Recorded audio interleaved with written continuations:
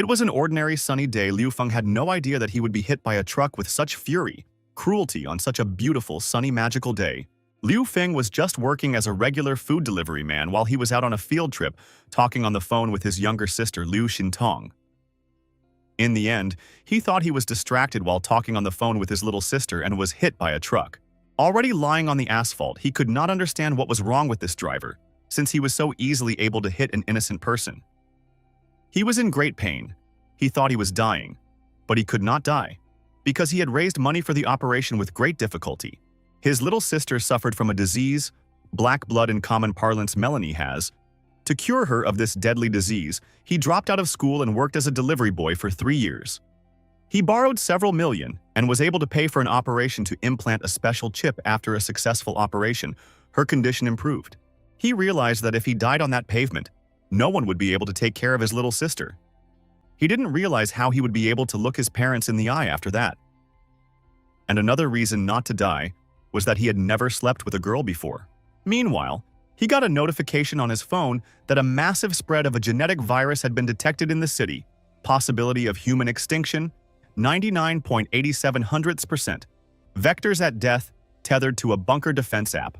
While he was passed out, he had a fantasy that someone had assigned him the status of a low-level commoner by running Plan B on life support and giving him a minimal amount of rights called a doomsday refugee. But when he opened his eyes, he saw the gorgeous legs on which his head rested that he had not only never seen before but could not even imagine. His head was indeed resting on the legs of a gorgeous, bigger-chested beauty, who at this very moment was talking to an ambulance to help him. After Liu Feng woke up, the girl happily said that she had found him by the roadside, and it seemed that he had been in an accident. After recovering from the shock, Liu Feng said that he was a courier for company number 9527, and yes, it seems that he was hit by a truck. "What a coincidence," said the girl, since she was from the same company as him. This girl was Kelly Fox, the president of the main headquarters of the corporation. "Are you full?" She introduced herself, telling Liu Feng not to worry, because she had already called an ambulance. Also now she was finding out what kind of car had hit him. At this moment, the bleeding Liu Feng reached for his phone to call his little sister. Taking the phone in his hands, he saw a notification on the screen that said, "Life is 9%. The host will die in 3 minutes." This was the notification from the chip that was embedded in his sister's brain. Just a few seconds later, he looked at the phone screen again and saw the notification that the host would die in 2 minutes and 50 seconds. It was recommended to use the nearest power source to restore life. And he realized that this was not about his sister. He heard this voice appearing in his head right before he lost consciousness. It was saying that he could die. Liu Feng couldn't give up, so he decided to listen to his phone and reached the car and touched it, as it was a good source of energy. Kelly Fox turned around and saw only an exploded phone on the pavement with smoke coming from it. She couldn't figure out where the kid had gone. Meanwhile, Liu Feng ran away, saying thank goodness, because he didn't have money to ride in an ambulance. Liu Feng couldn't understand what had just happened to Kill. He touched the car and fed its energy, thanks to which he healed. He only knew one superhero who could do such a thing. It was a flush unlikely. He became a flush, Liu Feng thought. That energy must have been converted into points. Those points from the app had cured him. It turns out his life was now digitized. He couldn't understand it.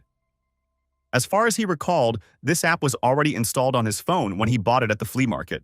The phone rang, and his girlfriend's voice sounded from the receiver, asking him if he was dead. She was very angry, because she had called him more than once, and he did not pick up the phone. She thought that he had forgotten about his beloved. Liu Feng told Shenqing that he was going to go visit his sister now, and he would not have free time. He could not come to see her today. After which his girlfriend said that, again, it's that sick sister. Enough is enough. She can't take it anymore. So they are breaking up. He asked Shenqing to wait, saying that his sister had just finished her surgery and he should go there. But she didn't want to listen to anything, saying that he would rather go into debt to pay for his half-dead sister's chip operation than buy his girlfriend a Louis Vuitton handbag. She didn't want any relationship with him, as she realized that he would still be paying off debts for that very chip for a few more years. Especially since she already had a brand new boyfriend, told about it. She just hung up on him saying that Liu Feng was a beggar. Liu Feng was sad for a minute, realizing that he had gone into debt to save his sister, and now he had a lot of debt. The moped he was using to deliver the food had broken down, the girl had left, and he was injured. At that moment, he wished the world would end, because that way, He wouldn't have to pay back any debts.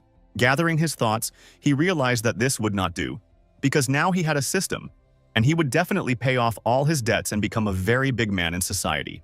After that, his phone rang sharply and a notification popped up, saying that his younger sister had gotten into Hivat. Picking up the phone, he heard his sister calling for help, saying she was in trouble. He immediately asked her what was wrong. Shin Tong replied that there are a lot of strange people in the hospital. They are everywhere, they bite other people, and she is very afraid of it. Her older brother told her to hide and to wait for him, he would be there soon. Liu Feng couldn't understand why his luck was so bad today because his moped was broken. He didn't understand how he could get to his little sister, but suddenly he received another notification on his phone, which said to spend the points he had accumulated to repair the moped. But the problem was that he didn't have any points, and he realized that. But the phone told him that 500 meters away there was an energy block that could be converted into glasses. The radio was broadcasting the evening news. Breaking news. There had just been a series of brutal attacks on people in the network. The police were already looking into it. News portals asked not to panic, not to believe rumors, and not to spread them. Meanwhile, in this very van, Shen Qing, Liu Feng's ex-girlfriend, telling her old boyfriend that she dumped her beggar boyfriend. He never realized that she had been with the old rich guy for a long time. She also told her old boyfriend that Liu Feng had helped his sister pay for the chip implantation surgery.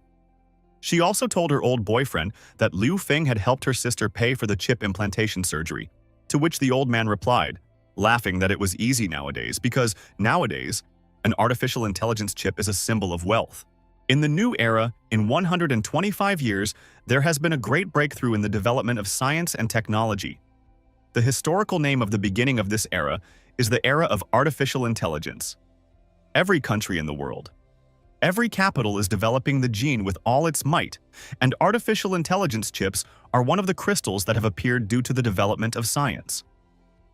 That is why the cost of chips is so expensive that only the rich and middle class can afford these things. Thanks to the artificial intelligence chip, Chang could turn on his sensory vision and see what was under Shen Qing's clothes, saying that artificial chips would help mankind enter the virtual space of internet technology.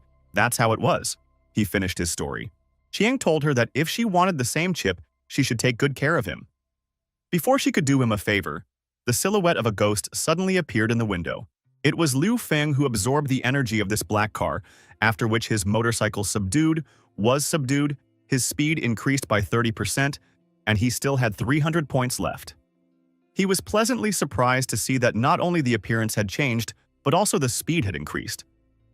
It also seemed to him that the machine he took the energy from had some sort of familiar voice to him. After all, he just absorbed the car's energy to convert it into points. Seems like an equal exchange.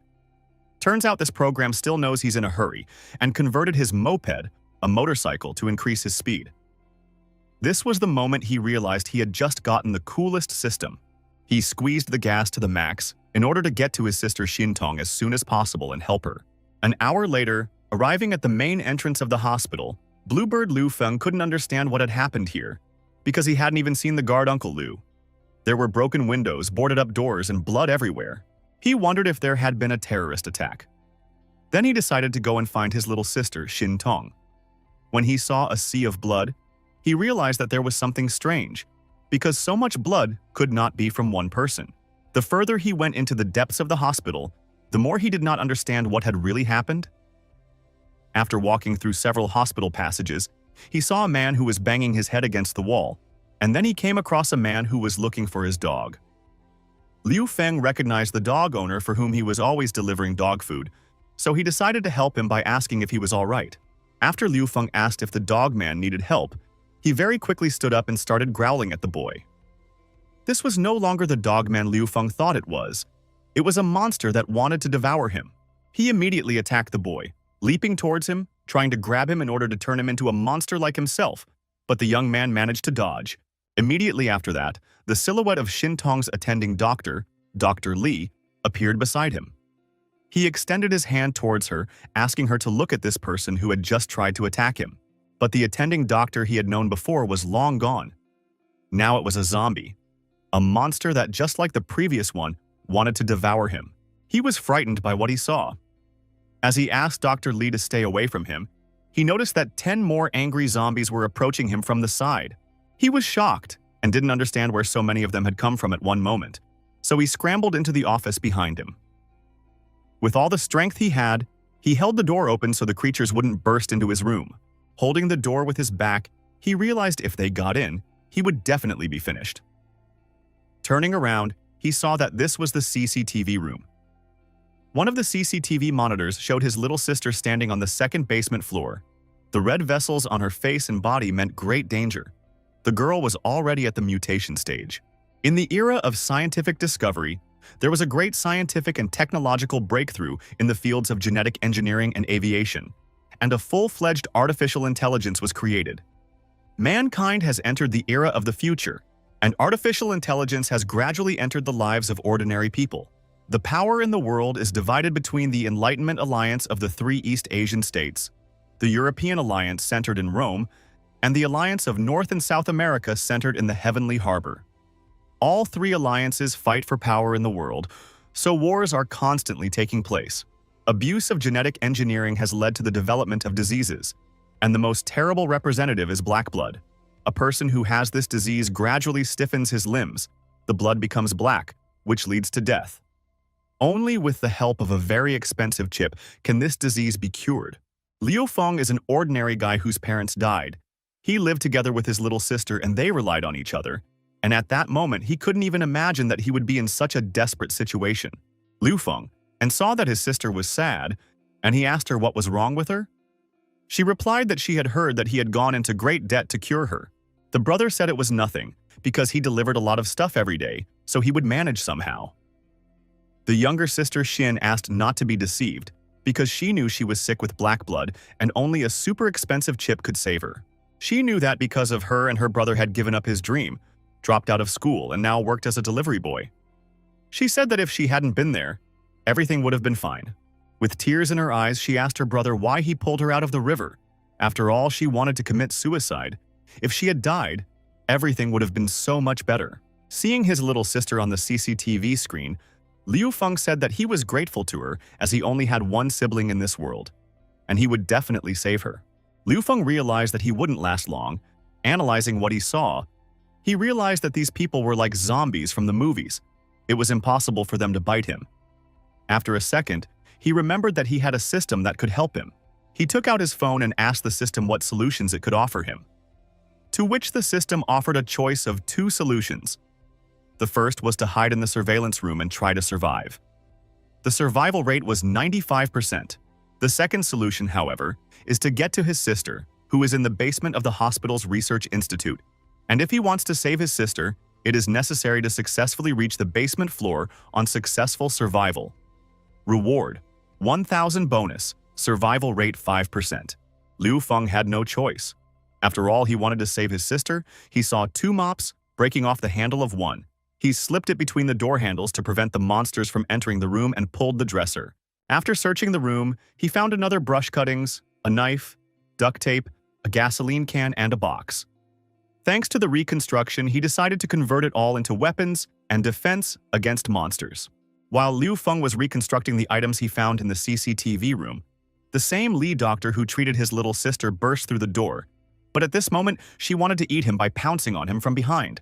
That very moment, he sensed the danger, turned around, and delivered a precise blow with his new weapon directly to her head, first impaling her, and then, thanks to the gasoline can, setting her on fire. He spent 100 points to reconstruct a mop, a knife, and machine oil into a weapon called the D-rank flaming spear. A lighter is taped to the handle of the knife. The high temperature can easily cut through the flesh of enemy creatures. He also spent another 100 points to turn the food box into a durable plastic armor. It should be able to handle the teeth of the zombies. Once he saw that his weapon worked, he realized that he could handle all those zombies that were piled up at the door. 2 minutes later, he found himself in that room. The way in which the system seemed to him. He saw a hole for dirty things. In a furious voice, asked the system, "What is this?" To which the system answered him that it was a tunnel. The hospital stuff goes from here to the laundry room on the basement floor. There is no other way, only through this tunnel system. Since he had no choice and he absolutely had to save his sister, closing his nose, he jumped into this tunnel passage, flying down. He confused all his protective armor, landing with a clatter in his dirty clothes. After recovering from his fall and raising his head, he saw two military men who were taking his sister somewhere. He picked up his sister's trail. They were death squad soldiers who were relaying to headquarters that the target under guard evacuation had begun. One of the soldiers reported to headquarters that this task is quite simple. The target does not offer any resistance. He did not even expect that the legendary mutant will turn out to be an ordinary girl, a teenager. At that moment, a lieutenant appeared and told the soldiers, "Beware of Sharkins," also ordered to immediately contact headquarters because something is definitely wrong here. Liu Feng ran out of the room and shouted his sister's name. The soldiers stopped at the same moment someone pulled him back into the room. He was terrified because he did not realize who was holding him. He thought it was a dead man, and his life was about to end. Hearing Liu Feng's scream, the lieutenant immediately ordered her soldiers to search this room, for this could be another threat to their missions. Xintong, who heard his brother's voice and realized that the soldiers were coming to kill him, became furious and began to smash all the soldiers in his way. The government special operations unit realized they had no choice but to destroy it, so they opened fire on it from all guns. Much to their disappointment, they failed as she escaped through the air duct. But because they didn't open fire, they attracted a lot of zombies. The lieutenant tried to fight off the zombies using all her skills, the weapons she had with her. But she realized that it was unlikely that her soldiers would be able to get out of there alive if they came into contact with the zombies, so she ordered them to get out immediately, but it was too late. Liu Feng, who was standing behind the wall at that moment, thought that it was all over. As the zombies behind him and some other beast had grabbed him, he wanted to say goodbye to his life. That very beast turned out to be his acquaintance Chan, who laughed very loudly as he couldn't hold back because of Liu Feng's frightened face. The boy was shocked, but asked him what were those devils outside his sister's operating room. What he replied, "I don't know exactly, but the news said that their union of heavenly blessings was at war. Someone had detonated a bioweapon, and now all the people outside were zombies." Also, Chang said that Liu Feng's sister is in a rather strange situation, as he took her to the basement, and then those soldiers outside took her away. It seems they came specifically for her. Liu Feng said that they needed to get out of here immediately as there were more and more zombies and they were getting closer. But Chang wasn't going anywhere as he was bitten. Chang said that he knew how well Liu Feng had taken care of his sister for the past few months. So he decided to hold the door open and told him to go out the backyard directly to his sister and move on with his life. Chang realized he was on the verge of death, and even at that moment he admired the beat guy, the one who had returned to the hospital to visit his sister. He gave him food, for which he was scolded by his boss. But it is in such turbulent times that you have to be fiery and determined. No sooner had Liu Feng reached the backyard than the system in his cell phone started talking again. It detected the black blood serum in the vicinity of the exit and offered him a choice of solutions. Option A: escape up the stairs from the staff room to leave the underground institute, 90% survival rate. Option B: go to the lab and find the serum to save his sister, survival rate 15%. Upon completion of Mission A, it gives you a battlesuit. Completion of Mission B gives a blueprint of the shelter. In the radius of passage B, 3 zombies are detected. The advantages of the terrain disappear. The host's battle map becomes unavailable. It is recommended to abandon the mission. Liu Feng, without thinking for a long time, chose option B, since he had to save his sister, and no zombies could stop him from doing so. The fight was hard. His weapon had reached the limit of its durability, but it worked. He destroyed 3 zombies in this passage. Thanks to which he reached his destination, the serum was in the lab. It was a black blood inhibitor serum. No sooner had he gotten to the black blood inhibitor serum than his sister jumped out of the ventilation shaft in front of him. Much to his disappointment, she appeared not to reunite with him but to attack him. But Liu Feng was confident that his sister wouldn't hurt him, so he didn't run away from her, but grabbed her, hugging her very tightly, and asked her to wake up. After Xintong heard her brother's voice, something strange began to happen to her. She took hold of her head and started screaming very hard. A bright red light poured out of her eyes. Liu Feng could not understand what was happening to his sister. He asked the system for help, to which it told him that there was an error in the algorithm, impossible to fix. Suggestion for the user to use pressurized serum. He immediately grabbed the pressurized serum as the security system suddenly went off from the speakers. A warning began to sound that the master sample had been stolen. The institute would self-destruct in 10 minutes. Liu Feng injected his sister's serum directly into her neck, and it helped. She turned back into the same sister he remembered before. The task of saving his sister has been completed. His sister's mutation is suspended for completing the task. The user is rewarded with 1,000 points. No sooner was he happy about saving his sister than the system offered him the following quest. First, leave his sister and run through the laundry room entrance back to the first floor. Survival rate 100%. Second, get to the back room of the Underground Research Institute. Use the blueprints and reconstruct an explosion-proof escape shelter. Survival rate 40%. Of course, Liu Feng chose the second option in the hope that the modified doors could withstand the explosion. He took his sister in his arms and ran towards the exit, but suddenly a silhouette appeared in the doorway. He froze and saw the same woman standing in the doorway, the commander of the squad that was chasing his sister. He suggested that she stop their feud for now. Since the lab was about to explode, they both needed to escape. But the squad leader didn't seem to hear him and started tearing at his clothes. The boy's phone system gave a warning signal as it spotted an evolved mutant zombie that had been discovered nearby. She couldn't locate it, so she recommended evacuating immediately. Liu Feng said that it is very dangerous here. There are only zombies around. If she wants to squeeze out, they should leave together from here. Suddenly, the very woman, the commander, ripped her clothes off and revealed that she was the very same evolved mutant zombie that was about to devour the boy. Liu Feng locked his little sister in the storeroom and tried to do something to not only save himself but also protect his little sister. For this, he decided to use his points to build some weapons and confront this zombie. But the system said that there were no fusion materials found nearby. And the boy realized that it was his time. That very moment of despair when he thought he was going to die, his little sister came to his aid and with a single movement of her hand cut off part of the zombie mutant's tentacles. Liu Feng was very surprised by his sister's appearance, for he couldn't even guess that he possessed such incredible strength. Sun Tun wanted to deal with this zombie once and for all, but her brother stopped her, telling her that they should run away as the building would explode in just 2 minutes. He took his sister in his arms and ran as hard as he could towards the exit as fast as he could. The explosion was a minute away. They managed to run out, but they had to hold the door as the zombies chased them and wanted to destroy them. Liu Feng realized that they couldn't hold that door for long as the building was about to explode. So he decided to spend his points to create a blast-proof shelter.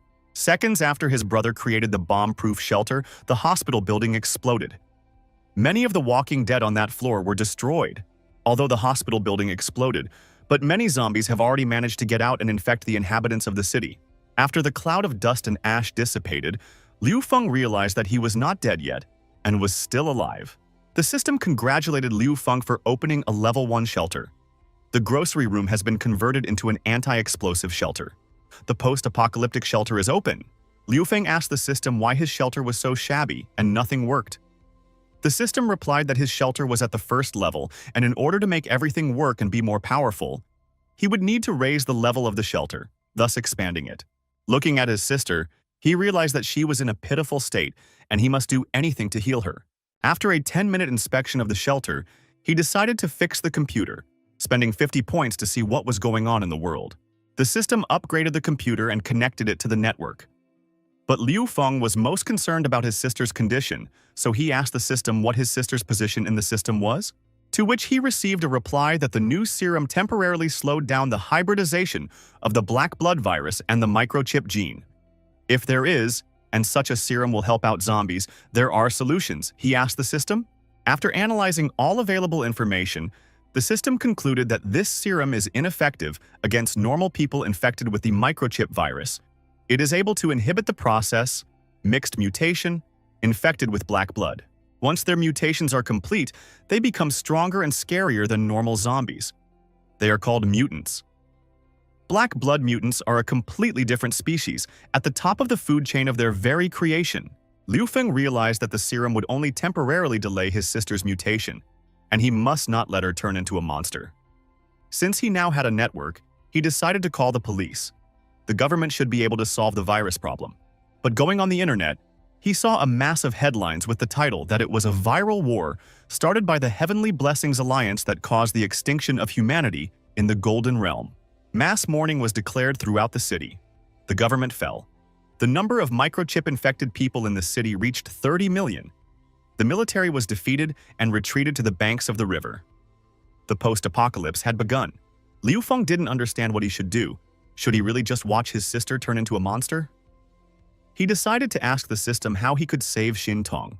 The system replied that the only way to save his sister was to build a shelter to level 5 to unlock and build a vaccine research center. In order to do that, a shelter with a capacity of 10,000 people would need to be built. Liu Feng realized that in order to upgrade the shelter to level 5, he needed to fix everything possible in the area while using the least amount of points, saving them for more important upgrades. The first thing he decided to do was to modernize and repair the ventilation ducts, because if they were not repaired, in 5 hours, those in the shelter would lack oxygen. The ventilation repairs were a success. Completing the mission earned him a +2 in reputation. He was glad since he was right. Modifying something that could be subdued could also complete a system quest. And that meant that he could find the same items in reality to complete all the quests quickly, and accumulate a lot of points to buy all the blueprints to complete the climb up the high-tech ladder. Got it. He was the one who decided to modify and repair anything he could get his hands on, modifying the smoothness of toilet paper. Lubricant modification. After a few modifications to the items he found, he decided to ask the system what was wrong with his sister, since it seemed to him that she had memory lapses. Unfortunately, the system didn't have enough data for an accurate result, as some of her intelligence and memory had dropped to the level of a 7-year-old child, but she still remembered Liu Feng as her brother. Getting angry, Liu Feng crushed the gel bottle, saying that it didn't matter as long as he was alive, he would find a way to cure Xin Tong and turn her back into the wonderful girl he knew.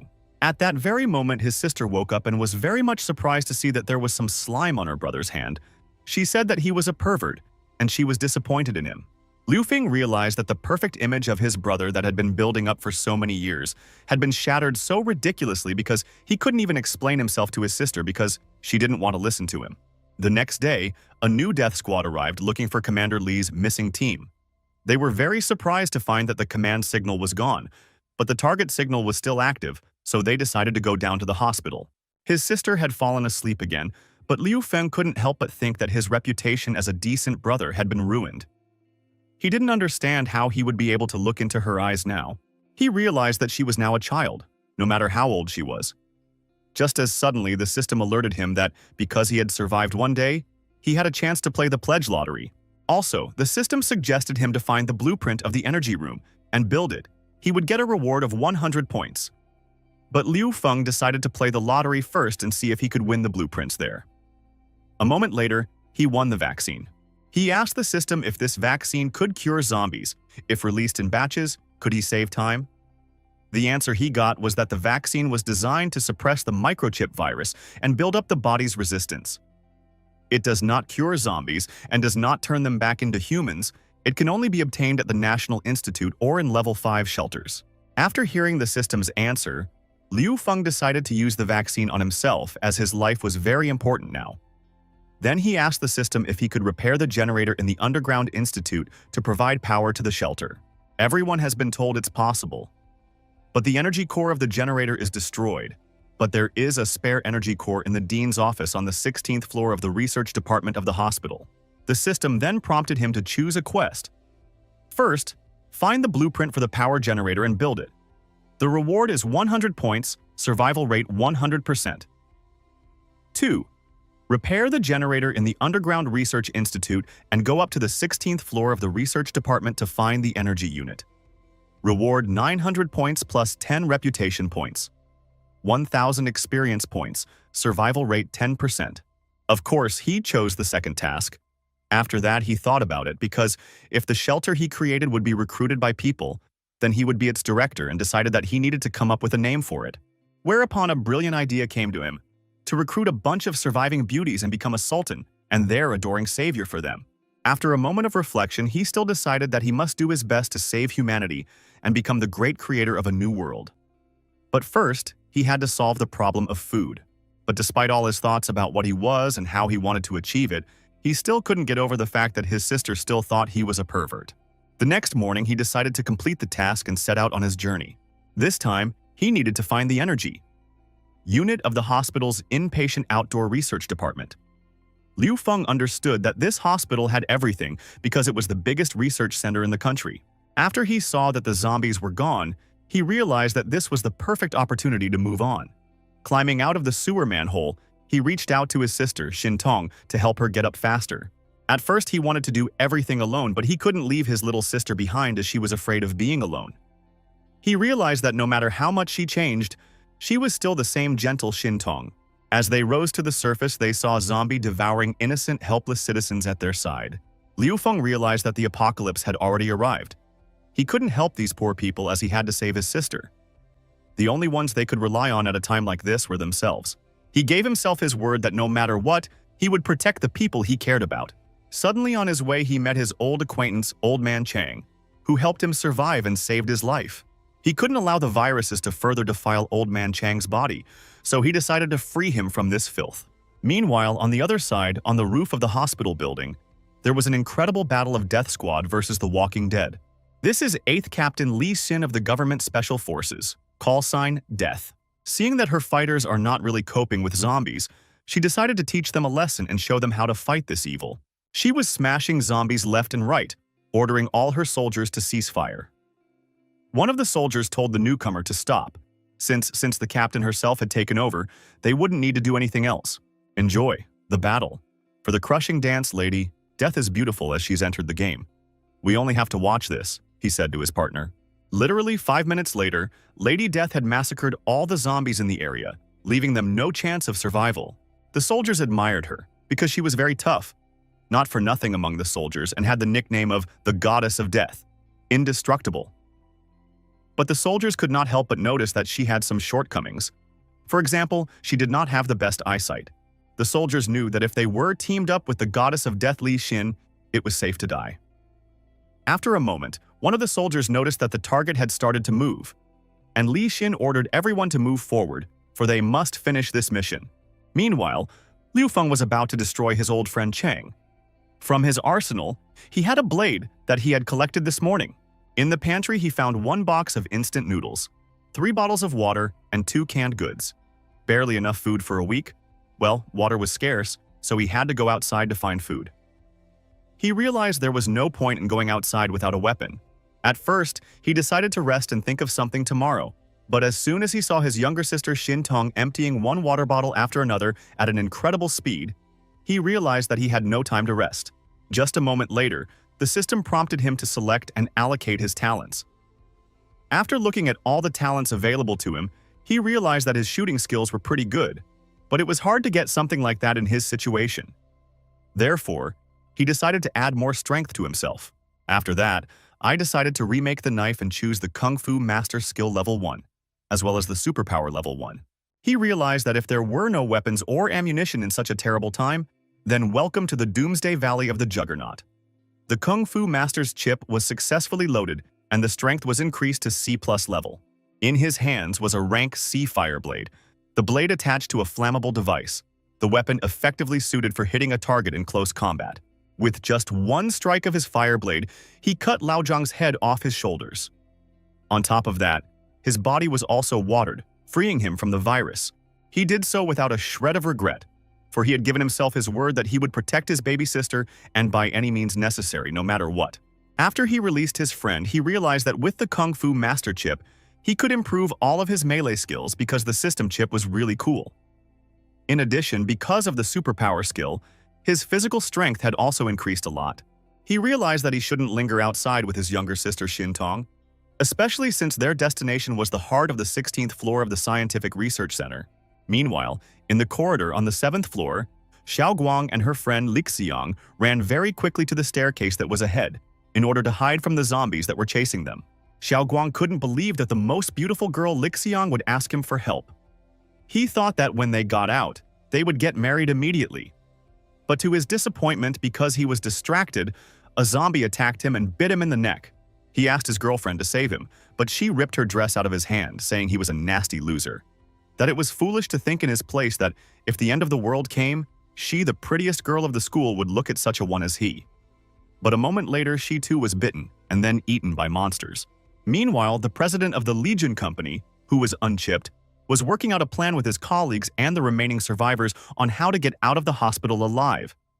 Seeing what was going on in the hallway, he suggested that the little guy go to the right side of the hallway and see what the circumstances were like.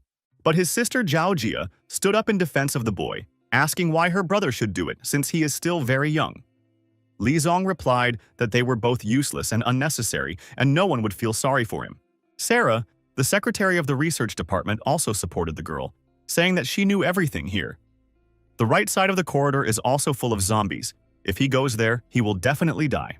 Li Jun said that if she wanted to protect the boy, she should go instead, and everyone in the neighborhood supported him, saying that if she didn't agree, she still couldn't refuse since that was the majority decision. While Sarah was wondering what to do, Li Jun's assistant Xiao Wang threw the boy out of the room and into the zombie-filled hallway.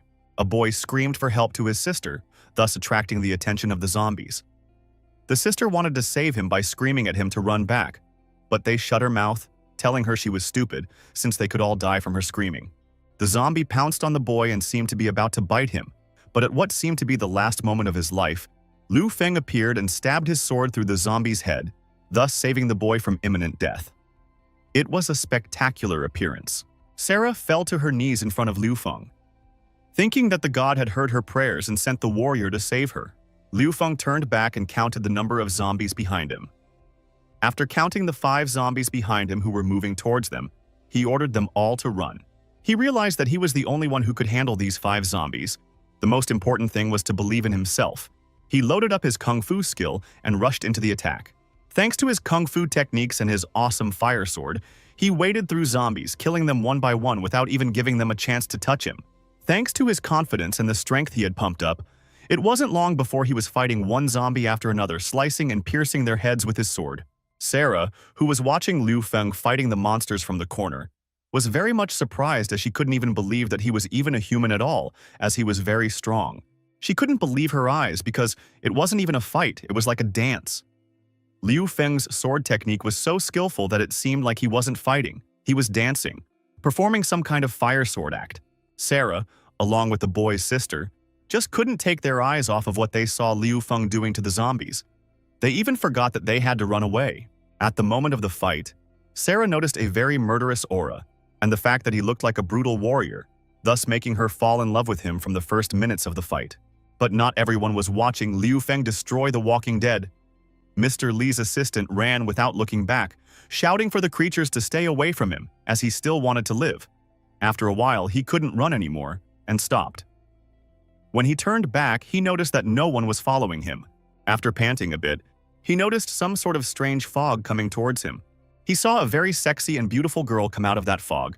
He couldn't help himself, because he had never seen such a beautiful girl before. She opened her dress in front of him, showing her naked breasts and asking him to protect her. Dazzled by her beauty, he came closer, and at that very moment she impaled him with her poisonous tentacles, for she was not just a beauty, she was a walking mutant monster. After Liu Feng destroyed all the zombies, he said that he hadn't seen other people for a long time and was a little nervous.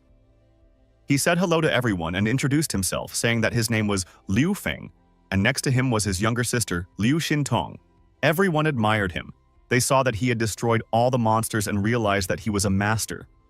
After that, everyone rushed to ask him how the situation was now, had the government come to their aid or not. He said the government has collapsed. There are zombies all around the hospital. Then he asked them if they knew where the stairs were, because he wanted to go up to the 16th floor. Li Jun intervened in the conversation, telling no one to listen to him. After all, the state army is incredibly strong. Does he really mean to say that the end of the world has come? He also urged no one to believe him, as he wants to trick them into going upstairs with him to die. Liu Feng said that he could not reach anyone. It has been more than 24 hours since the zombies appeared, and there is still no army or government. He then said that if anyone does not want to go with him, he does not force anyone. At the moment when Liu Feng was accepting the thanks from Zhao Jiang for saving her brother, Li Jun grabbed him by the pouch on his shoulders to get Liu Feng's attention. In response to this action, Liu Feng punched him from a U-turn with his fist on his face with all his might. Li Jun was shocked after all. He is a respected director of the firm, a high-ranking official who previously, not that he could hit him, no one could even touch his finger without his permission. Liu Feng said that he knew and had seen how he treated people who were in the same position as him, so he dare not tell him what to do. Suddenly, his subordinate, Mr. Li, appeared behind Li Jun's back. He grabbed Li Jun's head with one hand. He told him that he had insulted him before and treated him like a dog. Then he bit him on the shoulder because he was no longer the same assistant. Seeing this, Liu Feng once again rushed forward to defend his sister and all those he had saved recently. This time, he was out of luck, because an unknown mutant had appeared, and it looked like things were very bad for Liu Feng. The system had detected a high level of danger among the mutants. Liu Feng fell to the ground due to the mutant's counterattack. He realized that going against the mutant zombie was dangerous, but he was also surprised by the strange fog around the zombie. Standing up from the floor and turning around, he saw some zombie girl behind him. He decided to attack her with his sword with a swing, but his sword stuck her arm without cutting her. At that moment, he realized that he was not in a good position. Gathering his strength and will into a fist, he swung his sword once more and chopped the mutant woman in half. But no sooner had he defeated this zombie woman than another creature appeared out of the fog and wanted to grab him by the neck with its tongue.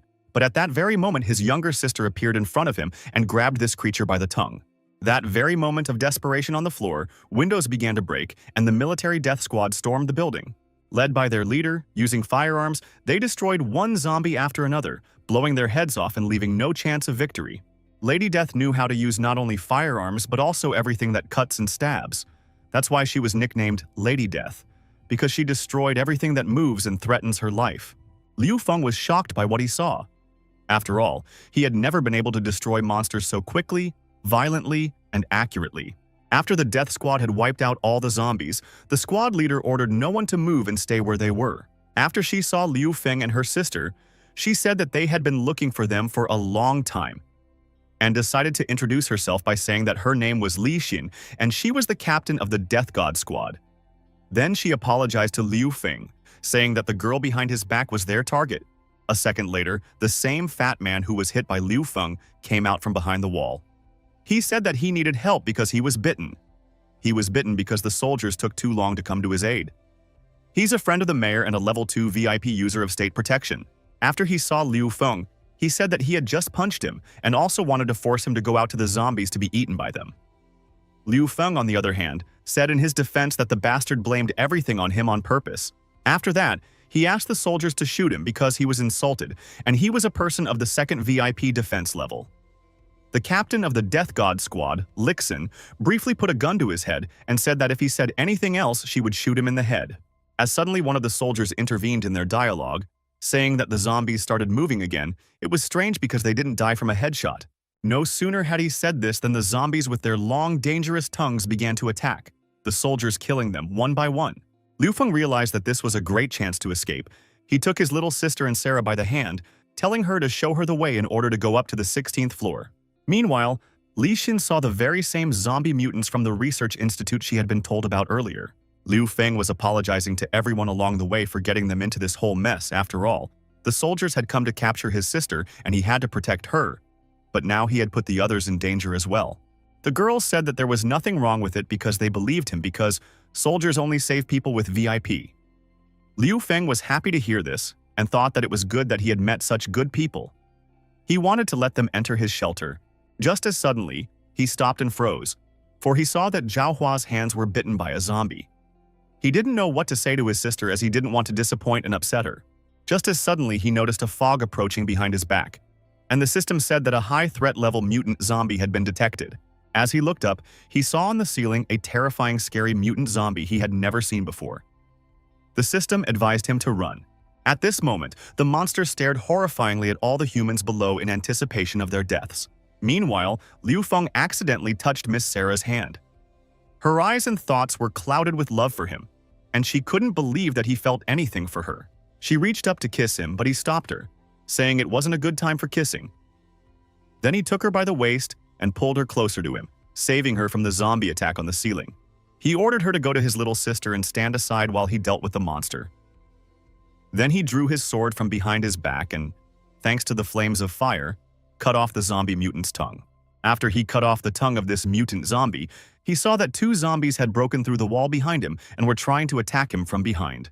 Using his sharp sword, turning around, he pierced the head of one of the zombies, then pierced the head of another, but the zombies kept getting bigger and bigger. No sooner had he killed two than he noticed two more approaching them. Kara wanted to run away, but seeing Liu Feng's sister's big eyes and the fact that she was scared to death, Sarah decided to hug her, and at least protect her this time.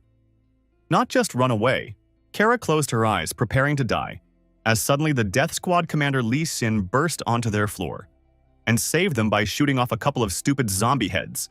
But it didn't help them, because the zombies kept going up and up. All they had to do was run. Liu Feng asked the military commander where her men were, to which she replied that everyone had died. but she had managed to survive thanks to her invisibility cloak. Liu Feng couldn't understand why there were so many mutant zombies on their way, because the system said that only one mutant zombie could appear per 100,000 people in a building. But there were already 5, and these zombies could always sense if something was wrong. At this moment, a mutant zombie broke through the wall and grabbed Zhao Hua and started devouring him, leaving no hope of saving him. His sister was very worried about him and didn't want to leave him, so she wanted to help him. But Liu Feng held her hand tightly and didn't want to let her go, saying that her brother was already bitten and couldn't be saved. After which, with tears in her eyes, she turned to Liu Feng and asked him what he would do if it was his sister. At that moment, he hesitated, and Zhao Jia let go of his hand and rushed to save her brother. At that very moment, Liu Feng felt helpless for the first time, for he could not protect her brother and could not stop her. Li Xin told him not to worry. It was better to think of how to save the others, for she was already running out of ammunition. The boy had an idea in his head. He grabbed his sword, lit it, and illuminated the room, and oh boy, he saw that mutant zombie hanging from the ceiling was actually a puppet. He told Li Xin that the mutant on the ceiling was the one behind all the action. That zombie is like a deep sea dodger. It controls the zombies with its tentacles, and they don't die. That's why there seem to be so many mutant zombies. She realized that to defeat all the zombies, they need to destroy just one exactly whoever is controlling them. Liu Feng's younger sister Liu Feng was also not left out. She picked up and threw the zombie that wanted to eat them and Sarah against the wall, which made Sarah simply horrified at what she saw. Without thinking for a long time, Liu Feng threw his sharp sword at the tentacles of this zombie, thus cutting them off completely and destroying it. She informed him that he had made the first kill of a mutant zombie, and the system was awarding him 100 points. He was pleased that there was at least some reward for this. After which, he thanked Li Xin for her help. Li Xin was happy to help, but she pointed an automatic rifle at Liu Feng and a gun at his sister, saying that his sister was not an ordinary person. She had that kind of power since she was a mutant. Even though they worked together, but she was really sorry since her job was to take his sister away. Liu Feng wanted to tell Li Xin that she was targeting the wrong person, but she told him to hold still as she would shoot him before he did. He only pointed his finger at Sarah to say that she had nothing to do with it as Li Xin shot and killed her. At that moment, she realized that she had awkwardly stepped out and her eyesight had failed her again, thus giving Liu Feng a chance to attack her, which he did, using the Kung Fu Chip Master. She tried her best to dodge and counterattack, but after a moment she realized that he was an excellent melee fighter and a master of Kung Fu. Liu Feng grabbed her by the neck with his hand and started questioning why she wanted to take his sister away. Li Xin replied that she was just a soldier and was only following orders. Li Xin threw Liu Feng over her shoulder, after which she saddled him. At this moment, Sarah came to her senses. She wasn't killed as the bullet flew near her temple, merely turning her off. After wiping her eyes, she saw that Li Xin wanted to kill Liu Feng with his dagger, and without thinking for a long time, she realized that she needed to block the blow. So she had no choice but to kiss Li Xin to confuse her. After preventing the fight with her kiss, she stood up and said, "Stop fighting." She didn't understand anything as it was all completely out of place right now, and asked them to follow her to Office 16F. When they entered the 16F's office, they found the hospital director, who had turned into a zombie like the rest of the people. Liu Feng stabbed him in the head with his sword so that he wouldn't pose any threat to them. Sarah went to the computer and said she was the director's secretary and had heard something about a military research project, codenamed Son of God. She also revealed that Health Minister Chung Tin-hung had ordered their hospital to conduct a study on simultaneously injecting the virus and serum into black blood patients to create mutants. Hundreds of people died in the experiment. Today was just about to be Liu Feng's sister's turn. She also said that the survival rate in this experiment was less than 0.1%. Therefore, Xintong mutated into a special mutant, and that was what brought the death squad to Zhongtianxiang City.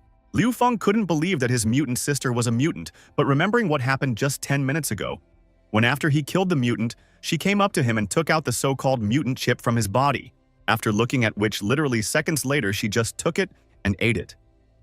He wondered if she could be read as human after what she had done. The system interrupted his thoughts by saying something about why they were here, and that energy core was in the safe behind him. Thanks to the fact that he had Sarah with him, who knew the code to his boss's safe, they opened it and got the energy core.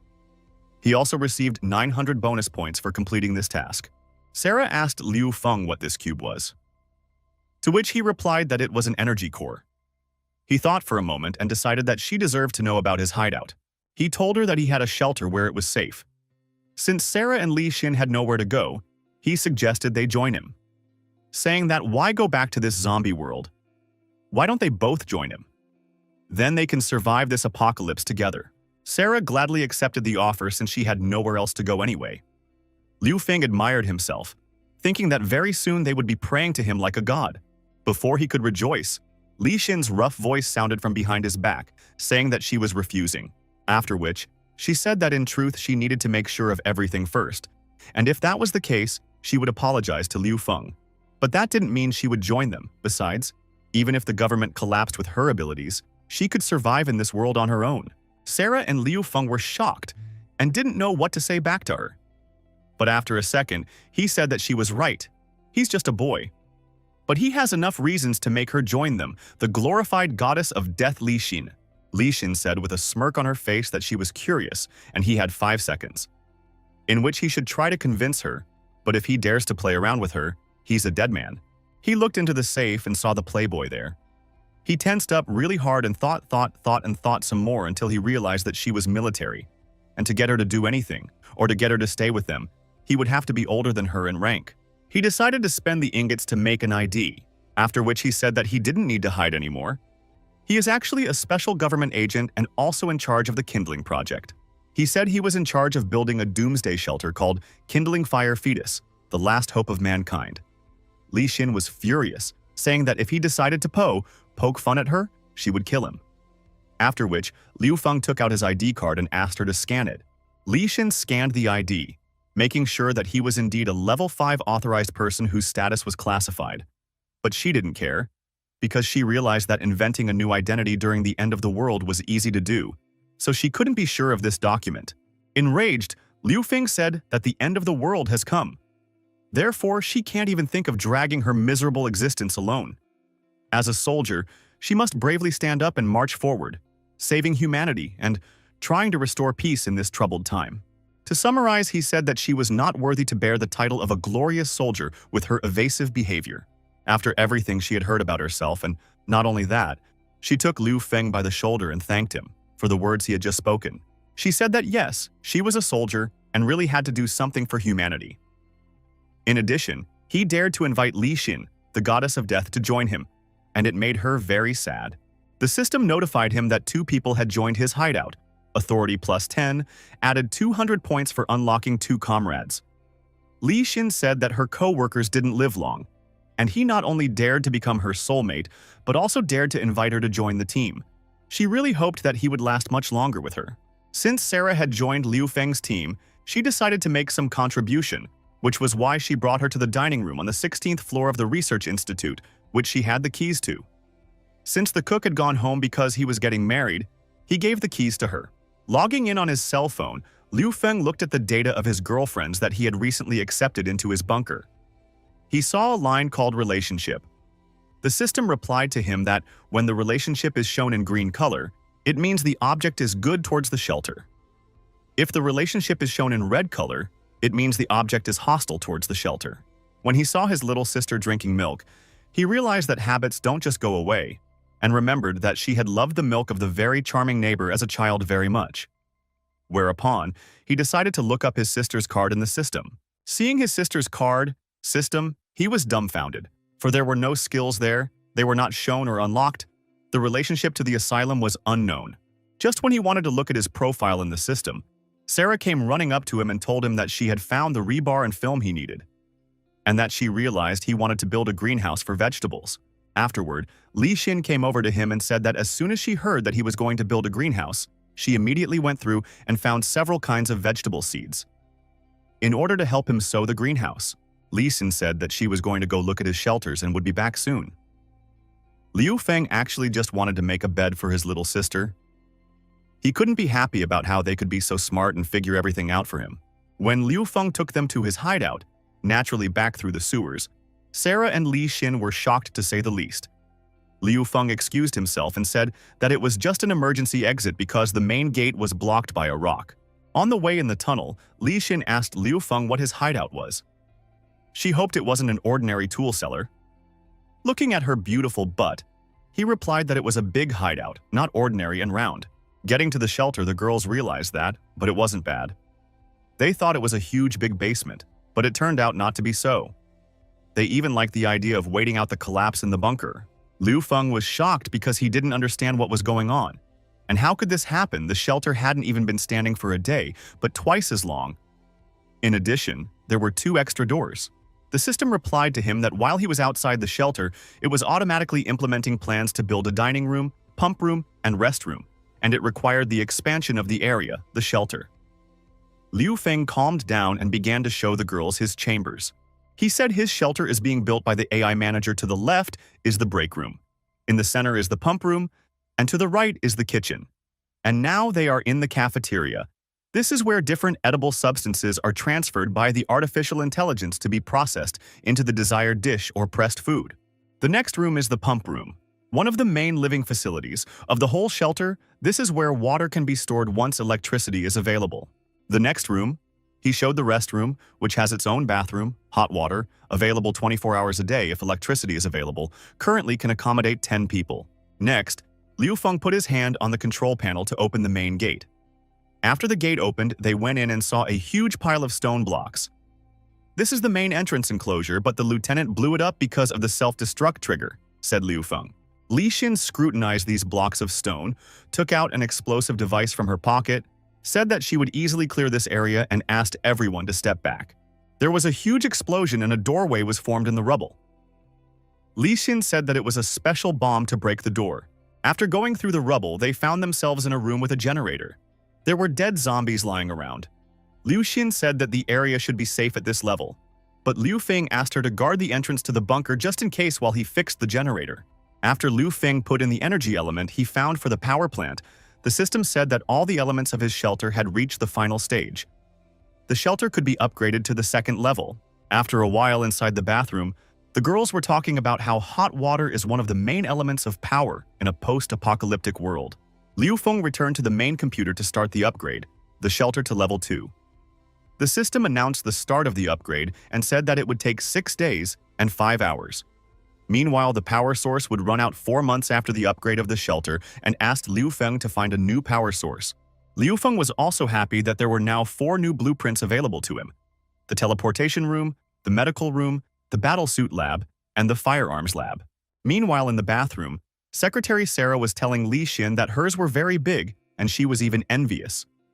Li Xin replied that hers were also very small, and she didn't even think she could take a hot bath at times like this. Afterwards, the girls decided to go to Liu Feng's place since he must have been waiting for them for a long time. After taking a hot bath, the girls decided to wear the uniform they found in the hideout, but they didn't expect this from Liu Feng. Telling him that he is a common pervert, this uniform is specially designed to make them look very erotic. Liu Feng was shocked because he didn't know about the existence of uniforms. He asked the system why they had such uniforms. The system told him that the uniforms were created by the imagination of his brain. Li Xin slapped him with the words that this time she forgives him, but next time, she will make him regret it very bitterly. After all these misunderstandings, Liu Feng decided to start a discussion and make plans for the future. He asked Sarah to explain everything to them, how much and for how long they had what they had left. Sarah said that the vegetables brought in would last 4 weeks, and 65 cans of various foods and 2 bags of rice would last a month if saved. The water supply is not a concern, so the first priority is to find more food. The second priority is to find new sources of energy. Li Xin complimented Sarah, saying that they could find food and energy a few kilometers away, and they didn't have to worry about medicines, as they could just collect them from the hospital. After which, the girls asked if Liu Feng had anything to add. Meanwhile, Liu Feng pondered that how clever he was and managed to foresee everything. After which she said that it was all well and good, but they couldn't collect groceries forever, after which he asked the girls to follow him. More recently, he had told them about the greenhouse. He led them to the boiler room and told them that he was going to install the greenhouse in the water pumping room, where there was a lot of space. After he finished speaking, the girls asked with admiration in their eyes if he needed their help. He said that they should not look at him like that and that he did not need their help with the construction. He asked the system what is needed to build the greenhouse.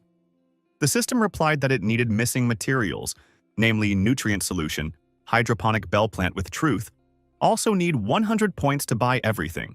Liu Feng confirmed the acquisition and spent 100 points on everything, after which Robo-Crooks appeared from the floor and began to build the greenhouse. Sistema said that the greenhouse would be completed in 2 days. Li Xin was dumbfounded that it was possible to build a greenhouse so quickly. After a moment, she realized that this artificial intelligence seemed to match Liu Feng's personality. Meanwhile, outside the alley, not far from the hospital, a black-haired girl and her thugs were asking the zombies if they had seen the woman in the picture. The same rich man who was hit by Liu Feng at the hospital replied that he hadn't seen the girl. He asked her to save him because he had a lot of money. If she saves him, he will give her everything. When she heard that he had offered her money, she immediately became furious. Borrowing a barbed wire bat from her partner, she immediately struck the rich man in the head. She was beating him with this bat, saying, "How could they, the rich, know how the poor survive?" It made her very angry that money could decide anything in their lives. She said that the oppressed, exploited poor who only hid in the subway were able to survive. And the rich people despicably call them subway dogs. After the deadly virus spread, they chipless iron subway dogs were able to hide, she said.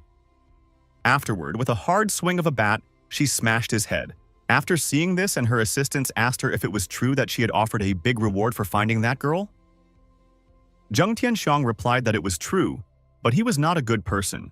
Since times had changed, the end of the world had come. Their underground clan would exterminate all the rich psionics, and they would rise to the top in the doomsday hierarchy. Meanwhile, it was already midnight in the shelter, and Liu Feng couldn't sleep as it was his first night sleeping in the shelter, and he was very nervous. Because he was facing the biggest disaster in the history of mankind, he couldn't help thinking that this was the first time he'd ever slept in the same room with a girl. He'd had a girlfriend before, but he'd never even held her hand. So he decided to think about something else and asked the system to show him the blueprints for the new Level 2 shelter. The system showed that the shelter was automatically expanded after the upgrade to Level 2. All Level 1 buildings were automatically upgraded. The system began to tell him that the combat clothing factory creates combat uniforms. The small arms factory requires authority and procurement talent during the end of the world. The healing room can use various healing ointments. As long as there are resources, it is possible to produce goods every day. Also improved transformation skills to Level 2, improved explosive abilities, paralysis, increased overall speed, and fixed 5 magic effects. Meanwhile, Sarah, having undressed, slowly crept up on him. In just a few seconds, a half-naked Sarah in her underwear was standing beside his bed. He was in a panic because he didn't know what to do. The system said that the better the relationship with a person, the more likely it was that something would happen. At that moment, he was still thinking about the fact that if they woke up Li Xin, she would definitely think he was a pervert. Sarah climbed under the covers with him, hugged him from behind, and snuggled up against him. Liu Feng was certainly not against coitus, but told the secretary Sarah that they had only known each other for 1 day, and they couldn't do anything like that today. After he realized that Sarah wasn't answering him, he turned around and saw that she was asleep. He realized that she was just sleepwalking. He didn't even think that Sarah was sleepwalking. He decided not to wake her up, otherwise the noise would make Li Xin wake up and get angry. He decided not to sleep, but to go for a walk around the shelter. And the next morning he decided that the girls must never find out what had happened last night. After which, he turned to the system, saying that he wanted to try out the new transformation magic ability, and decided to try transforming the ammunition Li Xin had found in the ruins after the explosion. The bullet was successfully transformed, 2 points were spent, and the bullet gained an explosive effect. Liu Feng realized that he didn't have any Dal non-ancient weapons, so he asked the system if he could transform this bullet into any small arms. The system replied that he couldn't, but he had unallocated talent points available. Liu Feng liked the news very much and decided to allocate as follows. He asked the system to increase the sensation talent by 1 point, add 3 points to the Kung Fu Master talent, and spend all the attribute points to increase strength. The system raised all of Liu Feng's stats and said that he had the opportunity to elevate his Kung Fu skill to the level of a Kung Fu Master glove. But he should know that if he fails the elevation, all the points will be burned. He has a 5% chance of succeeding.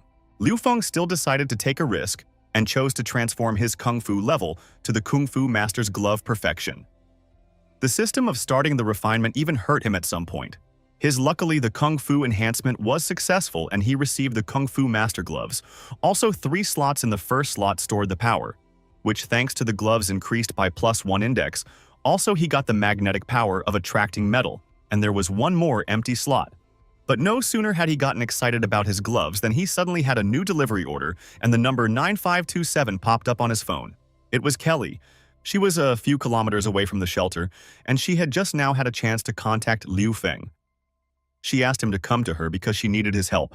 Without thinking for a long time, Liu Feng and Li Xin moved out to help Kelly. Li Xin was very surprised to see that there were still eagles in the city. Liu Feng went on the mission with Li Xin, not because he wanted it so badly, but because his younger sister Xin Tong was in a deplorable state. A few days ago, Sarah had found his little sister in such a pitiful state. The system said his sister's mutation was progressing again, and he needed to upgrade the asylum to level 5 as soon as possible. Li Xin said that as far as she knew, that Kelly, who called him, holds the status of the president of Beautiful Sky Corporation, and she used to be engaged to Zhen Tianxun. But it was most likely a political marriage. She suggested that they look for her, since that way they could dig up more information about Zhen Tianxun. Sarah looked at the maps and said that Kelly was in a big shopping mall a few kilometers away. They could go and rescue her and find the substances they needed at the same time. As usual, the system offered to choose a mission before they reached the place. The first option is to seek out the substance survival rate of 92%. Bonus points for completing missions 1,000 points.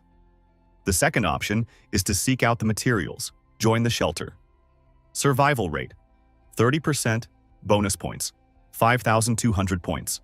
Of course, they chose the second option and started making their way through the densely populated zombie neighborhoods towards the mall where Kelly was. As they suddenly decided to stop as there were so many zombies ahead, they realized that they needed to move quietly. Liu Feng suggested Li Xin to use her invisibility battle cloak, to which she replied that it has a tracking government chip on it, and she put it in a protective hiding place. When the signal disappeared, the government would consider her dead in service. After listening to her, Liu Feng said that he modified the bullet for her. Now this bullet has a bursting effect. Only asked her to use it carefully. Li Xin thanked him and put the clip in her pocket. Liu Feng also said that in addition to the deadly fireblade, he now had burst darts and magnetic gloves. A bursting flying knife that can also explode at the end. Magnetic gloves can withstand and move about 40 kilograms of metal. After which, he thought about the fact that he needed some more energy to increase his points and improve his weapon. Li Xin interrupted him, saying that they would move out in 2 minutes. Just as they were about to leave, Li Xin noticed Liu Feng looking at her feet. She of course realized that her captain was still quite young, so she decided to play a joke on him, saying that maybe he was into silk stockings. She could see no other reason why he couldn't take his eyes off her legs. In response, he asked them not to make fun of him, since he had, by the way, figured out a way to get to Kelly quickly. Pointing his finger at a military vehicle, he said they should steal it and drive it to the mall. They ran to the car. Li Xin said that if they broke the car window, there would be a lot of noise and it would attract a lot of zombies. But Liu Feng hurriedly calmed her down because he had a plan. Using his kung fu glove, he used the magnets and pulled a pager from the dead man's pocket that could be used to open the car. "Really cool gloves," said Li Xin. After they opened the car, Li Xin killed the zombie with a sword blow to the zombie's head and threw it out of the car. The car was driven by Li Xin, who didn't let a single Walking Dead person pass in her path, hitting them all with extreme ferocity. Liu Xin had a lot of fun shooting down the Walking Dead. Liu Feng, on the other hand, was very concerned and asked her to drive more carefully. After which, he said that she had a lot more fun after joining the shelter. Li Xin said that Spies triad. She had to do dirty deeds every day, and now that she is out of there, she feels much better. It was largely because of Liu Feng that she was happier, so she promised him that he would live longer than her subordinates in the past. As they approached the mall, they saw not an ordinary zombie. They realized that the zombie had begun to evolve, as this zombie already had tentacles instead of arms, and one of its legs was turning into a tentacle-like body. Meanwhile, Kelly was sitting on the floor of the mall. She didn't know what to do as the glass and doors were about to shatter from the onslaught of zombies. Liu Feng, along with Li Xin, also realized that the doors and windows could not be blocked. Kelly was in danger. While they were thinking about how they could save Kelly, she was about to say goodbye to her life as one of the Walking Dead broke through her barriers and came closer and closer to eat her. Suddenly, 4 unknown guys burst into the room. They killed the Walking Dead. Thanks to their weapons and fearlessness, they destroyed all the zombies that were in the room at that moment. But no matter how much they killed, the zombies kept coming, because they broke the windows and piled into this room. So one of the strangers asked if Kelly was okay and suggested that she leave this room. I had no choice but to accept the stranger's offers. After they had successfully left the room, they locked the doors and stuck a bat between the doorknobs to prevent the zombies from opening it. Afterward, Kelly asked them who they really were and thanked them for saving her. Her rescuers were Kyung and San, the supermarket security guards, a college student, and a police officer. They said that they were hiding in this supermarket from zombies and asked how she ended up in it. Kelly introduced herself, expressing her gratitude for saving her. She also said she knew there would be someone in the supermarket, and she was right. She said that when the epidemic hit, the power suddenly went out in her car, and she looked for shelter for a long time before she came here. The entrance to the supermarket was blocked. There were barriers all around, not many zombies. It looked like someone was cleaning them up regularly. Looking in the window, she saw that each section had security doors. Fencing off the passage, it was clear that the room was occupied by someone. After listening to Kelly, the policeman said that they should return to the gathering place, as those comrades who could not go hunting with them were waiting for them there. Arriving at the gathering place, Kelly saw an old woman, a pregnant woman, a policeman, and young people. Looks like they have a good team, she thought. Seeing Kelly Xiao, the policeman's friend named Roy asked him who the woman was. At that moment, Xiao Zhao said in a surprised voice that he remembered. She tops the list of the top 10 richest women according to Forbes. Kelly didn't stay silent for long and said that she is the president of Lithia Group and thanked the guys for saving her. Then everyone started, turning their noses up at her saying what a forest she was and how dare she stay alive at all. At that time, someone came into the room. It was Jiang San, a convict who had escaped from prison with his henchmen. No sooner had he entered the room, he immediately asked how they were doing in finding food. But when he saw Kelly, he immediately forgot all about it. He immediately pulled the most expensive canned food he had from his camping bag and ran to Kelly, eager to make a deal with her. Running up to her, he grabbed her by the waist and told her he would give her a canned food, and in return she would have to sleep with him for one night. Kelly didn't like being treated that way, so she slapped him hard and told him to get his paws off her. If he wanted to do it again, she would break something. After recovering from the slap, Zhang San called Kelly a bitch. But before he could utter the word, a gun was pointed at his face by a policeman. He told Zhang San that he was still a cop even during the apocalypse, and that they shouldn't think he didn't know that they were escaped prisoners from a neighboring prison. Zhang San apologized to Officer Roy in a hurry, saying that he was just joking. To which the officer told them to put the food down, and those who want to eat, let them go with him to kill zombies. Seeing them bickering, Kelly realized that there were still hidden dangers on the team, and none of them could be relied on. Apparently, she would have to rely on herself, so she said she knew something about logistics and could take care of the food. Jiang San sees that the policeman and the rest of the group have decided to support Kelly, determined to get back at them for it at all costs. Meanwhile, not far from the Mall of Ob, one of the survivors along with his buddies were running away from the zombies, who for some reason evolved and started moving very fast. He had already thought they would die here. But then he remembered that he had been told a very different fate. A monk had said that when he and his friends were in trouble, a nobleman with red hair would save them. Ob thought about it and was almost eaten by a zombie. If it wasn't for his red-haired friend along the way, his life would have ended. But the dead surrounded them from all sides, and from nowhere, at the most seemingly hopeless moment, appears Liu Feng, and with just one blow of his sword cuts the zombies in half. This was a very spectacular appearance. Even Liu Feng himself understood this. Seeing Liu Feng, everyone realized that the monk was not talking about the person with red hair, but the person in red. But Liu Feng realized that there was no time for posing. As the zombies were advancing from right and left, he took his rip knife and launched straight at the zombie's head. Due to the explosive effect of Liu Feng's knife, a zombie's head was blown off. Unfortunately, while he was rescuing one, all the others were attacked by zombies and started tearing them to pieces. The zombies were merciless, killing one by one their friends, the Oba, leaving them no chance of survival. Liu Feng couldn't leave his friends, both of them, so he rushed to attack, cutting down the rest of the zombies with his sword. But he realized that he couldn't do it alone, so he waited impatiently for Li Xin to come to their rescue. Had to literally a minute later, she showed up with her fire support, protecting the rear of the zombies. Even though they used different weapons, they were a great team that helped each other every step of the battle. Cutting one of the zombies in half, Liu Feng broke his sword against its bone tissue. He couldn't figure out what was wrong with them, for they were evolving rapidly. Even his regular metal knife couldn't resist the zombie's improved bone blade, The poor shooting attracted more zombies. After thinking for just 1 minute, Liu Feng decided to hide in the workshop across the street. But first, they decided to check if there were any zombies there, and for that, they decided to start from the second floor.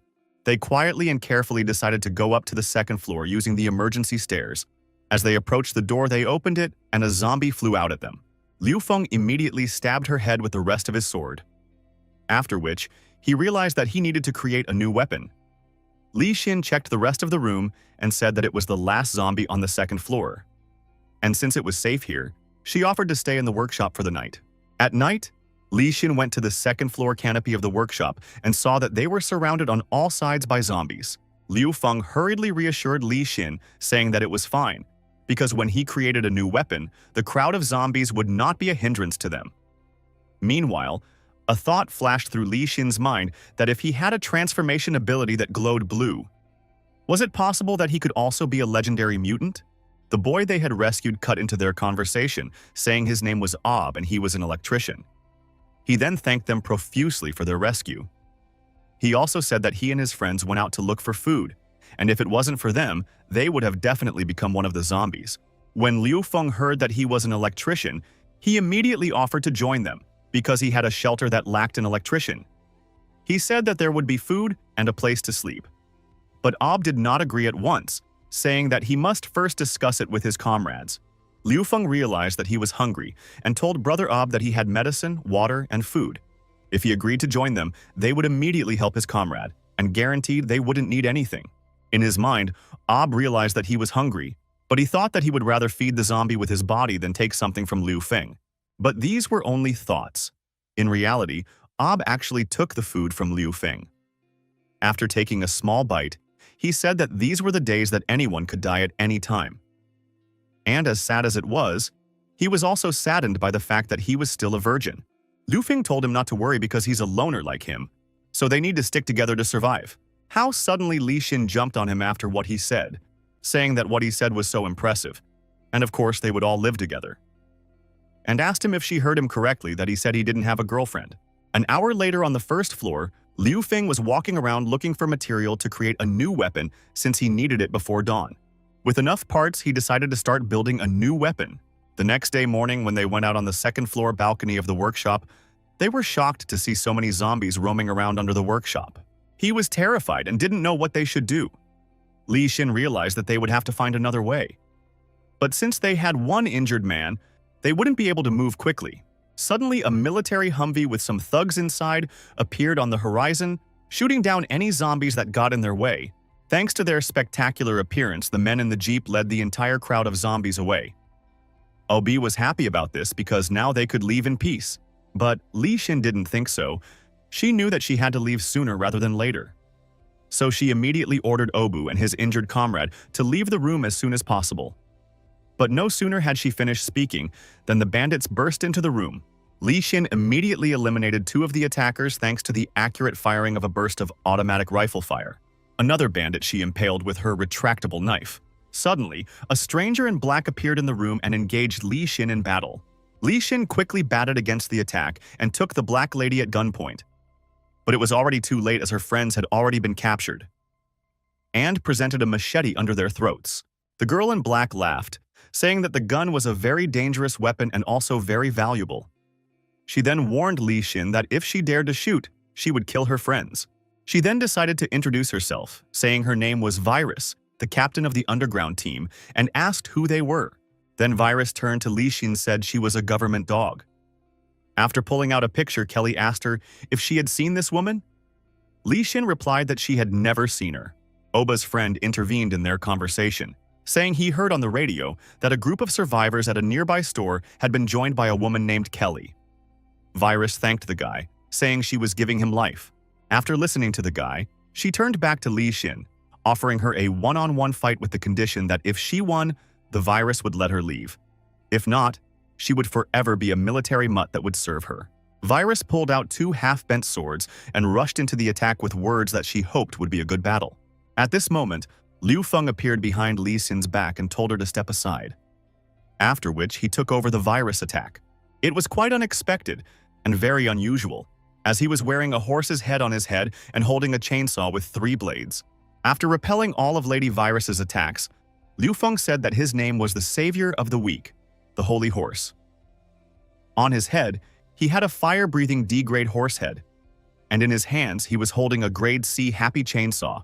Meanwhile, across the street at the mall, Kelly felt more than secure and quite relaxed.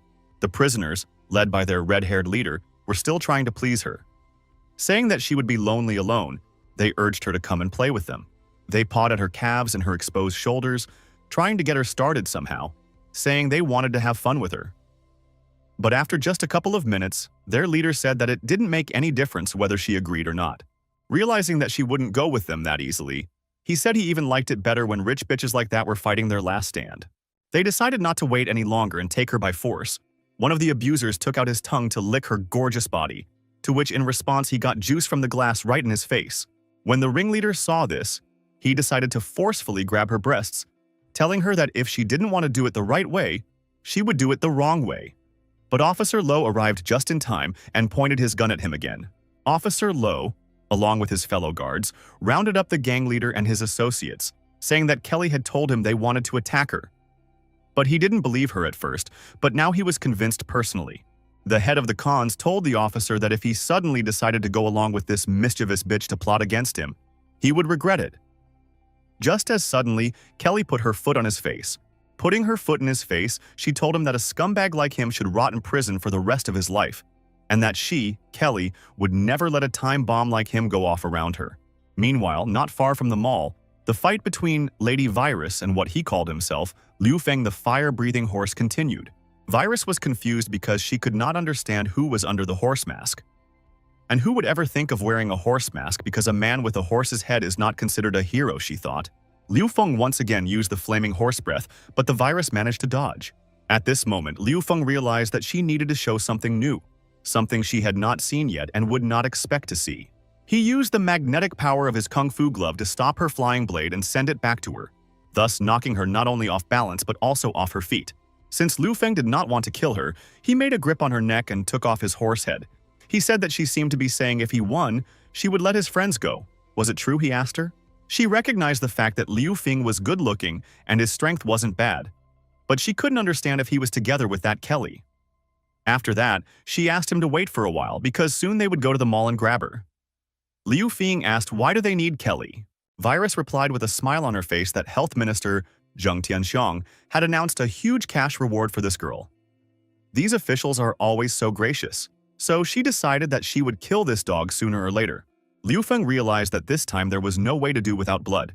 If he didn't strangle her now, she would kill Kelly, so he apologized to her and started to clamp her neck harder. Virus loved that choking feeling. It felt so good. Suddenly there was an explosion outside and drew everyone's attention to himself.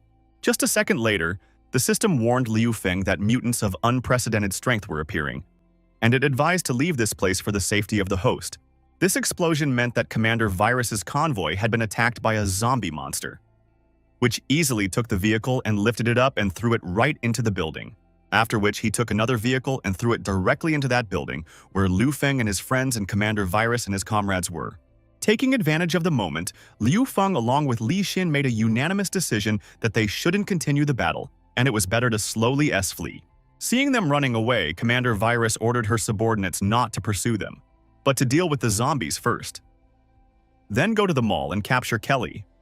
After all, she was sure that they would all go there together, and when the time came, she would destroy them all. Meanwhile, at the mall, Kelly was making a list of what was left. After making the list, she said that today was the day to put food restrictions in place, since there would only be enough food for 5 days, and to start patrolling the entire neighborhood. Team with Ellie on patrol, and tomorrow he'll go with another team to look for food, and thanked Kelly for helping them. A red-haired girl named Lin Lao was unhappy that Kelly had decided to reduce the amount of food given out per person.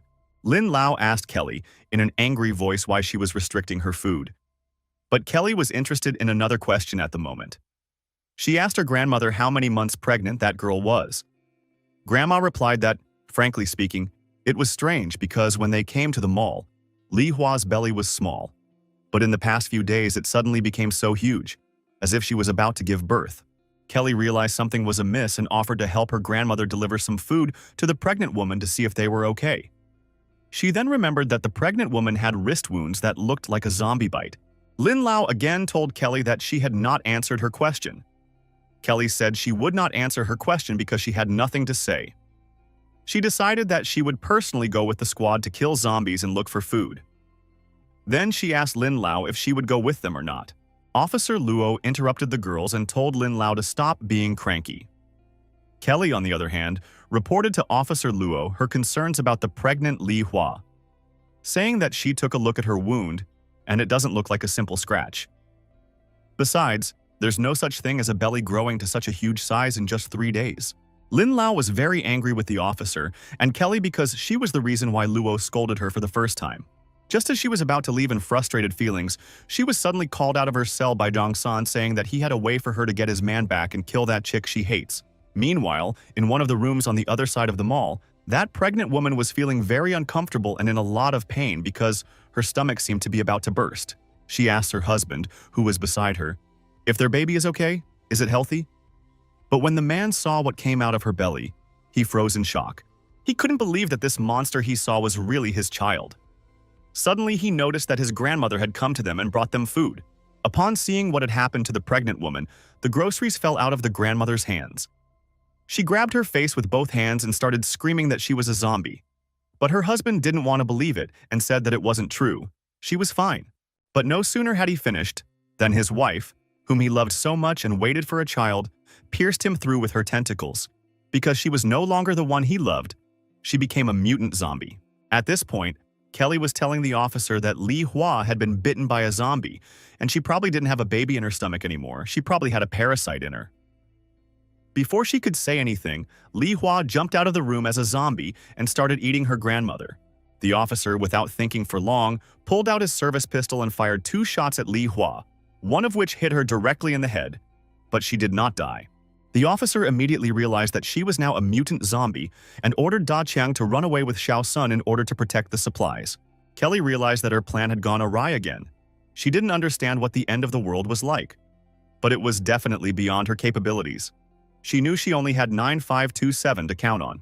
Seeing that Xiao Li was dragged out the door by someone, Officer Luo wanted to pull out a gun. But the conspiring bandits Ling Lao pointed the gun at him and told him not to move.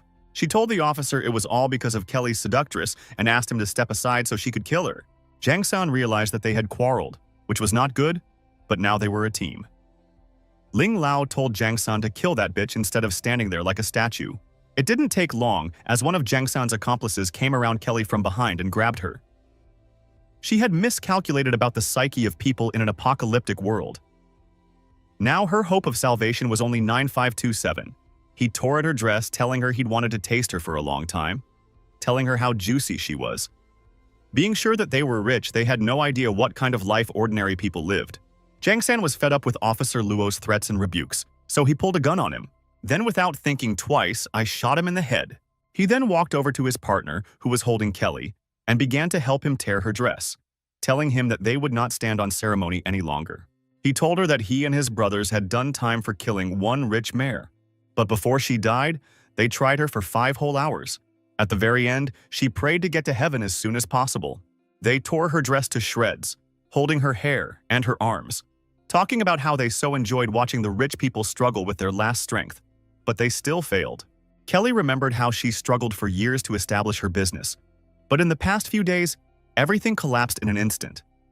Even her ostentatious fiancé, Zheng Tianxiong, is not even going to come to rescue her. So she can only hope for Liu Feng. What to speak of an ordinary courier, if even Officer Luo was killed so easily by these people?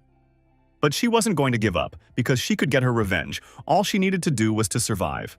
Before she could think of all this, a human horse with a chainsaw in his hands burst into the room, cutting apart the mutant zombie that had attacked them. Of course, it was Liu Feng. Taking off the horse's head, he said that he had been looking for President Kelly for a very long time and had finally found him. When Liu Feng saw Liu Feng, all the bandits and the leader were dumbfounded because they thought that he had long ago died. But he not only survived, but also scattered all those scoundrels who had allowed themselves to offend President Kelly.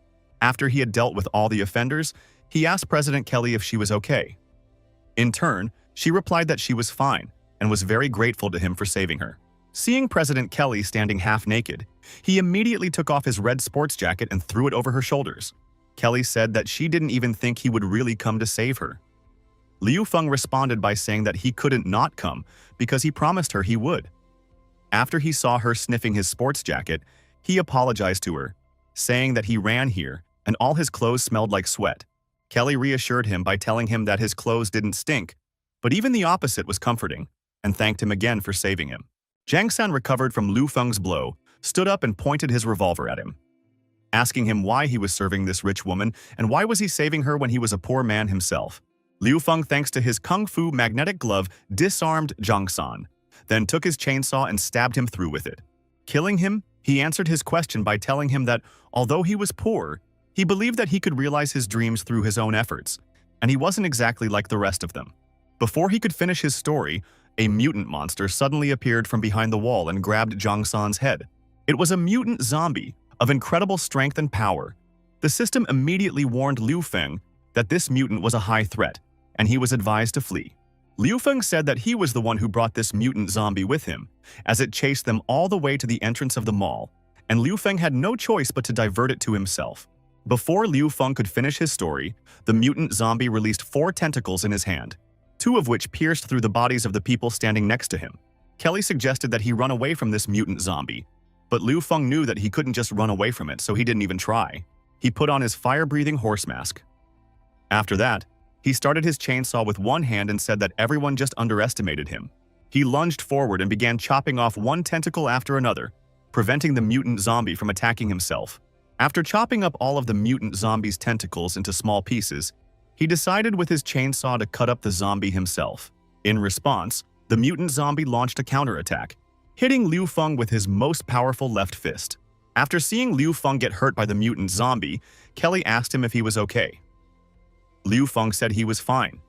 But this mutant zombie was very strong. It was good that he had time to cover himself with the saw. He would have broken all his ribs.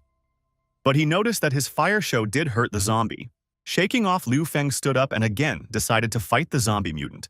As suddenly out of nowhere, the wall broke, and in the zombie mutant on the car flew into the mercenary with whom he fought just half an hour ago.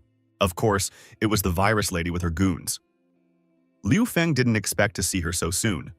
One of the mercenaries pointed his finger at Kelly, saying that this was the girl they were looking for. Kelly asked them how they knew her, to which Lady Virus replied that her fiancé Zheng Tianxiong ordered them to rescue her and offered to go with her. Liu Feng realized that if Kelly left, Zheng Tianxiong's riddle would not be solved and the mission would be failed. He must find a way to make her stay here. At this moment, Lady Virus was saying that there were still some suitors in the Doomsday world who had lost their heads to love, and she must immediately deliver Kelly into his arms. Liu Feng asked her to listen to him and said that a plan was needed first, then he took her by the chest. It was only a minute later that he realized he had grabbed Kelly's breast because he had meant to grab her shoulder. So he apologized, and she said it was okay, but asked him how long he would keep his hand on her breast. Liu Feng immediately removed his hand, also told her to forgive him. Lady Virus, seeing this, told Kelly that she was just a prostitute who was putting horns on her fiancé. In response to such insults, Kelly asked Lady Virus to apologize for her words, as she and Liu Feng just have a mutually beneficial relationship. Besides, she is only engaged. Liu Feng took off his horse head and told everyone to stop. After all, Kelly's groom is actually not a good man at all. Hearing this, Kelly couldn't understand what Liu Feng was talking about. He told her that her fiancé Zheng Tianxiong had built a dungeon in the Bluebird Hospital. He secretly researched the zombie virus, and he also grabbed his little sister and turned her into a monster. Kelly began to wonder about the fact that wasn't the Bluebird Hospital one of her businesses. And why was Zheng Tianxiong in charge there too? And was he also conducting human experiments? And where is he, after all, now? Just before the end of the world, did he destroy the asset of her medical industry? Should Liu Feng be trusted? After weighing the pros and cons, she realized that Liu Feng had risked his life and rushed to look for her in the zombie city. A lying person wouldn't take such a risk. Summarizing, she said that out of the two of them, she believed Liu Feng who had saved her the most. And until Zheng Tianxiong himself personally came to look for her, she and Lady Virus would not go anywhere. Lady Virus didn't like Kelly's answer. She realized that it was all that damn Liu Feng's fault that he was always messing things up for her, and he was also the reason why she had developed a strange addiction to suffocation. No sooner had they unleashed the fight for Kelly, than suddenly the zombie they hit with the car woke up and stood up. Lady Virus shouted that Liu Feng had set her up again, as he had dragged her straight to the zombies. To which he replied that she had run into him on her own and he had nothing to do with it. Liu Feng noticed that the tentacles he had cut off from the zombie monster had recovered again. He couldn't believe his eyes. The system said that the zombie monster continued to grow in danger, and asked Liu Feng to run away as fast as possible. This time he listened to the system. Grabbing Kelly's hand, he rushed out. Unfortunately, they had no choice but to run away, leaving Lady Virus her team with no help. While running away from a mutant zombie of unprecedented strength, he called his partner Li Xin to find out where she was. Li Xin said they were on the second floor of a shopping center, eliminating zombies there. Liu Feng told her that he had saved Kelly, but now a huge zombie was chasing them, and asked Li Xin to help finish him off. Li Xin agreed. Li Xin said that she had come up with a plan, but they urgently need to go up to the second floor to execute it. When they took the elevator to the second floor after the doors opened, they saw a crowd of zombies numbering in the dozens standing in front of them, which shocked them. Liu Feng was a little scared after all. This was the first time he had seen so many zombies, and his limit was a maximum of 5 zombies at a time. But here there were at least a few dozen of them. He didn't understand what he should do. He was about to give up and surrender to the zombies. But then he remembered that he was only doing all this for the sake of his sister Xintong, who was waiting for him in the bunker. Seeing such a crowd of zombies, Kelly, that they better go back. But Liu Feng knew there was no turning back, for his sister's life and her health were on him. He took a shopping cart and seated President Kelly inside that cart, apologizing to her in advance and telling her to hold on tight. Liu Feng wanted to break through this crowd of zombies thanks to the shopping cart. At the end of the world, aside from evil human behavior, the worst part is a few zombies and not an isolated case of mutant zombies. With such a large army of zombies, mankind simply has no chance of survival, and unless they start exterminating them piece by piece. So the army requested permission to open fire on the tank division and sweep the city. They got permission and opened fire, killed all the zombies in the neighborhood, then reported the destruction and clearing of the neighborhood. All zombies were killed and no military casualties. The liaison reported that the operation was complete and their army had entered the building. The senior officer then reported to the commander that the mission was complete. A military meeting was taking place in a secret underground base. The general was reporting that the zombie mob had been destroyed. His army had taken away an oil refinery and a military research center, but most of the ammunition was wasted. In the near future, they would not be able to resume their actions. Great, said one of those present, that they had beaten back the oil refinery, so the plan could soon be implemented. The food ministry will soon be operational. His other comrade, however, said that as expected, the general was Major Li Chengdong. He is the most famous general who is not afraid to fight to the death even in the most difficult battles. One of the participants in the meeting asked the general, what was this research center and why did they need to waste ammunition to repel it? To which the general replied that this was a question they should ask the Minister of Health, Zheng Tianshun. But the Minister of Health was unwilling to answer their questions, saying they should leave that for later, and forbade them to ask him such questions now. Meanwhile, Liu Feng was trying to construct something from the cart and his saws to break through this crowd of zombies. In just a few minutes, he'd managed to convert a regular cart into a $3,000 cart, specially designed for transporting important people, he told Kelly. He was going to use it to break through the crowd of zombies. Liu Feng was trembling a bit, and Kelly noticed it. He told her that if they couldn't break through this crowd of zombies, then so, yes, they would die right here today. At that moment, she realized that it turns out he might be scared too. But such a fool still decided to cross the zombie city just to save her. After a second's thought, she told him that he had saved her life. If she was to die, it would be by his side, so he didn't have to worry about anything. After that, she took his wrist and realized that he was a little over 20, so she decided to encourage him a little. Kelly kissed Liu Feng's forehead, saying that she didn't like to stay in debt. She then bent his head over her gorgeous, voluminous breasts and told him that if they didn't die this time, she would fulfill his every wish to thank him. And even if they do die, she continued, then they will go to hell together. Inspired by her speech, Liu Feng asked her to get on the cart and put on her clothes. Liu Feng put his horse mask back on and said that they need to go. He also said that there is a roll gate at the end. Once they break through the crowd of zombies and close that gate, they can survive. And he ran forward, slicing through every zombie in his path that came under his saws. It was a real bloodbath as the zombies were dying not one by one, but in packs. It was only a few meters to the exit as the cartwheel got stuck by bits of zombies and their flesh, and made it difficult to move towards the exit. Since movement was difficult, Liu Feng was thinking of a solution to this problem. Just as suddenly, one of the zombies wounded him with its tentacle right in his shoulder. Fortunately, he had already inoculated himself against the virus. And now he was immune to the virus, but the zombies could still tear him to pieces. Looking around, he saw a huge lamp on the ceiling, held up by a metal shield. Liu Feng realized that it was a good opportunity if he used his magnetic glove to throw this metal shield down, thereby killing the zombie. Using his magnetic gauntlet, he still managed to rip that metal shield off the wall, thus crushing a large number of zombies in front of him with it. But not insignificantly, he made a path for himself right to the exit. Knowing this was his last chance for survival, he rushed at an incredible speed toward the exit. He then lowered the switch knob of the metal gate to close it and secure it from all the zombies. After the gate closed, Kelly got out from under Liu Feng's jacket and asked if he was all right, as he looked very uneasy. Liu Feng said that not only was he fine, but he was also calm because he was able to save them from that crowd of zombies, and by absorbing the electricity, he earned an extra 150 points. He then jumped out onto a flight of stairs and asked Kelly to move faster, because they needed to get back to the team as soon as possible. Seeing Kelly, Li Xin told her to listen to her carefully, as she knew what kind of person Kelly was, and warned her that if she dared to do anything bad, Li Xin would shoot her on the spot. But Kelly said she wasn't afraid of her threats, and she wasn't afraid of herself. Kelly immediately realized that Li Xin was from the government and feared that she would sell out Liu Feng, thinking that she was indeed a complicated person. Li Xin, on the other hand, saw that Kelly realized that she was trying to intimidate her. After all, she really had seen a lot of things. Li Xin was startled when she saw Liu Feng being scratched by a zombie. But Liu Feng hurriedly reassured Li Xin, saying that he had inoculated himself against the virus. Li Xin calmed down by saying that he was very good, that he was just like a government secret agent. That said, he scared the hell out of her. Kelly also exhaled, realizing that another one of her saviors wasn't going to die. Liu Feng, with the kiss mark on his forehead that Kelly left him, told Li Xin that as long as he had a great teammate like her, he couldn't die.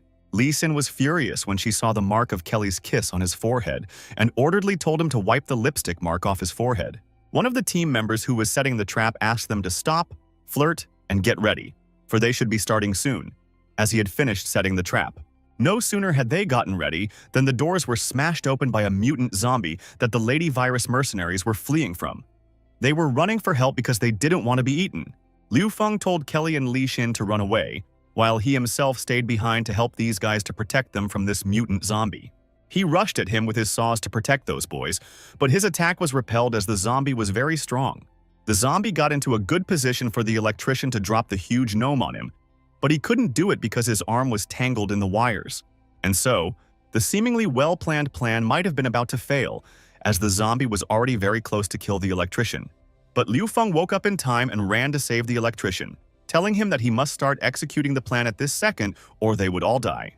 The electrician freed his hands from the wiring and connected the two ends, thus closing the electrical circuit of the device and blowing up that huge gnome. There was a huge explosion, but for some reason their plan didn't work. Based on their plan, after the explosion, this huge concrete dwarf should have collapsed directly onto the zombie mutant, thus not only immobilizing it, but also destroying it. Realizing that they had no other choice, Xiao Song along with Kelly tried to push that concrete gnome statue to make it fall on the zombies. Meanwhile, Li Xin was trying to protect Liu Feng from the attack of the mutant zombie.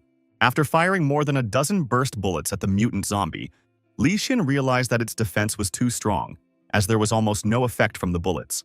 Meanwhile, Kelly yelled to Liu Feng to move away, because they had succeeded in dropping the statue on the monster.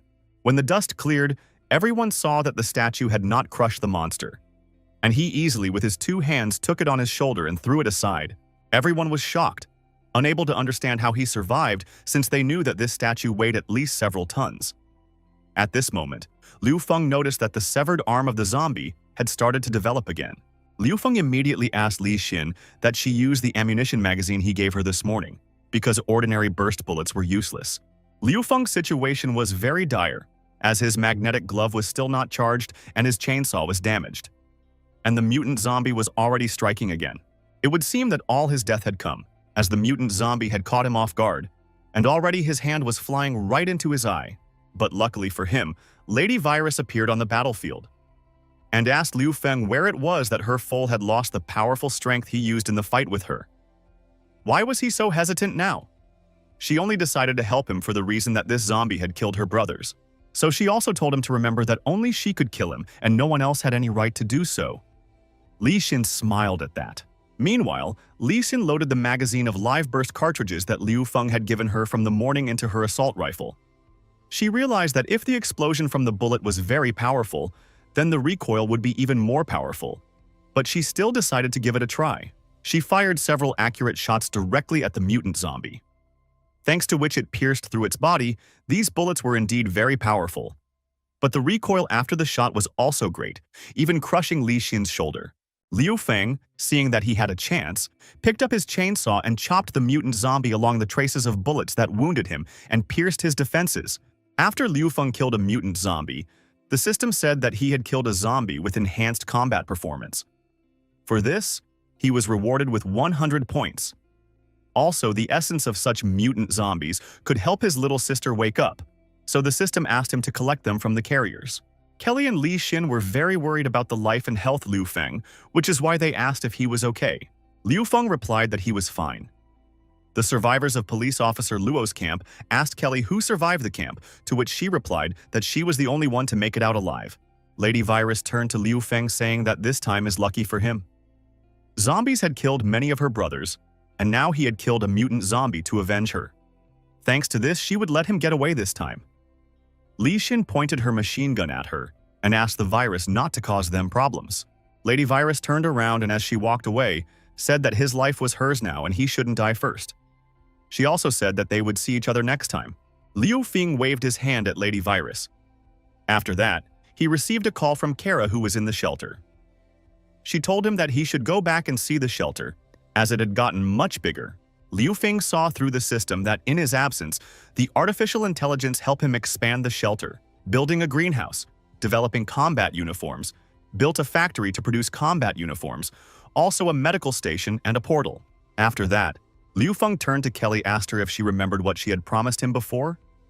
Then he said that his inner child wanted her to thank him. Kelly got nervous but asked what he wanted. Liu Feng suggested her to join his hideout. After a little thought, she accepted his offer and joined the asylum, thus earning him 5,200 bonus points. Kelly had a nickname, the Sly Fox, and her mood toward the asylum was friendly. After 10 minutes in the mall, the remaining survivors were wondering what to do next, because their former comrades were all dead, and they couldn't stay in the mall for long. They knew there was somewhere they could go next. Liu Feng interrupted them, saying that he was actually the person in charge of the Fire Seed project, and several people from them had performed very well recently. So now, as the director of the refuge, he was officially inviting them all to join his refuge. After hearing this, everyone was sharply worried, saying that they knew the program. They said that they first recruited members of the organization and then left them in a small dark room for 996 days. But one of the men said that on the face of it, it was a lie, and it was not the organization they all thought it was. At first, he was angry because a bunch of freaks didn't believe him. Then he said that in the name of Li Xin, the captain of the special forces, he was assuring them that the asylum was real. When they saw Li Xin, they all said she was cool and they believed in her and joined the refuge. He then said that everyone should look for useful materials. They would return to the base later. Kelly asked him to come over to her as she wanted to tell him something. She asked him if he lied when he talked about the Fire Seed project. And what is it about his ability that has to do with electricity? She then picked up the stun gun she found in this room and asked him if he sucked the electricity out of her car. Suddenly, a mutant zombie jumped out of the closet and wanted to grab Kelly, but thanks to her good reaction, she managed to jump right into Liu Feng's arms.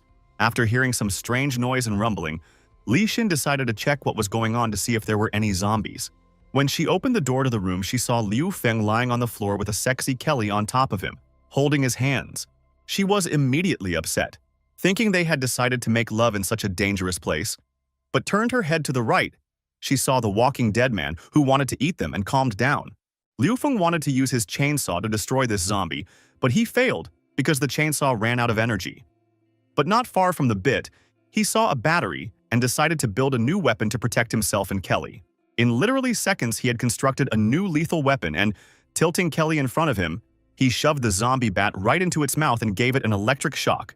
To their mutual happiness, the critical moment of synthesizing the new weapon was a success.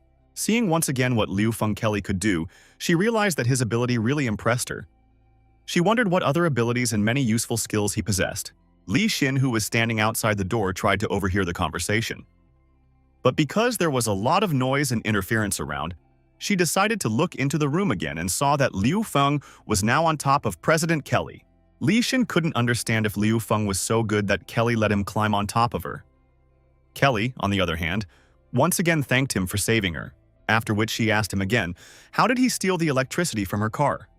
But Liu Feng was in no hurry to answer her question, saying that his house was already very near, and he would like to show her his patron first.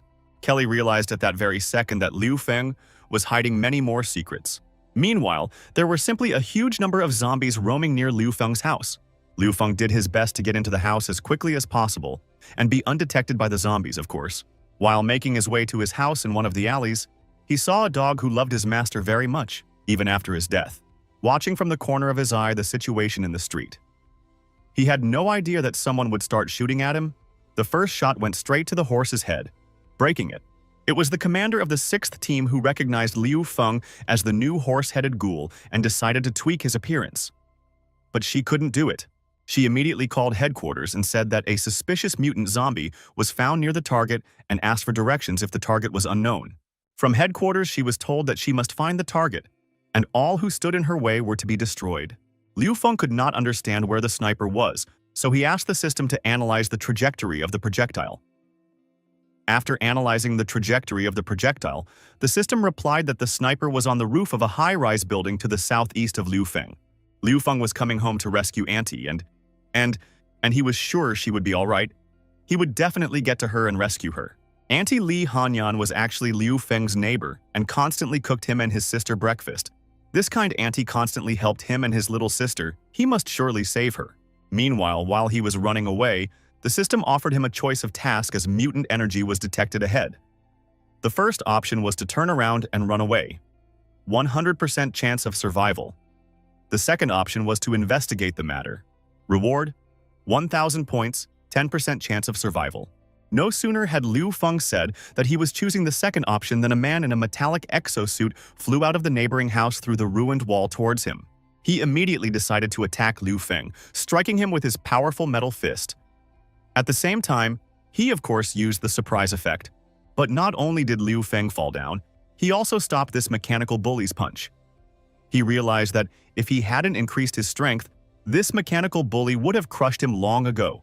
Seeing that the enemy's suit was powered by a powerful energy generator, Liu Feng decided to try out a new technique called energy absorption. The man in the suit couldn't understand what the lion N did and why his suit was out of order. Liu Feng, on the other hand, was very happy because the system did absorb energy, and he realized that it was a very useful thing. Liu Feng realized that he was now the nemesis of the robots. It was just a pity that they were not very useful in such a world. The system detected an update to the gloves and recommended him to get it. Liu Feng realized that the upgrade was related to this soldier suit. He told the soldier to speak into the frequency who they were and what they were doing here, otherwise he would take his gloves. The soldier didn't reply anything, so Liu Feng took his gloves in order to improve his combat gloves to the 2nd level. After the improvement, his gloves received upgrades and new powers. By wearing the gloves, the strength of his left hand strike would be doubled, and the technique called Steel Strike would also be increased. Liu Feng decided to try out the new gloves. Zaixiao reported to the captain that the Iron Bear had already gone to catch the boy and reassured her that everything would be fine because he was good at defending himself against mutant zombies. Then she saw something approaching her. As she took a closer look at the scope, she saw a flying metal fist, but there was no time to run. There was a massive explosion. This glove was launched by Liu Feng to try it out and thus get rid of the sniper on the roof. After that, he decided to return as soon as possible because there was a government army nearby. He always felt if something was wrong. 10 minutes later, he reached the apartment complex where his Aunt Li lived. But to his disappointment, government troops were already there. He also noticed that the savior of his youth, Aunt Li Hanyan, was captured by government troops along with her daughter Li Yuxuan. Meanwhile, at the entrance of the mall, Li Xin was eating ice cream while enjoying the hot weather. She remembered that Liu Feng had disappeared, She remembered that he had said he was going home to save someone, but he hadn't taken her with him, and she thought that was very strange. And Li Xin also marveled at Kelly and her ability to meet people easily. But what tormented her the most was wondering what they were doing with the hairdryer in the room. So she decided to approach him when she met him and ask him directly. Auntie Li asked the military if they had come to rescue them, and if so, why were they handcuffing them? Her daughter asked her not to say anything so as not to make the military angry. One of the military men couldn't stand it, and with the words, "Shut your mouth," he hit Auntie Li's face with the buttstock with all his might. Seeing that Auntie Li was in a helpless state, one of the military men decided to make a joke, saying that she had a really good figure and how sorry he was that her husband had died, but it was no big deal, because they could comfort her instead. By this point, Liu Feng was already gnawed behind his back. He knocked down and knocked out one of the soldiers with just one swing of his bat. The other one saw what had happened to his comrade and pointed his weapon at Aunt Li's daughter. But Liu Feng didn't hesitate this time and used the swift strike of his new glove to slay the enemy, thus making a hole in his body and saving Auntie Li's daughter. He lifted Li Hanyan's Aunt Li Hanyan off the ground and asked if she and her daughter were okay. Her aunt thanked him for saving her, said she knew he wouldn't put her in trouble and would come after her. Her daughter, on the other hand, asked Liu Feng why he had only come now and where was his younger sister Xin Tong, to which he replied that she was alive too. When the time came, they could continue a peaceful life together. The aunt's daughter told Liu Feng that her mom was sick. She was very weak after the apocalypse started. She only got worse. After the military captured them, they gave her mom some unknown medicine. Before she could finish her story, more military men showed up. The military, after seeing their dead comrades, decided to open fire on Liu Feng and his aunt and sister. As he was running away, he received a warning from the warning system that a mutated species fluctuation was detected nearby. Just as suddenly, he saw a glare on the roof of a building. It was a sniper who hit him in the leg with a precise shot, thus bringing him to the ground along with his aunt. This sniper was still the same woman he thought he had destroyed thanks to his enhanced glove. But he was wrong, and she wasn't dead. But this time she came to kill him for sure and took a control shot. But she was unable to kill Liu Feng because Liu Feng's aunt Li Hantan put her body under the shot, throwing Liu Feng aside to save him because she realized that she could not survive anyway. There was black blood on Liu Wen's hands, the same as what was contained inside his sister. Auntie had only asked him for one thing before she died. She asked him to take care of her daughter and keep her safe. Liu Feng couldn't understand why he could never save his loved ones. At this moment, the military began to surround him along with his sister and aunt. But he then only thought that he was to blame for everything that happened because he was too weak. Meanwhile, the sniper reported to the headquarters that Minister Cheng's object was accidentally killed. She was already dead.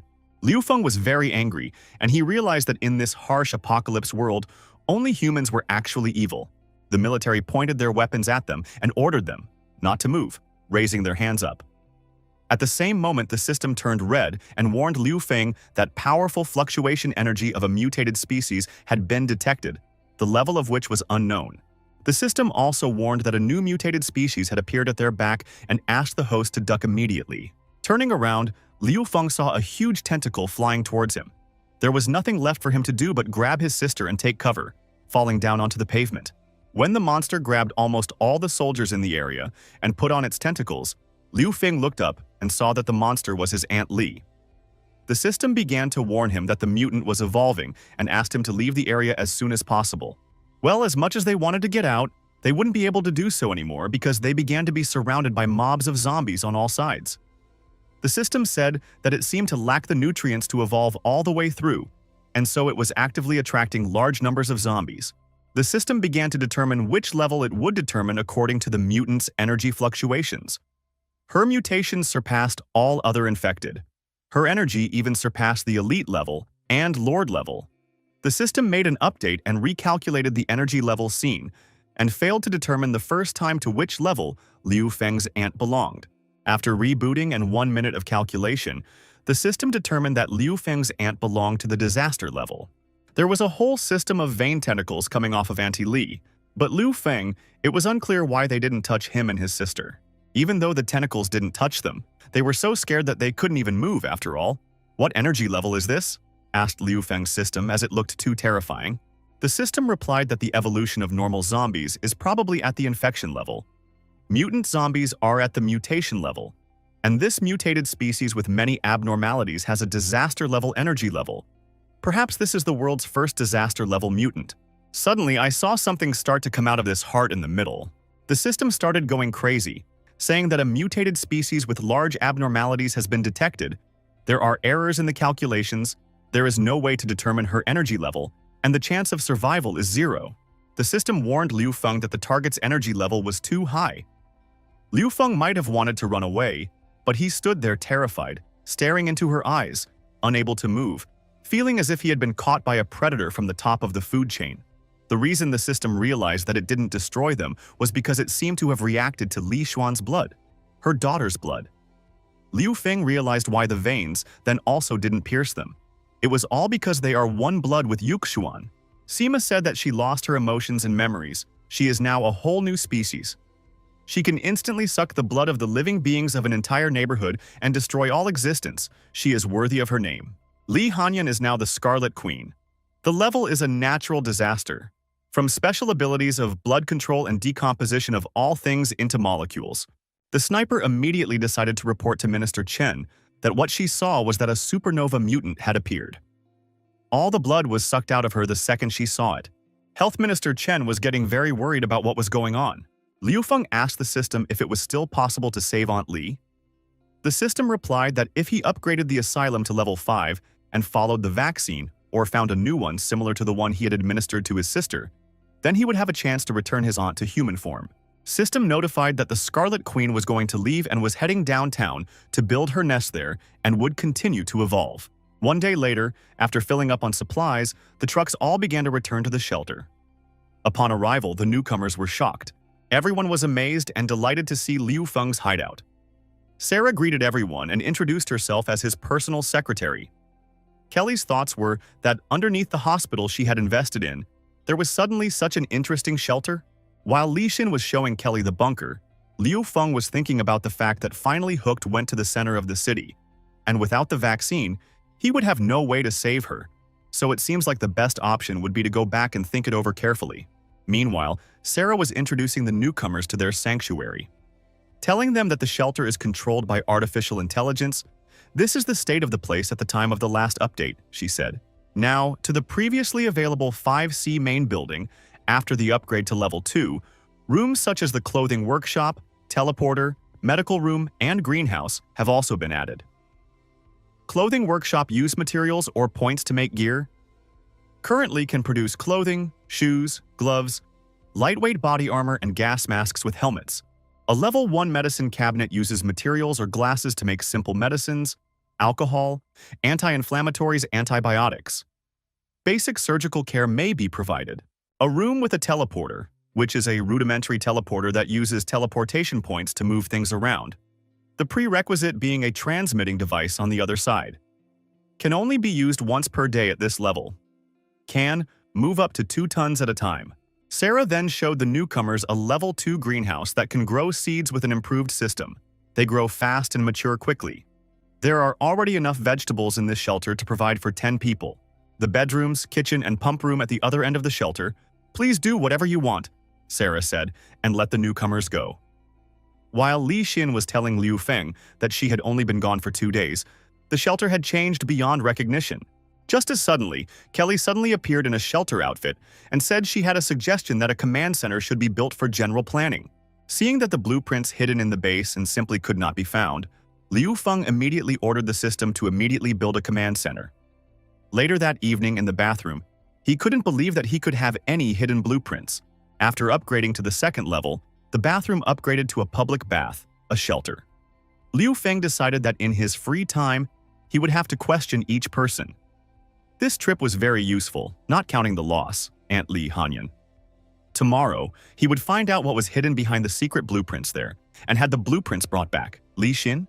Before he could dive into his thoughts, his younger sister Xin Tong suddenly appeared in the public bath along with Yuxuan. He was dumbfounded by their presence. Liu Feng asked Yuxuan why they had come. She replied that Xin Tong woke up as she ate the mutant. Her memory recovered a little, and she remembered Yuxuan. So if you are Liu Feng's brother, she will gladly take a bath with him. Liu Feng was shocked and asked them to stop. But Yuxuan told him not to be shy. Recall that when they were kids, they didn't swim all the time with the three of them? He realized that he couldn't just get rid of them, so he decided to find a way to distract them. After thinking for a while, he told Yuxuan that he apologized for Aunt Li because he had failed to save her. Yuxuan slapped him, telling him to calm down and listen to her. She said that if it wasn't for him, she would have died long ago. The fact that her mom turned into a monster was the mistake of the war freaks. In response, Liu Feng took her head and said that he thanked her very strongly for comforting him and promised that he would definitely save her mom. The next morning, Liu Feng, walking along one of the corridors of his hideout, came across a command center that he didn't expect to see so soon. The girls welcomed Liu Feng to the command center. Then Kelly said that she didn't expect him to actually build a command center. Then she told him that in addition to the command center, this building also had a dormitory where she and a few girls would live temporarily, and the headroom was his personal room. Kelly also said that she used the command center to capture a satellite that the government had lost contact with. After the collapse of the government, that satellite lost contact with the Earth. The command center's artificial intelligence decrypted the password and captured it. She also said that the satellite would allow them to communicate with the squad at any point in the mission, as well as provide remote monitoring and support. Li Xin agreed with Kelly, saying that she was right because the teams performing special operations had a very effective satellite support. It not only tells the way, but also with not yet and easier to hide from the crowd of zombies. Moreover, Kelly continued, the command center displays various data. There are points called resources. Making various items spends resources, which can be obtained by collecting iron, wood, oil, and other energy resources. These are like gold coins in the game. Every time you want to produce something, you only need to send a request and the asylum will automatically deduct the required amount of resources. Kelly also told Liu Feng that she wanted to discuss the regime in the asylum with him. Is the asylum currently a democracy or a dictatorship? At this moment, Liu Feng realized that his idea to create grief had failed before it even began. Liu Feng thought about it, realizing that it was the end of the world and his dictatorship was even good for survival. And if there was a democracy, they would just waste all the resources. But he was afraid that Li Xin as well as Kelly would not agree to live under such conditions. Before he could think and give an answer to the question, Li Xin said that there was no need to complicate things, because if Liu Feng was an authoritarian leader, it would be much better. She then asked that in their apocalypse world, wouldn't democracy lead to death? And even more so, the base belongs to him. Kelly said that she agrees with Li Xin because at the end of the world, centralized power and dictatorship is much more effective. She also said that everyone agrees to make him their leader. At this moment, Liu Feng mentally imagined that his dream of saving humanity and creating his harem was about to come true. After that, he said that since everyone agreed, he would be the leader, and now he wanted to distribute the cadres. He appointed Kelly as the head manager of the asylum, Li Xin as the head of security, and Sarah as the head secretary. Then he asked the girls to work hard together to revitalize humanity. Kelly told Liu Feng that he had given her the high position of general manager and asked him if he was afraid that her ambition would swell and she would push him off the throne. Liu Feng replied that if you work with someone, you should not doubt them. He believed in Kelly's human qualities. Liu Feng understood that as long as Kelly's green-colored mood, she would definitely not betray him. By then, she would no longer be such a seductress and would behave calmly. Kelly liked the technique of assigning duties that Liu Feng used, so she began to assign duties to the rest of the shelter. She appointed Ta Qiang and Xiaosun under Li Xin, said not to be responsible for the safety of the shelter. Ab, along with his friend, were appointed as chief electricians, who were responsible for the maintenance and repair of the energy supply room. After Kelly had assigned and handed out duties to all available members of the shelter, she went back to the management center and said she could later design a regimen of each person who would have to work to get food. With the help of the satellite, they would be able to recruit more people to form resource retrieval squads. Liu Feng asked how many beds were still available in the shelter, to which Sarah replied that there were still plenty of beds available. In the morning, she had already sent information to the people in the vicinity by satellite. All survivors who had radio equipment would receive it. No sooner had she finished than the system signaled that there were new people at the gate of the shelter. 3 people, 2 girls, and 1 guy. The 3 survivors said hello to the shelter guards and said they were the survivors of the area and asked who they were waiting for. to which one of the guards replied that there was no need to ask if they were not asked, their leader would be here soon. Liu Feng, Li Xin, and Kelly came out of the shelter to look at the 3 survivors and evaluate them to see if they were worthy of being in the shelter or not. Seeing them, one of the survivors immediately started praising the leader, saying that he was incredible, a real leader, and they were survivors and had come here when they heard the news on the radio. Liu Feng was pleasantly surprised, thinking that his overbearing spirit made ordinary people bow down to him. After which, he extended his hand to greet the survivor. But all those words the survivor spoke were not to him, but to Kelly.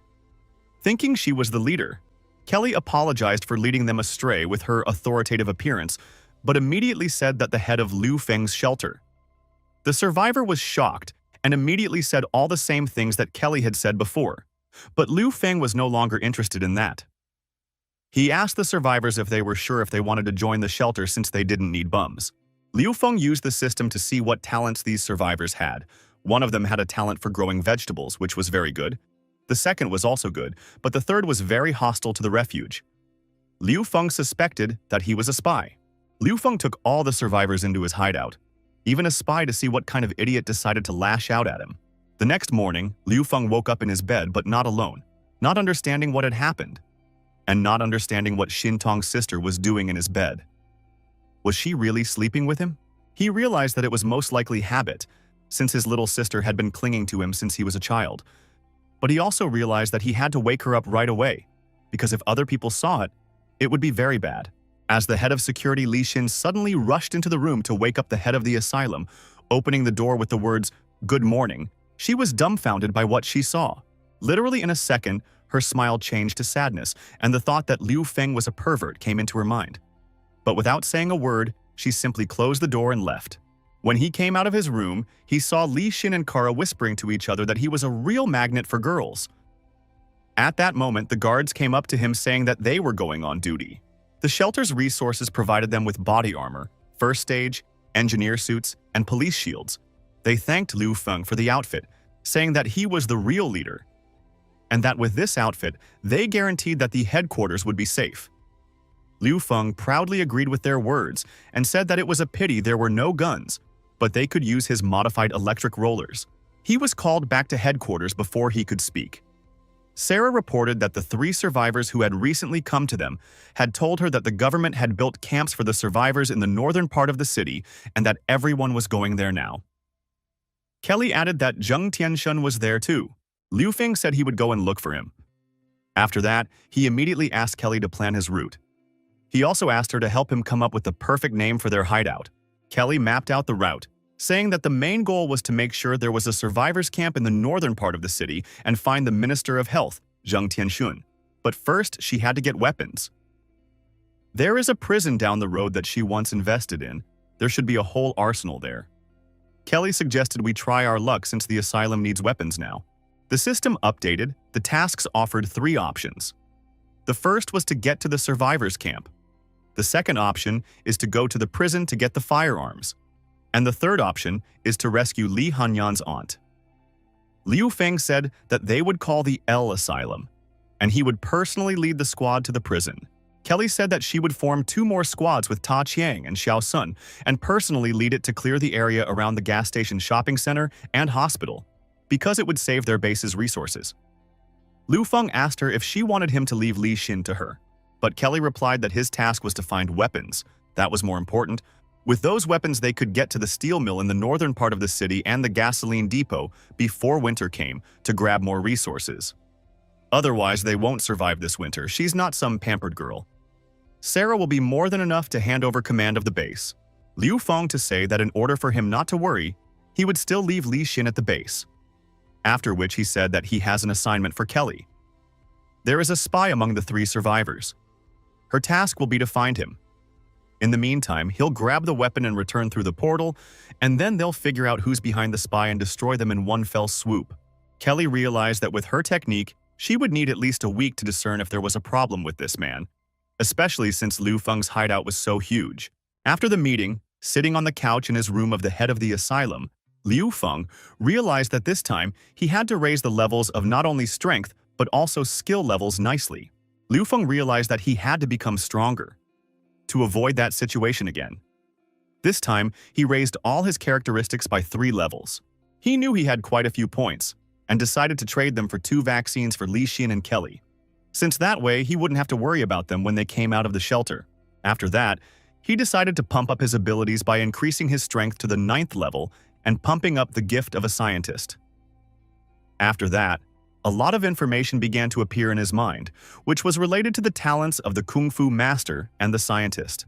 The cyber-military arts of war became available to him, and with it, techniques such as nuclear fist, palm, flamethrower, mantis knife, infinite attack, hot knife, laser, mechanical palm full strike, the lightning knife art of radiation, knife, plasma blast, and jet cloud. Liu Feng directly felt that these skills were very cool.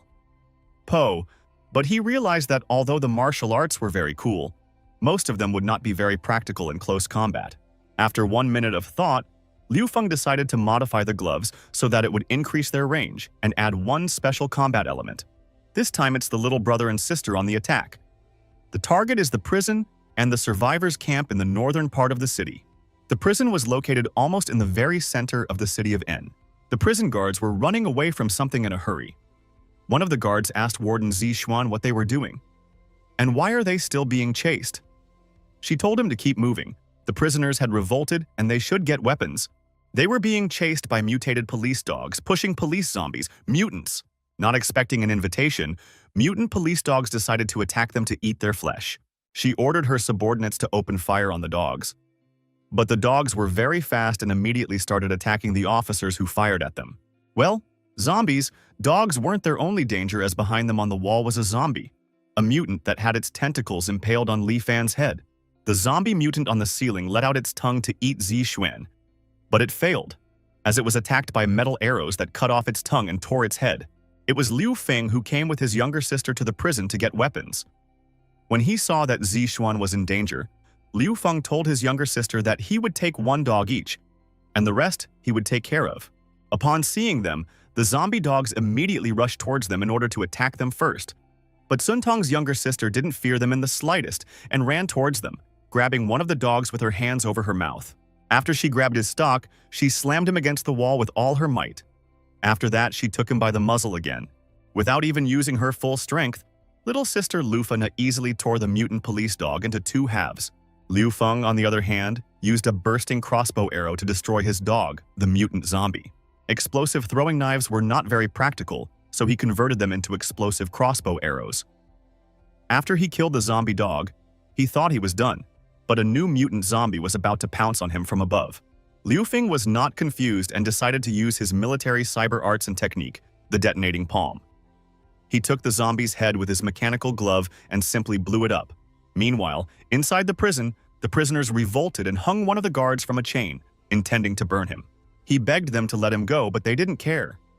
They said that now he was begging for mercy, even though he had forgotten that only a few days before he had beaten them. So they set him on fire. At the end of the prison room, the head of the prisoners, Johnson, nicknamed Iron Tongs, sat on a throne and watched everything. He ordered his henchmen to divide the meat of the murdered man among his subordinates, for he knew that the food was about to run out, and there were plenty of these pigs, so if there was not enough, they must kill 2 more. Just a minute later, one of the cons came to him with a report that something irreparable had happened. Zixuan had escaped. He was very angry because she had the keys to the weapons storehouse. Iron Tongs told them that if they didn't find Zixuan within 1 day, he would fry and eat them. Afterward, he immediately turned to the purple eagle named Long Xuan, which he kept locked in a cage. Iron Tongs offered him to submit, and then he would let him go. But the sniper of a small unit of the government army, Major Purple Eagle Long Xuan, didn't want to submit. On the other side of the prison, the survivor Zixuan couldn't understand how 3 people couldn't deal with these zombies. They only took a few blows, and even this little girl tore apart the police dog, zombie, with her hands. Meanwhile, Liu Feng was wiping his little sister Xintong's hands, telling her that one could not tear apart enemies so harshly with their own hands. Xintong saw Zixuan's gorgeous breasts and said she wanted milk. Her brother asked her where would he find her milk now. She then pointed at Zixuan's breasts with her hand. She was thinking at this moment, did she mean normal milk or the milk that children also drink? Seeing the misunderstanding in Zixuan's eyes, Liu Feng extended his hand to her. asking if she was all right. In response, she cuffed his hand, saying that the end of the world is no reason to become an animal. In their country, there are a number of criminal articles for seducing minors. Liu Feng was shocked at what was happening. He told the officer that it was his little sister and they had saved her. But instead of thanking her, she decided to handcuff him. "This is out of order." Officer Zi Xuan immediately released him, saying that she apologized. This was the cost of her profession making itself felt, after which she asked, what was going on outside now? After all, she hadn't been out since the end of the world started and the prisoners revolted. Liu Feng replied that there was devastation everywhere, and he had come to the prison to find weapons, and asked her if she knew where the weapons room was in the prison. When she found out that he had also come for weapons, she decided to offer him a deal, saying that she has the key to the gun room and he is very powerful, and if he agrees to help her stop criminals and hurt her co-workers, she will immediately give him the guns and he can take as many as he wants. Liu Feng agreed with Zai Xuan's suggestion, said that she would have to fulfill the promise she had just made. She said that she was willing to answer for her words, and he could take as many weapons as he himself could carry. Zi Xuan said that these prisoners have driven her to the point where she has to whip them all the time. In fact, 5 days ago, one of the prisoners partially cut off the electricity in the prison, and the prisoner Johnson Iron Tongs escaped from the cell and illegally released all the prisoners from the prison, which is about 100 people, who seized the warden's office on the 8th floor and the armory on the 4th floor. They went up to the 4th floor and were already not far from the weapons room, when suddenly Liu Feng heard that there was someone in the corridor. They were prisoners guarding a cell with guns while perverting some girl guard, filming the whole thing on their phones. One of the prisoners filmed everything that was happening on his phone, drooling, while the other one tore her clothes, telling her to make him feel good. Otherwise, they threatened to boil her in a cauldron like her comrade. They were laughing and giggling, thinking they were about to fuck this pretty girl, when suddenly, one of them was hit in the neck by a crossbow arrow. It was Liu Feng who, seeing what was going on, couldn't stand by. And he attacked these freaks, saying that he was a cannibal who had killed 10 people and had come to eat them. Used the explosive fist technique, disciples take the fight, Liu Feng dealt him a fatal blow, after which he activated the Kung Fu Master and destroyed another enemy cons with a lightning-fast leg kick. There was still one left who begged for mercy so that he wouldn't be killed. After all, he was only a butcher. But Liu Feng knew that they didn't deserve mercy, as there was nothing sacred about them. At this moment, the guard Chen, who was about to be raped, said that she wanted to kill him herself. She walked over to the prisoner, picked up the knife that was lying beside him, and started cutting him into pieces. Officer Zixuan wanted to stop Chen, but Liu Feng prevented her from doing so, saying that she should let off steam. She chopped up this convict with extreme cruelty, all because her boyfriend was killed, boiled, and eaten right in front of her eyes. After avenging her boyfriend, she slit her throat, saying that she wanted to be with him forever, and died. Meanwhile, one of the prisoners who managed to escape reported to his boss, Johnson Iron Tongs, that the 2 cannibals who were guarding the weapons chamber had been killed. Thanks to his tongs, Johnson ripped the snitch in half in sheer desperation. Afterward, he told his second-in-command that they had gotten to the weapons and ordered him to go to the control room and open the 5th floor door. "Let the zombies come inside," he said. Just a couple seconds later, another prisoner burst into the room with a denunciation that there's a girl from the Unanimous wanted to see the boss and they couldn't stop her. No sooner had he reported than a woman and her 2 servants entered the room right behind him. She told them not to worry because she just wanted to talk. The leader of the bandits was very angry, for he could not understand what right she had to make a disturbance in his territory, and in fact, who she was, he asked her. She replied that her name was Setria, and she was a priest of the faith of monotheism, who had come to invite them to join them. She then opened the box and invited them to eat what was in it, saying that they would gain even more power from it. The bandit leader, as well as his subordinates, did not understand what this nonsense was in the box. Meanwhile, the purple halo realized that there was something unclean here. Therefore, he prepared himself and hid a self-defense spoon behind his back. Meanwhile, after Liu Feng buried a female police officer named Chen, who had committed suicide, he entered the weapons warehouse and saw a great deal of guns and ammunition. Meanwhile, as the boss was standing there thinking about whether to eat this nonsense that was offered to him or not realizing what it even was, another of his assistants came running over to him, saying that Zi Ying had escaped. Running up to his cell, Tai Chen saw that he had dug a tunnel and escaped. Da didn't immediately realize that he was sporting to cover the hole in the wall, and realized that this fugitive was very dangerous because he alone could outnumber all of his men. Cetria once again offered him to eat it and gain incredible strength. Tichen was about to agree, but he wondered what price he would pay for having great strength. Meanwhile, in the armory, Liu Feng's eyes were just running wild from such a huge amount of weapons. Zixuan told him that was it. He could take whatever he wanted, and in whatever quantity he wanted. At that moment, Zixuan was sad thinking about Chen committing suicide. She asked Liu Feng, "Are they going to die here too?" But he told her not to take it personally, as he too was going through this, and also watched his loved ones die too, and unfortunately could not do anything about it. After which he said that his only desire now was to protect his little sister. With a hand on his shoulder, he invited Zixuan to join them, because together they could survive the end of the world. This was very unexpected for her, as they had only known each other for a short while. While the guys were chatting nicely, Xintong's younger sister heard some strange voice nearby, calling to save him, so she decided to take a walk to check it out. Zixuan had told Liu Feng that his sister was very strong. She wondered if all of his men were that strong. He replied that not all of them were, but he had one very cool friend in middle school. Then he was recruited into the troops. Before he could finish his story, he suddenly saw a suspicious glare in the air duct and immediately pulled Zixuan towards him, saving her from a bullet. He immediately fired 3 retaliatory shots at the air duct net. As a result, Ziying's purple eye jumped out of the air duct. Upon seeing Liu Feng, he immediately rushed to attack him. Thanks to just one jump and a twirler, he was nearly knocked off his feet. Liu Feng realized that his opponent was a skilled fighter and immediately activated the skills of a kung fu master. Liu Feng realized that the fight could also drag on for a very long time, as the two of them were very good at kung fu techniques. Therefore, Liu Feng asked his opponent who he was. Liu Feng realized that the duel could drag on for a very long time because the two of them were very good at kung fu techniques. Liu Feng asked Lun Xuan if he remembered him, saying that they went to high school together and that he didn't expect to meet him in prison. Liu Feng said that when Lun Xuan was taken into the army, he became a role model in their school and an idol for Liu Feng himself. Liu Feng, in order not to waste time, said that he had shelter, food, and water, and that he would like them to join him. Zixuan said that if he helped her save her colleague, she would definitely join. Liu Xuan, on the other hand, leaving in a hurry, said that he refused. Liu Xuan turned around and said that since Liu Feng was his former classmate, he would give him advice to stay away from him, since he was now a demon who had stained his hands in blood. Liu Feng couldn't understand what had happened to his classmate over the years that he hadn't seen him. 10 minutes later, in the weapons warehouse, Liu Feng and Zixuan had built a very simple transmitting device together, in order for Liu Feng to transfer the weapons and ammunition to the shelter. In just 1 minute, thanks to teleportation, all the weapons and ammunition from the armory were teleported directly to the shelter. Zixuan held her head with both hands and couldn't understand what had happened, because all the weapons and ammunition had disappeared in just 1 minute. She shouted and started to ask Liu Feng where he had gone.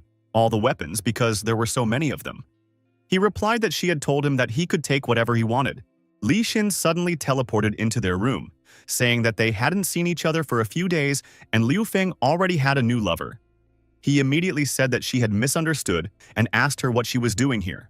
Li Xin said that she had almost finished her tasks in the main area, got the weapons, and came to help them. Liu Feng introduced Officer Zixuan, saying that she helped find the weapons. After Li Xin listened to him, she asked him where his sister Po. Xintong? Liu Feng was terrified because up until now he thought she was behind his back. But before he could panic, he suddenly heard someone laughing from the speakers. This was followed by information for Officer Zixuan. Someone said that he already knew that they had found the weapon, and that it was not the end, because he had already opened the front door, and soon a crowd of zombies would come to them. Hearing this, Liu Feng realized that they should leave the 4th floor as soon as possible, in order to escape and avoid facing the zombies. But no sooner had they left the armory than Liu Feng received a warning from the system that a new type of zombie mutation had been discovered. Meanwhile, on the other side of the 4th floor, Liu Xuan thought about the words said by Liu Feng and saw a little girl who held out her hand to give him a golden rose. He realized that it was again, most likely one of his hallucinations that wanted to lure him into the zombie crowd. And he decided not to fall for it. He was about to leave when suddenly his head ached very badly and blood came out of his nose. Lifting his head, he saw a girl dead against the wall and dripping blood in his hands, which was once a broken flower. He knew it was just a hallucination, and he didn't want to believe it. He stood up and rushed toward the exit as suddenly a living person walked past him, a girl with a flower in her hair. He realized that this was not a hallucination. Holding onto the wall with one hand, he watched this girl. And seeing that she went to the zombie, he realized that trouble could be coming. If he did nothing, she would die. He talked himself out of it, saying that he shouldn't get involved. After all, he was a renowned sniper and wouldn't put himself in danger. But just 1 second later, his good side overcame his evil side, which was hesitant, and he fired a shot that scattered most of the zombies in the area. He then tossed aside his sniper rifle and pulled out his pistol to scatter the remaining zombies in close combat. He used not only his gun to blow the heads off hungry zombies, but also his skill in kung fu to keep them from getting very close to him. Finished with all the zombies, the last 3 Liu Xuan killed with just 1 shot from his sniper rifle. Liu Xuan grabbed Xin Tong's hand and said that they should run as the sounds of gunshots easily attract zombies. But it was already too late as a very large number of zombies surrounded them from all sides. The crowd of zombies grabbed him. He resisted as best he could, but realized that again he had killed a little girl, and at the same time he killed himself. Isn't that his fate? He thought. Then he accepted what was happening, thinking that this way he would pay for his sins. Suddenly, he saw Xin Tong begin to simply tear apart one after another zombie, leaving them no hope of being able to eat her or him. Red laser threads emanated from her toes, which she used to easily chop zombies into pieces. Liu Xuan seeing this, he was simply speechless and froze in horror. Meanwhile, on the other side of the 4th floor, Liu Feng, dodging the zombie monster, jumped on the girls to save them from being hit. Falling to the ground, he grabbed Li Xin's breasts and Zi Xuan's butt. Feeling very awkward, he immediately apologized to them for the misunderstanding. After standing up and shaking off the dust, Liu Feng ordered Li Xin to attack the mutant zombie together. But something went wrong, and the zombie mutant attacked Liu Feng, knocking him to the ground. Li Xin rushed to Liu Feng's aid as she loaded the new style burst ammunition she had left from the last battle. But thanks to his newly learned cyber battle technique, Liu Feng killed the zombie with just 1 blow, saying that cyber combat technique was the best he had learned recently. After that, Li Xin shouted that he shouldn't take any more risks like that and asked if he understood her. Liu Feng thought it was as if she was worried about him. Li Xin, on the other hand, said that she just didn't want her partner to die too quickly and leave her alone, to which Liu Feng told her not to worry, because he would definitely not die. They will live on. No sooner had they exchanged pleasantries than Cetria contacted them on the radio, complimenting them on being in great shape, after which she offered to join the teachings of the monotheism, saying that if they joined, she would absolve them of all their sins, and they would also receive such marvelous power as she had bestowed on Teiqian. But they asked her to tell Teiqian that they had already taken up arms and he could surrender, otherwise they would come and kill him. In response, Cetria laughed, telling them not to even think that she had sent weak opponents to them. At this moment, the mutant zombie that Liu Feng had torn in half miraculously came back to life and approached them. The mutant zombie released 3 intestinal tentacles from its remaining half of its belly. Seeing this, Liu Feng took the shotgun from Zi Xun. Li Xin chopped those tentacles into small pieces thanks to her sharp hand blade that had never failed her yet. Li Xin said that if anyone wanted to touch her partner, they had to go through her first. Liu Feng thanked Li Xin for his excellent work and fired a shotgun blast directly into the head of the mutant zombie. Meanwhile, just as Liu Feng was discharging the entire clip of his shotgun at the mutant zombie, another one appeared behind his back. Zixin, seeing the threat, groaned as she took out her service pistol and discharged a clip into this mutant zombie. Seeing that Zixun was a little hesitant to shoot, Liu Feng told her to shoot without hesitation. After all, it's the end of the world. They haven't been human for a long time. Just as suddenly, the system said that it had detected a mutation of newly converted zombies in huge numbers that were approaching. Zombies and zombies. Mutants began to climb out of all corners, from ventilation shafts, from all passages that had previously been open, and even began to break into those doors that are closed. They were just unprecedentedly large.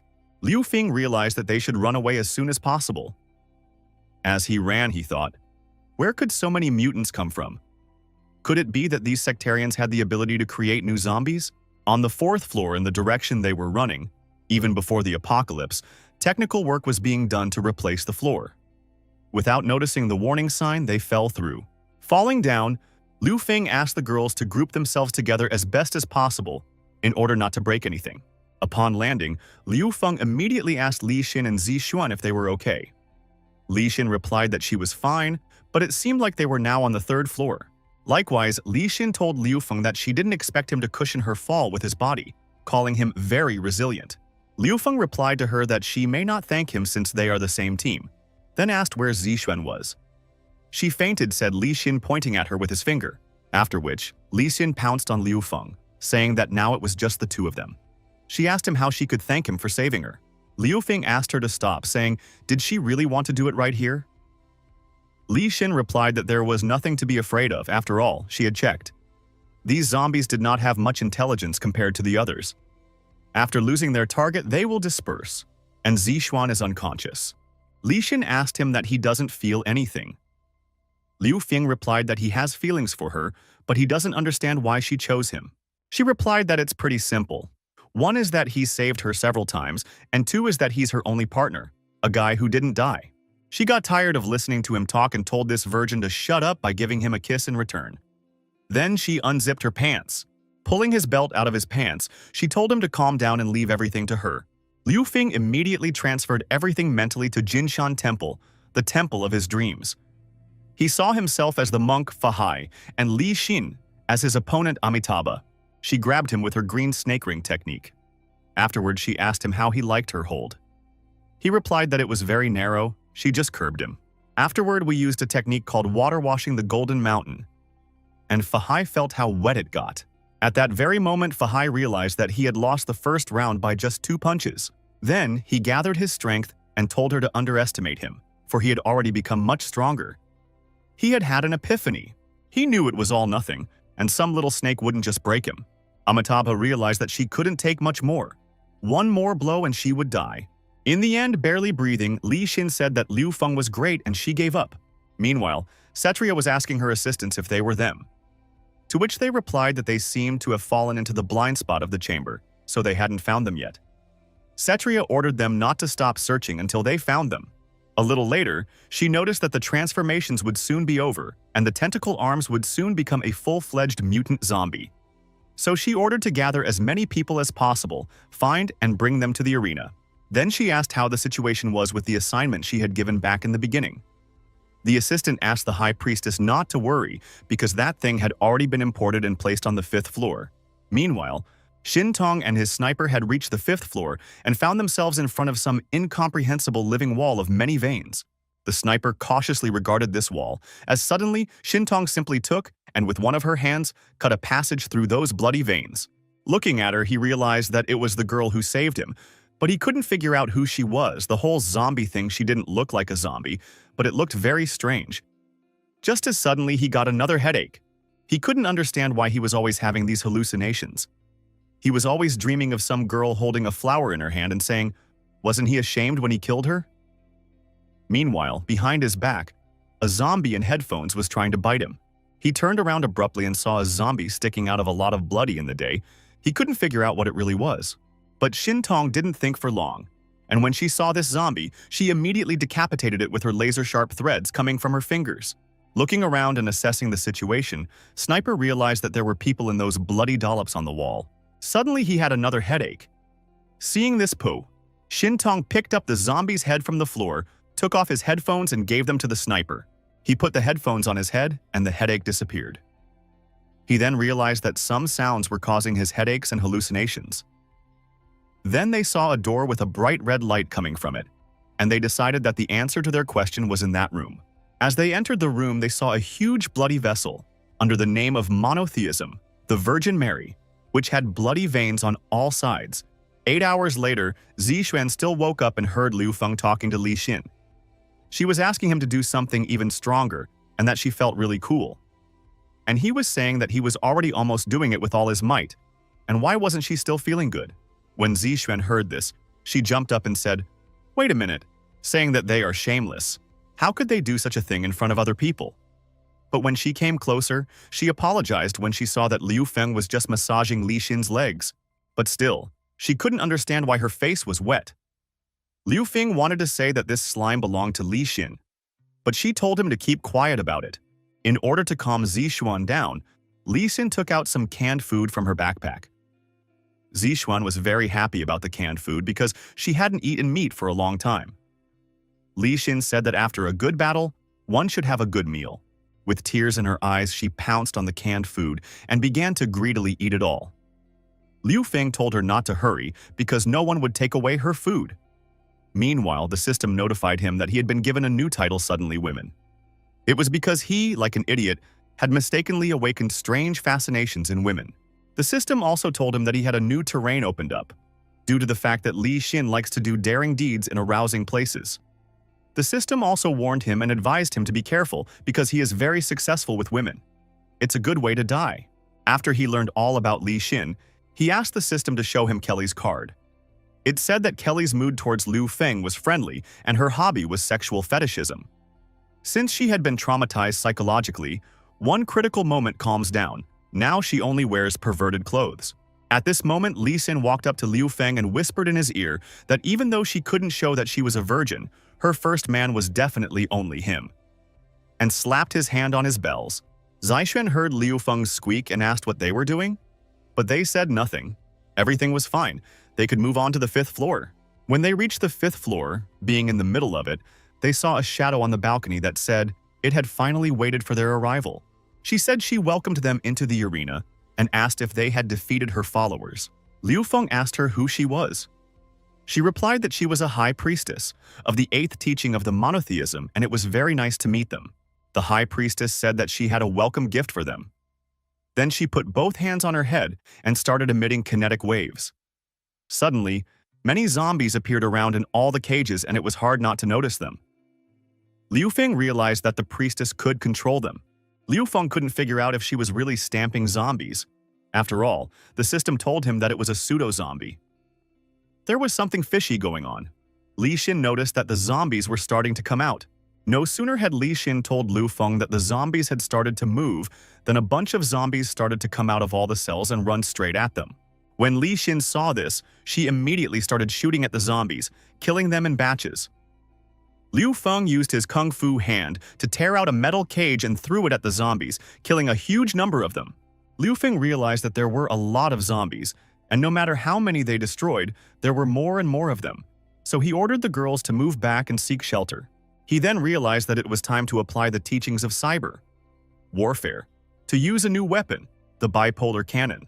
Taking out a new weapon, Liu Feng chopped all the zombies attacking him into small pieces, chopping off each one's arms, legs, and blowing their heads off. Seeing Liu Feng mercilessly chopping her mutant zombies into small pieces, the high priestess even wept.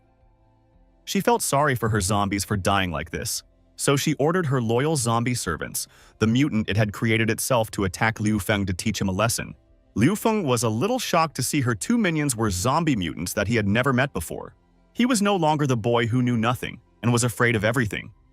So he drew his weapon with all his might and thrust it into the ground in front of him. This he did in order to utilize the super new technique of the bipolar cannon, Zeus's electric discharge.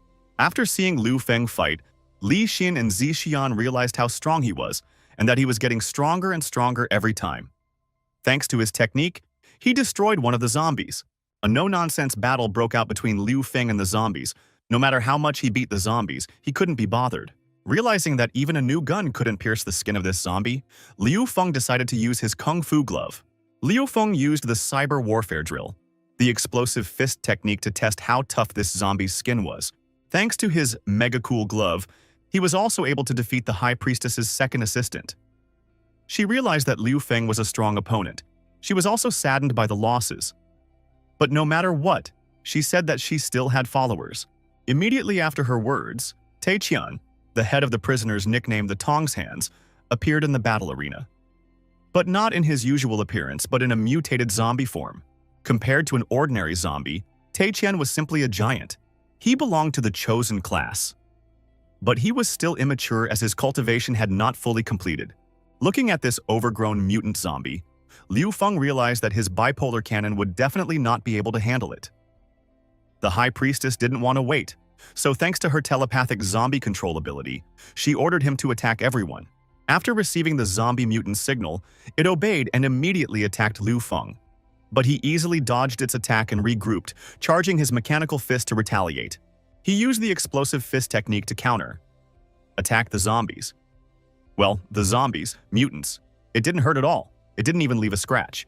Meanwhile, the high priestess cried out to the Lord with words to see what kind of power he had bestowed upon her creature. At this moment, Li Xin flew over Zhao, firing her automatic rifle at the mutant zombie. As she got a little closer, she showed him her martial arts skills, deadly leg kicks. Then she jumped aside with the realization that it would not be easy to defeat him. She then replaced the magazine of her assault rifle with an upgraded one with bursting bullets, as she realized that such a monster could only be fought with bursting bullets. After the giant zombie mutant fought off all the attacks, it counterattacked, and if not for Liu Feng's reaction, it would have managed to injure Li Xin with its huge clawed hand. Seeing that Liu Feng, even with Li Xin's help, couldn't handle the giant mutant zombie, the high priestess started shouting that everyone should see this as it was a miracle. After all, in this world, they would be able to evolve anew. She called for everyone to lay down their weapons and suggested that everyone become one. But Liu Feng didn't think so, and realized that she controls all the zombies in this building. He decided to destroy her. Using in his cyber arm, he shot her.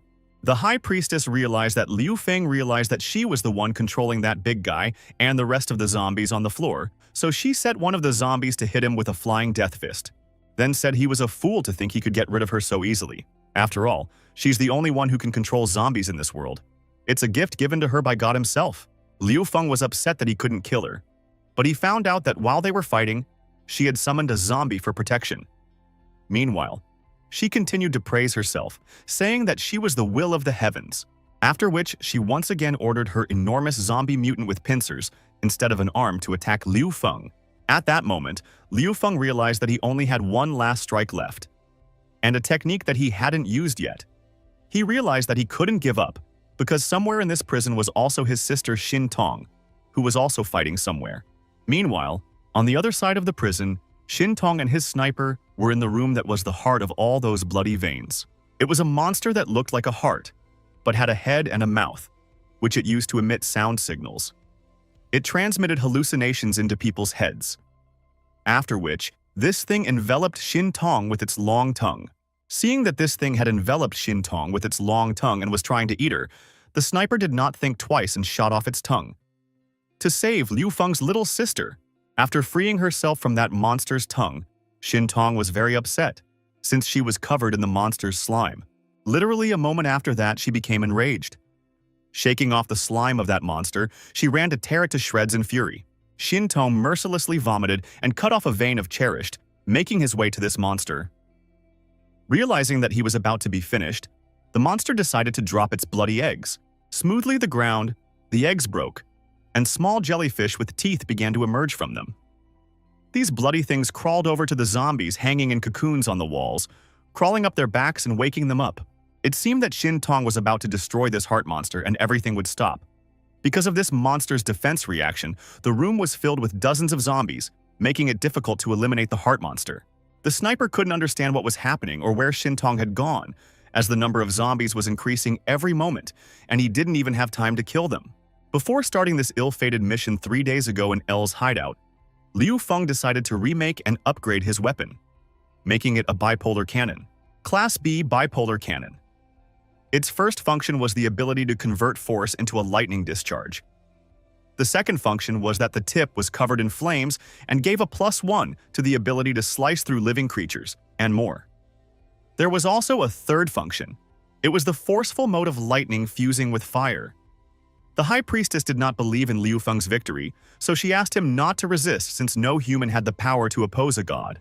Liu Feng ignited his weapon and with all the strength he had, jumped into the air to fly as high as possible for his final strike. He stuck his bipolar cannon right between the ribs of the zombie giant. The zombie giant counterattacked and hit Liu Feng with all his might, causing him to fly backwards. The girls were worried about him, asking if he was okay, and he smiled and said that his plan had succeeded. His plan actually worked thanks to the fact that he had set himself up to be hit. He was able to stick his weapon into the body of the mutant zombie. Then, from a distance, he activated a forceful strike.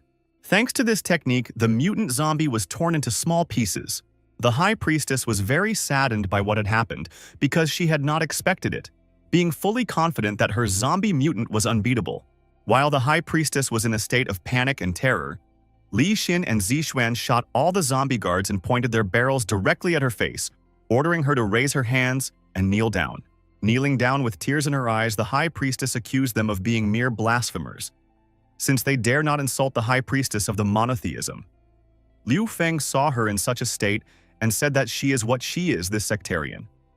Whether she believes him or not, he will kill her right now. The high priestess got angry, saying that she had a vicious goddess 7 that was the strongest source of contamination, and it was right outside the wall. Just a little more and the entire area would be infected with it. After that, in a couple minutes, the entire building will be filled with zombies. And soon they will be fodder for her zombies. As suddenly after what she told me, the wall behind her shoulders began to crumble. The wall collapsed because of the creature that breached the wall with its body. This creature was the vicious goddess 7 that the high priestess was telling about.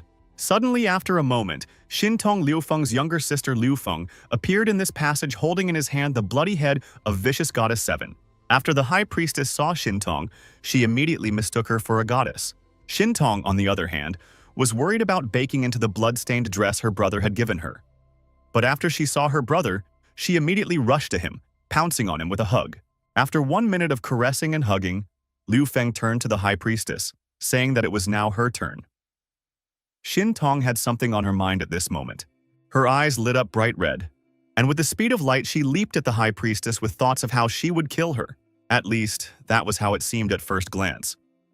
But Xintong saddled the high priestess, saying that she was bad and should quickly apologize, after which she would be her horse. The high priestess immediately apologized and said that she agreed to be the goddess's horse. Liu Feng was shocked to see his little sister taming the high priestess. Suddenly, his phone rang. It was Kelly. She called him, informing him that the rats he had tasked her with catching were trapped. Liu Feng asked who she had found. Kelly said she found the spies and dug up the faction behind them. It was a community in the subway. They are already in the hospital and will soon descend to the underground city, she said. She also had a powerful strike prepared for them. Liu Feng told Kelly not to do anything until he gets back. Meanwhile, Xintong was chastising the high priestess for everything she had done and the trouble she had brought upon her brother. Liu Feng decided to look up the high priestess's file through the system, and found out that her name is Cetria. Thanks to a mutation, she can control zombies. So far, she's the only one found with brainwashing ability. Liu Feng realized that she had excellent skills, but he didn't dare to trust her yet. While his younger sister was having fun with Cetria, Liu Feng absorbed Takang's tentacles, thus gaining a new technique called the Cyborg-Robot Combination Punch. While Liu Feng was considering the possibilities of his new technique of a combined robot-cyborg kick, a sniper came out of the destroyed wall, and upon seeing Liu Feng, was as surprised as Liu Feng. Li Xin was amazed when she saw him, for he was the Purple Falcon, Lun Xuan. And Xintong said that he was the one who helped her defeat the goddess. Lun Xuan also recognized Li Xin, the goddess of death, asking her if she had joined them or was she still working for the government. Li Xin said he killed 10 civilians in Yasui, and his nickname was Yasui the Executioner. He didn't even spare children. Then he was court-martialed, so he ended up in this prison. Lun Xuan turned around and was about to leave when Liu Feng suddenly called out to him. No matter what Li Xin said, Liu Feng remembered Lun Xuan saying that he was joining the warriors for only one reason: because a man must fall on the battlefield and give his life for the motherland. Lun Xuan was leaving with thoughts that he must find out what happened back then. What was driving him in that village? Suddenly, Liu Feng said that he trusted him and asked him to join his hideout. Even though Li Xin said he couldn't be trusted, Liu Feng was willing to bet that if he agreed to join, he would find out the whole truth. Because Liu Feng didn't believe that the person who had said that phrase at school back then could have done something bad. Lun Xuan agreed to join, but only for a while. Then he asked them to follow him to show him where the partially surviving police were, after which Liu Feng requested the system to give Lun Xuan an evaluation. After analyzing all the data, the system replied that he was a silent fighter of the highest class, a victim of a trumped-up case, living in remorse every day. Li Xin was not happy with Liu Feng's decision, but he asked her to believe him since he guessed that Lun Xuan had some circumstances. After which, they set out to rescue Zixuan's colleagues. Meanwhile, the metro community, the small military community of Azure Bay, had reached the gates of the El Sanctuary their spy had spoken of. After they were able to open the main entrance with ease and saw that there were no guards there, they decided not to wait and think, but just go in and kill everyone in the bunker. And get all the food and weapons supplies. No sooner had they taken one step beyond the gate than suddenly one of them had his head split open with just one accurate shot. It was an accurate sniper shot. And all thanks to Liu Feng returning to the base and immediately surrounding the people of the subway community. In response, the subway community squad opened fire with all their guns. Liu Feng immediately offered to surrender, as there were also his men around and everywhere. But, as one of the raiders said with a grin on her face, that metro community doesn't give up. But just a couple minutes later, they said they were surrendering and asked for a ceasefire. Liu Feng asked them why would they do that, and why were they not going to surrender before. After which he asked if their community even knew that they had decided to act alone? To which they replied that they are on their own. An acting unit. The main headquarters doesn't know about it. Liu Feng thought and decided to first capture them and question them for information, generalization. And afterward make them work for the asylum as atonement for their guilt. Meanwhile, Zai pointed her gun at the high priestess with words that this bitch along with her monstrous ones had ruined so many of her colleagues.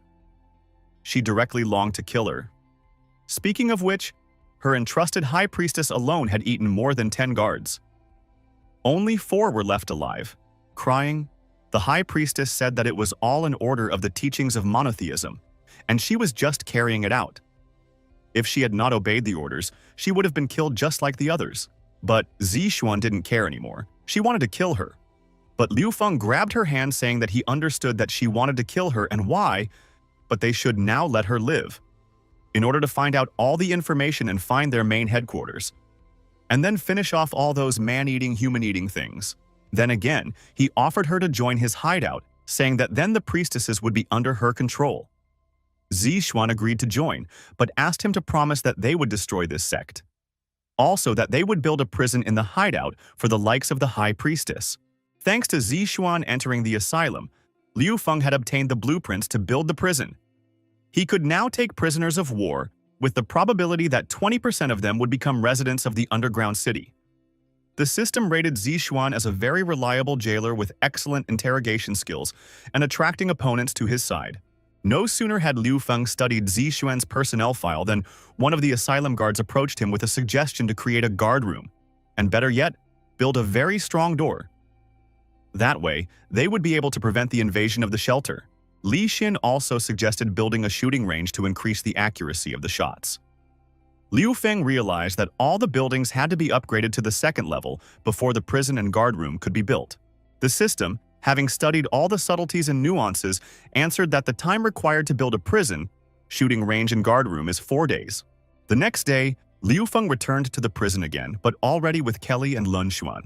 He couldn't even think of Kelly coming to see him tonight. She'd come in saying the base was fine now and she wasn't needed there yet. And she asked him to bring her with him tomorrow. After all, she wanted to interrogate Zheng Tianxun on her own. He realized that Kelly was very worried about his possessions. He also realized that Li Xin needed to rest, and the underground cities needed control. Little sister needs to sleep after taking the quintessence, and Zixuan needs to watch the priests. Therefore, he could only take Lun Xuan and Kelly with him to the northern camp. The high priestess said that her apostle number 6 was on his way to the north camp. This meant that the boys had a new mission to go to the north camp to prevent contamination. Liu Feng realized that even though his camp didn't improve much, we still went up a level higher, and also now he had an excellent first-class sniper Lun Xuan in his hideout. He also obtained a combination strike and firearm. They can move out on the mission with peace of mind. Then he went down to the prison garage and saw there 3 gorgeous post-apocalyptic cars protected on all sides from zombies. Meanwhile, on the other side of town, the military was fighting off a mob of zombies. Chu Shanhei, the commander of the rescue team of the refugee camp in the northern part of SAZ, ordered all his subordinates to protect the civilians who were trying to get into a truck to evacuate from the dangerous area at the cost of their own lives. But no matter how hard they tried to defend themselves from the zombies and save the civilians, the zombies still managed to break through their blockade. Even though the squad had them in packs, there were a lot of them. The commander of the rescue squad was ready to accept the inevitable death of his squad and the failure of the mission. But suddenly, a savior appeared out of nowhere. The soldiers with horror in their eyes relayed to the commander that the front line had been broken through. At this very moment, Liu Feng appeared with his team. Liu Feng was glad that there were a lot of zombies in the area. After all, he had transformed a new electromagnetic sword last night, and it was time to test it out. Thanks to his new electric sword, Liu Feng easily overpowered the crowd of zombies with practically one motion of his sword. The soldiers didn't understand how he was able to kill a whole bunch of zombies with one swing of his sword. One of the soldiers assumed that he was a master of the sword art since he had a red robe. After Liu Feng and his team finished dealing with the pile of zombies, the captain of the military squad immediately thanked him for his help and called them heroes. Then he asked, what were their names?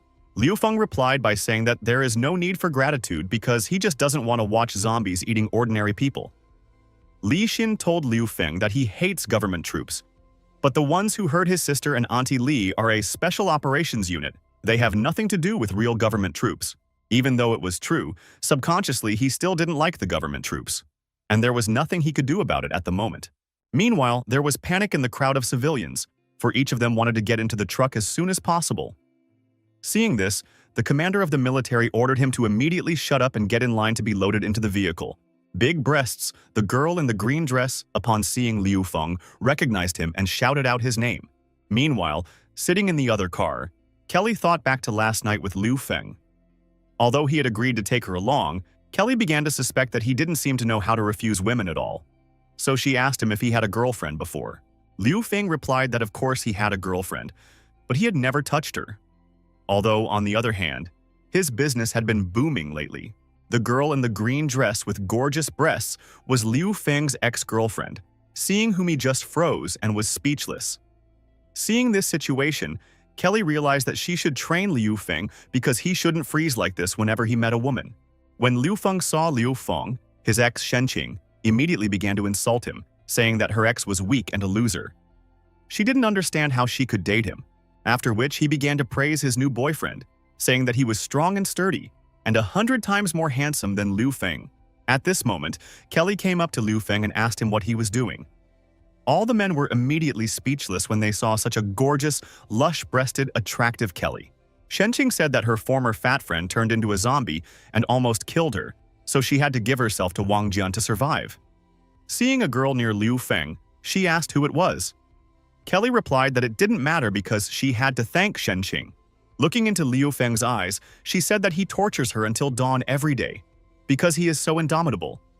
She thanked her for leaving such a wonderful and strong man for her. Liu Feng got embarrassed and wanted to say that it was all untrue, when suddenly Kelly pinched his back and told him to shut up as she was building his authority, saying that sooner or later he will know her power. Seeing this, the sniper realized that Kelly has a talent for leadership. She would be able to bring even the most arrogant people together as a team. Tired of being mocked by his ex-girlfriend's current boyfriend, grabbed his chest and wanted to hit Liu Feng. I said he dare not mock them. But Liu Feng was no longer that weak little boy, so he grabbed that bull by the face and told him to watch his tongue. Seeing the strength and ferocity in Liu Feng's eyes, Shenqing immediately apologized for her boyfriend. At this moment, she couldn't believe that this was the one she knew. It was outrageous. She wanted to be by his side. Seeing Liu Feng's gaze, the sniper realized that he had experienced something interesting. At that moment, our dialogue was interrupted by the commander of the military unit, saying that they should stop their infighting because the forward wave of zombies was coming and they had to hurry. Everyone was well aware that facing a wave of zombies was the worst thing about the end of the world. After all, a wave of zombies in the city can break even the defenses of an army. For the average person, it's 100% death, because it is almost impossible to fight off the wave of zombies, let alone escape. The commander of the military unit thanked Liu Feng for saving them.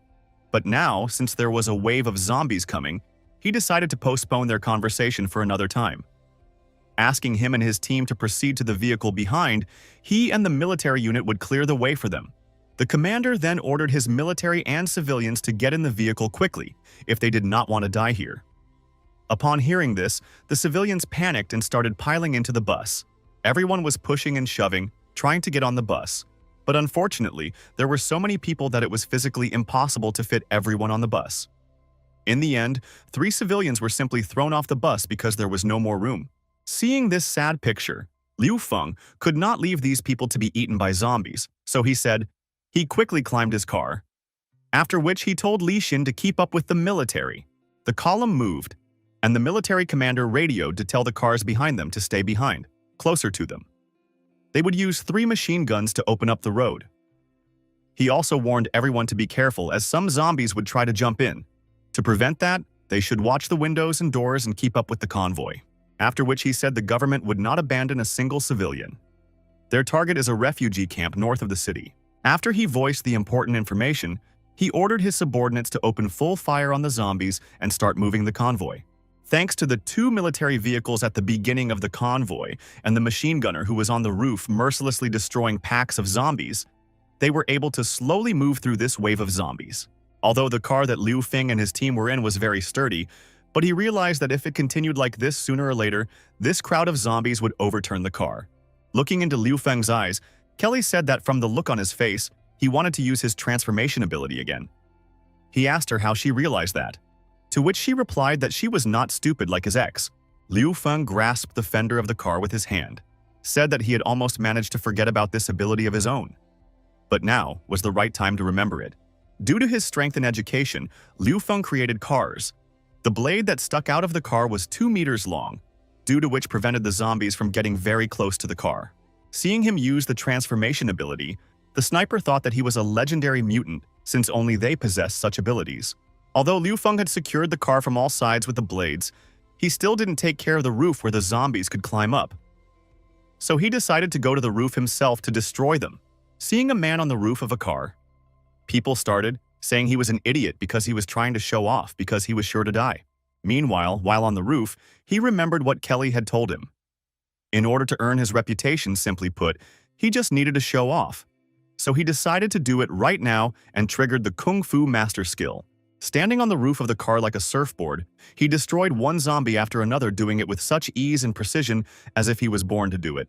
All those who watched him were shocked, because he alone, being on the roof of the car, was able to defeat a whole crowd of zombies. Suddenly they heard someone walking on the roof of the bus. Realizing that they couldn't capture Liu Feng's vehicle, the zombies shifted all their forces to the bus with the civilians. A real meat grinder started in the bus. Zombies were not only on the roof but also penetrated through the windows. The military tried to shoot back, protecting the civilians, but they failed. In the end, they were eaten by zombies. Liu Feng realized that he couldn't leave the common people in trouble. Therefore, he activated the claw mode. The robotic arm transformed into a claw. He fired his claw at the bus in order to latch onto it and enter it in this manner.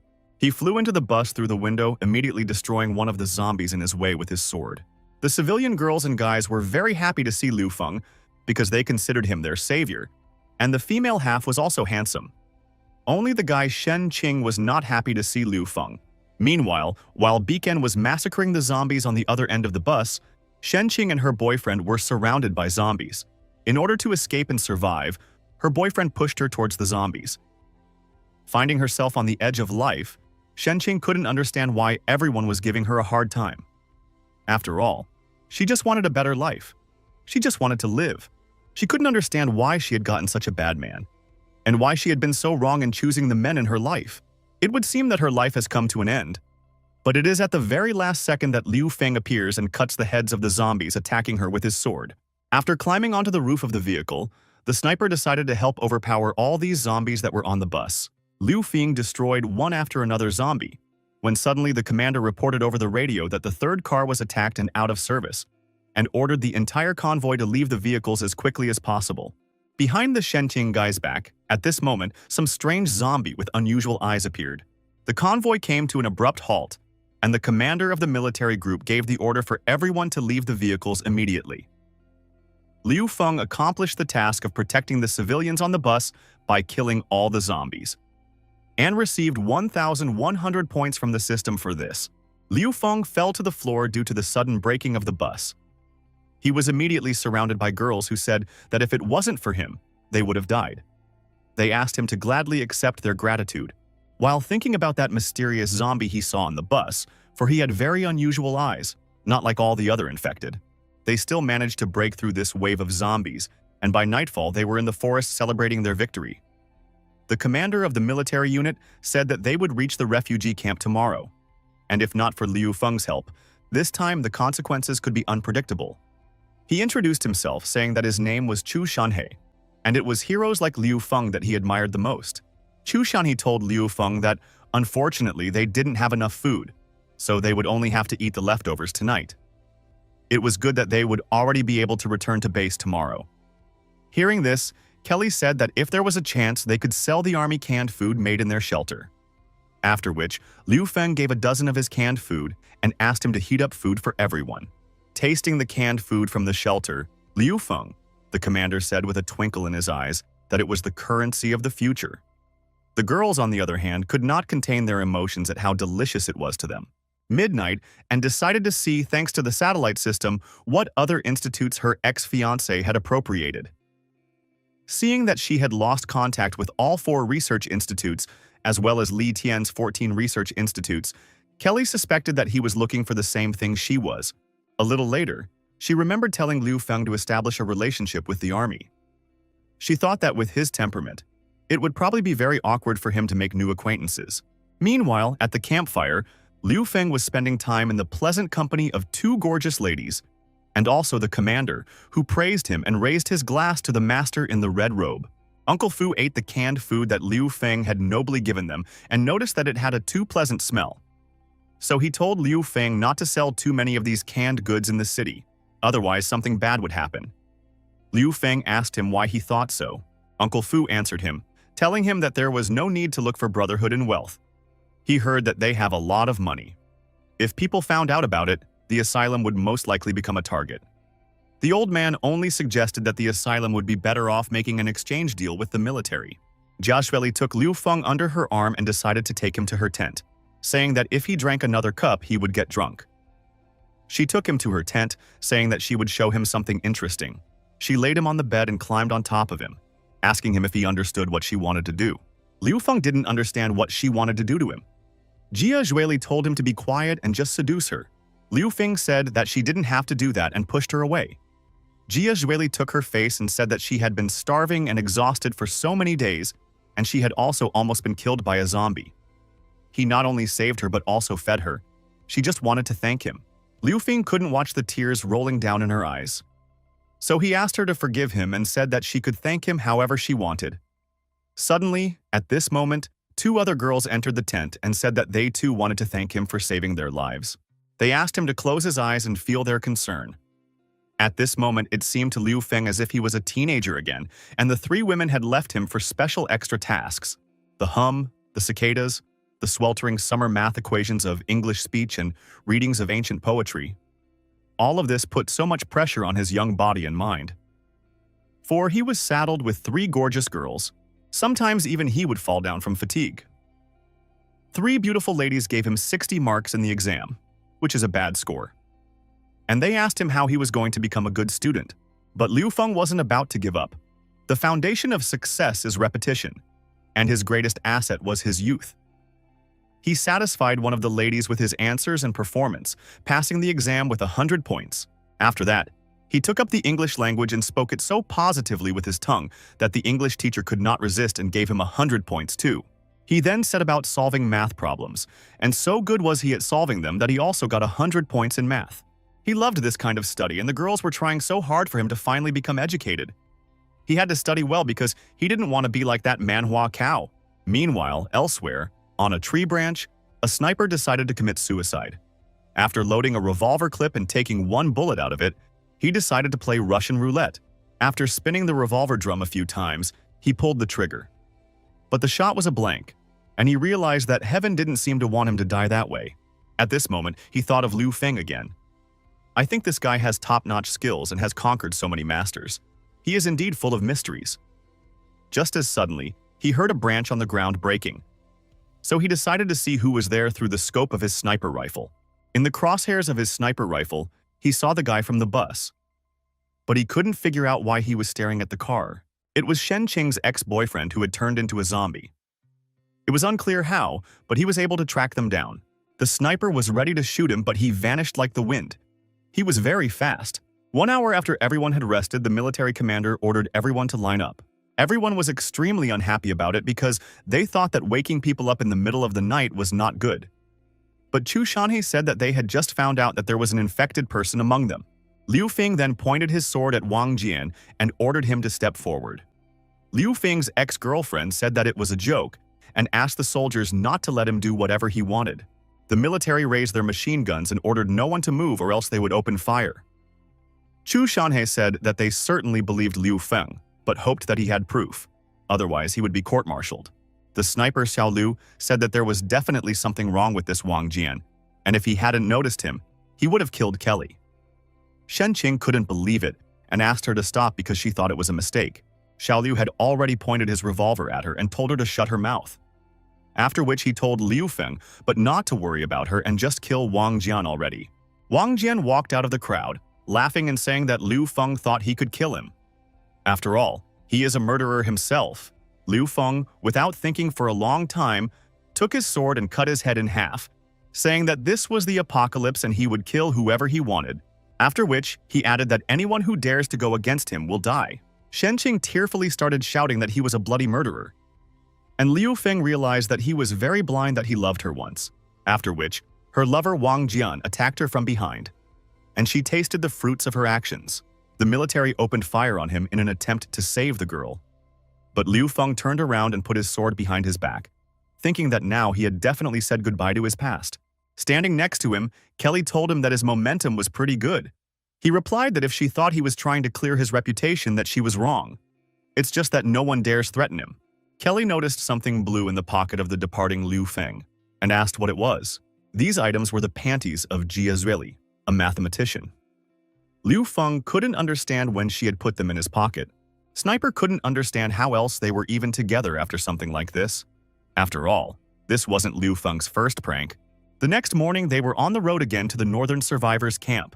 The atmosphere was calm, and Liu Feng sat on the roof of his own car with a blade of grass in his teeth, thinking about why they were going to the Northern camp.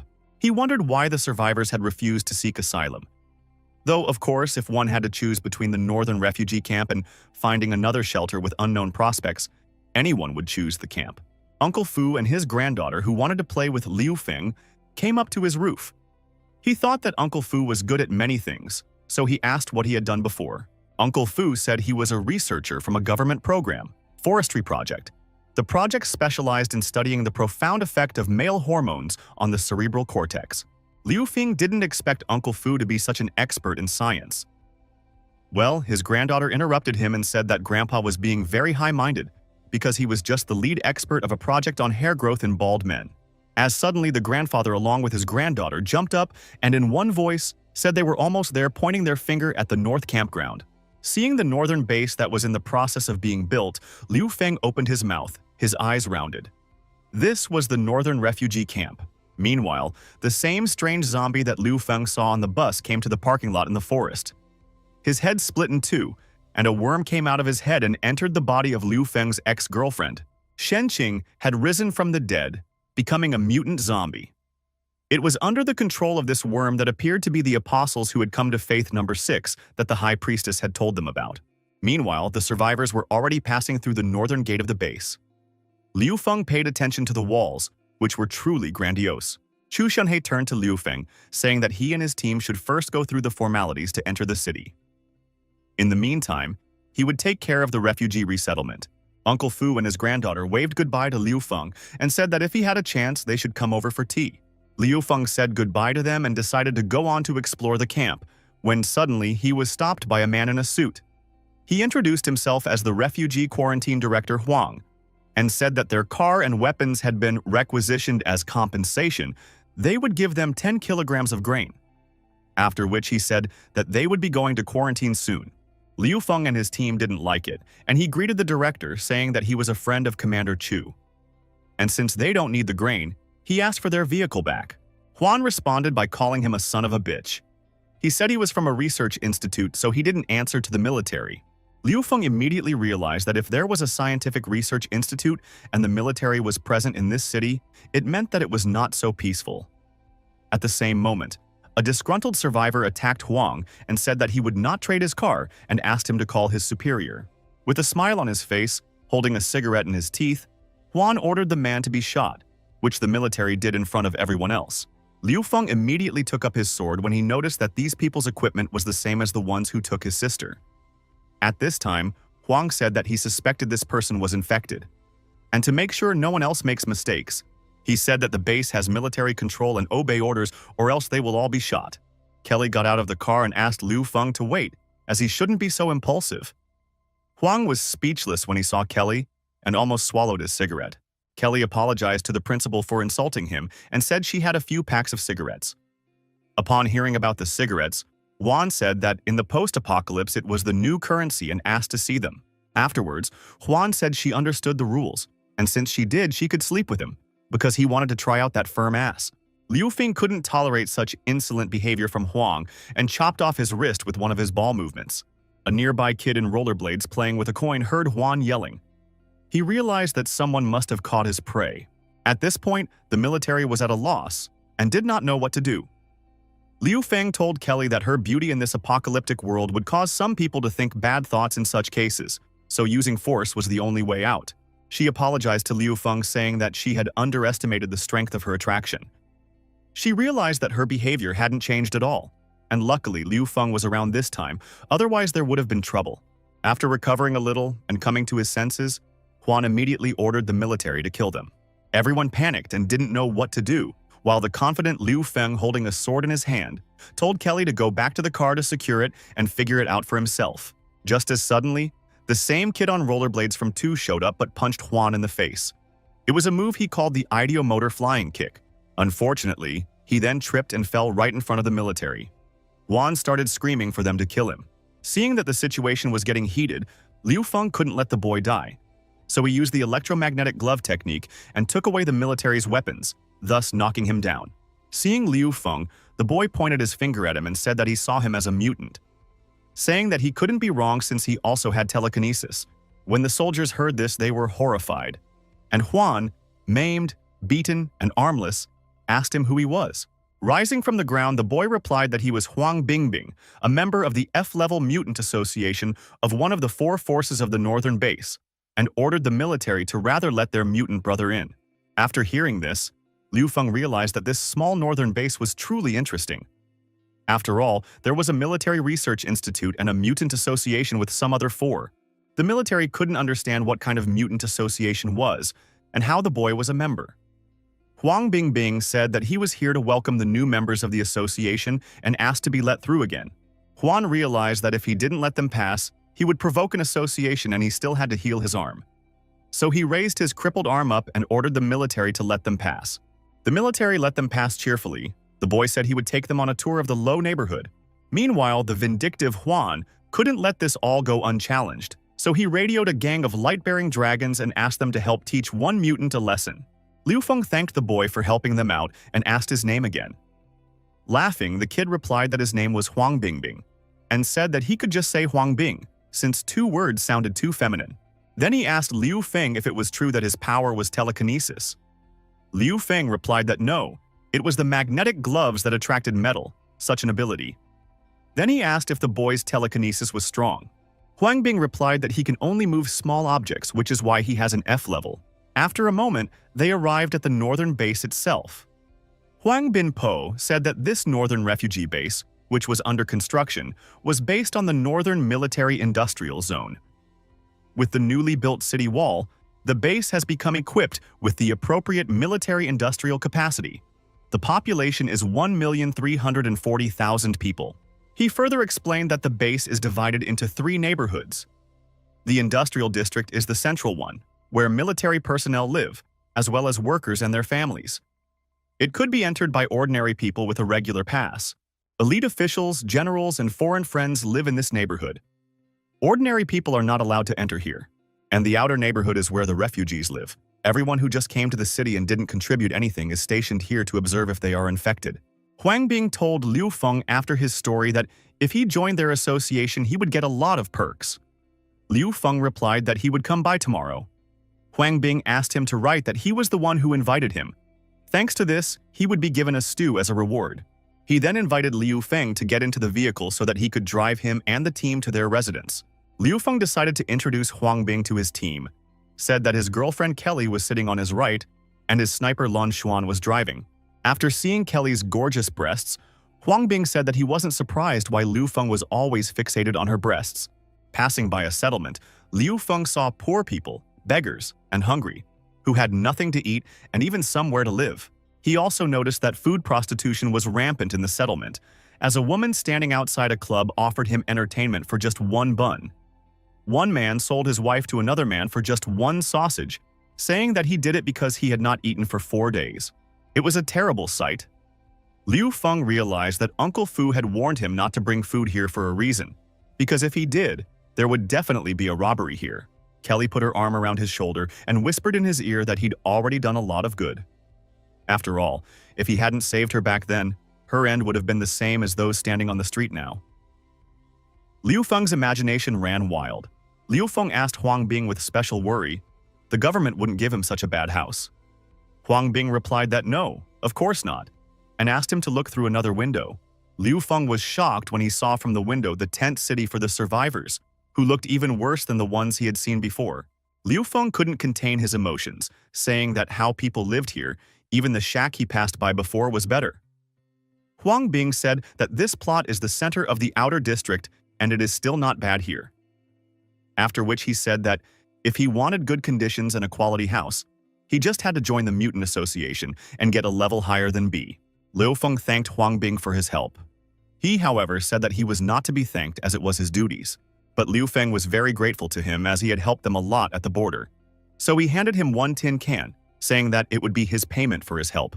Before Huang Bing could leave, Shuju, the second leader of the light-bearing dragon gang, appeared in front of Liu Feng. He told Liu Feng that they had something to talk about. Liu Feng asked him what he wanted from him. Shuju replied that they were here to teach him a lesson since he had insulted an important person.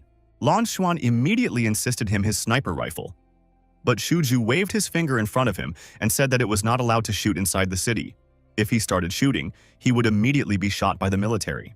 Seeing what was happening, Huang Bing returned and said that the light-bearing dragons had no right to touch the mutants from the association. Shuju said that he was not afraid of the association and hit the boy with his hand, and after he fell to the ground, placed his foot on his head, saying that others should be afraid and not him. Huang Bing used the power of his telekinesis and threw the wheel from his rollers towards him. This made Shuju even more angry. He chopped that wheel with his sword, saying that Huang Bing was scum and shouldn't be called a mutant with such a worthless level F power. He also said that other people are afraid of Huang Bin because they don't know what his level really is. After that, Shuju said that he was the 247th in the list of mutants of level D. Mechanical body. His body is completely unresponsive to mechanical transformation, and according to the rules of the base of communication between mutants, uncontrollable to the base, so he is not afraid of anyone. After that, he turned around and was about to leave when Liu Feng suddenly called out to him and told him to take out his axe and show him a couple tricks. Shuju heard this and turned around and said that he knew that Liu Feng had armor and speed that were very good and strong, so he was offering him a bet. Shuju also said that if he lost, he would have to give him his armor and mechanical arm.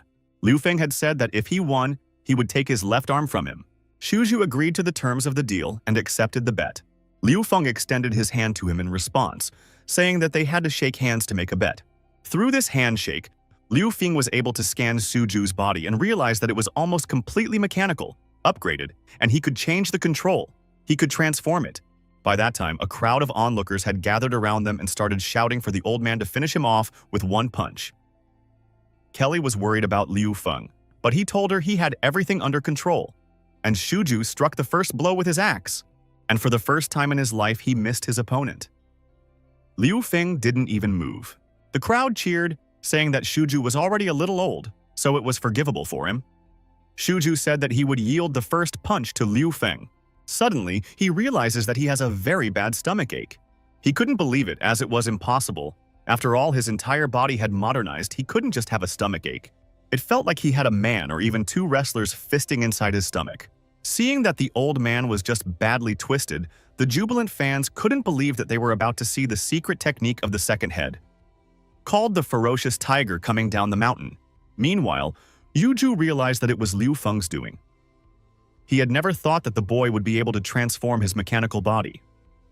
Liu Feng, knowing that he was paralyzed, simply punched him in the face with his fist. Shuju became furious at such insolence and took out his mantis blade to show Liu Feng his strength and fury. Liu Feng easily repelled his attack. Shuju shrank even more, and with big eyes looked at Liu Feng and trembled. After which, he farted very loudly.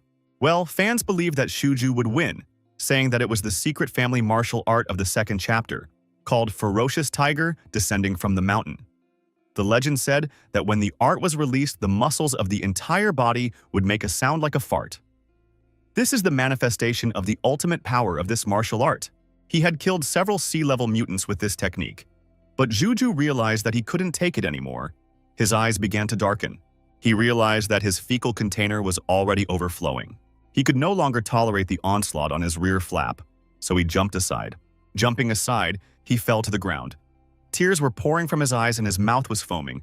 He couldn't take this hellish pain that was in his stomach anymore. His fans were horrified. Even Huang Bin didn't expect the old man to be so embarrassed.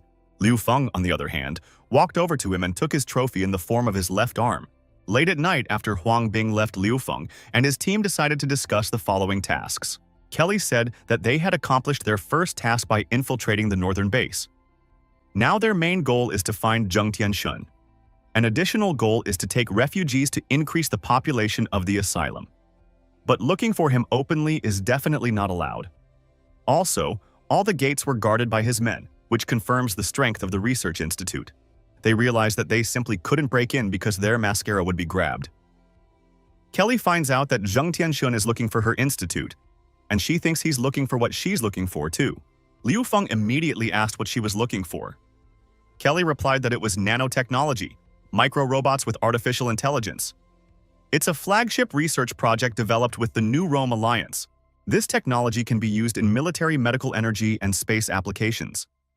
Before the end of the world, its manager was promoting this project, and only he knows where the samples of this technology are. Therefore, they must get ahead of Zheng Tianshun and get the samples first. The next day, somewhere in the suburban black market, Kelly took Liu Feng under her arm, saying that she would pretend and eat forbidden fruit. Otherwise, they would attract unnecessary attention. Smiling, Liu Feng said to her, "Could they not attract attention with her charm power?" Kelly told Liu Feng that her family has a secret code, usually located in inconspicuous places, so they came here to find it. While they were looking for the key, Liu Feng was accosted by a one-eyed devil who offered him a tin can to play with Kelly, which caused Liu Feng to hit him in defense of his pretty partner. After walking a few more meters through the market, Kelly noticed a bar called the Mare and said that was where they should go. It seemed to Liu Feng that this bar was quite abnormal. Suddenly, a person came out of the shadows behind them. It was Grandpa calling Kelly by name and saying he was very glad he had finally found her. Kelly recognized him immediately, for it was Grandpa Kane. She was glad he was okay. Grandpa Kane got down on one knee and started kissing Kelly's hands, saying that he had been wandering for so long, and now that she had found him, he could die in peace. Kelly then introduced Liu Feng to Grandpa Kane, saying that he had saved her and she was now working for him. Grandpa tearfully bowed his head to her again and apologized to her for being useless to her and having to bend over for such an oaf. Afterward, they sat down at the table, and Kelly asked Kane's grandfather what had happened to her father. Had the transference been successful? Kane replied that he had lost contact with his master when the apocalypse had started, and he had gone to the family retreat. Kelly next asked him which institute he took the nano-robot samples to, saying that she should find them before Zheng Tianshun did. Grandpa Kane asked her, wasn't she and Zheng Tianshun's fiancé? To which Kelly replied that he probably betrayed them. Grandpa Kane said that when the world ended, he took the experimental samples to the K3 Research Institute and then went to the North Base to wait for Ms. Kelly. Liu Feng asked him where this K3 Institute was located. At this moment, Grandpa remembered that he had a photo of its location and held out the photo card to Liu Feng. Liu Feng was shocked because the photo card showed a rabbit-shaped light girl with very revealing forms working in the same bar. Looking at Liu Feng's face, Grandpa Kane realized that he had given the wrong photo card. So after rummaging through his jacket, he found the right one that showed a bell tower with a tower and gave it to Liu Feng.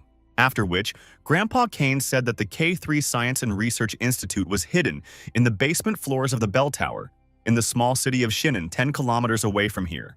Suddenly, Liu Feng's side vision saw two men trying to lead a woman in a white coat out of the bar under their arms. She was begging to be let go, saying that she still needed a drink. The bald guy with the long beard licking his lips said it was okay. He wanted to take her for a drink at his place. Hearing this, she slapped him with her hand, and she kicked his partner right in the groin. She said they had just bet her on whether she could drink 3 shots in one go and lost, but never gave her the money either. The bald guy got mad saying she was a stupid bitch, after which he swung his right hand to hit her and teach her a lesson. But he was stopped in time by Liu Feng. Grabbing his hand, he said that you can't raise your hand on a woman. Seeing Liu Feng, bald guy and his friend told him not to be so bold and decided to beat him up. feeling that they were outnumbered. But Liu Feng took one of them by the arm and elbowed him in the head, killing him. Then, after a moment's hesitation, he did the second. He swung his right foot straight at the red-haired guy's chest, and then he did the second one. The blow was so strong that he flew out of the bar through the window. Liu Feng didn't want to kill them, so he offered to leave in peace. At this moment, Kelly noticed that Liu Feng had changed a lot since their first meeting. Meanwhile, the girl he was so fiercely protecting had fallen to the floor and passed out. He couldn't leave her lying unconscious on the floor of the bar, so he decided to take her back to his tent. Sitting in his tent, after thinking over everything Grandpa Kane Liu Feng had told him, he realized that it was time to head to the K3 Underground Institute. The system said that this mission belongs to the Orange Task level. When you get nanotech, the asylum will get a new technology tree. On top of that, Liu Feng will get 2,000 points. Suddenly and unexpectedly, Liu Feng was attacked by the girl he took from the bar because she was drunk and unconscious. She then piled Lucian on the floor and climbed on top of him, saying that she wanted to thank him for saving her. She said that he was a very handsome young man, and she would gladly thank him. Suddenly, Kelly and Grandpa Kane heard screams coming from the tent. "You don't want to do that." They immediately went into the tent to see what was going on, and they saw the same girl they had rescued throwing up right on top of Liu Feng. A few hours later, the girl sobered up and decided to drink some hot tea to warm herself up. She thanked Liu Feng and the others for taking her drunk to their tent instead of leaving her in the bar. After which she introduced herself, saying that her name was Qin Mu and she was a doctor at the clinic. The clinic of the Outer District. She's a professor of medicine. Upon learning that she was a doctor, Kelly asked, "Should they have enough funds?" Qin Mu tasted the hot drink, surprised because she didn't think there would be actual coffee since only rich people can afford coffee. She said that most people living in the outer area are very poor, so earning anything is out of the question. She said afterwards that, besides, the central neighborhood doesn't care at all about the rest of the neighborhoods. Crime multiplies here, leading to the formation of new banthas and the oppression of ordinary people. Yet people from the outer neighborhood don't want to leave it because of the zombies. How ironic. The elite and bureaucrats have an aimless existence. The workers are exploited in the central district, and the outer district is hell on earth. Outside the city, zombies are everywhere, and this is a sin city in the middle of a storm. All who live here are unworthy of salvation. Liu Feng had realized before that this city was not simple, but now his understanding of this city was even clearer. Kelly whispered that this woman doctor had value. Qin Mu finished her coffee and said that she had to go, walking over to Liu Feng. She said that he had recently spent a lot of energy. Since when she fell on him, she noticed that he was devastated, and told him to remember to recover his strength. When she left, she took one canned food with her, saying that it would be the fee for the appointment. Qin Mu also left her business card, saying that if they needed it, they could find it at the clinic. Taking her business card, Beacon saw that she was indeed Qin Mu's doctor at the clinic. Her profile was treating bruises and wounds, as well as the rampage of a mutated gene. In the evening, Liu Feng went out for a walk in the neighborhood. He saw girls who offered him a whole night for just one bun, saying that they had once been stars, and children who were always running around begging for something to eat. Liu Feng would like to help them, but he realized that this moment he couldn't afford to give some of the food to others. It was disgusting and cruel to him. He was sending this post-apocalypse world to hell. This world was too vile. He also saw people who wore robes with crosses on their shoulders, arms, and other parts of their clothes, who gave out food to those who asked for it, saying that God had said, and God loves people. They said that one must believe in the light. But one of the beggars urged the others not to believe them, because those who had gone with them had not returned. Liu Feng realized that it was all unimportant. He needed to focus on the task at hand. First, he should go to the Mutant Association and then go to the slave market and buy loot. But he remembered what Kelly had said about how, if they bought loot, their food supply wouldn't last long and they'd have to find more supplies. With each new mission, Liu Feng realized that being in charge was not easy. Suddenly, Huang Bing noticed him and called him over. Huang Bing took Liu Feng to the Mutant Association, saying that there was a vice president here today and she would be his checker. After entering the building, Liu Feng saw a huge map on the wall, which showed the locations of zombie infestations and zombie leaders.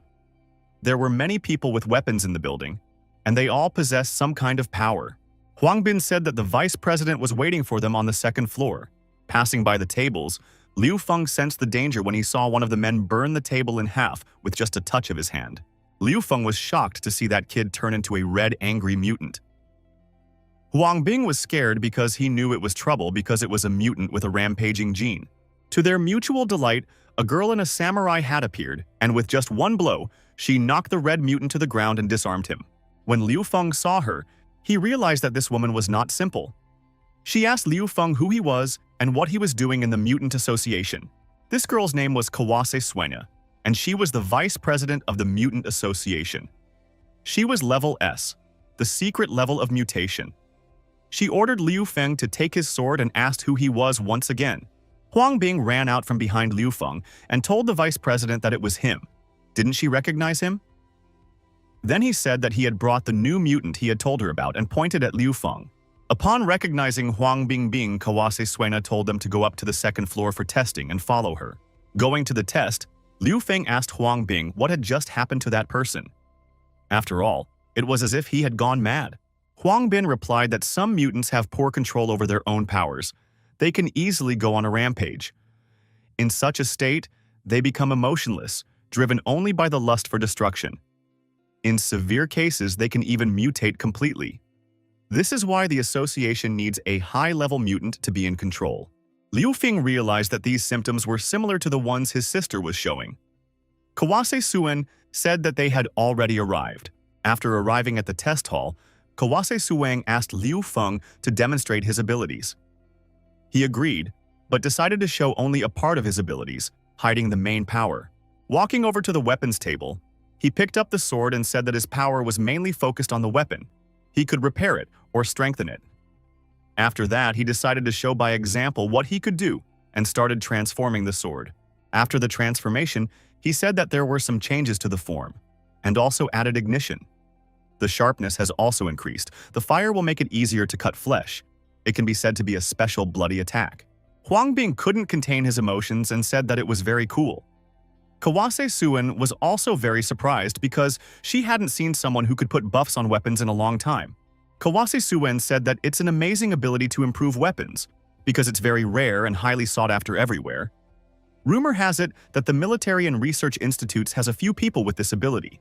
After which it kneeled down and took out his sword, asked Liu Feng to recover it, saying it was her favorite sword named Juelenwan. It was her family's sword. It had been with her since she was a child. But unfortunately, it broke when she was chopping up a mutant zombie. She would be very grateful if he could subdue it for her.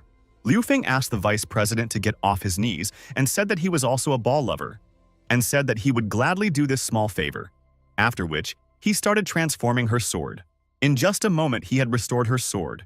He also sharpened it a bit. This made the sword capable of cutting through gold and crushing steel. Kawase Suen bowed before Liu Feng, saying that he was the best armorer, for she could now hear the joyful sound of her sword, Suelunwan. Kawase Suen also said that his rating is an A-level mutant, and he can become a full member of the association if he completes one more task. After he completes the task, she will give him a gift. Huang Bing said that Liu Feng was very cool, strong, he had just started, and he was already level A. He also said that Liu Feng had also won the vice president's favor, and now no one would dare to lay a finger on him, and asked him to take him under his wing. Huang Bin also said that there were only 3 SS-level mutants in this city, the president and 1 each from the military and the research institute. In addition, including the vice president of the academy, there were 2 S-level mutants. He then told Liu Feng that he had just joined and had already obtained the A-level. He would have unlimited opportunities in the future. Liu Feng realized that by using only a fraction of the strength he was able to obtain a level, the forging ability would bring him even more points. It seemed like his strength was actually close to the SS level. Meanwhile, the vice president brought Liu Feng to the reception desk and asked him to go through a couple of formalities here to receive his assignment. The people in the room at that moment couldn't believe their eyes and wondered who he was and why the vice president herself was accompanying him. Liu Feng was greeted by the girl at the reception desk saying that he had passed the tests, and now he had 1 task left to complete and he would become a full member of the association. He picked up a clipboard that had 3 assignments written on it. The first assignment was level A, to search for Dr. Li. The reward was a house in the central district. The second assignment was level D, to explore Sinanshan. The reward for completing this task was 2 magazines, 10 canned goods, and 5 kilograms of rice. Liu Feng said he would choose the second option. But he chose this option not for the reward, but for the fact that it was in Xinanjin that the K3 Institute that Kane was talking about was located, and Liu Feng wanted to find it. Huang Bing started to discourage him, asking him to choose his other task, saying that he was in the rear, and why even go out of the city and put himself in such danger? Meanwhile, the vice president asked the girl at the front desk, why not still here? To which she replied that Dr. Chin was running a little late. Just a couple of minutes later, Dr. Chin appeared in the doorway and asked in a rush where the patient was now. After listening to the heartbeat and taking a pulse, she picked up the medication and injected it directly into the vein of the unstable patient. Literally a couple of seconds after that, the patient fell asleep and the doctor knew he was stabilized. Seeing such a quick effect, Liu Feng realized that Dr. Chin had a serum that suppressed the mutated gene. Seeing the vice president, Dr. Chin immediately billed her for life-saving, medicine, travel, work, overtime, and mental anguish. It seemed very expensive to Liu Feng, and he didn't care about that right now. After all, he wanted to know about the serum. Liu Feng approached Dr. Chin and told her that his sister had similar symptoms. Would the serum be able to help her? She replied to him that if he was talking about raging mutant fever, he should come to her clinic and there they would talk about it. Of course, he would have to pay for the appointment. First, they went to the market. Dr. Chin decided to shop for groceries. She even got into an argument with the vendor, saying that his canned food was like gold.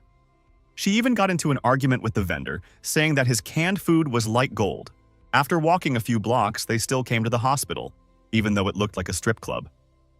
Dr. Chin made herself comfortable in her favorite chair and told Liu Feng to tell him what was bothering him. Liu Feng began to say that his sister had a special situation. Her process of becoming a mutant zombie had been interrupted, and now she was not in a good condition. Would your vaccine be effective for her? He asked Dr. Chin. Hearing about the interrupted transformation process, Dr. Chin asked him to show his sister sooner. But Liu Feng said that his sister was out of town right now and he would bring her next time. Dr. Chin said that her serum is probably useless for his sister. She can develop inhibitors for her. But that's what it would take to see his sister. Liu Feng said that he had an assignment from the Mutant Association. He has to go explore Xinanjin tomorrow, and the day after tomorrow he would take her to his sister's place. Hearing about this city, Dr. Chin said that they might see each other even sooner. Dr. Chin also told him that if he gave her 5 canned goods, she would go with him. Liu Feng thought that she was a very greedy woman. Suddenly, hungry and homeless children came into the room with empty plates to eat. When they saw Liu Feng, they apologized to Dr. Chin and said that they were very hungry so they couldn't wait. Dr. Chin said that it was no big deal and began to distribute the food to the children, giving each one a server and a loaf for now, saying that she had earned enough food today. After that, she sent the children home with the words that they should eat on their own and share with their parents. Liu Feng couldn't believe it, nor could he understand why she was so greedy for the sake of the orphans. Dr. Chin saw the question in Liu Feng's eyes and decided to tell him why she was doing this. She said that shortly after the construction of the northern base, she betrayed a man and was brutally beaten. Her body was dumped in the dump of the outer neighborhood. Ordinary people would have taken her clothes and sold her body to a black market butcher shop, but these kids saved her. They had very little food, but they gave it to her so that she could survive. At that moment, Dr. Chin realized that for their sake, she would continue to live and would not give up so easily. As she finished her story, she said that these children are a ray of light in this gloomy city.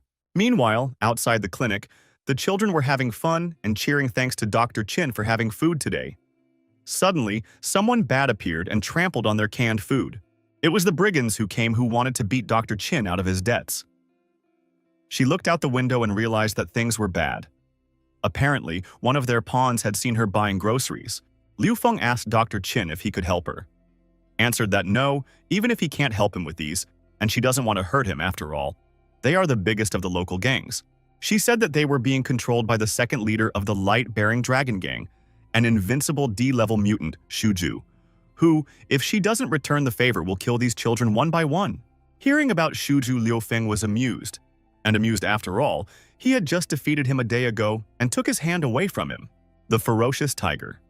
Martial arts school had many high-level masters even before the end of the world. All the men of this school are as brave as tigers. About the real match, they always encounter setbacks along the way. By then, Shuju had already recovered from that damn break.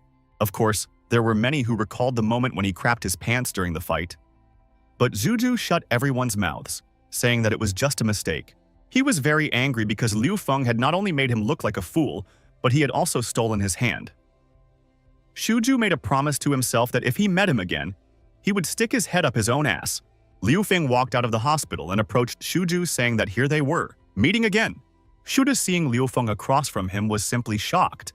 Immediately, he fell to his knees and began to apologize in a trembling voice. But just a second later, he realized he was doing something wrong.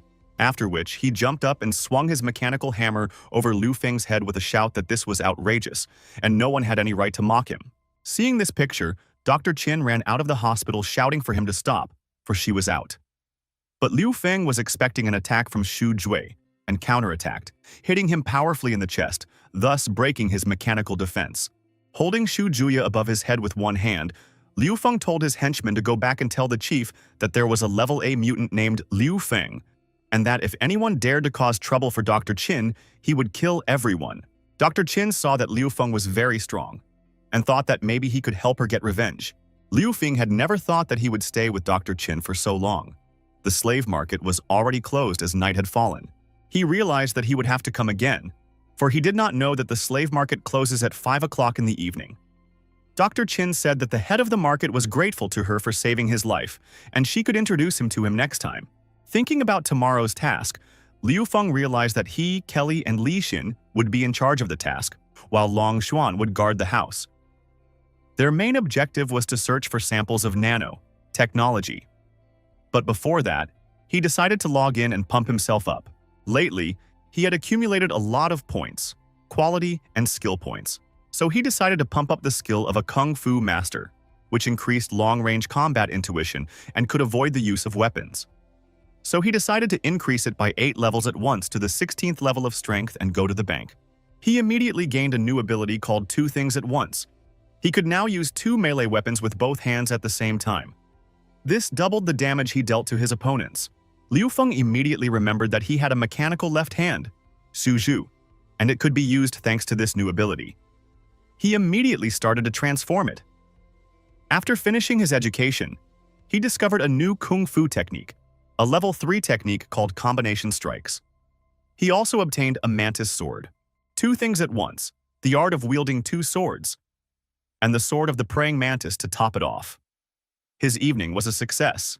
Liu Feng still had 3,000 points left, so he decided to buy a weapon for Li Xin since her old one was no longer suitable. So he bought her an MHI assault rifle for 1,500 points. Just as suddenly, Li Xin entered the room. Liu Feng told her that she had come on time and asked her to look at the weapon he had made for her. Li Xin was pleasantly surprised, saying that she had just arrived, already receiving such a beautiful gift. As a thank you, she sandwiched his head between her breasts. But Liu Feng asked her to stop because Kelly was outside. Li Xin said that if not now, she would definitely thank him tonight. Liu Feng realized that he couldn't get away with provoking her wild nature. Suddenly, Kelly entered the tent. Hearing that Liu Feng was chatting with someone, she decided to check and find out who. The next day, an assembly point was located 1 kilometer away from Xininjin City. The soldiers reported to Commander Chu Shanhei that the assembly had been successfully completed. Heading to Xininjin City with his team, Liu Feng met Commander Chu Shanhei on the way and asked him what he was doing here. Commander Chu was happy to see Liu Feng, but he didn't think that the Mutant Association would send him to help. How suddenly unexpected for Liu Feng, but someone called out to him. When he turned around, he saw Dr. Qin and asked her what she was doing here. The doctor replied that she was accompanying the military as a doctor and would also look for pharmacies in the city. As she got closer to Liu Feng, she said that, judging from his facial expression, his body was devastated again. And she didn't like it. Li Xin walked up to Liu Feng and said that they hadn't seen each other for only a few days, and he had already managed to get a new girlfriend. She then walked over to Dr. Qin and said that her name was Li Xin, and she was Liu Feng's partner first. Dr. Qin said that she was pleased to meet her, and apparently she realized that Li Xin was the reason why Liu Feng's body was so often exhausted, and told her to control herself. Kelly noticed that Li Xin was wearing yesterday's latex clothes, but she didn't have time to say anything because Commander Chu appeared and asked everyone to go to the tent, because it was time for the pre-military meeting. At that moment, the tent was very noisy because everyone was discussing the future offensive.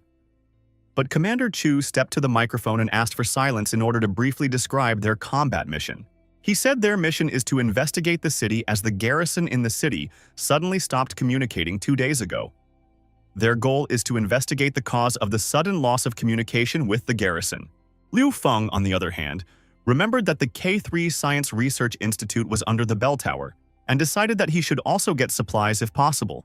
Commander Chu asked all of the bounty hunters to participate in their mission, saying that the military would allocate 3 of their soldiers as support. Then he said that they could perform. Upon arrival in the city, Commander Chu stopped the convoy and ordered everyone out of the vehicles. The town was too quiet and there weren't any zombies, which was very strange. There were traces of blood on the ground, but there were no traces of zombies. Liu Feng and his team decided that they should check everything first. They walked carefully into the nearest building and saw a mug of coffee on the table. The coffee was cold. Following them, a gang of thugs came into the building and shoved in a shoulder or blue.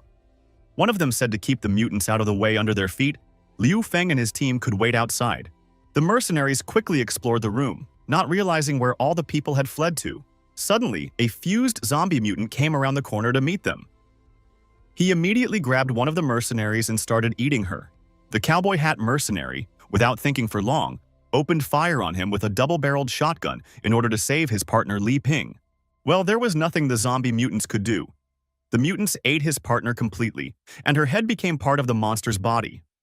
Li Xin said that they had met a similar monster before, but Liu Feng didn't think so.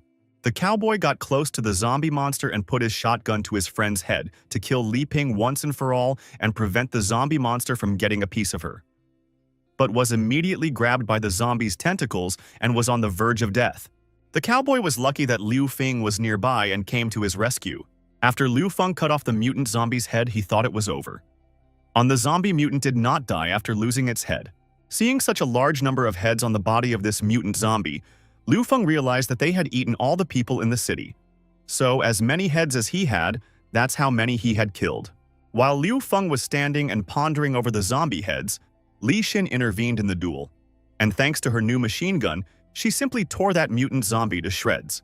After firing on the mutant zombie with all the guns and blowing off all its limbs and heads, they thought they had tackled it. But not so. That all turned out, and just torn in half the body of a zombie, Mutant attacked one of the thugs and ate him.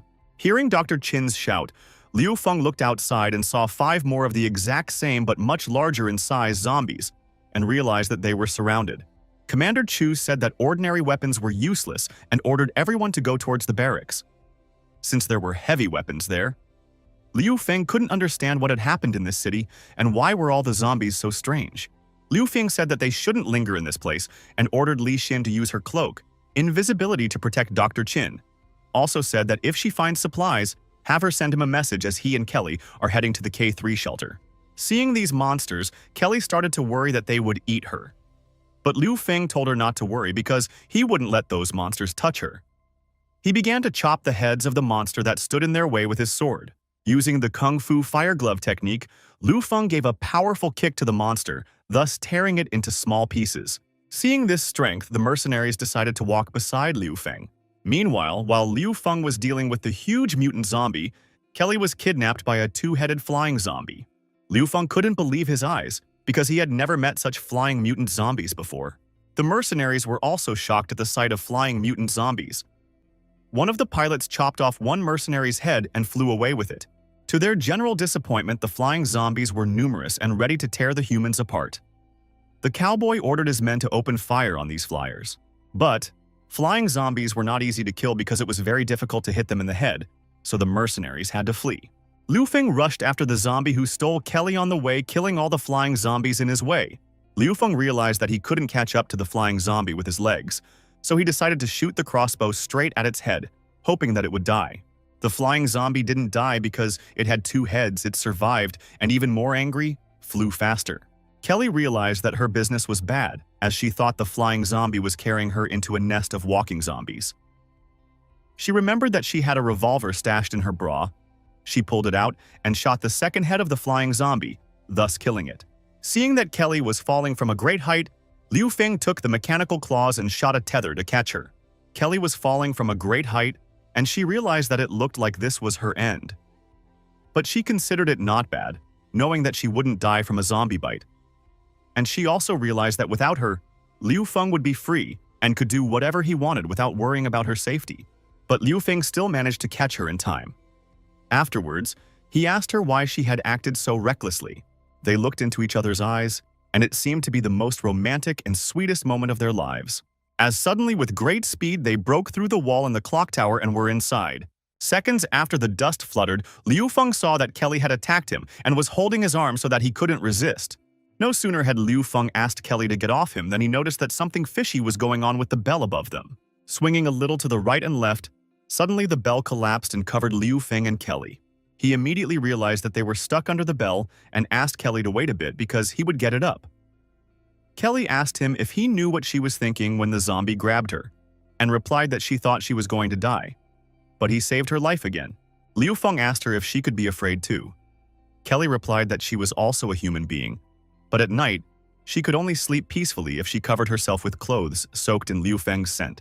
No matter how strong she may seem, she can't face death calmly, and in fact she fears death more than anyone.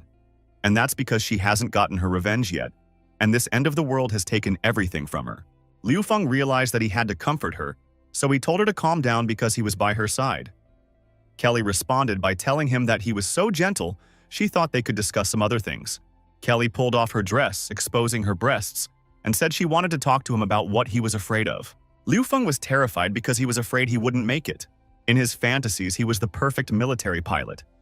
But seeing Kelly, he was afraid, for he knew she was an enemy pilot AC, and she spotted him. He realized that the enemy had noticed him, so he tried to call Meidai. Meidai! The enemy is coming! Liu Feng said he had to evacuate. The enemy pilot warned that he was about to shoot down his ship and asked him to eject. But Liu Feng, looking at his brother's photo, realized that men only brave forward, and he could not give up. Pilot Kelly didn't even notice when suddenly Liu Feng suddenly took a dominant position, applying a kick from the rear. After such a hard and unpredictable dominating blow from the rear, Kelly realized she had lost and gladly accepted defeat. Meanwhile, Li Xin decided to ask Dr. Qin, "Who does she think is ringing the bell? It's been ringing for hours. Aren't they afraid of attracting zombies?" Dr. Qin rummaged through her things and found 2 green hats, saying that one of them was Li Xin's, so she put it on her head and the other one on hers. Li Xin was getting a little worried about Liu Feng and Kelly, because they didn't even know where they were. In reality, Liu Feng and Kelly were quite nearby and had been ringing the bell all night. The next day, Liu Feng woke up quite tired. Since they had been ringing the bell all night, Kelly was more difficult than Li Xin. By the feel of it, he knew it was 100% worth it. After defeating Kelly the first time in an aerial battle using a rear attack, Liu Feng never thought that he wouldn't make it back home in time. As suddenly, on the way back, his hold was smashed and his ship was infiltrated by Kelly, saying that did he really want to get rid of her so quickly, he would definitely fail.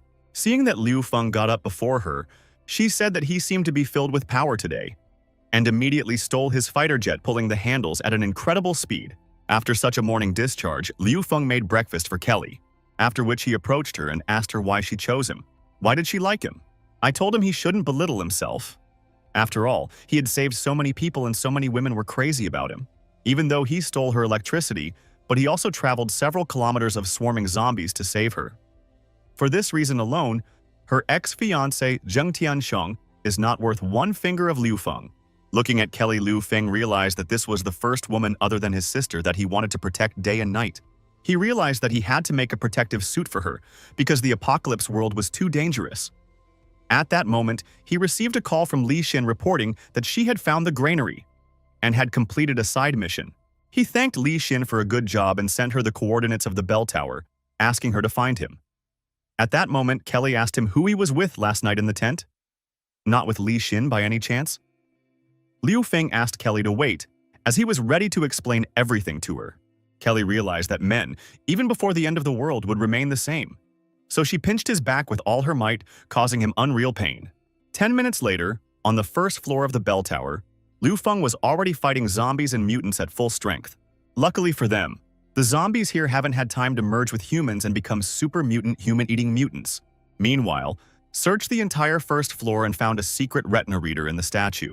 The statue scanned Kelly's retina and recognized her as the head of the Fox family, Kelly Fox, and granted her access to the K3 lab. Meanwhile, the cowboy was shooting back at the zombie mutants, but realizing there were too many of them, he decided to run away from them. As he was running away, he saw a door, a back room, and decided to go in there to hide from the mutant zombies. Once inside, he saw a nondescript hottie with drab pantyhose who asked him if he wanted to have some fun. The cowboy jabbed his face into her lush, gorgeous breasts, not believing that such a thing could really happen, because she was very beautiful. And unfortunately for him, he was right. The pretty girl was actually a zombie, a mutant that used a woman's body to attract living people and eat them. Meanwhile, inside the granary, Li Xin was shooting back at the crowd of zombies protecting Dr. Qin. Li Xin blamed Dr. Qin for attracting too much attention from the zombies because she was looking for the first aid kit. To which Dr. Qin replied that the children needed antibiotics and she couldn't leave without them. Li Xin asked the doctor to hurry up, as she could no longer hold back the flood of zombies. Dr. Qin was on the verge of death and still managed to get the first aid kit, realizing that they couldn't defend themselves anymore, as the zombies were getting very many. Ellie Blue, together with the doctor, decided to run away. Seeing a narrow gap between two walls on the way, they decided to jump in. While in the gap, Dr. Qin asked Li Xin what she was and what made her breasts grow so big. Meanwhile, Liu Feng had gone down to K3's underground laboratory with Kelly. They found a very large number of mutant zombies in the lab and of many different specimens. Liu Feng realized that there were a lot of zombies and they couldn't just walk past them. After that, he saw a fire extinguisher and a generator standing nearby and decided to transform them into something else, thanks to his ability to make useful military gadgets out of things. Liu Feng assembled a lightning-fast fire extinguisher. Thanks to his lightning-fast fire extinguisher, he destroyed part of the zombies, and the rest of the zombies were doused with foam from the extinguisher, preventing them from orienting themselves in space. Realizing they didn't have much time, they immediately ran to the inner lab to pick up the nanotechnology. But when they went inside, they suddenly came across a three-headed, one-eyed mutant zombie that should not have been there in the first place. Kelly and Liu Feng couldn't understand how this monster could be in the inner lab of nanotechnology. It was an elite-level, one-eyed fused zombie. As a reward for killing it, the system offered Liu Feng 1,000 points. Seeing Kelly and Liu Feng in front of him, the one-eyed zombie immediately began to attack them, slamming its two mighty arms into the ground, thus splitting the floor in front of them. Liu Feng took Kelly in his arms to save her from the one-eyed zombie's attack. At the same moment, he realized that it seemed like the zombie's strength was somewhere at the A to S level. He asked to stand aside and hide without interfering with him to straighten out this one-eyed zombie, as he realized that this was the first time he had met such an elite zombie, and he needed to be careful with him. The one-eyed zombie, thanks to its huge eye, did something to Liu Feng that he dropped his sword from his hands. Liu Feng didn't realize what was happening because his hands were not obeying him at all. The system alerted him that an elite-level zombie had temporarily paralyzed his hands. The elite mutant zombie didn't think twice and decided to attack again. Thanks to the fact that Fen's legs were fortunately not paralyzed, he was able to dodge the blow by just ducking down. Things were bad because Liu Feng didn't expect the elite zombie to have special abilities at all. In the blink of an eye, he stripped him of his melee ability. Liu Feng couldn't understand what his abilities were controlled by, the three heads or the huge eye. Suddenly, the mutant zombie spit acid spit at the dog's head that was on his body. At the same time, next to the grain storehouse, Li Xin, along with Dr. Qin, were still in this narrow passage in which they were very cramped. Li Xin asked Dr. Qin to shrink down a bit so that she could reach her hand from behind her back and grab her weapon, as suddenly one of the zombies grabbed them with its long tongue, enveloping their bodies with its tongue all over their bodies. The zombie mutant grabbed them by their bodies with its tongue and tried to pull them out of this passage to eat them. But Li Xin regrouped and took the mutant zombie by its tongues with one hand. With her other hand, she pulled out her automatic rifle. She first fired a machine gun round at the mutant zombie's head, and then gave it a crushing blow with her right foot. After dealing with those long-tongued mutant zombies, Li Xin told Dr. Qin that everything is fine and they need to get out of here. They finished off another mutant zombie that Li Xin had forgotten about, after which they successfully escaped. Dr. Qin thanked Li Xin for the rescue, saying that she had used the terrain to kill the zombies and it was really beautiful and professional. Hearing such praise from Qin, Li Xin said that she could give her a little kiss for it, pointing her hand to her cheek. At this moment, Dr. Qin noticed the wound on Li Xin's arm and said that she needed an emergency amputation. Otherwise, she would be infected. But Li Xin hurriedly reassured the doctor and said that it was fine because she was vaccinated. Li Xin told the doctor that not only did they have a bunch of food in their safe haven, but also a vaccine. Dr. Chin couldn't understand how they managed to develop the vaccine. After all, she had heard that the Research Institute of the Northern Base was still in the process of developing it. Furthermore, she couldn't believe that Liu Feng was the manager of the shelter, because from the looks of it, she couldn't say that he was capable of such a thing. Dr. Chin realized at this moment that if she joined them, she would be able to help a lot of children. Suddenly, at that moment, a girl came out from behind the wheat sacks. Appearing in front, the girl offered them to have fun together, unbuttoning her blouse and exposing her breasts. Li Xin immediately pointed her machine gun at her and told her to stand still and not move. Dr. Chin asked Li Xin to lower the machine gun, thinking that there was a living person in front of them. But Li Xin didn't listen to Dr. Chin and shot this girl with her assault rifle right in the forehead. Seeing this, the doctor was shocked, because she couldn't understand why Li Xin had just killed a person. Dr. Chin was standing with her back to the seemingly dead girl, when suddenly a zombie, the mutant that had previously consumed the cowboy, emerged from her body and grabbed her arms. Kelly was very worried about Liu Feng. But thanks to the Kung Fu chip, Liu Feng was able to activate his mechanical arm and protect himself from the acid spit. Kelly was pleasantly surprised to see that Liu Feng was able to use his mechanical arm.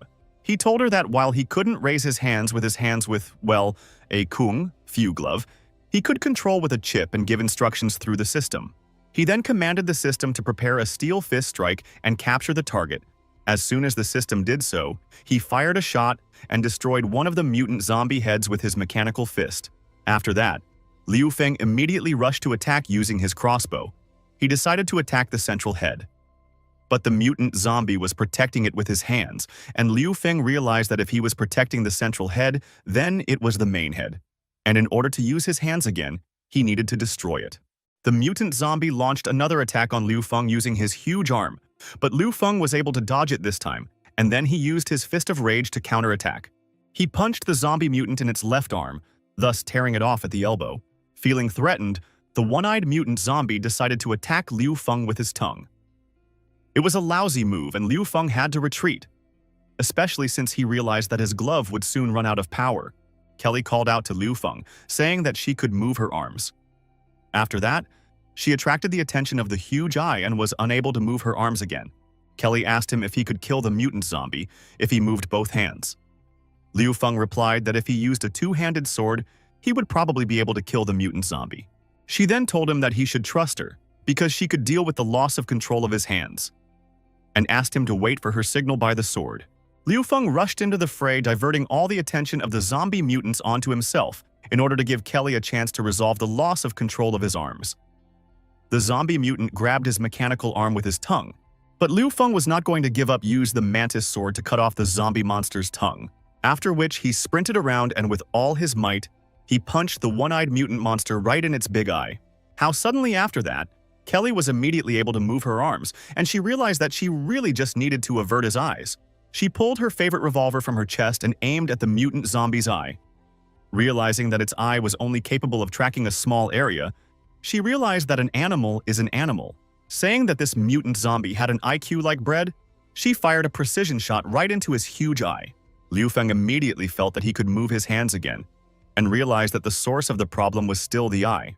Picking up his second sword from the ground, he jumped at the mutant zombie, using the double strike technique with his swords to deliver a crushing blow. Meanwhile, in the granary, Dr. Chin recognized one of the zombie heads, seeing that it was the bounty hunter who went with his team to get Liu Feng. But this was no longer the cowboy she knew before. This was a hideous zombie, a mutant who just wanted to eat her. Li Xin couldn't let Dr. Chin die, so she grabbed her chest with one hand, and with her other hand, she took the automatic rifle and started shooting at the zombie mutant. With her professional training and accurate shooting, Li Xin had destroyed all two heads that the mutant zombie had, but it was still alive. Li Xin immediately realized that there was another head somewhere inside her body, as they suddenly heard a crying sound from her abdomen, and a moment later, a small baby fell out. It was a disgusting, abominable, even premature, already a zombie baby. Dr. Chin could barely hold back the tears in her eyes as she realized that he was not even born yet, but had already become a horrible monster. Li Xin, unlike the doctor, didn't feel sorry for this little guy, as she realized that if she didn't kill him, he would kill them, because this was the world of the apocalypse. After which, outside the warehouse, Dr. Chin buried this baby, wishing it to be reborn as an ordinary child in the next life. She realized that such a fate awaited all children in the post-apocalypse. Seeing her sad look, Li Xin said that she was very sentimental. Turning around, Dr. Chin said that she wanted to go to Liu Feng's hideout. But Li Xin replied to her that you can't just take her to join their hideout like that. The doctor asked her to take her to Liu Feng, saying that he would definitely agree. Only Li Xin decided to call and find out where Liu Feng was, when suddenly she saw something scary on the roof of the building, so she immediately grabbed Dr. Chin and ordered her to immediately lie down on the ground. As soon as they fell to the ground, Li Xin immediately covered them with her invisibility battle cloak, saying that it looked like that person on the roof was the one Liu Feng had told her about. So if they wanted to survive, they needed to be quieter than water and lower than grass. They were shocked, for this woman came very unexpectedly. Meanwhile, in the secret laboratory of K3, Liu Feng was able to chop 2 mutant zombie heads in half with one blow, thanks to the use of his 2 swords at the same time. Kelly couldn't believe her eyes, but he really did manage to cut off 2 heads with just one blow. Well, that wasn't the end of it, as a worm emerged from the body of what Kelly and Liu Feng thought was a dead mutant zombie, and it had the same huge eye on its head that Kelly had shot at. Suddenly, the system warned Liu Feng that a disaster-level energy was detected nearby, and asked him to evacuate urgently because it was a red-level danger. That threat was Empress Li Hanyang, also known as the Scarlet Empress, whose ability to control blood and decompose all living things. The system once again warned Liu Feng the red level of danger. Saying that the disaster-level mutant had gotten stronger, the system estimated that she had just woken up, looking for food. Seeing her, Kelly immediately knew that she was the same neighbor of Liu Feng Li Hanyang. Her gaze alone made one feel like a bubble rising in the water. It felt as if she was being looked at by God himself. She grabbed the one-eyed zombie mutant by its tentacle with one hand, and with her other hand she turned her other hand into sharp claws and pierced its huge eye all the way through. After she pierced it with her hand, she immediately started sucking all the life juices out of it. Liu Feng was very amazed when he saw this, because in one fell swoop, she had defeated an elite-level zombie that was so difficult for him. Kelly was very scared and asked Liu Feng what should they do. He realized that they couldn't escape and they couldn't move. They could only hope that the bloody Empress still remembered Liu Feng. They stood frozen in one place, hoping that Empress Li Hanyang would recognize Liu Feng and let them go. But something went wrong, and the Empress grabbed Liu Feng and dragged him to her. At this moment, Liu Feng realized that his matters were not good at all. He prayed that his aunt would remember him. Suddenly, Empress Li Hanyang turned her gaze to Kelly and decided to kill her by releasing her sharp vein towards her. Liu Feng couldn't understand what was happening and asked the system to analyze what was happening. The system replied that the Empress remembered him a little, but Kelly didn't know and decided to kill her. He couldn't think of anything better to do than to kiss his beloved Aunt Li on the mouth. To save Kelly, because he couldn't lose her, Empress Li Hanyang was dumbfounded by Liu Feng's act and left Kelly alone. Then after thinking for a bit, she scratched his cheek with her sharp fingernails, after which she licked his blood with her long tongue from his cheek. The system immediately warned Liu Feng that his blood had been absorbed by the Scarlet Empress, and she would now remember his scent forever, and would be able to track his location in the future. Kelly suddenly had a sudden desire to win, for there was no way she wanted to let Liu Feng go. Kelly before the apocalypse was a know-nothing capitalist elite. Therefore, she could not allow other women to take her man away from her. Empress Li Hanyang looked into Liu Feng's eyes as she left. When he saw this meaningful look, he realized that it seemed that Aunt Li had not forgotten him, and she still had a chance to be cured. Meanwhile, at the Northern Base Research Institute, Director Zheng was told that there was a complication, saying that a huge amount of energy had appeared in Xinanzheng and they had started analyzing it. The director asked his subordinates if it was the founders of the religion. But it wasn't them. Running a full scan, he was answered that it was mutant number 1 Scarlet Empress. She had awakened and come to the city. The director was disappointed because their Scarlet Empress had wiped out the zombies in the entire area immediately after awakening, and had also exterminated their institute's troops. And the worst part was that she was created by a scientific research institute and yet fiercely hates them. Zheng Tianxiang, Minister of Health, Director of the Northern Base Research Institute, thought it was all unimportant, for he felt that someone was sabotaging their affairs. After realizing this, he immediately ordered his assistant T1 to continue sending people to find the Kelly Research Institute, because it was necessary to find it and the nanotechnology that was in it. With all that said, He also ordered to avoid the nest of the Blood Empress and take supplies with him, and ask the subway clan for help. He then turned to his assistant Wu Mian and asked her to find the one who was constantly obstructing him. She confidently replied that the task would be accomplished. One of the assistants asked the professor if they would interfere with the situation in Sinancheng City, to which he replied that they would not. Because there is a Scarlet Empress there, she herself will tear everyone apart. After all, according to his information, samples of nanotechnology had been successfully removed from this city. Meanwhile, at the secret K3 research lab, Kelly is very angry when she learns that the nanotech project was emergency moved downtown 3 days ago. Kelly realized that things were bad, because 3 days ago, the nanotechnology had been taken by subway to the research institute in the center of the city. Liu Feng didn't understand which subway the nanotechnology had taken. Kelly told him that all of her research institutes are linked by an underground system. And as soon as there was a problem with one of the institutes, the system immediately transported the secret projects to the nearest safe institute. Then, looking at the map, she said, the map showed that the nanotechnology had been moved to the Freyer Institute. Lufa was very upset because he realized that they had come all this way for nothing, risking their lives. Suddenly, Kelly found a leak of the fusion virus that had been eliminated from the lab. At this very moment, Li Xin and Dr. Qin appeared in the lab, who immediately noticed that this virus was what caused the city to have a bunch of different zombies. She was interested in this virus. Liu Feng was very happy to see Li Xin and Dr. Qin, saying that he was worried about them. Dr. Qin thanked him for sending Li Xin, who had saved her, with her. Then Dr. Qin suggested we talk about the virus. She had no idea that there was such a lab in this city and that they were still studying the virus, so she decided to take a closer look at it.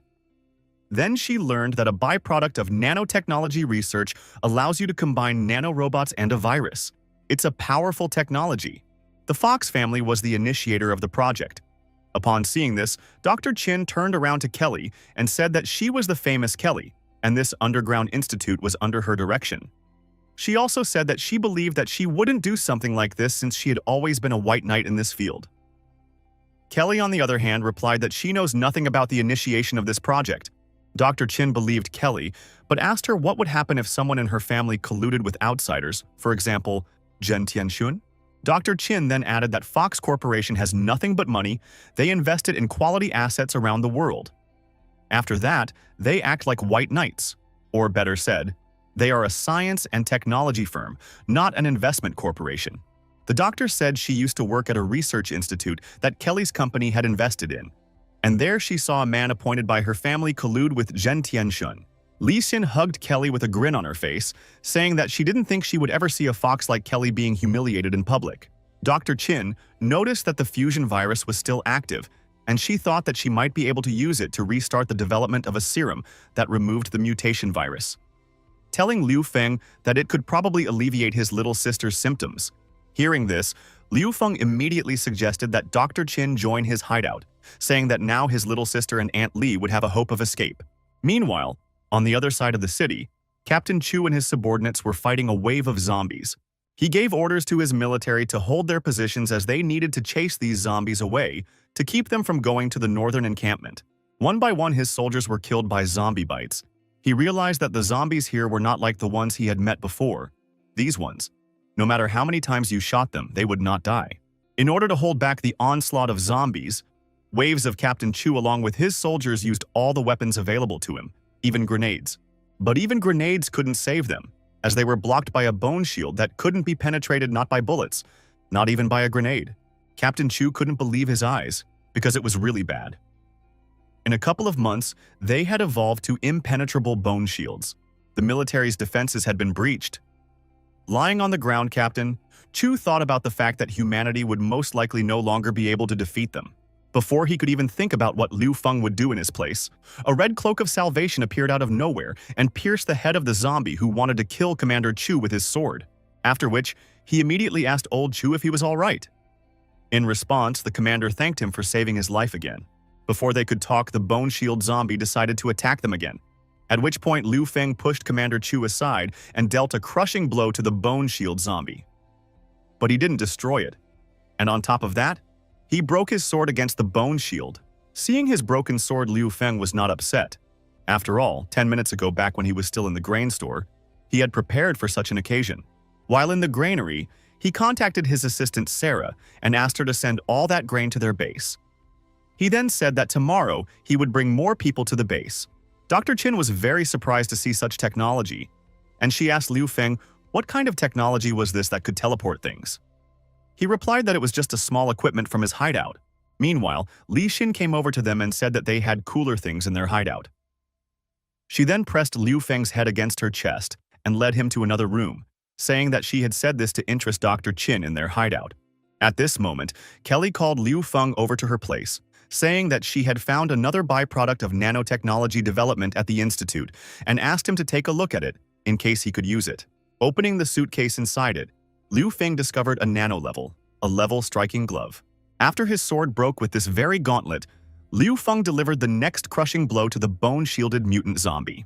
Through the use of the nano-striking glove, Liu Feng had destroyed the bone-shielded mutant zombie with his first strike, tearing it to pieces. Captain Chu and his soldiers could not believe what they had seen, only realizing that Liu Feng was very strong.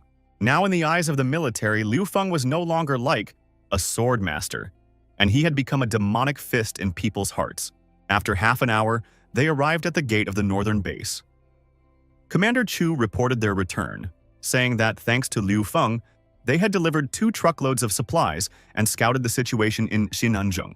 Liu Feng listened to Kelly's advice, who said that they should leave 2 truckloads of food to the military to win their favor, and in this way, they would make it easier to do business in the future.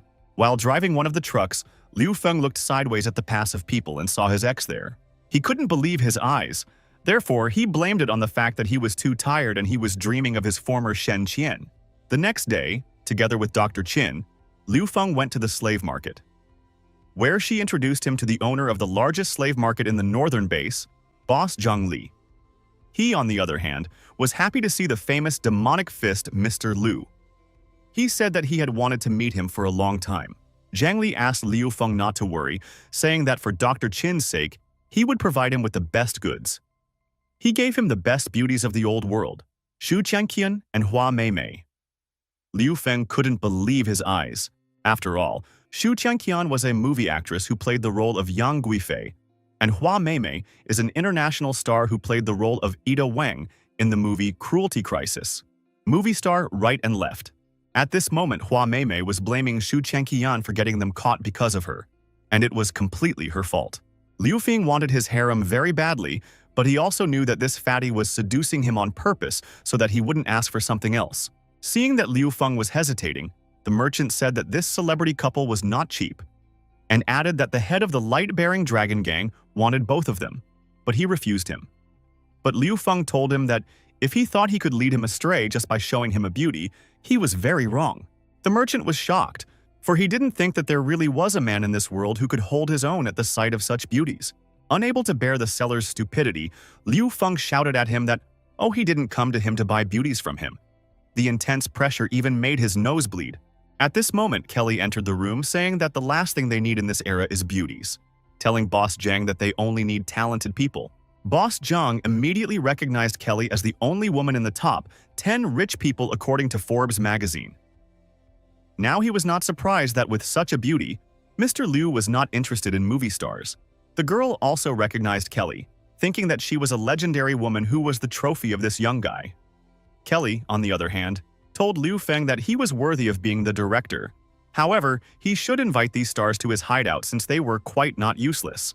Liu Feng obeyed Kelly and approached the girls and invited them to join his hideout. The girls gladly agreed, but Liu Feng said that first he had to look at their characteristics thanks to his system. Liu Feng was shocked to see what talents these 2 girls had. He didn't understand how some 2 actresses had such rare talents. He even asked the system to check them again, to which the system said he was a fool and it was working properly.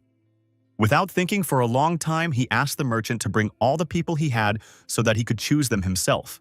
Realizing that this was a big deal, the merchant literally brought him all the remaining 300 men in 5 minutes. Half an hour ago, the tired Liu Feng was a bit angry. After all, he thought that talents would be everywhere. And in the end, out of 300 people, only a few people had any good skills. He found a security guard, a storekeeper, a farmer, a hacker, a turner, a cook, and a gunpowder researcher. He also had 2 more of these beauties, but he needed to increase the population, so he needed to pick another 100 people. After 3 hours, only 120 people who were not hostile to Liu Feng and had the appropriate qualifications were selected. After the selection, Liu Feng asked Boss Zhang how much he wanted for all these people. Boss Zhang replied that since they were acquaintances, he would give him a discount, and said that he would charge him 200 canned goods or 30 to both of them, his choice. Liu Feng didn't bargain and said that Kelly would give him the payment. After acquiring the right number of people, Liu Feng realized that they needed to be brought to the shelter, and then he would be able to unlock the blueprints of the firearms. So he did so, loaded all the people into the trucks and drove back to his hideout. When he reached the place, he stopped the convoy and asked all the people to get out and form a line. Everyone was scared. Seeing the desert, they thought they were brought to be killed and sold as meat on the black market. Liu Feng noticed that the people were nervous, so he climbed up higher. Taking a loudspeaker, he said that his name was Liu Feng. He was now their commander. Later, he would take them to the shelter. He also said that he guaranteed each of them that they would eat enough and never be slaves again. Then he asked them to line up and go through the transportation door so he could teleport everyone to the shelter. When he came down from the podium, he was called by Kawase Swana, the vice president of the Mutant Association, who said that she had something to give him. Liu Feng was even slightly startled, as he had not noticed her presence before. She told him that she heard about him breaking his sword and decided to give him her family's sword, Suilai's demonic sword. She handed him the sword, telling him to let it be his welcome gift in honor of completing his first mission and joining the Mutant Association. Taking out the sword from Liu Feng's sheath, Liu Feng saw that it was very sharp. This weapon was capable of slicing through steel. It was a level A weapon. She then handed him his ID card, telling him that he should visit the association a little later because the president wanted to see him. He told the vice president that he would definitely stop by the association and thanked her for the sword, then told everyone to get ready to return to the shelter. All safe and sound, everyone managed to be transported back to the shelter. Upon seeing Liu Feng, Sarah immediately ran to hug him, saying that she missed him very much. Following Liu Feng and his team, the rest of the 120 people he had acquired from the slave market also teleported into the shelter. The population of Shelter L exceeded 100 people. The level increased to the 3rd level of the shelter. The system notified Liu Feng that he could build a firearms workshop. People were pleasantly surprised to see the cool technology in the shelter. They were also notified that the shelter had 24-hour hot water and plenty of beds. As long as everyone worked hard, everyone would have delicious food. The system notified Liu Feng that the weapons production would be completed tomorrow. He dismissed his team, saying that they could rest today and they would deal with the rest tomorrow. At night, Liu Feng lay in his room and thought about how much had happened recently. And he was very glad that they had been able to return to the shelter, because he could finally get a good night's rest. Since he had to think carefully about his plans for tomorrow, he went straight to bed. Suddenly, Sarah came into his room and lay in bed with him. Liu Feng thought that she was sleepwalking again, and decided that she could stay in his bed until dawn. Suddenly, she whispered in his ear that she was awake. When she got up a little, she told him that he had fallen asleep too early. That's when he realized it wasn't sleepwalking. The whole thing was like a movie about a secretary invading the principal's office. A beautiful secretary and an angry director in the office. Climbing onto his lap, the secretary said she wanted to report to him. The boss tried to stop her by saying that it was past office hours, but she wasn't interested. She began to tell him that their stock prices had dropped a lot this month, and they needed to think about how to raise their prices. Liu Feng asked why she was doing that. To which Sarah replied that ever since he saved her, she has admired him every day. But she is not like Li Xin and Kelly, for they can go out, while Sarah can only express her love to Liu Feng when he comes home. After which, she cried. Liu Feng took her hand and said that he was willing to accept her pleasures, but only if she stopped crying. The secretary told her boss that if he didn't start performing better, the shareholders would replace him. At that moment, he realized that he was about to lose. The secretary, riding on top of him, asked him to admit his defeat. After a few minutes, the secretary told the boss that he should quit because he was no longer available for serious problem solving. The boss got angry, saying she was underestimating her boss and he would show her what a real job was. Then he took the secretary lightly by the chin and whispered in her ear that she was very brave. He then loaded her up with overtime and at his desk showed her how to enter overtime. While watching the stock chart, the secretary reported to her boss that the stock was going up too much and she couldn't contain her admiration for it. Just a few minutes later, the stock price peaked, and the secretary realized that it was too early to write the boss off if he was capable of such an explosion in the stock market. After all these reports, Sarah fell asleep. On the contrary, Liu Feng was energized and even energized, thanks to the rise in the company's stock price. So Liu Feng decided to go to the sauna. After all, nothing relaxes like a swim after sports. No sooner had he dipped into the pool and relaxed than Li Xin appeared behind him with a bucket in his hand. No sooner had she pounced than he grabbed her and pulled her to the ground. Liu Feng asked Li Xin why she decided to sneak up on him and attack him. She got very angry and started beating him with her hands, saying he was a fool if he still didn't understand anything. After which she said in a rage that she knew that he was having an affair with another woman behind her back. Liu Feng's case was bad, but he didn't realize who she had found out about, Sarah or Kelly, and what should he do next. She also added that he was very disappointing. Liu Feng at this moment realized that he had now been burned by Li Xin, and what would happen if Kelly and Sarah also found out about each other. He realized that if everyone found out about each other, he would lose everyone and it would be over. So he urgently needed to think of something. At this moment, Liu Feng remembered that Li Xin has a thrill fetish and she likes variety. Therefore, he asked her if she was angry because he didn't call her out. Seeing the subdued reaction to his words, he said that it was okay, because next time he would definitely invite her for a threesome, that she wouldn't be shy. No sooner had he figured things out than suddenly his younger sister and Auntie Li's daughter walked into the sauna. Since he didn't want Xintong and Li to find out about his connection with Li Xin, he pushed her under the water, telling her that she should hide and then quietly leave afterward. But since Li Xin had a fetish for sharp sensations, she wasn't going anywhere. It all began to resemble the underwater adventures, Mira and Aquaman, Liu Feng. Liu Feng asked her to behave herself since she was in Atlantis, but Mira said that today she would punish the king of the sea. Mira used deep-sea magic to restrain the Sea King's movements. It was mean of her to use that kind of magic in the water. Mira was shocked to see that the Sea King could withstand her sea magic, and she realized that he was the ruler of the seas for a reason if he could do that. At this moment, Xintong, along with Sister Li, rushed over to Liu Feng to help him wash, rubbing his body with brushes and soap. Aquaman couldn't hold back any longer, and so he made a haul, saying that he didn't want to be underestimated. Mira was shocked to see the jet was really strong and she couldn't resist it. The jet was so strong that even the mug that was on Kelly's desk fell over. Meanwhile, Sister Xintong and Sister Li were busily trying to help Liu Feng wash not only his body but also his head.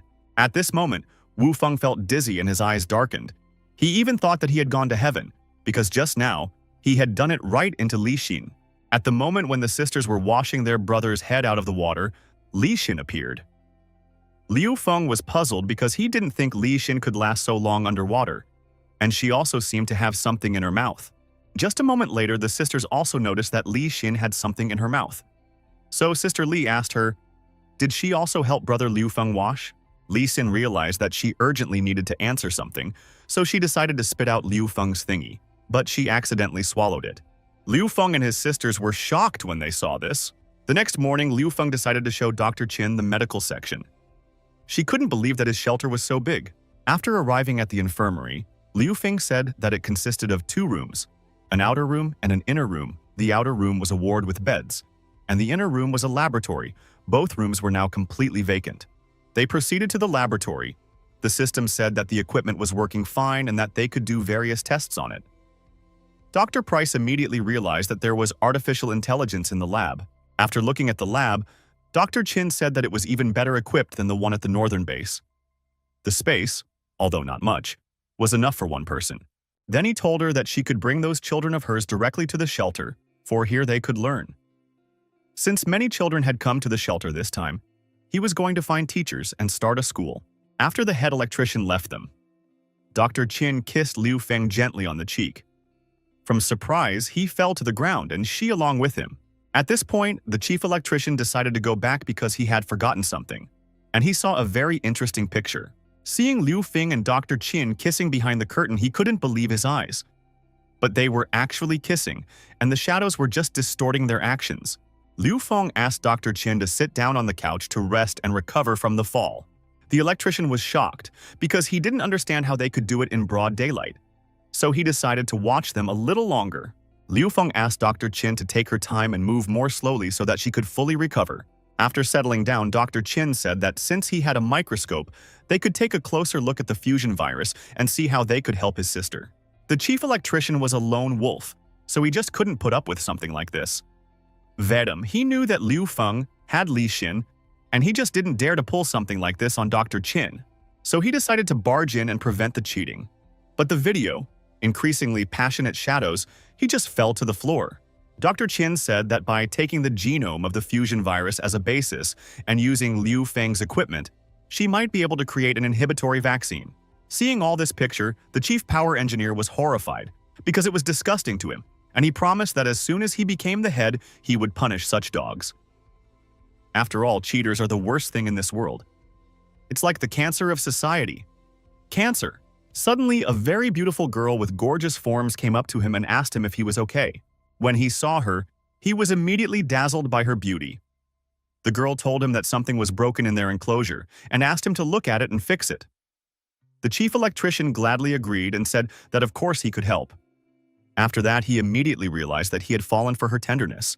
At this moment, Dr. Qin explained everything about how she would be able to reverse research and help Liu Feng's sister. She then proposed a pact.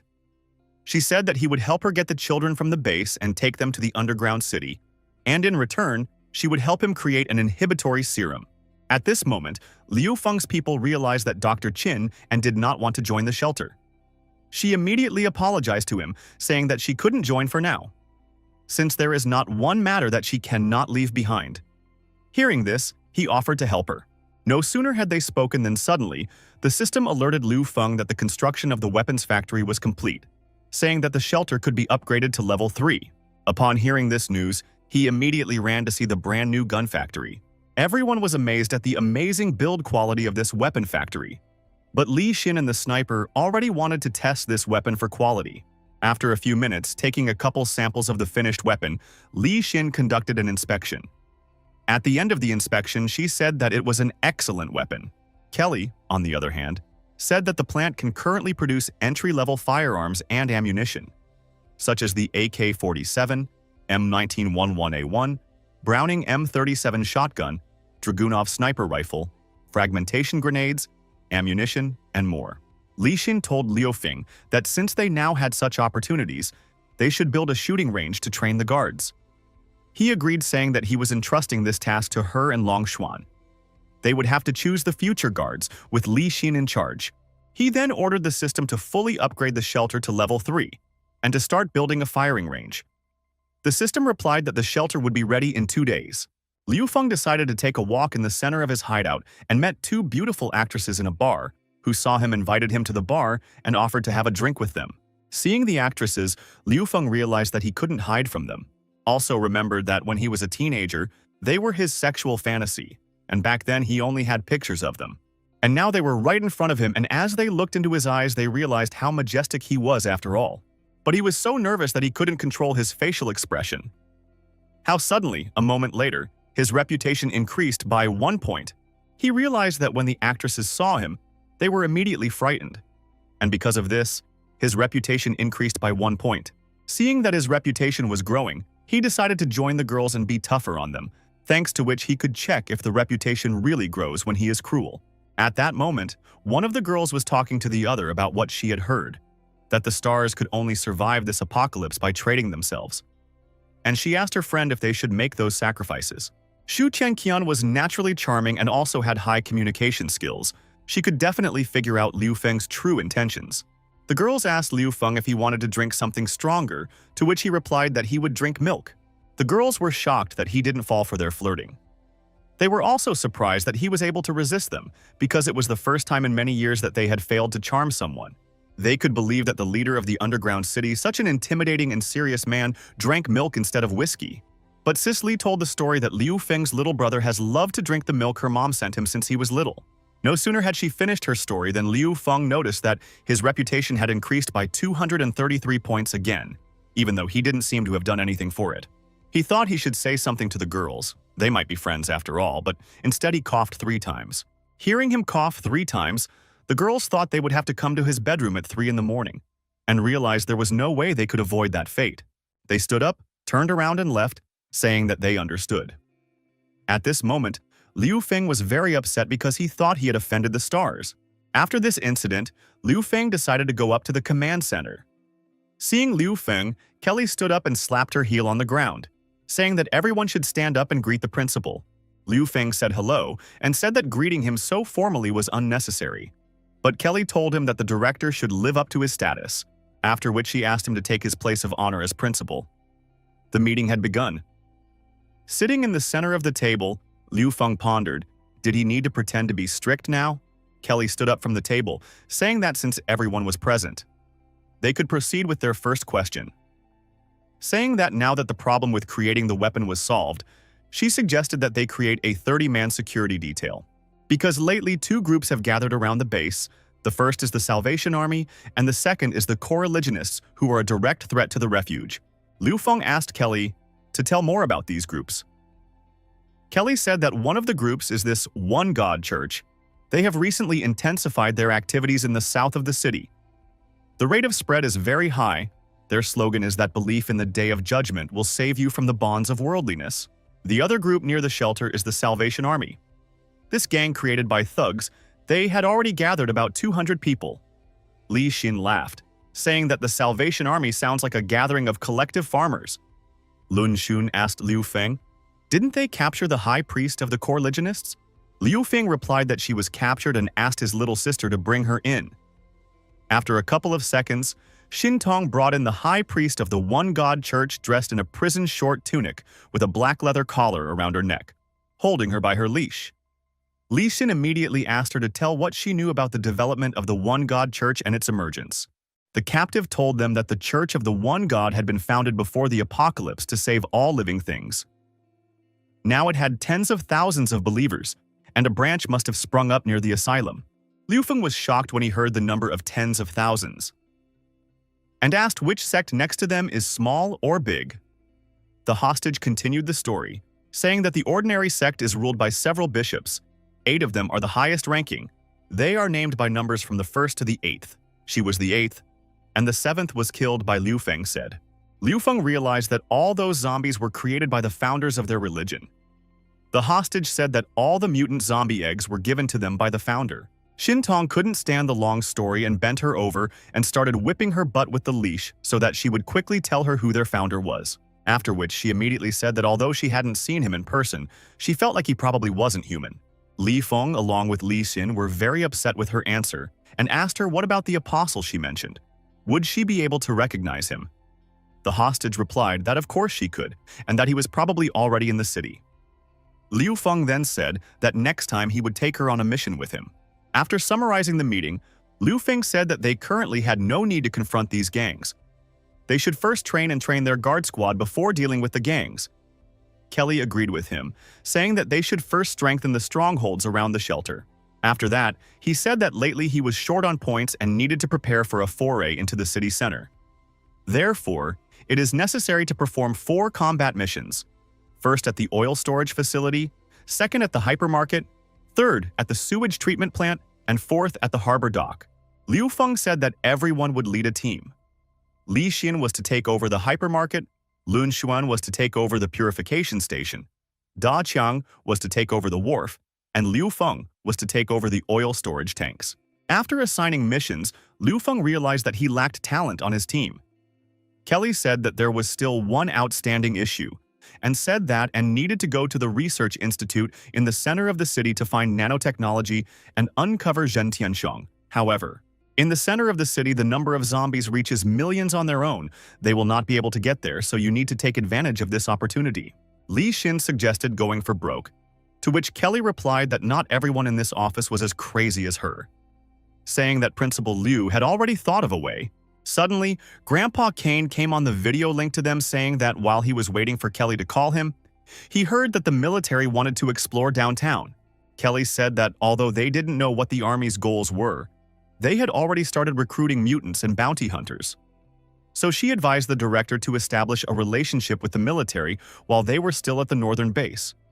He had saved their commander Chu's life twice, helped them with their mission, and handed them a supply of food. The director has even exceeded the goal and prepared the ground for the team. So now it would be quite easy to join the martial artist. Liu Feng expected that Kelly understood his plan, which only meant that he was not hiding well. At this moment, Lun Xuan realized why Liu Feng had become the leader who personally created the hideout. After all, He always prepares and prepares for everything in advance without leaving any traces. Grandpa Kane also understood why Liu Feng was attracted to Miss Kelly. Liu Feng stood up from the table, turned around, and said that tomorrow they would clear the strongholds around the shelter, and the next time they went to the city center, he would contact the military, and declared the meeting over. It was evident on his face that he was greatly frightened and excited because his comrades were very clever, for he had not even had time to say anything and the strategy was already ready. 3 hours later, in his room on the big screen, he was excitedly watching the 9th last part of the movie, a hard-hitting crisis involving one of the actresses he had bought out. Seeing the canned goods in front of him, the table with rice, rolls, and all sorts of snacks, he realized that this was no apocalypse, because he didn't have such a fancy life before the end of the world. Suddenly, the system notified him that Shu Qianqian and Hua Meimi were asking for permission to enter his room. He thought they wanted to watch a movie with him, so he let them in. 3 o'clock in the morning, the appearance of 2 little Playboy bunnies in Liu Feng's room. Taking a seat on the sofa next to Liu Feng, they immediately started pleasuring him, showing that they were willing to do anything for him. Liu Feng was confused because he didn't understand what was going on. Shu Qianqian said that they understood his coughing and came to him as he asked. Liu Feng immediately realized that they had misunderstood, but it was too late, after which, they both looked at him with their adorable sparkling eyes and asked to be their patron, swooping down on him from both sides. Suddenly, he found himself in a forest thicket with a sword in his hand, seeing before him 2 evil spirits that suck out people's souls. Without thinking for a long time, he rushed into battle, trying to cut down these 2 beautiful but evil spirits with his Clayton sword alone. But the spirits only laughed, saying that he couldn't hurt them with a normal attack after all, they were spirits and could split the damage. Then they attacked him with powerful combinations. And he realized that he was doing badly because at this rate he might lose. They did not spare him, beating him again and again. He knew they were very strong, but he couldn't figure out how he could handle 2 spirits alone. Suddenly he saw the well of rebirth from which these dangerous spirits emerged. The spirits were telling him that his and the Takas had no effect on them. But Liu Feng realized at this moment that he didn't need to attack the spirits, but to stick his sword into their well of rebirth. When he had seized their weakness, he knew that their lives were now like candles in the wind. If he had filled the well, the source of their strength would have been gone. They were asking him to stop and not move. But Liu Feng realized that their weaknesses were now under his control. He felt his superiority. The evil spirits realized how strong and ruthless he could be, and in just a minute, they were already asking him to stop and not move anymore, because they couldn't take it anymore. But Liu Feng realized that he couldn't stop because if he did, he would lose. Therefore, he decided to use the rotating vortex technique and enter the well completely. In the end, thanks to his crowning trick, he was still able to deal with the 2 spirits, showing them how powerful he was. After this incredible and crazy fight with 2 charming beauties, he felt amazing and not even a bit tired. And all because he had fulfilled his childhood dream. He knew for sure that tomorrow he would be able to roll mountains. The next morning, Liu Feng and his team advanced to the oil storage facility to clear it of zombies and grab useful resources. For this mission, Kelly trimmed a gorgeous red shirt with a huge cutout on her chest, a mini skirt, and took a crossbow with her for her safety. She was very hot. Before the sortie, Kelly reported that according to satellite calculations, there should be several dozen zombies in this factory. Once captured, they would receive at least 300 resource units. One day ago, in the evening at the underground city's firing range, Kelly had practiced her firearms marksmanship without rest. Liu Feng was very curious as to why she was training so much and not even resting. Kelly replied that this apocalyptic world was too dangerous, with angry people, terrifying zombies, hunger, and mutations. So just hiding in the base is not an option for her. After her words, Liu Feng realized that a strong woman is a strong woman. At any time, she would not humble herself and would never back down. The next morning, Kelly asked Liu Feng to let her join the zombie sweep operation at the oil depot. Liu Feng agreed, saying that their task was to clear the area of zombies, but no firearms could be used to avoid an explosion. From the satellites, they saw that there weren't many zombies inside. Also, most likely the zombies are not mutants among them at all. So this task should be pretty easy for them. All they had to do was bait the zombies. Of course, the bait was the chief power engineer. He was running away from the zombies, chasing him so fast that he didn't notice the stone under his foot and tripped over it. As he fell, he rolled over onto his back and saw that the zombies he had been running away from so quickly were about to attack him and tear him into small pieces. But luckily for him, Liu Feng was nearby and chopped the head of the zombie, attacking him in half, saying that he had done a great job in his role as a decoy. Kelly was also not left out. Thanks to her crossbow, she pierced the head of several zombies at once. Her shooting lessons were not in vain. Suddenly, she noticed a zombie approaching her from behind. She turned around and kicked it in the groin with all her might, immobilizing it even without arrows. Seeing such a harsh reception, together with the electrician felt the pain on themselves. Meanwhile, Kelly finished off the zombie with an accurate headshot. Meanwhile, Kelly told herself that she had to become strong, because she wasn't just a piece of jewelry, especially since she was able to build a business empire all by herself before the end of the world. She was sure that even after the apocalypse, she would also cope and become strong and independent, creating her opposite copy that is not afraid of anything and easily able to use any weapon. Looking at Liu Feng and Kelly standing back to back, the electrician thought that they were very suitable for each other, as he thought they were almost a zombie extermination couple. Zombies were everywhere. No matter how many they killed, they kept coming and coming. It was an intense struggle for survival. Standing on the front line shoulder to shoulder beside Liu Feng, Kelly couldn't understand how this gorgeous and strong man, all this time you carried such tension, being on the verge of life and death. Kelly also realized that Liu Feng was a very strong man, so she gave herself the word that she wouldn't lose either, and decided to use the bursting bolts that Liu Feng had made for her. It would seem that all the zombies had already been destroyed, as suddenly a new mutant zombie appeared on the horizon that they had never met before. It was a mutated poison gland zombie. Upon seeing him, Liu Feng immediately made an immediate decision to give him the strongest sword strike, causing him to cut his belly, from which acid began to spray out. Seeing that he couldn't destroy the mutant zombie with this, he decided to use a secret technique called the Devil's Desert Sword and strike the zombie again. Thanks to this fire technique, he chopped the mutant zombie in half and burned it. After seeing the power of his sword, Liu Feng immediately realized that it was not for nothing. The sword was a Class A weapon. Seeing the Lu Fen calmly dealt with everything. At that moment, Kelly felt that no matter how hard she tried, she still wouldn't be able to keep up with him. 10 minutes later, they were already at the gate, in the oil tank, and the electrician was trying to open the security system in order to open the gate and get in. Literally 5 minutes later, the electrician still managed to open the gate. Seeing this, Liu Feng said that they had cleared the courtyard area. Now what was left was to clear the building and the task would be completed, so he would go first. But Kelly didn't lag behind him a single step. Liu Feng asked her how it felt to kill zombies, to which Kelly replied that it was harder than she thought. Well, Kelly told him not to worry about her because gradually, but she will get stronger. Hearing this, Liu Feng was once again convinced that she was a very strong woman, the likes of which he had never met before, and he suggested that she should try together to improve her skills. No sooner had they entered the building than suddenly over the loudspeaker, a mysterious voice began asking for help, saying that the three of them should quickly go to the main control room and rescue him. The mysterious voice repeatedly asks for help, saying that there are zombies outside. And he is in the main control room and asked with tears in his eyes to save him, calling Liu Feng's team heroes. Liu Feng asked the system to show him the floor plan of the building. The system showed him the floor plan of the building, telling him that there were only 5 floors and that there was a working service elevator on the first floor. But Liu Feng was not going to rush to the rescue as there was something wrong with the voice. In addition, there was a noise but no zombies appeared on the floor. Something was definitely wrong here. After looking around the rooms near the elevator, Liu Feng noticed corpses whose brains had been eaten. It didn't look much like ordinary zombies. He realized that it seemed to be a type of mutant zombie that had never been seen before. Just as suddenly, the system alerted Liu Feng to what it detected was zombie mutant energy. Upon recognizing this, he immediately warned his team to be careful as there was probably a mutant that had appeared here. No sooner had they gotten into the elevator than a voice came out of the radio, telling them that they had finally arrived. Then the mysterious voice warned them of the danger on the 5th floor, saying that there would be a couple of zombies waiting for them there. Then it said that Liu Feng was staring at Kelly's breasts.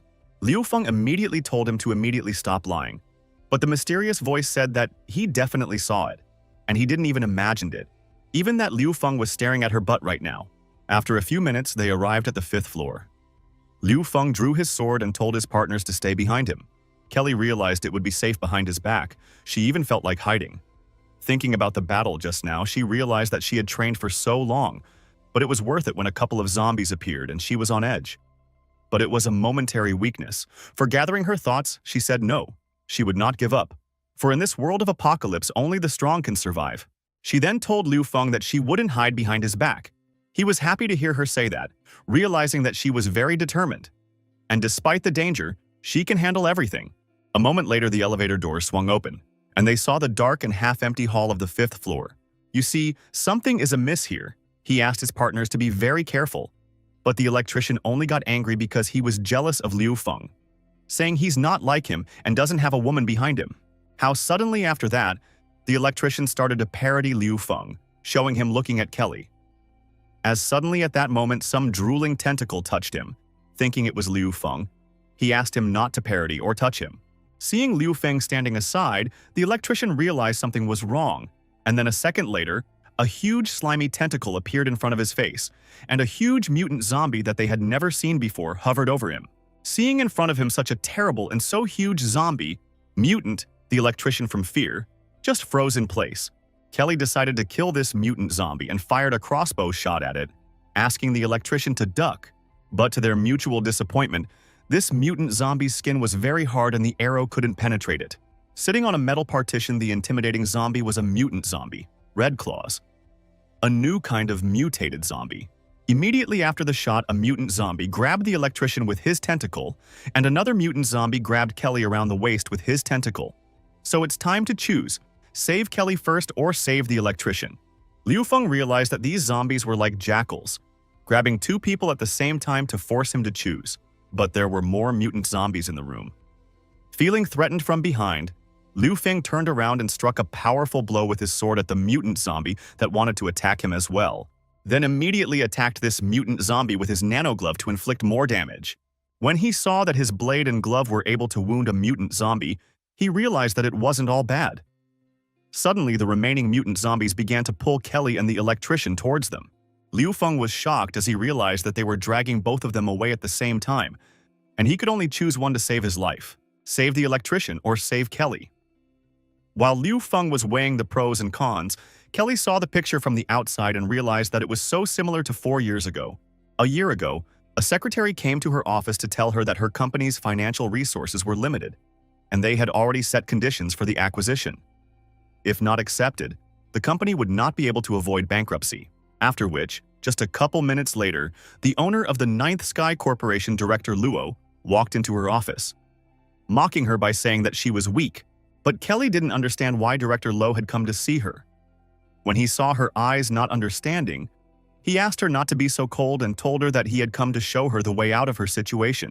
He offered her to be his mistress, and then he would be able to lend her a considerable sum of money. The look on the face, that pig's face, was the same as that mutant zombie's.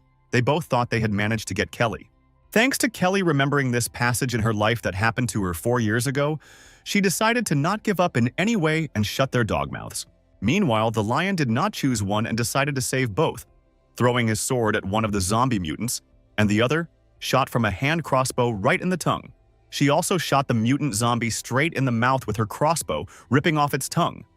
After that, she immediately remembered that just like that time, she immediately kicked it away. After winning that trade war, she built her business empire. Kelly was falling down, but Liu Feng immediately caught her with his hands and said that he didn't even think she had such an explosive side as well. But before he could even think that Kelly was safe, suddenly the monster decided to attack her again by jumping from the ceiling.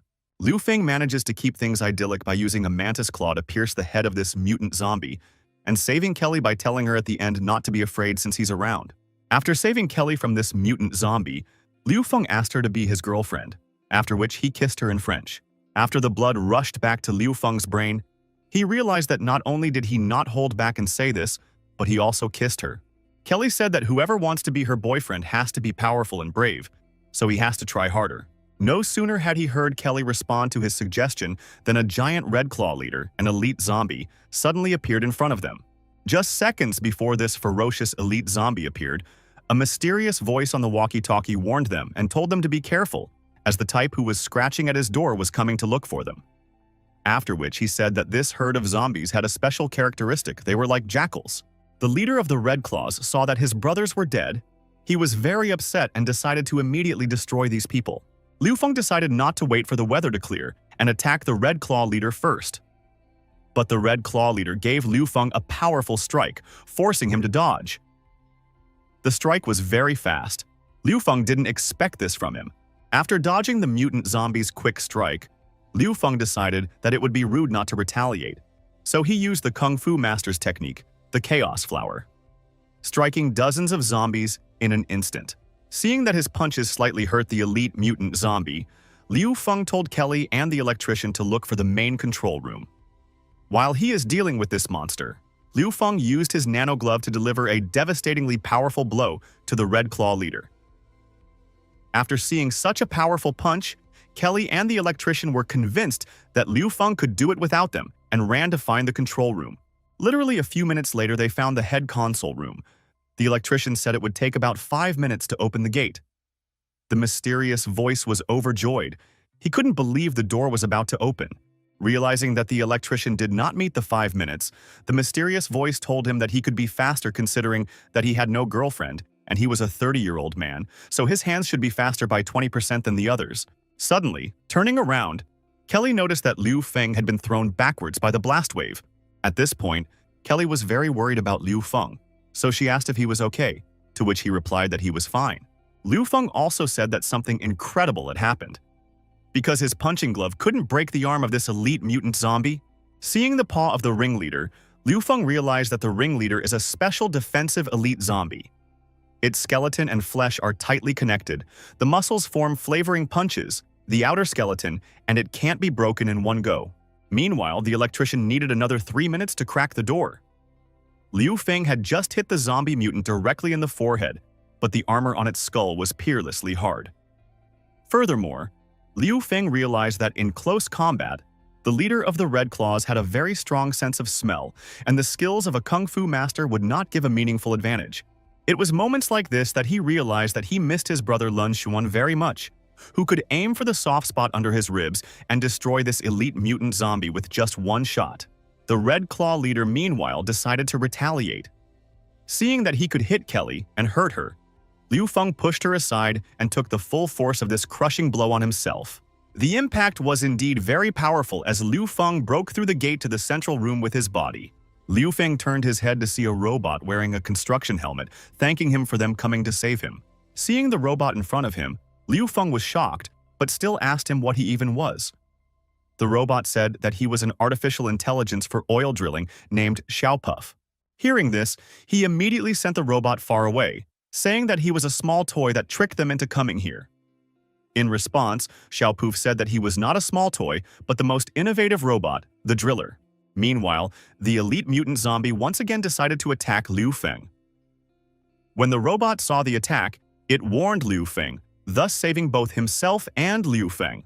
Liu Feng realized that this zombie leader was not only strong, but also armor at maximum strength. Xiaopuff realized that he wouldn't survive like the others if they couldn't break through the armor of this horrible elite mutant zombie. He had the brilliant idea to merge with Liu Feng in order to give him strength and add new tricks. Xiaopuff decided to switch his mode from peaceful civilian driller to the weapon of the final Asian D-59 battle, the fighter driller mode. He merged with Liu Feng, giving him an exoskeleton and a modified mechanical arm. Thanks to the auxiliary device that Xiaopuff made of himself, Liu Feng could now increase his skill power, and thanks to the skeleton exo, increase his skill damage. Liu Feng immediately decided to use the mechanical nano hand technique and strike another blow at the leader of the Red Claws. But this time, thanks to Xiaopuff, he increased the damage several times and dealt a devastating blow to the elite-level mutant zombie. Liu Feng had never thrown such a powerful punch before, nor had he ever seen anyone hit so hard. Liu Feng was happy that he had such powerful equipment. But the robot didn't like being called equipment, so he said his name was Xiaopuff and asked to be called by his first name.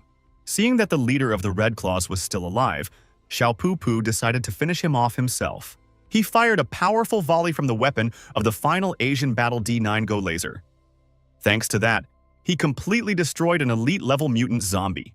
Liu Feng saw that Xiaopuff could not only improve his abilities, but also had an excellent laser cannon himself.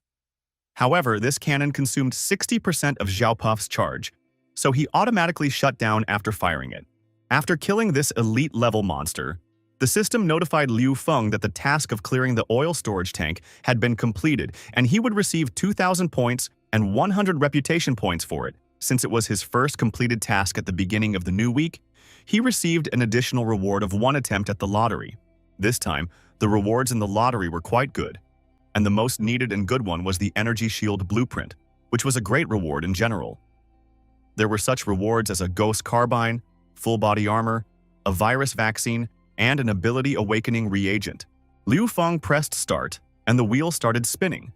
At this time, he prayed that the blueprint of the energy shield would fall out to him.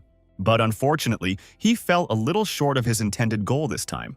Liu Feng won the reagent. The system said that it could only be produced at advanced bases, and it could also awaken superpowers in ordinary people with some probability. The system then added that there would be no side effects in case of failure. Liu Feng immediately realized that it was a very good thing, but decided not to use it on himself. He decided to inject it into Kelly and asked her to give her his hand so that he could guide her with the vaccine. Kelly was very careful about vaccines, so she asked Liu Feng if it was safe. He replied that it was an injection with a unique drug that awakens unusual abilities without any side effects, and injected it into her. He also added that she could get the power she's been dreaming of if everything works out and the vaccine works. As soon as Kelly heard that this drug awakened superpowers, she became furious, asking Liu Feng why he didn't use this drug on himself. After all, it was pointless to waste it on her. Liu Feng replied that it was fine because he already had superpowers. Besides, there was a chance that the drug wouldn't work. Using it on him would be pointless. Suddenly, Kelly said in a frightened voice that she couldn't move and couldn't feel her arms and legs. Liu Feng was very scared for Kelly, because he realized that it was probably the effects of the drug, and ordered the technician to open the teleporter so that they could return to the base as soon as possible. By the time they got back to base, Kelly was already unconscious. Liu Feng immediately asked where Dr. Chin was now, to which Sarah told him that she was in the lab. When he found out where Dr. Chin was, he immediately ran to her, holding Kelly on his shoulders. At that moment, he could very clearly feel her scent and the softness of her body, and realized that he couldn't lose her. He burst into Dr. Chin's lab screaming that Kelly had fainted on a mission. His eyes were filled with fear and worry for her life. The doctor said, "Put Kelly on the couch," and asked what really happened. Liu Feng told her how he had injected Kelly with a drug that was supposed to awaken her strength, and she suddenly blacked out. Dr. Chin examined Kelly, and after 10 minutes said that her condition was relatively stable. Nothing serious is happening to her at the moment. She then told Liu Feng that this was the first time she had seen someone's powers awaken, and he had already had them, and could say that he had experience in it. So she advised him to take Kelly to his room so he could keep an eye on her throughout the night. Liu Feng heeded Dr. Chin's recommendation and brought Kelly to his room and laid her on his bed. Liu Feng remembered that Dr. Chin had said that he had experience in this matter because he had superpowers. But he knew that he had no experience at all, because his system was responsible for everything. Looking at Kelly's gorgeous breasts, he realized that she had a gorgeous figure, top-notch, and her breasts were probably the biggest in the whole asylum. He drooled at the mere thought that he could take the opportunity to do something with her. Suddenly, his system alerted him that the subject was in the process of mutating and there was a chance of failure. He was very scared, so he warned the system that if she showed up again so suddenly, he would die of fright. The system replied that it had a way to make Kelly's mutation a success. The system told him to massage acupuncture points on her body to speed up blood flow and make it easier to accept the mutation. Seeing the points the system offered to massage him, Liu Feng realized that it was too dangerous and didn't want to do it. The system warned him that if he didn't start massaging, Kelly's evolution might end in failure. Liu Feng had nothing left to do but to start massaging the places the system pointed out to him. He massaged her both above and below, trying to do everything he could to get her to relax and her blood flow to stabilize. At that moment, he remembered how good they had been that night spent under the bell. After he had already massaged all over her body, he decided that he absolutely had to save her and started rubbing her lotus flower until it was shiny. Literally seconds after Liu Feng touched her lotus flower, Kelly woke up and threw him off the bed. Liu Feng couldn't understand what was happening to her. He was in shock. The system told him that all the blood in Kelly's body had been activated, and now once she calmed down, she would be able to mutate successfully. At that moment, he realized that the system had set him up. But no sooner had he gotten properly angry with the system than he was suddenly seized by the sensation of being in Castlevania. He was a knight of light in silver gold armor with a purple cloak. She was more like a devil who asked him if he was the brave man who had freed her. The knight asked her who she was. With a grin on her lips, she replied that she was the one he had unleashed. She is the demoness of the 6th Doomsday, Queen of Demons, Queen of Lust Kelly. After that, she grabbed Liu Feng, enveloping him with her wings. After she grabbed him, she told him that he should feel her heat and set him on fire. At this moment, Liu Feng realized that he was about to lose. She then bid him farewell, whispering in his ear that he would die in the flames of her passion, and left. But Liu Feng was not so easy to defeat. He told her that she shouldn't even think that she could defeat someone called Brave so easily. Kelly couldn't understand why he wasn't hurt by her fervor. Liu Feng had told her by that if one had faith in his heart that fire could not scorch. Therefore, faith would become his sacred sword. He made the most enormous lightsaber possible and told her that she should accept the justice of God's light. And he pointed his lightsaber straight at the devil woman. She realized that her body would not be able to withstand such a powerful blow and asked him to stay away from her. But Liu Feng said that his credo is that brave men are not afraid of hardship. There's nothing difficult about it. After he finished his speech, he stuck the sword of justice right into her body. The next morning, when Liu Feng woke up, the system reported that the mutation had been successfully completed. Kelly had a new ability. It could be seen in the character data. Liu Feng was even in a good mood because everything had ended well. When he saw a half-naked Kelly in his bed, he decided that this was also a good day. No sooner had he dreamed than suddenly another Kelly appeared in front of him, looking just like the one in the bed. Liu Feng immediately realized that he was in a dream, and since he was in a dream, he didn't act like a gentleman and immediately pounced on the two Kellys. Just as suddenly, another Kelly, the third in line, came into the room and said that if he was already awake, he could go to breakfast. While drinking a mug of coffee at breakfast, Kelly thanked Liu Feng for awakening her abilities. That's why she made breakfast especially for him. As Liu Feng ate, he realized that she had no memory of their coitus last night, so he relaxed. Kelly said that while cooking breakfast, she realized her ability a little bit. Liu Feng immediately thought that her ability was doppelgangers, but with just a flick of her hand, Kelly made her doppelgangers dissolve. Saying it was just one method of using her new ability, Kelly also said that she made these two clones from the metal in his room, because her ability is transformation. She went on to say that she can reshape almost anything, but metals take new shapes more easily. Hearing this, Liu Feng immediately thought that she had turned into Magneto, or rather his female version. Before he could think about it, Kelly said she'd spent the whole morning studying her ability and realized that she probably didn't have offensive power like a Magneto, at least not until she found one. Afterwards, she said she could transform objects but could barely move them, but she could apply them to her body. Liu Feng suddenly didn't understand. How did her clones move then?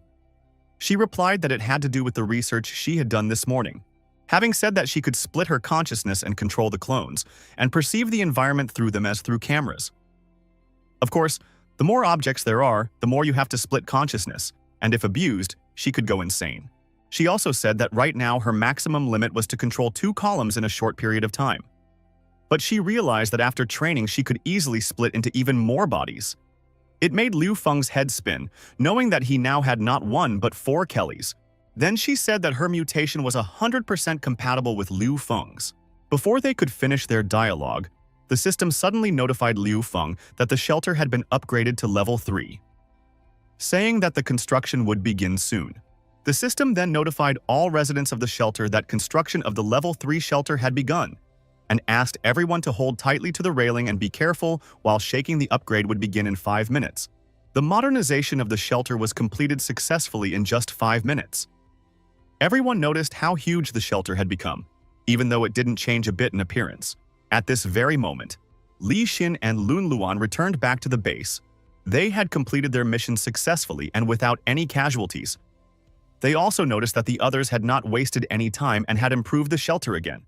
After which, raising her eyes upwards, she saw Liu Feng and Kelly standing with him. Li Xin couldn't understand why Kelly was standing next to him and piquing her with his gaze. It was as if he purposely wanted to provoke her. Li Xin was indignant after all. She was putting Liu Feng up for one day, and this fox had already managed to seduce him. Even the actresses have noticed that this base is a marvel. They had never seen such an automated place before. They realized that Liu Feng was a very skillful leader. Meanwhile, Liu Feng asked the system to show what changes appeared with the 3rd level. The system opened the map of the asylum, showing that the 2nd floor of the underground city had opened. The system also told him that he could now build a Level 1 Science and Technology Institute, a Level 1 sewer circulation system, an entertainment room, and a level 1 mechanical mining equipment. Realizing that the first floor was completely full, Liu Feng decided to build the mining equipment on the second floor, spending 600 points to build it. After Liu Feng resolved all the issues with the base, he decided that they would go to the northern camp tomorrow to contact the military.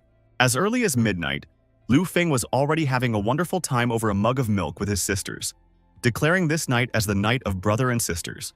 Liu's older sister told him that he was so busy every day that he didn't care about his younger sister Xin Tong. Said that he was lucky that she was spending time with her, so Xin Tong wouldn't be so lonely. Liu Feng realized that he was indeed at fault, but Xin Tong was now sleeping 18 hours a night.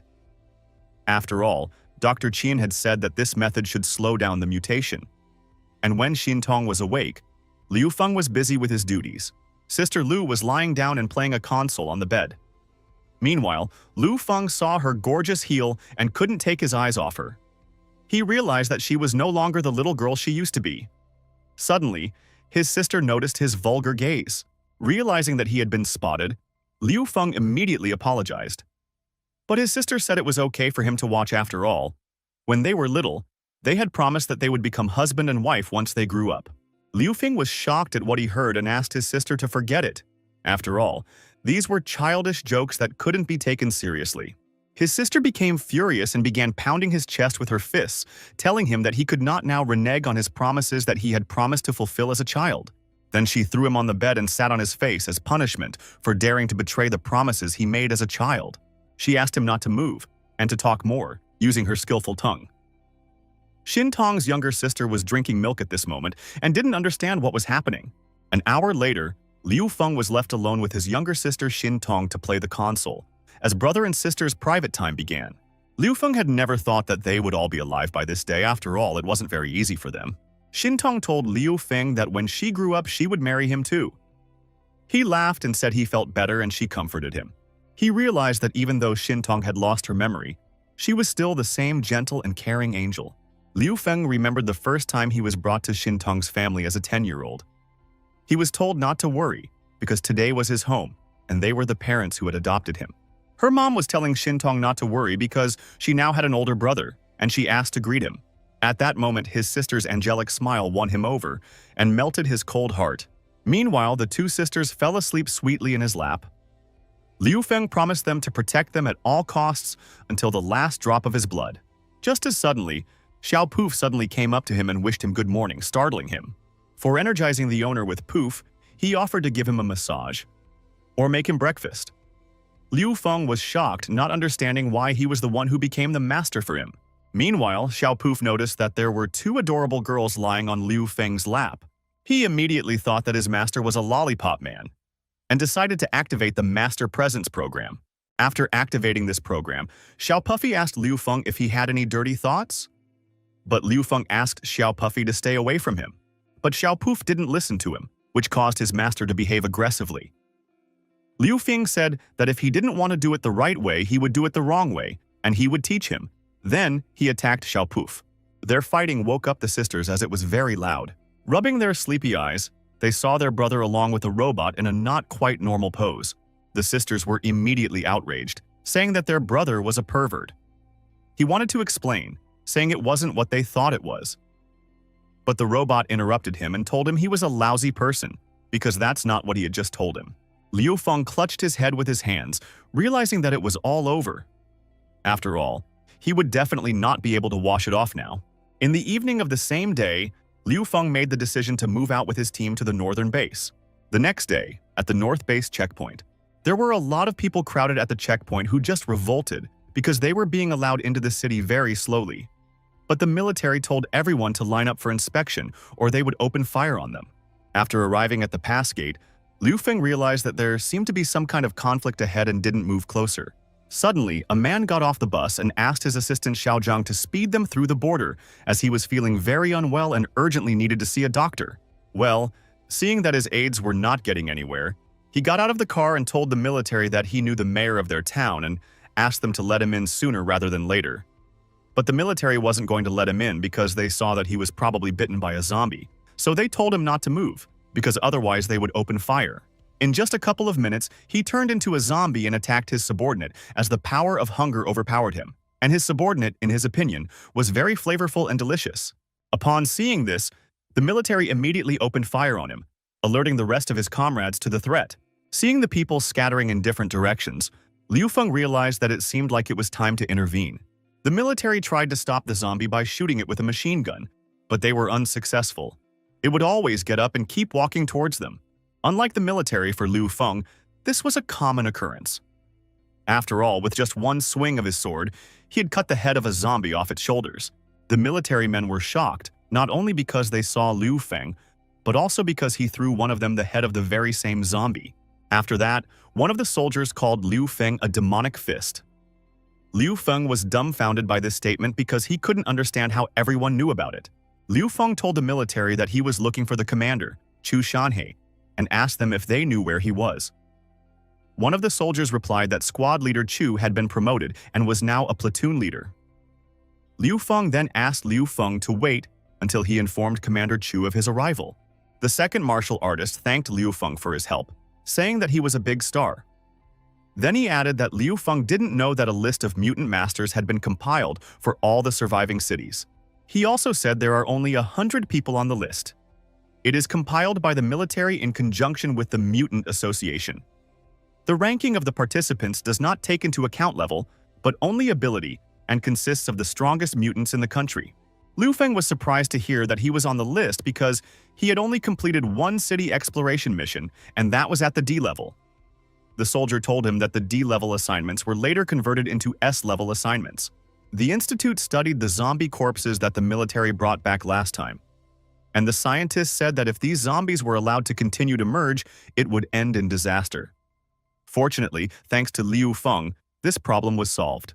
Normally, S-level quests could only be solved by a team of several S-class mutants. The martial artist also said that if this wasn't Liu Feng's trial mission, he might have advanced to the A+ mutant level. Liu Feng wasn't surprised by this news because he realized even back then that that fused zombie was very strong. Just a moment later, Chu Shanhei, the commander of an entire platoon, already appeared. He told Liu Feng that he was very happy to see him. After all, he had finally come to see him. They hugged each other while clapping each other's shoulders. Commander Chu thanked Liu Feng for saving him again on the last mission. After all, he was promoted thanks to him, saying that Liu Feng was his guardian angel. Liu Feng congratulated Captain Chu on his promotion to platoon leader. Afterward, Commander Chu asked Brother Liu why he was looking for him. He invited him to walk and talk, inviting him to have lunch with him later. Liu Feng replied that he really had something to do with him. Liu Feng reminded him that he had once talked about having a shipment of goods, but he didn't want to put them on the market for fear it wasn't safe. So he wondered if he could trade with the military. Captain Chu brought up a shipment of canned goods, saying that he thought the military would welcome it. Commander Chu offered Liu Feng something to eat, after which he will introduce him to his battalion commander, Guo. Meanwhile, in the central district of the northern base, Liu Feng's ex-girlfriend Shen Qing, whose body had been taken over by a zombie, was pleasuring some bigwig. He wanted to get his pleasure as soon as possible because he spent 2 cans of canned food on her, which was a lot by the standards of the post-apocalypse. He thought he was going to have a great night with the hottie, but was devoured by her. Meanwhile, all the men of the northern base almost fainted at the sight of such beautiful girls who came with Liu Feng. Commander Chu understood that these were Liu Feng's teammates, but knew that they were not as simple as they appeared at first glance. Suddenly, some fat man with a scar on his eye poked Li Xin, saying that he wanted to have fun with her, offering her 2 canned goods in one night. Li Xin toppled him over her shoulder, laying him on the ground before placing her foot on his face and jabbing her gun into his forehead. She then told him that she was in a nasty mood today, and if he made any noise, she would shoot him. After shaking off the sand, the fat man shouted at her that she would regret what she had done, because the gang of light-bearing dragons would not forgive her. But Li Xin was thinking that she couldn't let that damn Kelly win and take Liu Feng away from her. Just as suddenly, Liu Feng saw a peddler who was shouting that he was selling Liu Feng's demonic fist merchandise and was asking everyone to pre-order as soon as possible. All the women in the neighborhood immediately ran to the shop, as each of them wanted to buy Liu Feng's stick for just 1 conserve. Liu Feng was shocked to see that the vendor was selling a dildo with his pictures on the handle. Captain Chu calmed him down by saying that he's a celebrity now. There are only a few people in this city who are on the list, and he is number 97 there. Liu Feng asked him, How many total people from the city are on the list? Commander Chu said that the first S-level person among his military, his name is Iron Man Li Jiangguo, he is ranked 38th on the list. He has solved 2 S-level tasks and 11 A-level tasks, and those who can handle S-level tasks alone can basically enter the top 100 strongest. A total of 7 soldiers, 3 members of the Research Institute, the president of the Mutant Association, and 2 vice presidents made the list. He also said that S-level tasks were terrifying missions that could destroy an entire city, and most often only teams of several S-level mutants could accomplish them. After listening to him, Liu Feng said that he had a feeling that the mutants were like some kind of super special forces. Commander Chu laughed and offered him a beer. Liu Feng and Commander Chu sat and drank beer, while exchanging thanks to each other for finally meeting and having a good time. Li Xin saw this and said that he thought that they were not talking about anything important. Kelly interrupted her, saying she didn't understand because a lot of important information can only be obtained at the table. That is the etiquette of this country. Li Xin asked her how she could be sure that they would be able to get information this way. In response, Kelly asked her not to underestimate their head, thinking that he was just having lunch, and suggested that she just watch Liu Feng to see for herself. Meanwhile, Liu Feng was telling Brother Chu that if he needed help, he could ask Liu Feng, as he would always be able to help in any way he could. Commander Chu remembered that he really had something he wanted to ask Liu Feng to help him with, and said that the military would soon have a mission to search for items in the city center. Commander Chu hoped to hire Liu Feng to guard him. He said that they could agree on a price and suggested that he accept the offer. When Li Xin heard this, she was shocked. Meanwhile, Kelly finished her drink and told her that Liu Feng had been doing everything to get closer to the army from the beginning. To do so, he invested in a newcomer in the army, that is, Chu Shanhei. And today, he finally benefited. This is called an investment. Then she called Li Xin an orangutan and said that in the future she should think a little bit. Liu Feng agreed to Brother Chu's proposal. The commander said that the mission would start in 3 days, so he could send someone to exchange materials. Liu Feng called Kelly over to the table and introduced her to Commander Chu as the person in charge of the exchange deals in his team. Meanwhile, realizing that he had 3 days, he decided to research the nanotechnology task. To complete it, he needed to go to a research institute in the center of the city to find nano-nuclear technology. Suddenly, he was called out by what girl? This girl turned out to be one of the 3 beauties he saved at night in the woods from a zombie mutant in a car lot. So she invited him to her house. She decided to offer him a glass of pure water, saying that she didn't have much food in the house. But Liu Feng refused, saying he didn't need anything. At this moment, he realized that he had done the right thing by escorting his 4 goddesses outside. Otherwise, at the sight of the new women, 100% they would have made a scandal. After which he asked Yingqian, where are the other 2 beauties of her girlfriend that he had rescued? She replied that he saved the 3 of them, and now they are teaching the children of the northern base. Their lives are pretty good now, and it's all because he saved them. Liu Feng asked her how low their wages are if they have almost no food. She replied that the city now controls all the food. The situation is very dangerous. Sometimes they have to go out and look for wild edible plants to satisfy their hunger. After hearing this, Liu Feng said that he had a very interesting proposal for them. He told her he wanted to hire 3 educated girls to teach in his shelter, offering them 3 meals a day, meat, rice every day, and 10 more cans of canned food as a salary. He then added by saying that if they were not happy with the salary, he would definitely give them a raise. With a twinkle in her eyes, she answered for all of them that they agreed, since it had been so long since they had eaten meat. The last time they had eaten meat with Liu Feng was at dinner in the forest, after which she immediately pounced on Liu Feng, asking how could she repay him for this generous offer.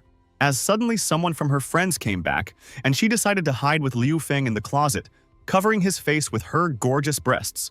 Suddenly, a returning friend was passing by the closet and heard some sound there, so she decided to check who was there. Meanwhile, Liu Feng breathlessly thought only that if they were discovered and told about it to Kelly, it would be just awful, because he wouldn't be able to explain anything to her. She did change her mind about opening the cupboard, though. As she was very hungry, she wanted to find the grocery cart quickly. After that, she saw a grocery basket on the table with a dildo with Liu Feng's face in it. She couldn't believe her eyes. When she saw the dildo, she picked it up and said that she didn't think a person like her friend Yingqian was capable of buying such a wonderful item. At this point, she was glad no one was home, so she took him 2 hands to keep him warm. After which, she began pleasuring herself in every possible way and position. Liu Feng was reminded of the picture of the brave entering the monster's lair. And this was only the beginning of the brave man's journey. No sooner had she satisfied herself than suddenly a third girlfriend walked in. Hearing the creak of the door, the blue-haired maiden thought of nothing better than to hide in the closet as well. When she entered it, she found her friend and Liu Feng in it. She was very surprised. Their third friend realized upon returning home that none of her friends were home, so she would have to cook dinner on her own. But she couldn't figure out what the strange smell was in their house. At this moment, the brave man realized that he wouldn't be able to resist the two hell devils. This was a huge stress for him. But the girls realized that now was the perfect time to attack a brave man. The brave man felt as if two hellish devils had attacked him, and he couldn't defeat them no matter how much he wanted to. Suddenly, the closet doors couldn't withstand the tension and flew open. The two girls on top of Liu Feng rolled out of the closet. The third girlfriend was shocked to see her friends on Liu Feng. Then she got really angry and said that she was very upset that they were doing it in secret from her. Liu Feng asked her to wait because he wanted to explain everything to her, but she didn't want to listen to him. She said that he would regret not calling her. Liu Feng wanted to run away, but the girls surrounded him, saying that they would not let their savior leave without thanking him again. No sooner had they pounced on their savior to thank him than they suddenly heard a knock on the door. It was unexpected, because the time was earlier. When she opened the door, she saw her neighbor, Old Man Li. But it wasn't really him anymore, for the sixth apostle had taken possession of him. Unsuspecting, she turned to her girlfriends and said that it was the old man neighbor Li had come. Suddenly, his face split into 4 pieces and he wanted to eat her. Liu Feng immediately used his nanomechanical arm without thinking for a long time and punched him right in the face, saying that he had no right to attack his girls. Because of such a powerful blow, the mutant zombie flew several meters away. Liu Feng thought he could fry it with one punch, as suddenly the head separated from his body and several more mutant zombies entered the room. Seeing this, the girls couldn't understand where the crowd of zombies came from in the center of the city. Liu Feng, on the other hand, ordered them to stay behind him. Then he asked them not to worry because he would solve everything himself and save their lives again. They couldn't take their eyes off him, thinking he was very handsome. Although Liu Feng had lent Xiaopuff to Kelly and the others, he had no doubt that he could defeat these mutant zombies by himself. He couldn't figure out if the zombies had taken over the entire downtown area or if it was only happening in this neighborhood. After thinking for 5 seconds, Liu Feng turned his attention to the fatty he had just hit with his glove. But he stood up as if nothing had happened. It looked like he had some special mutation. Liu Feng decided that he needed to find out what was to be dealt with, and once again delivered a crushing blow with his mechanized gauntlet.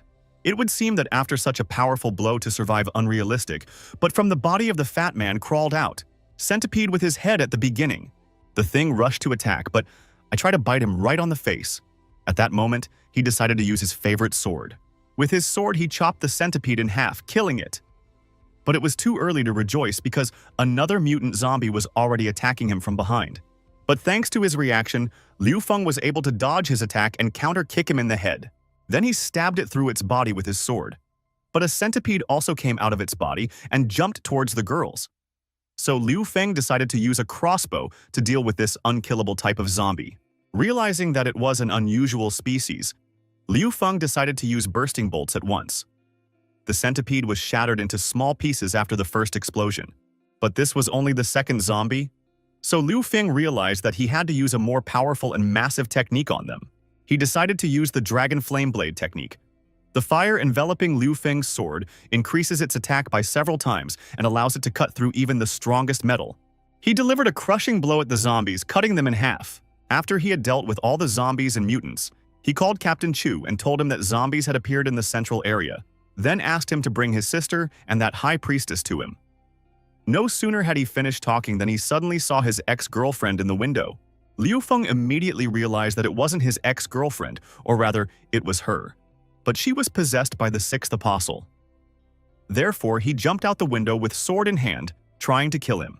He jumped out of the window and landed on a flower bed, and found no sixth apostle, but only people who were scared to death and could not understand why he had jumped out of the window with a sword. At this moment, Liu Feng realized that the sixth apostle was extremely good at hiding. Liu Feng wanted to find him as soon as possible. After all, he was still in the body of his ex-girlfriend Shen Qian.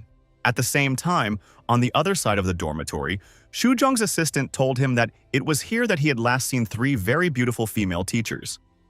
Shuju wanted to catch these 3 teachers, because by doing so, he could placate his boss and redeem himself in front of the gang of light-bearing dragons. Literally half an hour later, Commander Chu and his squad appeared in the central zone and blocked off the area. The residents asked to be let out. They didn't understand why they were blocked. Captain Chu replied that there was an infection in the area, so everyone would stay in the zone and no one would leave it. Not even a bird would pass through. Captain Chu thanked Liu Feng, saying that he didn't even know what would have happened if the infestation had entered the city. Liu Feng told him that what he needed to do now was to find and eliminate the infected as well as the source of the contamination. He also added, saying that as far as he knows, this zombie is the one who followed them into the city and is very likely the 6th apostle of the monotheists. He's good at hiding his tracks. Commander Chu was shocked to hear this because he thought that they had killed him long ago in the forest. But his disappointment was interrupted by Jilan from the Research Institute, who wanted to report her arrival. Commander Chu decided to introduce Brother Liu, saying that she was a mutant perception expert from the Research Institute whom he had personally invited. Liu Feng greeted her, and she immediately asked him, was it true that he was that demonic fist Liu Feng from the 100 list? Liu Feng replied that he was. But Ji Lan grinned and said that he was not like the legends, because everyone said that he was huge and strong like an ox. Seeing the incomprehension in Liu Feng's eyes, Captain Chu told him that she didn't look like an ordinary scholar at all. Ji Lan gaped and said that she wanted to get to work, since she doesn't want to work overtime because she still needs to sleep. After that, she immediately started searching for zombies using her telekinesis. But after a couple minutes, she stopped, saying that it was all very strange, since she doesn't feel any zombie presence in the central area. Usually when she uses her telekinesis, she feels them. Meanwhile, Liu Feng was visited by his younger sister Xin Tong, along with her captive high priestess, who immediately said that no one would be able to sense this zombie. After all, the 6th apostle was an elite zombie that specialized in concealment and containment. She also said that he was a monster created by the founder of the monotheist religion specifically to attack the asylum. A monster that specializes in infecting and taking over a sanctuary from the inside. And she added that countless human cities would disappear under the onslaught of the monotheists, for only they would survive in this world of apocalypse. This is the horror of faith. Noticing that the captive was getting out of control, Xin Tong immediately told her to shut up and kneel down. The high priestess immediately fell to her knees, not even realizing what had happened to her. But after she looked at Xin Tong, she immediately remembered that she was the goddess she worshipped and served. She began to call Xin Tong her goddess and mistress, asking her to punish her slave girl's disobedience as hard and as often as possible. Liu Feng was shocked to see this from the outside, just like everyone else. But Jilan noticed that there was still something appealing about Liu Feng's little sister. At this moment, Xin Tong ordered her high priestess to start working and find this zombie. The high priestess immediately went to work, and to find the 6th apostle she used a technique called the Wrath of the High Priest. Seeing this technique, Jilan immediately realized that her spiritual power was very strange and not at all like hers. With her power, the high priestess scanned everyone in the central region, then said that she had found as many as 46 converts. Liu Feng immediately told her to take them to these infected. Hearing this from Liu Feng, she said that he couldn't order her and wanted her to give up her former partners. At that moment, he remembered that she was their enemy and their prisoner. Seeing her disobedience, Xin Tong in an angry voice ordered her to take them away, or else she would be in trouble. Hearing such an order from her goddess, the high priestess could not resist and said that she was more than willing to take them to all these infected. Liu Feng told Commander Chu that they were ready to go in search of the infected and asked him to take his men with him, for they were going to go to the central area. They gathered a team and advanced to the fence of the central district to identify the mutant zombies in the crowd of people. At this point, the zombies realized that there was nothing left for them to do but infect all the remaining civilians behind the fence in order to survive. So they started attacking people. But Liu Feng knew his business very well, and in the same second, he chopped the mutant zombie's head in half with his sword, thus saving this beautiful girl from his bite. People were in a panic. They were scattering. One person shouted that there were about 30 zombies in the crowd and asked the military to save him and the others. Seeing this madness, the military immediately opened fire on the mutant zombies, taking care not to hit civilians. Then they ordered the living people to lie on the ground so that they could easily destroy all the mutant zombies without hurting a single person. The sixth apostle saw the high priestess and said she was a traitor to her faith. Not only was she serving the wrong god, but she had helped to destroy his plan to take over the city. At that moment, Shintong appeared behind the sixth apostle's back, saying that she had found him to kill him. The sixth apostle mocked her by saying that she looked so intimidating that he wasn't the least bit scared. Shintong asked him not to play dumb, saying that his body stench was spilling everywhere and stinking very badly. At this moment, the sixth apostle noticed that her body was captured and said that he would then infect her as well and released his nasty tentacles towards Shintong. Shintong stood still and didn't move anywhere. Liu Feng heard a very strong explosion on the roof of the building. Shintong grabbed the sixth apostle by his long tentacles and began to siphon life force out of him. The sixth apostle couldn't understand how this could have happened. He was the one attacked, not him. Then he realized he was about to be devoured. Shintong said that he was a hateful bug who had reappeared next to her brother and had made a huge mistake doing so. Later, she said she would kill anyone who wanted to harm her brother and sent deadly fire pulses toward the sixth apostle. Meanwhile, Liu Feng noticed that there was someone on the roof and asked a couple of soldiers to go with him and check who was up there. Shintong, with red demonic eyes, descended into the hole that the sixth apostle had made to escape from her, saying that this insect can't escape from her. The sixth apostle ran away without even turning back. Because he realized that he could not defeat this girl, he was very frightened because he had never met such power before. It was just a little bit away from the exit, but suddenly it caught on some threads and immediately stopped. When he looked at his hand more closely, he realized that it was not just threads, but it was a spider's web, which in addition, with every movement he made, began to cut his body. The sixth apostle looked up and saw Shintong, who kept repeating that her little brother belonged to her, and she would not let anyone hurt him. Meanwhile, Suijun couldn't understand why there were so many zombies outside. His assistants didn't know what to do and started to panic. He immediately ordered them to shut up and keep quiet, because they still had a chance since he had already notified the boss. He was sure the boss would come to rescue them since he had grabbed a few beauties for him. One of the beauties blamed herself for what was happening, recalling that Liu Feng had told her to leave the neighborhood immediately. But she had wasted her time packing, and those thugs had grabbed her along with her friends. One of the thugs grabbed the blue-haired beauty by the chin, with the words that the boss couldn't come right now, so he would take care of her personally. Before he could even begin to do something with this beauty, Liu Feng suddenly flew into the room from the window and gave a direct kick directly to the bandit's head, thus immobilizing him and securing the girls. Suijun, seeing that one of his guys was beaten up, immediately said that the one who challenged their gang, the light-bearing dragons and undead. But as soon as the dust cleared and he saw that it was Liu Feng, he immediately became numb with fear, for he remembered how he'd done him in the last time they'd met. Unlike Suiju, Liu Feng didn't recognize him. He just tied him and all his associates up. The offended Suiju tearfully said that his boss would avenge him. The girls thanked Liu Feng once again for saving them.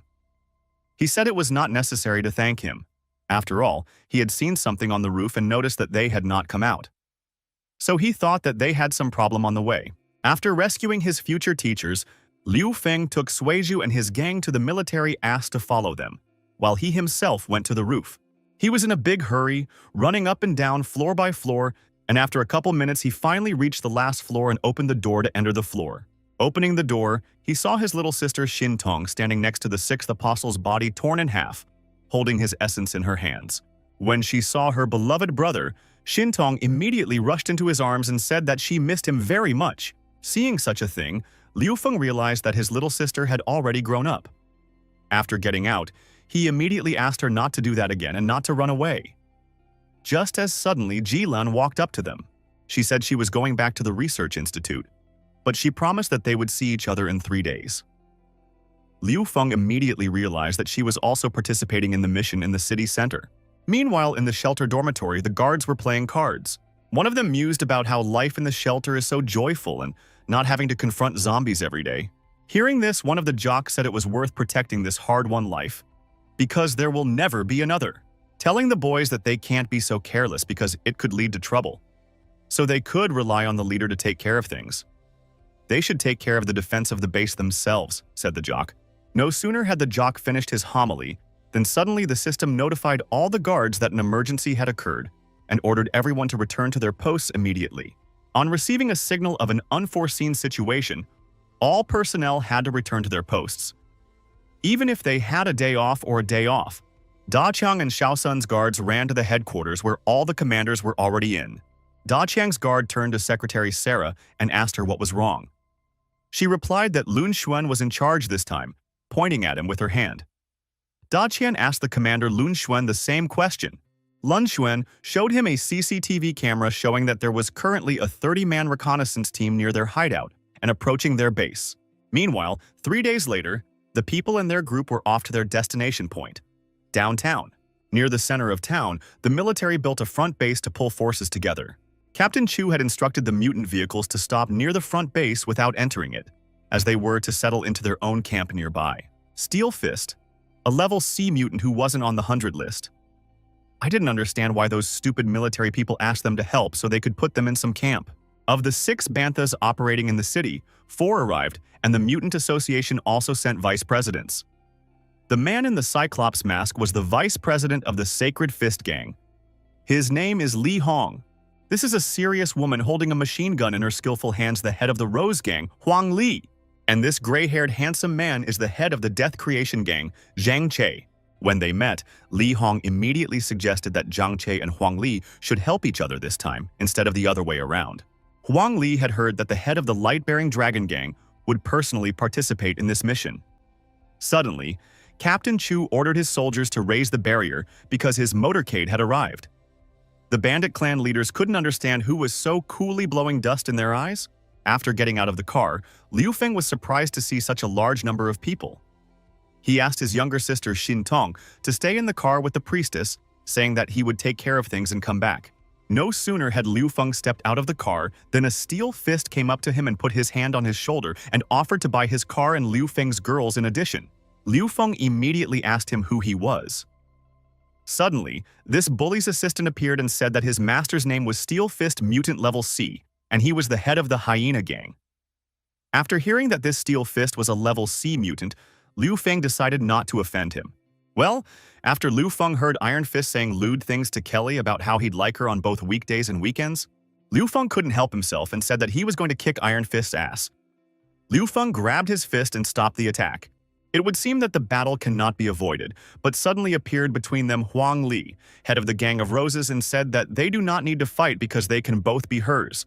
When Iron Fist saw her, he and his henchmen were horrified because they knew that the head of the Rose Gang, a level A mutant, Diamond Barbie Huan Li, was standing in front of them. She, in turn, told Iron Fist that if he had any problems, he could turn to her. After which, pointing her finger at Liu Feng, she said that he was the rookie on the master list who had the same level as her. Next, she asked the Iron Fist if he wanted to mess with him.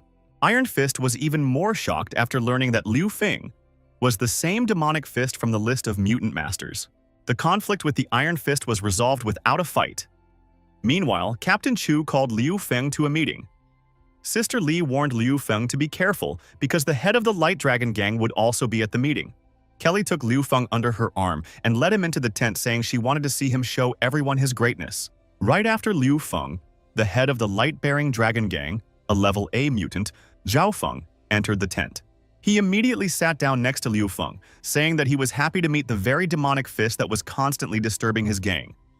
Captain Chu asked Zhao Feng not to provoke Liu Feng. Zhao Feng turned to Liu Feng and said that it was a pity that he would die so young and promising. After that, the green-haired hooded mutant attacked Liu Feng, trying to kill him with his sword. But Liu Feng was not so easy to kill, because he had a very well-developed reaction to the threat from outside. So he not only fought back, but also killed the Light-Bearing Dragon Gang member who was attacking him with a retaliatory strike. After that, Li Feng pointed his bloody sword towards Zhao Feng and said to him, "One more move, and his entire gang of light-bearing dragons will be annihilated." The atmosphere at the meeting became very heated. It looked like a real fight was about to break out. But fortunately, Captain Chu showed up and calmed everyone down. And after that, he told Liu Feng to ignore Zhao Feng because he was a mercenary of the Scientific Research Institute. After that, Captain Chu returned to the podium. He said that the purpose of the mission was to cover the Science and Research Institute while searching the city center for a target. The military will send 2 platoons to cover it. During the mission, everything is under the control of the Mutant Association. After that, he invited the vice president of the association to the podium. The vice president came to the podium and introduced herself, saying her name was Kawase, and she would explain the purpose of the mission. She said that the Mutant Association would provide material and technical support for the military. After that, they would all go to the center of the city together with a military convoy. She then said that she was aware that some of the people here had a contradiction and asked them to put aside all their grudges and misunderstandings until the mission was accomplished. Those who do not heed the request will face the wrath of the Mutant Association. She then announced the start of the mission, saying that everyone should go to the Farega Institute downtown to find nanotechnology. The reward for finding it was 8,000 points. Half an hour later, Huang Bin appeared in front of Liu Feng's car, saying that he was happy to see Liu Feng and would go with him in his car. Liu Feng asked him why he didn't drive the association's vehicle. Huang Bing answered him that the vice president had asked him to come here to be in charge of communication with Liu Feng, as his telekinesis performs the function of communication. Meanwhile, Company Commander Guo arrived at the front base to pull troops together and greeted Commander Chu. Gathering all the military, he said they might be wondering why on earth they were wasting a lot of effort in the north of the city to get to the dangerous center of the city. Wouldn't it be nice to live peacefully on base? For that reason, he told them, they simply could not retreat. After all, soldiers' calling is to defend the motherland and protect the nation, so they must take responsibility. You can't sit in safety. Clenching his fist, he shouted that they must end the apocalypse. After all, downtown had what they needed to end house. After hearing him speak, Liu Feng realized that he was a good commander. Captain Gu ordered the soldiers to get into their cars and leave for the mission. Meanwhile, the commander of the Salvation Army Squad, a level C mutant, fireman Wang Zhen, was laughingly nightmarishing the civilians of the city near Liu Feng's hideout. He asked them not to worry, for the purpose of his Salvation Army was to eliminate suffering and treat everyone equally well. She suggested that everyone go back with them, to Own, because there was water and food there. But looking at them with a wry smile, thought that it looked like there would certainly be no shortage of food in the near future. At this moment, Wu Man appeared behind his back. He greeted her and said that he hadn't seen her for a long time. Wang Zhen's comrades didn't know the girl and had never seen her before. But realizing that she was a good acquaintance of the boss, they also greeted her. After looking at Wu Man again, one of the bandits recognized her and said he had seen her before. Then he took one innocent girl by the chin and said that she should repay him with intimacy for taking care of her. Before he could do anything bad to the girl, he lost his head as Lun Xuan announced the start of the operation and authorized the attack to begin. Wang Zhen was at a loss as he didn't understand where the gunfire was coming from. But after a minute, he saw that there was a sniper on the roof and ordered his goons to return counterfire.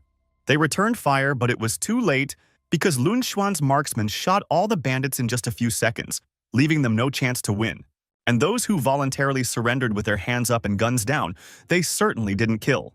Seeing that his gang had been destroyed and most of its members killed, Wang Zhen simply went mad and was overcome with blind rage. His hands became fiery at the same second, after which he immediately began to attack Lun Xuan's team with fiery strikes from his flaming hands. Then laughing, he said that they had woken the beast in him for nothing. For now, he would send them straight to hell. But Lun Xuan was not afraid. He took out his sniper rifle and took good aim. Then he said that times have changed and not everything and everywhere is decided by physical strength, and then he fired a shot. Just a few minutes later, one of his fighters approached Lun Xuan and reported that they had completely destroyed the enemy Salvation Army. As suddenly at that moment a woman appeared in front of them and said that if they were completely finished here, it was time to go back to base. When he saw this strange girl, Lun Xuan immediately asked Kong to give him the staff list. When he looked at it, he realized that it was strange because there was one less person on the list than there really was. She immediately realized that Lun Xuan was very vigilant.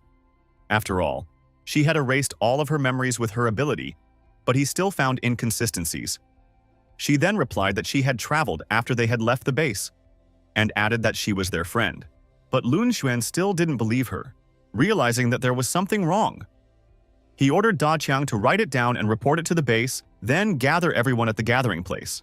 At the same time, on the road in the center of the city, the military, thanks to tanks and heavy equipment, were clearing the passage to the center of the city for the Mutant Association. They were killing zombies in droves, driving right through them with their huge convoy of military vehicles. After waiting a bit, seeing that everything is working out, Commander Go ordered his gunners to open fire on the zombies so that they would feel the power and strength of modern technology. It was too calm and simple. Liu Feng analyzed the situation and realized that now there were mostly ordinary zombies, no evolved zombies or mutant zombies, which were the biggest threat. And he thought it was very strange. No sooner had he thought about it than he suddenly heard the military shouting over the radio, saying that there were mutant zombies moving towards them from the right. The military reported that things were bad, as a large group of zombies appeared on the right flank. They were evolved zombies. Liu Feng asked Huang Bing to drive the car instead so that he could get out of it and climb onto the crash to protect the convoy. As he climbed out onto the roof of the car, he saw that the vice president of the Mutant Association had done the same. He thought they were thinking alike. She told him he was on the left and she was on the right. Kawase Suena was just shushing these zombie mutants with her sword. Suddenly she heard someone in the front of the car calling for help, and she immediately sped off, chopping all the zombies and zombie mutants into small pieces along the way. Seeing her fearlessly fighting the mutant zombies, Liu Feng realized that she was very tough, and it was probably not the first time she had killed these things. Seeing Liu Feng on the roof of the car, the members of the Light Dragon Gang immediately reported to their leader that Liu Feng was going to single-handedly stop the crowd of zombies. To which Zhao Feng replied that he must be looking for death, as even the leader of the light-bearing dragons himself couldn't dare to face such a large crowd of evolved zombies. After which Zhao Feng added that Liu Feng would definitely not survive this mission if he thought that he alone could defeat a horde of mutant zombies.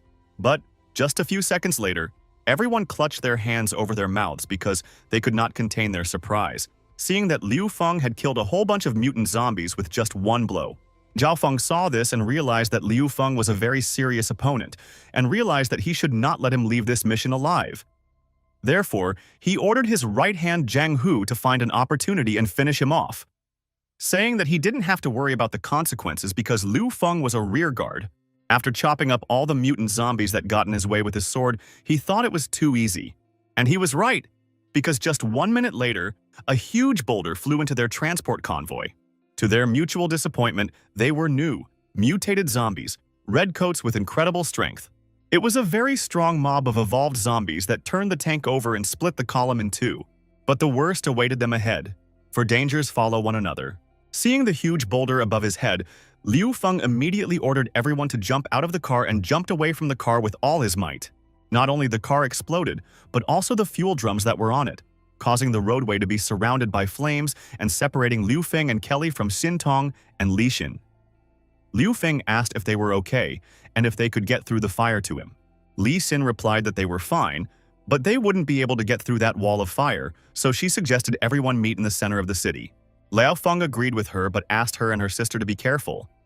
Then he turned around and found that he and Kelly were surrounded by mutant zombies. They were mostly mutant zombies with impenetrable bone shields. They were not easy to chop with even the sharpest sword, let alone destroy them. But Liu Feng was very confident that he would deal with them. So he told Kelly not to worry, because he would deal with them soon. He attacked and struck the mutant zombies with his sword. Seeing that his sword was broken, he was very upset. Even Xiao Puff was upset, but not because the sword broke, but because he was expecting an epic battle and it didn't work out in the end. Seeing that Liu Feng was a little upset, Kelly asked him what kind of weapon he wanted. He replied that he would need something like a hammer or a shield-piercing axe. Suddenly, in just a second, Kelly produced a weapon for him. But he was quite surprised at that, for it wasn't an axe or a hammer. But what a club it was. Kelly, however, rushed to reassure him, telling him that her ability could change the shape of objects, but they were only dummies, so he could change them at the very end. At this moment, Liu Feng realized that with Kelly with him, he could have any weapon he wanted, after which he began his integral transformation. Through integral transformation, he had created a sea-level mechanical hammer for himself. Thanks to this super powerful hammer, he began to crush zombie mutants left and right, despite even their strong bone shields. In literally 10 minutes, he had destroyed all the mutant zombies that surrounded them, after which he asked Kelly what they would do next and where would they go. Liu Feng looked around and said that if they went through the university, they would go through the subway tunnel, the center of the city. He had never thought that he would ever return to the N University he had left. At the same time, in the auditorium of N Jin Yangshu University, a stunning beauty ordered her admirers to find her food. Meanwhile, on the other side of the shelter, Commander Moon and his squad had returned. Zara immediately reported to him that she had read his report and replied that there was no problem with the size of the squad. This mysterious woman was very surprised to find herself in such a hole. She saw a very high-tech shelter. Captain Lun immediately asked his subordinates if there was any problem with the report he sent to headquarters. He was told that everything was fine and the monitor had not detected any extra people. The woman who had tricked her way into the shelter decided that as soon as she finished her reconnaissance, she would immediately blow up the shelter. Sniper Moon couldn't understand where the misalignment was because it seemed to him that there was one more person. Then he began to think that the sensation he felt then was maybe just a hallucination. Had the hallucination come back again, he thought. Suddenly, he remembered that he used to have a habit of writing reports to combat hallucinations.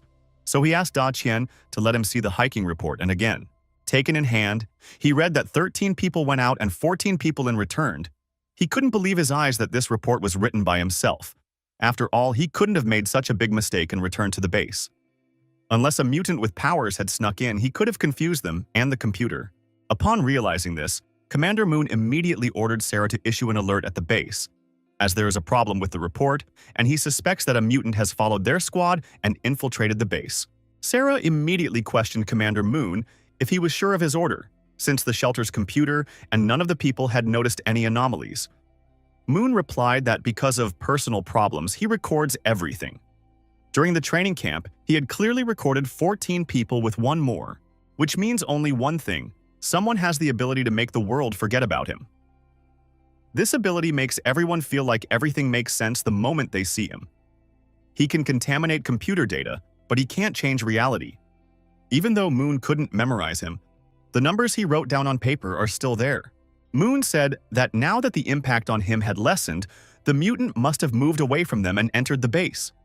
So he again ordered Sarah to sound the alarm faster, saying that if there were any problems, he would be responsible. Once the alarm was activated, the system alerted all residents of the shelter that a mutant had infiltrated the shelter. All combat teams to go to the past designated location, all to follow the message and redeploy. The mysterious woman was very much surprised by the alarm. She couldn't believe that there was a mutant with heightened perception here, since it was normally impossible for a mutant to notice her. Just as suddenly, Commander Lun Xuan came on the loudspeaker and declared martial law in the shelter, ordering all civilians to return to the restrooms and all military personnel to act in an emergency scenario. He ordered defenses to be organized at the entrance to the command post, power sources, restrooms, rooms, water supply, and other important facilities to be taken under guard. Then said that since the enemy has the ability to distort cognitive perception, as soon as any unknown person is in sight, whether they know it or not, shoot to kill. The stranger heard Lun Xuan's speech and realized that he was the one who had declassified her, but she didn't know how. Afterwards, she mentally thanked him for using a way to solve the problem that was available to an ordinary person, after which she used the faceless activation technique. This is the power of facelessness. It's not easy to deal with, even for a high-level mutant. After applying this technique, the guards immediately forgot who they were and what they were now doing and should be doing. Lun Xuan had also forgotten what he was doing, and what he was doing at the moment he felt as if his memories had been erased. Meanwhile, in the city of N, University of N, 2 students were running away from the zombies chasing them. Suddenly, a boy named Yu Wen fell to the floor and shouted for help to his friend Zhang Yu. Zhang Yu couldn't leave Yu Wen to the zombies, so he went back for him, and thanks to his flying technique, he was able to escape from the zombies' clutches. They ran to classroom 54 where their classmates were waiting for them, and it was safer than the corridors of the university. After they had just run into the classroom, the students had bolted the door. Classmates immediately surrounded them, asking if they were okay, and if they had been accidentally bitten by a zombie. The boys replied that they were fine, after which a classmate immediately asked Zhang Yu Princess if he princess her what po? Food? He apologized to her, saying that he only took a bag and threw one backpack to save Yu Wen. Classmates pounced on the guy and saying that they brought very little food. Suddenly, a very sexy girl in a leopard blouse stood up for them and said that no one dared to treat the saviors so disrespectfully, because they were risking their lives to get food for everyone. It was Jin Yanshui, the Black Gold Witch, the president of Hanyuhan Corporation. One of the guys immediately went up to Sister Jin and said, "Here is the water and food she asked for." She thanked him, said that he not only saved her life but also brought food. Helping students is a no-brainer. In this world, there are still people who offend a super ability holder who brings them food. They are definitely looking for death. Jin asked Zhang Yu if he wanted her sister to reward him with a night out as a token of gratitude. The prettiest girl of the university didn't like this fox that Zhang Yu saved when he went out to look for food that day, because she had charmed all the guys. And now, she also wants to take her last backup, Zhang Yu. She also realized that he was her last backup, and after all, in her first year, Her backup was Liu Feng, Inga, who was soon stolen away by Shen Qian. Jiang Yu drooled looking at Jin Yanshu. He saw her as a gentle, intelligent, kind, understanding woman. For himself, he determined that she was better than the most beautiful girl in the university. Jin Yangsu realized that the girls from the university were no match for her. They were easy to defeat. She even started to miss her old fox opponent. Just as suddenly, one of the students shouted out that he could see people outside, and they were walking through the campus. Jin Yanshu didn't believe the student, as he knew that it was suicide to walk down the street at such a time, because the sounds would attract zombies. But there really were people there, and they were surrounded by zombies. Jiang Yu saw that the two people were surrounded by a crowd of zombies. He climbed up on the window and said that this would not do, because he could not watch good people die in vain. So he decided to use his ability to fly to save them. But after seeing Liu Feng destroy a whole bunch of zombies with just one strike, Jiang Yu stopped and froze for a moment, realizing that the person below was very cool and strong. Suddenly, some slimy and unusual tongue appeared in front of Yue Wen's eyes. He looked up. He saw not the usual two-headed bloody zombie with long tongues. After that, the mutant zombie pierced Yue Wen's head with its tongue. When Jiang Yu and the others saw this, they were horrified. After that, the mutant zombie decided to climb into the classroom through the window to eat the rest of the university students. At this moment, Kelly noticed this mutant monster and informed Liu Feng that there were definitely people on the second floor of the university, because there's a very large mutant zombie trying to get in through the window. Jin Yanshu, seeing that the mutant zombie had started killing one student after another, remembered that that damn day of the apocalypse, her corporation and all her wealth had turned to ashes, and now she had to rely on the students to survive. She was really pissed off. Realizing that her life is on the line, she decides she must get a firm grip on this boy with superpowers, for he is her key to survival. But the most beautiful girl in the university had another plan. She asked Zhang Yuya to distract the mutant zombie, otherwise they would all die, and he agreed. Jin Yanshu realized that these students are very cruel because they sent the boy to his death. Jiang Yu went out to meet the zombie mutant and started waving his hands to attract the attention of the zombie mutant and get him away from his friends. As suddenly, quite unexpectedly, Liu Feng appeared out of nowhere and with 2 feet in the head hit the mutant zombie. Everyone was shocked to see Liu Feng mercilessly fighting this mutant zombie, striking it one blow after another, crushing it with his sledgehammer. In the end, Liu Feng gave him a final blow with his sledgehammer, thus smashing his head on the floor of the University of N University's foyer. When they saw Liu Feng, all the girls were immediately in love with him because he seemed so strong and sexy. And the boys were a little shocked because he destroyed a huge mutant zombie without anyone's help. Suddenly, Zhang Yu saw Liu Feng as the same Liu Feng who had dropped out of their university during his freshman year. He pointed his finger at him and said that it was him. Zhang Yu told him that he didn't think he would see him at the university. After all, it had been almost 3 years since he had purified himself. Liu Feng said hello to Zhang Yu and said that it had indeed been 3 years. The prettiest girl in the university couldn't believe her eyes when she realized that this was her backup who had been stolen during her freshman year. After Liu Feng dealt with the mutant zombie, Kelly entered the lobby of University N. She was immediately recognized by Jin Yanshui, after which they went to the dining hall of the university to a safer place. Liu Feng said that the world outside had fallen. Each city was fighting separately and couldn't take care of itself, let alone the others. After which he said that the army had already refused to rescue the survivors in the center of the city. This time, he has a mission to accompany the military. But after the surprise attack on the road, they split up and he came to the university. The prettiest girl in the university ran up to Liu Feng and making her beautiful, huge eyes at him, asked him if he could escort them to the northern base, telling him that he was very cool.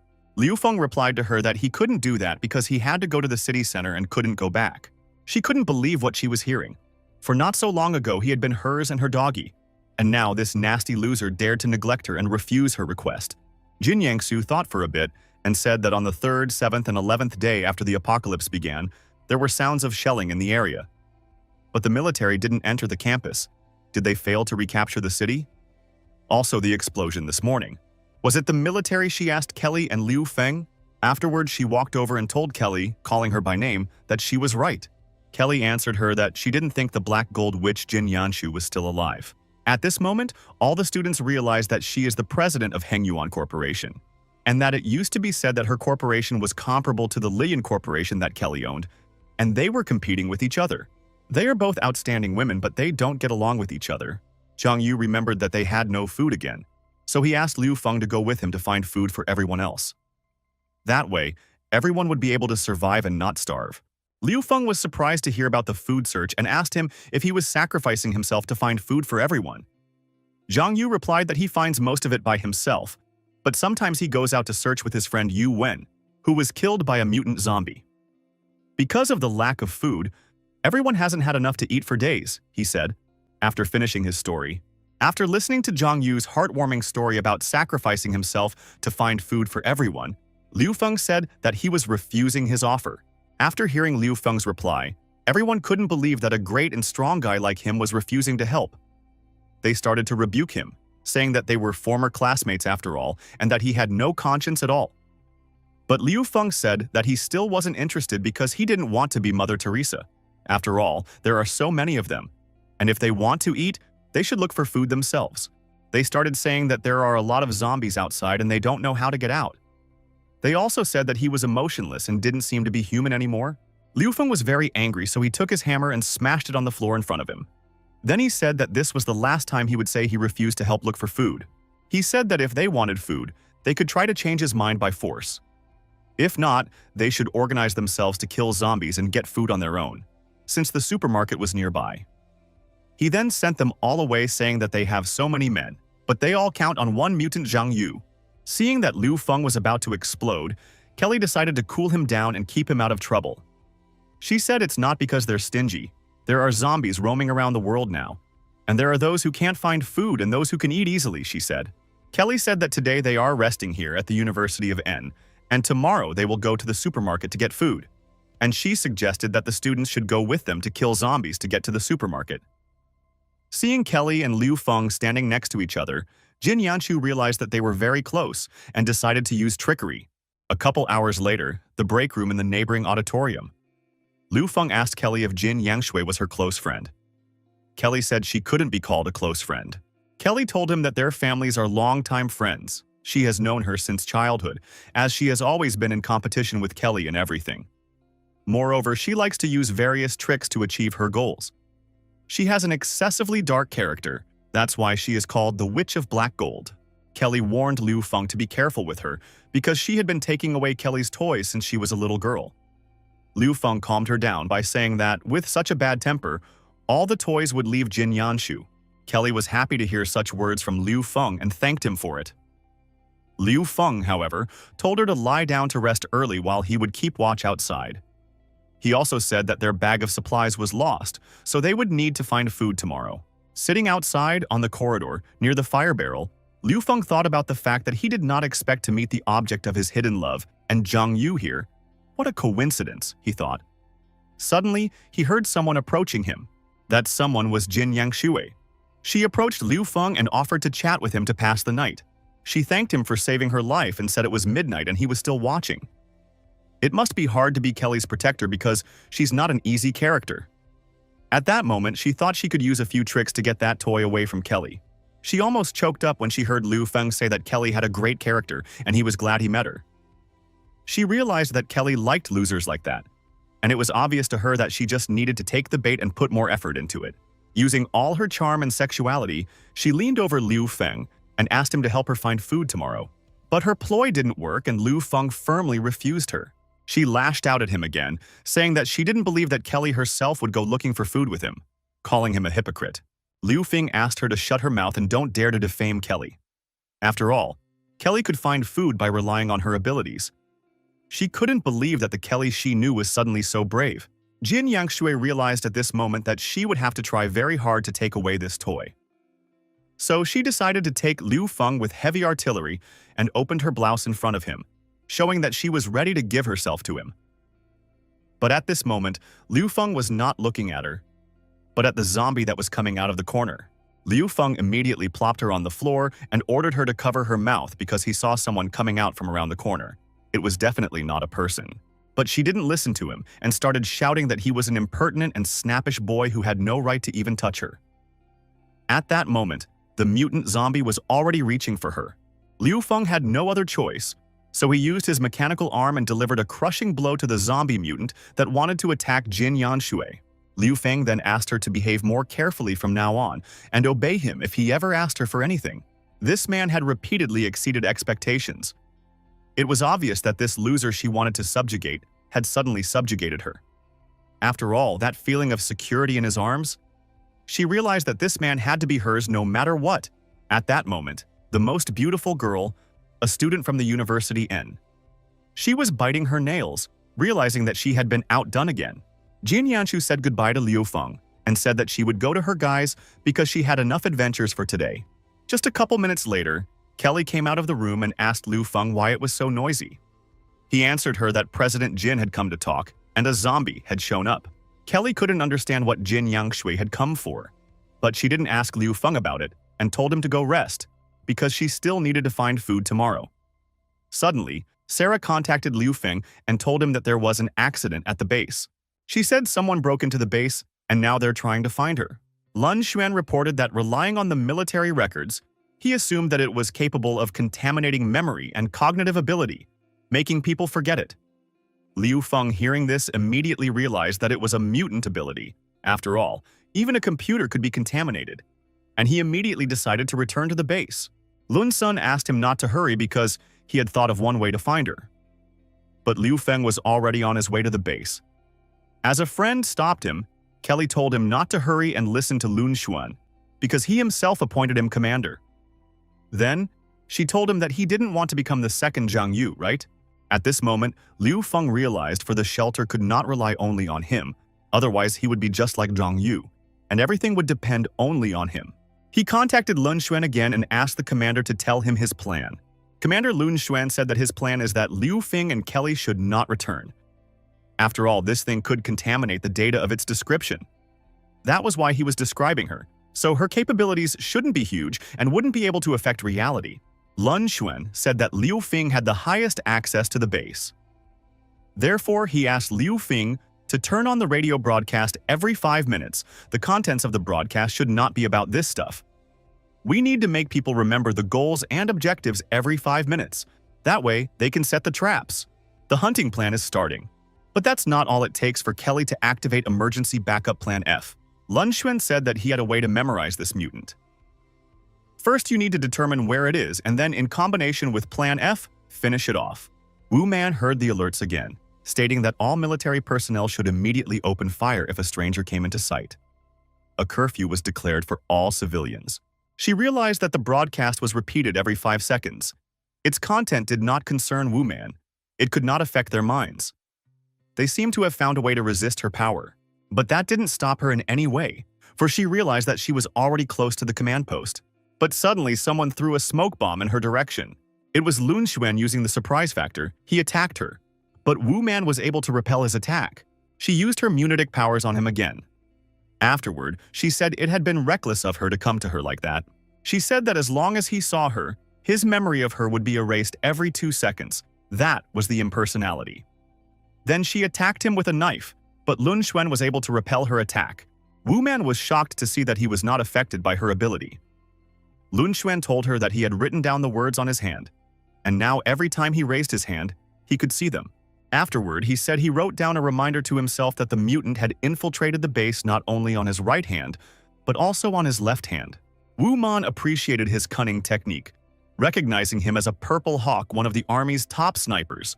Meanwhile, Liu Feng gathered all the students and told them that if they wanted to eat, they should go to the supermarket with him. And if they encounter zombies, they should kill them themselves. The students panicked, saying that it was terrible that they would be mauled because there were so many zombies outside. Liu Feng recognized one of them as a member of the Physical Education Committee and told him that he had a strong body, arms, legs, and head in place, so he could kill some zombies to find food and survive. After which he said that if they didn't save themselves, he didn't care about their lives. After opening the door, Liu Feng said that if they wanted to eat, they should go with him and kill zombies together to find food.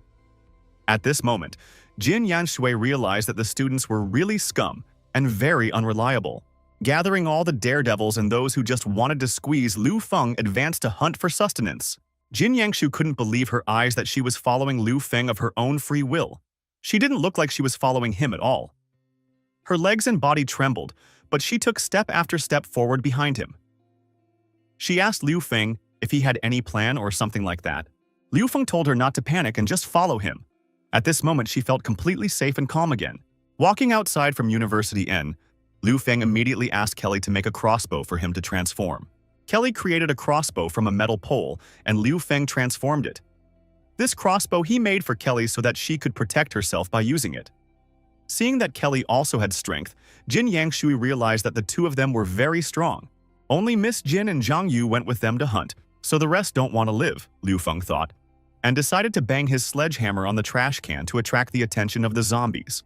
Hearing the loud ringing sound, the zombies immediately pounced on Liu Feng, and he began to destroy them, swinging his sledgehammer left and right. He was destroying zombies in packs, swinging his sledgehammer, and using his hand crossbow on top of it. Kelly was also not standing idly by thanks to the crossbow Liu Feng had made for her. She was shooting off all the zombies approaching her. Jin Yanshu had never used any kind of weapon, so she stuck the baton into the zombie's mouth, thinking that it would die from it, and with a trembling voice called out for help to Zhang Yuya, who immediately split the head of the zombie that was attacking Miss Jin with a single blow. But to his great disappointment, his club got stuck in the head of that very zombie, as suddenly at that moment another zombie also attacked him from the other side. Seeing this, Liu Feng threw his hammer directly at the head of that zombie that was attacking Zhang Yuya. Kelly fired her arrow at the head of the zombie who wanted to eat Jin Yanshu, thus saving her life. Jin Yanshu sat on her knees and looking at her bloody hands realized that the apocalypse is when you can die at any moment. Seeing her helplessness and the fear in her eyes, Kelly brought her handkerchief and told her she could wipe the blood from the zombies on her body with it. Jin Yangsu took the handkerchief with the realization that even Kelly was no longer that rich bimbo who was afraid to soil her blouse. She had changed and had become much braver and stronger. As they entered the supermarket, they saw many racks of all kinds of food. Zhang Yu immediately began to fill his briefcase with a variety of food, saying that now everyone would have food and survive. Liu Feng looked at him and realized that he was really Mother Teresa. Jin Yanshu decided to talk to Kelly, telling her that she had changed a lot. Kelly replied that times have changed and she just found someone to rely on, that's all. Ms. Jin was shocked to hear this from the cold, arrogant bitch that Kelly used to be. Kelly asked Jin if she was having fun playing with the kids. Jin replied that she didn't have time to argue and had something to talk to Kelly about.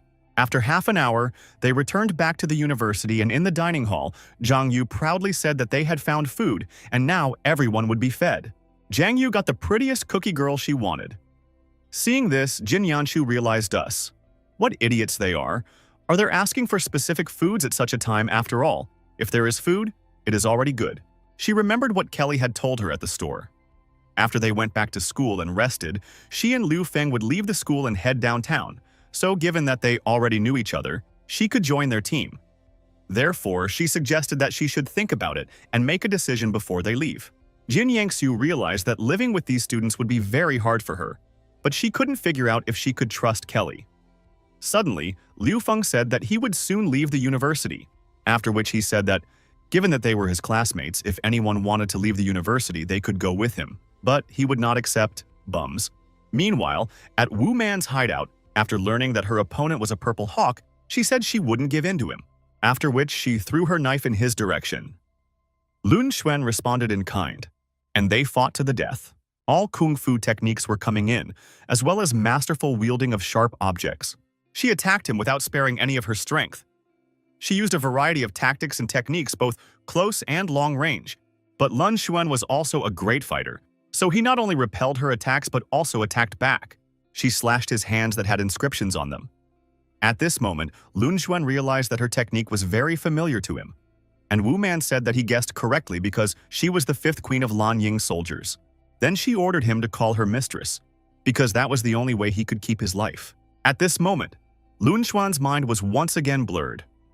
Taking advantage of his weakness, she stabbed at him again with her knife. He hadn't anticipated the attack, and all he could do was block his hands in front of him, exposing them to the knives. He realized that he couldn't handle her, so he decided to hide behind the wall of the passage. Wu Man didn't chase after him, knowing that he was already in her trap. Standing behind the wall, Lun Xuan looked at his bloody hands and didn't understand what was going on here and who was chasing him. Wu Man was very cunning, and each of her blows was such as to hurt the inscriptions on his hands so that the blood would smear them. Approaching him from behind, she stuck her knife into his shoulder, saying that he couldn't handle the memory pollution that would erase his memory every 2 seconds without a reminder. Lun Xuan rushed to run away because he didn't know what to do. Running away, Lun Xuan became more and more entangled in her web of lies. Wu Man was very pleased to watch the Soldier King go to hell step by step. After 5 minutes, the bleeding Lun Xuan realized that he couldn't escape or hide from her anywhere. Wu Man gloated, saying that he had driven himself into a dead end.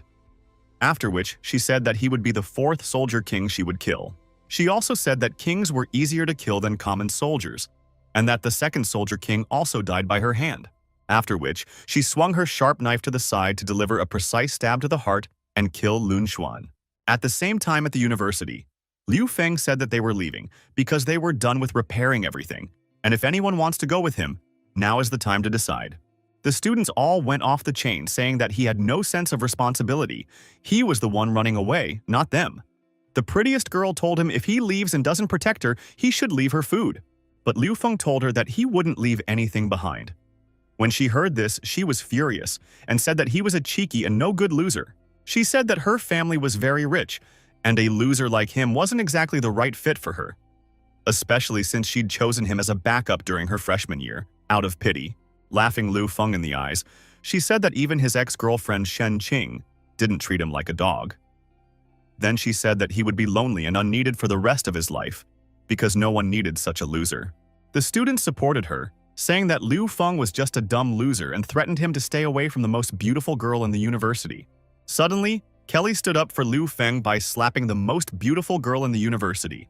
The girl was shocked at what those students who defended her with their shouts, for no one had ever dared to raise a hand against her in her life. Hugging his arm, Kelly said that insolent girl to shut her mouth, since she has no idea how beautiful, strong, gentle, and charming this man is.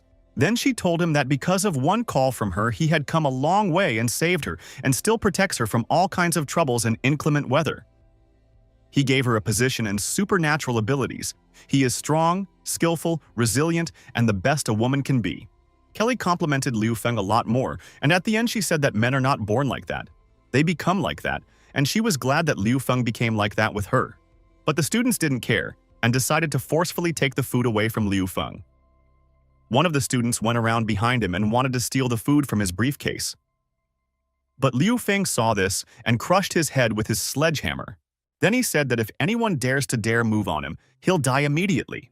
No sooner had they started fighting than mutant zombies started coming out of the windows again. They immediately ate the girl student who was standing by the window. The students panicked and started to run away. They had forgotten not only about food, but also about their comrades. The system alerted Liu Feng that there was a new task: to save the students in University H. The reward for saving 100 points. Liu Feng realized that the task was not easy because there were 3 mutant zombies and 1 elite zombie mutant. Meanwhile, Kelly asked Jin Yanshu to finally make her choice since they were about to leave.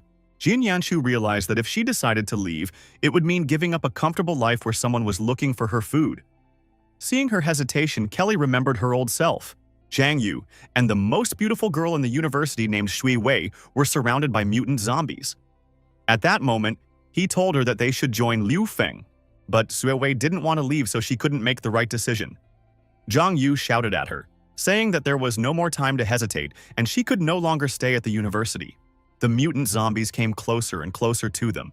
Seeing that there was little chance of survival, Shui Wei pushed Zhang Yue in the back to meet the monsters to buy herself time and escape, because she did not want to die.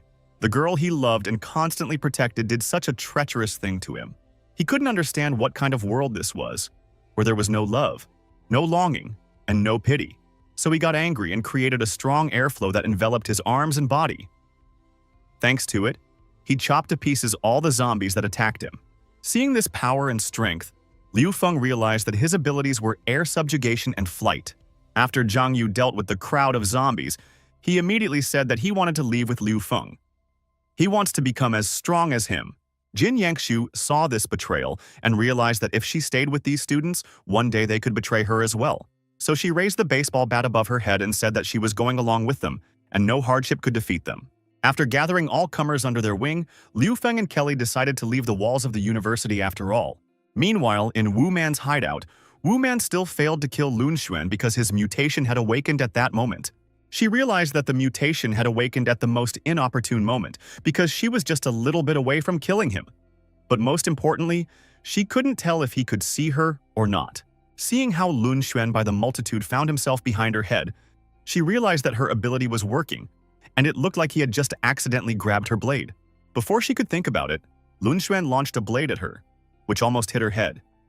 She was at a loss as she didn't understand whether he remembered her or not, and what ability had he awakened. Lun Xuan saw Wu Man but couldn't understand who she was, and also didn't understand why the person standing next to her was pointing at her. He couldn't understand why this little girl looked very strange, also why she was still pointing at the woman and what was wrong with this woman. Wu Man pulled out her gun, saying she didn't want to use the weapon but her patience ran out. Pointing her weapon at Lun Xuan, she said that although she didn't find out what kind of mutation he had, but for the sake of the mission, she would shoot him right now. Lun Xuan raised his head at this moment and said that although he didn't know who she was, but his plan had succeeded. Seeing the words on his palms, she realized that he had clenched his fist, and the blood had failed to smear the words. Meanwhile, someone appeared behind her and grabbed her arms. It was Kelly who said that to catch someone like her, someone impossible to memorize, the only thing left to do is set a trap. Wu Man realized that another person with immunity to her ability had appeared in this hideout, and that was too bad. But she thought that they were being too careless. Thanks to her military smarts, she was able to put her gun to Kelly's head and shoot her. She then said she didn't know why Kelly was immune to the memory loss ability, but she dared to approach the Queen of Soldiers, which is pure suicide. But this Kelly was bulletproof, and these things couldn't kill her because she was just a metal clone of the real Kelly. Plan F was to awaken the metal clone of Kelly, who was still on the base. Wu Man was shocked and didn't understand why her powers didn't work on Kelly's clone. She didn't know that the clone was an inanimate object. Clone Kelly told Commander Moon that after she sealed Wu Man, the clone's body would dissolve. She then proceeded to envelope Wu Man's metal with her cells, making her a metal-wrapped mummy. It was a frightening superpower, even for Commander Moon. At this moment, he wondered if the girl he saw was not a hallucination, but some kind of superpower. Although he realized that the early ones had said that superpowers could only awaken in black blood patients. Meanwhile, Liu Feng and his team were at the entrance of the subway station that led to the city center. Liu Feng was able to find out through the system that Jin Yangshui was a weaker and more evil version of Kelly. But just for someone like her, there are dark matters in the underground city that she can deal with in a hurry, he thought.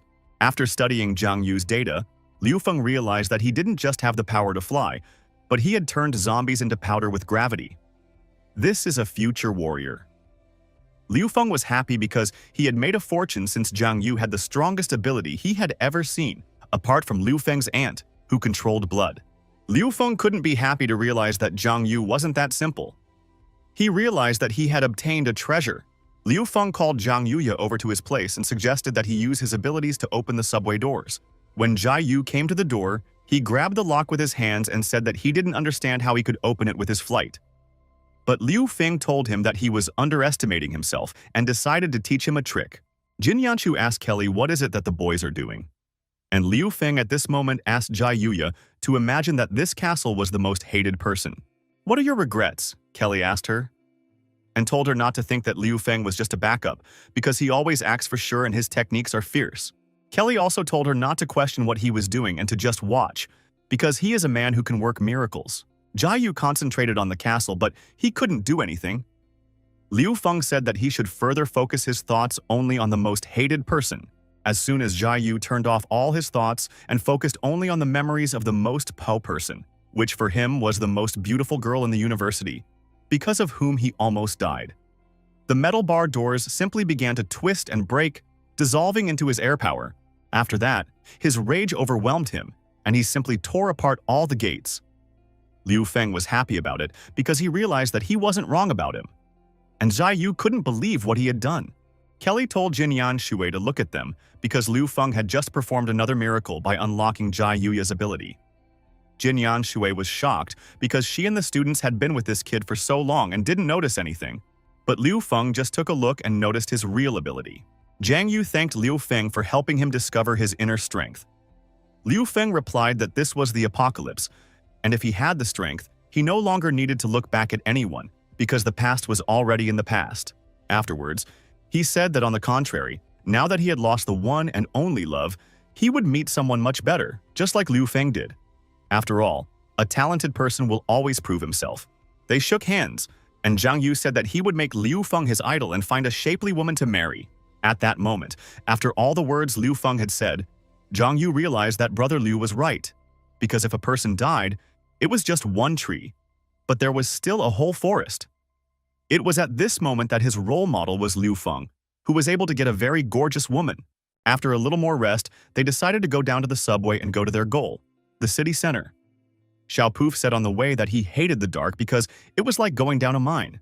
Following them on their heels was Shadow, a level B Wang Ping mutant from the light-bearing dragon gang. When they got down to the subway, Liu Feng asked Kelly which subway line they should take to get to the city center. Kelly opened the map and looked at it and said that they should take the blue subway line and go straight to the right place. They went down the tracks into the subway tunnel and turned on their flashlights and walked straight down it. After walking a few meters down the tunnel, Liu Feng said that something was wrong here, since after they came down here from the surface, they still hadn't seen any zombies along the way. Meanwhile, on the other side of the subway, the Azure Bay Subway Station Clan's battle group didn't want to go on patrol thinking it was a waste. One of the deputy commanders remembered that a soldier had his eye on their boss, but was denied and was now obstructing them. Before he could finish his story, he was kicked in the head. It was the commander of the Metro Station Clan's battle squad, Azure Bay, Bingdu, nicknamed Virus. She told her subordinates that they should focus on the mission. She then asked what the situation was in this metro area and why her squad had been sent to patrol the area. One of her deputies said that it was rumored that people often went missing from the clan in this area, but no zombies were found. The clan sent out a 12th squad to reconnoiter, and eventually the entire squad disappeared. Virus liked the story of his deputy, and she became curious because it seems that there is something hidden here. At this point, her leg was jumped on by her one deputy, saying that he wouldn't want her to let that pig who said he loved her into the gang, and said that in a pinch, that horse-headed type wasn't bad. He was just like her, and very strong, any better than that pig. She slapped him, telling him to shut up, since she wasn't interested in Liu Feng at all. No sooner had she said this than suddenly blood spurted from her nose from sheer overexcitement. She took her deputy by the hair and ordered him to shut his mouth and go on patrol with her. Then she told him that the next time she saw a guy with a horse's head, she would kill him without a second thought. A moment later, she saw Liu Feng running towards her, shouting to run away. At this time, inside the scientific research base, Zhuang Tzu said, once he saw himself in a dream as a butterfly, a happy butterfly who fluttered among the flowers in his pleasure and did not know at all that she was him. Suddenly, he woke up and saw that he was Zhuangzhou, who dreamed that he was a butterfly who dreamed that she was Zhuangzhou. There is definitely a difference between Zhuangzhou and a butterfly. That's what the transformation of things is all about. The robot standing next to Director Zheng asked him what dreams were. He replied that dreams are a place where anyone can do whatever they want. Director Zheng asked the robot named Zero if he wanted to become human. Zero replied that he didn't want to, he was just curious about it. Director Zheng asked his adjutant, the artificial intelligence Zero, what did he think about Faceless One stopping communicating? Zero replied that they couldn't see more behind the little, and said that thanks to her latest report, they knew who their enemy was, a certain L Asylum. So Zero also said that according to this information, they were the ones who stole their operation that the director had assigned to the underground clan to retrieve Kelly, as well as the operation to find the Scarlet Empress patient with the black blood disease. And when they entered the base, they chopped off the hands of their institute director Juan, made a big food deal with the military, and bought a group of slaves. In addition, their leader also took Kelly with him on a trip to the city center. According to the intelligence, their leader Liu Feng is looking for the same thing as Director Zheng. Director Zheng said that Zero had amazingly clearly analyzed all the cause and effect from the report. Sacrificing Faceless for such information was not such a big loss. After that, he asked Zero what he proposed to do. Zero decided to notify the Subway Clan and the Salvation Army that they should unite to take over L Asylum. Next, he contacted the gang of light-bearing dragons and the deputy commander of the Subway Clan, and after finalizing the matter with the co-religionists, ordered them to unite to eliminate the leader Liu Feng. He also requested cooperation with 4 of the 5 combat units. The probability of accomplishing the mission increased to 92%. Director Zheng told Zero that there is an expression that even a lion rushing at a hare must exert all his strength. Therefore, told him to activate the internal security of the Research Institute, and also authorized him to send a Valkyrie to find and kill Liu Feng. Zero warned Director Zheng, so the probability of success would be 100%, but the Valkyrie is a prototype and should not be recklessly used. But director Zheng didn't care about the result, not the consequences. He thought that this would bring back his fiancée Kelly, because he thought that she had had enough and it was time for her to go home. Meanwhile, not far from the Azure Bay metro station, a squad of ghost sharks were calling a motorcade. The SWAT team called for reinforcements, saying they were being chased by a monster that was not afraid of bullets or grenades. It would seem that this is it. The life of the soldier is numbered because in his face and body is a huge mechanical paw resembling a claw. Suddenly, this killing machine whose purpose was to destroy the Special Forces squad had an updated target. The new target was to kill Liu Feng, the leader of the L Asylum, and Valkyrie accepted the task. Liu Feng and his team couldn't understand the tunnel for more than an hour, because they had been walking for a long time. But they hadn't met a single threat in the form of zombies, let alone humans. Jin Yanshu grabbed Liu Feng's hand under the pretext that she was very scared because she was afraid of the dark. Using little tricks like this, she figured she could get this wonderful man and wrestle him away from Kelly. As suddenly a mutant zombie tongue appeared from above and licked her cheek. But she thought it was Liu Feng who did it and said that he was very brave since Kelly was still around watching them. But Liu Feng said it was definitely not him. Hearing that it wasn't Liu Feng, Jin Yangshui raised her head up and saw a huge mutant zombie above her that wanted to eat her. Liu Feng realized that she couldn't defend herself and to avoid being eaten, he grabbed her shoulder and pulled her aside to save her from the zombie attack. They were elite zombies, mutants, water zombies, worms, a very dangerous and complex kind of zombie mutation. The system notified Liu Feng that no matter whether he would fight them or run away, he would receive a reward of 3,000 points for doing so. Liu Feng along with Kelly decided to try to fight them first, using all their weapons and abilities. But after just a couple of beats, he realized that the tunnel was too dark to see anything. He decided that first he had to lure these mutant zombies into the light and then destroy them. Then they immediately began to run, and after 500 meters began to see a light at the end of the tunnel. They thought it was the entrance to the next station. As a sudden surprise to himself, Liu Feng saw Lady Virus along with her gang of thugs. Without thinking for long, in order not to embarrass herself in front of her fighters, she immediately decided to attack Liu Feng using her whip. But Liu Feng couldn't stop to deal with her. So he dodged her whip and picked her up and started to run away with her in his arms. Seeing this, everyone was shocked, and Kelly and her friend and Lady Virus's minions opened their mouths. But Liu Feng tripped on a rock and fell, dodging the mutant zombie's tongue. They fell on the floor, or Liu Feng immediately grabbed Lady Virus by the neck and started squeezing her. She couldn't breathe, but she liked the feeling. She asked him to squeeze harder because it was amazing. Hearing this, Liu Feng immediately let go of her and apologized. Seeing that the mutant zombies were coming closer and closer, Lady Virus ordered her fighters not to touch Liu Feng and his team, but to open fire on the zombies. A squad of Lady Virus people riddled the zombie mutants, but they still did not die and continued to move forward. Suddenly, one of Lady Virus's men was stabbed from the back with his sword by a light-bearing dragon mercenary who had been sent to kill Liu Feng. Seeing this treacherous attack from the back, Liu Feng immediately rushed to fight this scum. Meanwhile, mutant zombies have killed 2 more people from the Lady Virus team. The masked man holding a sword said that this place would be the grave for Liu Feng. Liu Feng remembered that his opponent's nickname was Shadow, and he was from the light-bearing dragon gang. It seemed like his ability was quite sophisticated. He could penetrate the shadows. He really could merge with the darkness 100%.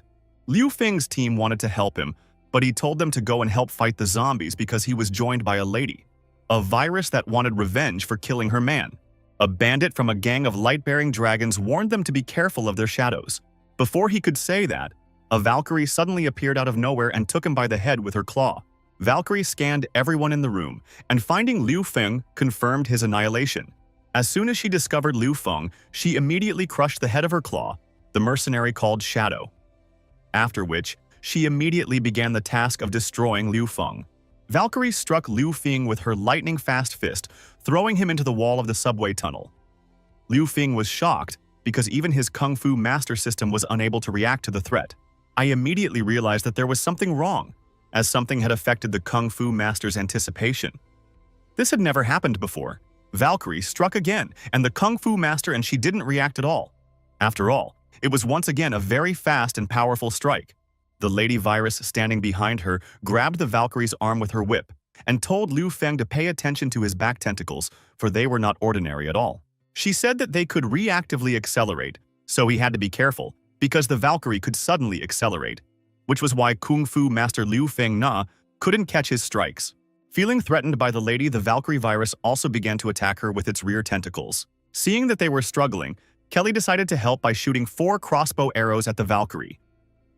She then asked Zhang Yuya to use her strength to immobilize the Valkyrie's tentacles.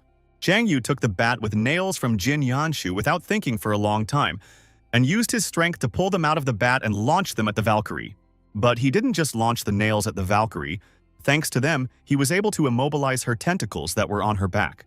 Seeing that the Valkyrie's claws were no longer functioning, Liu Feng immediately called Xiao Puff to him and ordered him to reunite with him, entering extermination mode. Connecting with Xiao Puff, Liu Feng used the nano-striking glove and dealt a crushing blow to the Valkyrie. The Valkyrie's armor began to creak and seemed about to burst at the seams, but it didn't happen. Seeing this, Liu Feng was shocked. After all, it was the same strike he used to blast elite zombies, and the Valkyrie was only able to break its arm. What level is this monster? After which, he asked for cover and changed his tactics. Chang Yu asked Liu Feng to hurry up, for he could barely contain those tentacles and realized that in just a few seconds, they would be able to overcome his gravitational force. Liu Feng pounced on the Valkyrie from behind to try to detach its tentacles, but suddenly the system said that it had detected a nanotechnological weapon and suggested Liu Feng to adopt the technology. Without thinking for a long time, Liu Feng agreed to the system and decided to adopt the new nanotechnology from the Valkyrie. The new nanotechnology was Nana, mechanical tentacles, octopus, who mastered all martial arts at a level of strength. Because of the intense tension, Zhai Yuya's nose was bleeding and he let go of the tentacles because there were zombies coming from behind and he just needed to attack them to survive. Turning to Liu Feng, Zhang Yu said that they wouldn't last much longer and asked him to hurry up. Realizing that he had no time to think about his actions, Liu Feng immediately pounced on the Valkyrie and with his tentacles grabbed his head, trying to tear it off. While Liu Feng was trying to deal with the Valkyrie, everyone else was unsuccessfully trying to destroy the mutant zombies that still couldn't die. Jin Yanshu was once again on the verge of life and death, so she decided to ask Kelly what it was like to be with a man, since she was still a virgin. Kelly replied that it felt really good. Jin said that if she had known it would be like this, she would have found a man. For example, Liu Feng would be perfect for her. No sooner had she said that than suddenly, the Valkyrie, because the hairdryer was blocking her view, elbowed the mutant zombie who wanted to eat Jin Yanshu in the head. But Jin Yanshu didn't see the Valkyrie, she saw Liu Feng, who had once again saved her from the deadly zombie attack. Due to Liu Feng blocking Valkyrie's view, he was able to piss him off and slam his head against the wall, causing Valkyrie's head to get stuck in the wall. Realizing that this was possibly the first and last chance to defeat the Valkyrie, Liu Feng immediately asked Kelly to have her construct a spear for him. After Kelly constructed a metal spear from the rails, Zhang Yu, using his strength, air control, sent this spear precisely into Liu Feng's hand. Liu Feng, on the other hand, with all her might, stabbed this Valkyrie spear right into the back where the claw control unit was located. Valkyrie couldn't be killed so easily, and she was still moving her arms, which was very not good, because she could grab Liu Feng and throw him off herself. But Lady Virus came to Lu Fu's rescue and stuck her dagger into the Valkyrie's palm, thus chaining his hand to the wall. Liu Feng gave another powerful blow to the Valkyrie with his spear from behind. After that, the system notified him that he had defeated a robot Valkyrie developed by a research institute for the first time and was rewarded with 10,000 points. Everyone was shocked to realize that they were still able to kill such a powerful enemy in the form of a robotic Valkyrie. Everyone was worried about Liu Feng and asked if he was fine, but he was fine, and only Lady Virus looked at him and realized that he was showing off again. Suddenly, one of her subordinates reported to her that he had received a notification from headquarters. The deputy commander was here. A deputy commander of the subway clan named Hua Bin came to them. He first looked suspiciously at Lady Virus before saying in a loving voice that he had come to save her. But Bingdu aka Lady Virus sent him away, pointing her hand at Liu Feng. She said that she had already been saved by this beautiful man. Hua Bin frowned her eyebrows and asked her who this guy was. She leaned Liu Feng against her chest and said that he was her boyfriend. Bingdu had transferred Liu Feng and his entire team to the subway clan branch. This was where her squad was stationed. She also asked Liu Feng and his team to be careful, as that deputy would put obstacles in their way. Hua Bin could not believe the words of Lady Virus and asked again who Liu Feng was to her, to which she confidently said again that he was her boyfriend. At this point, Kelly could see that she was not very happy with this moment. Hua Bin, angry at what he heard, gritted his teeth and asked her again what she had said. Just as suddenly, Lady Virus gave him an incredibly powerful slap and ordered him to shut up. Hua Bin held his hand to his cheek and told her that she dare not even lay a finger on him unless she wanted to start a fight between the factions. The situation became heated. But Lady Virus said she hit him because he thinks that since he's the commander's younger brother, he's allowed to harass her. Bastard. Realizing that things were bad, the deputy commander turned around and walked away, saying that she would soon kneel before him and beg him to spare her. After touring the deployment of the Azure Bay Battle Squad, Lady Virus, seated on her red throne, asked Liu Feng and his team what they needed and why they had come to the subway. Liu Feng replied without thinking for a long time that he and his team urgently needed to get to the city center. Lady Virus said she didn't care and asked why she should help him. Liu Feng told her that if she helped him get to the city center, he would help her kill that deputy commander. Upon hearing this, she became very angry, telling him that he didn't even know how many people this deputy commander had under his command.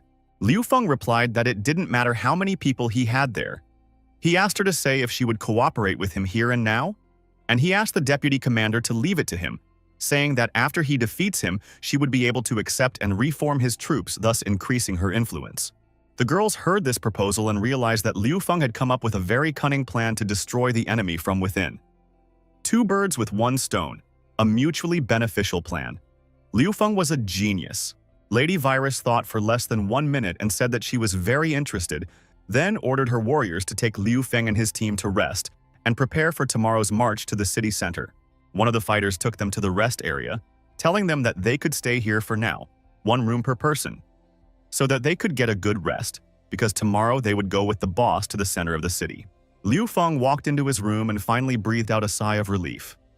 He was glad that it was finally over. But suddenly Jin Yanshu knocked on his door saying she wanted to talk to him. She jumped on top of Liu Feng, pinning him against the wall, and said that she wanted to thank him for his care and warmth. She asked him to be gentle with her, saying she would have him first. Just as suddenly they heard a knock on the door, it was Kelly. When Kelly went into Liu Feng's room, she said she wanted to talk to him about his relationship with Bindu, but she didn't find Liu Feng in the room.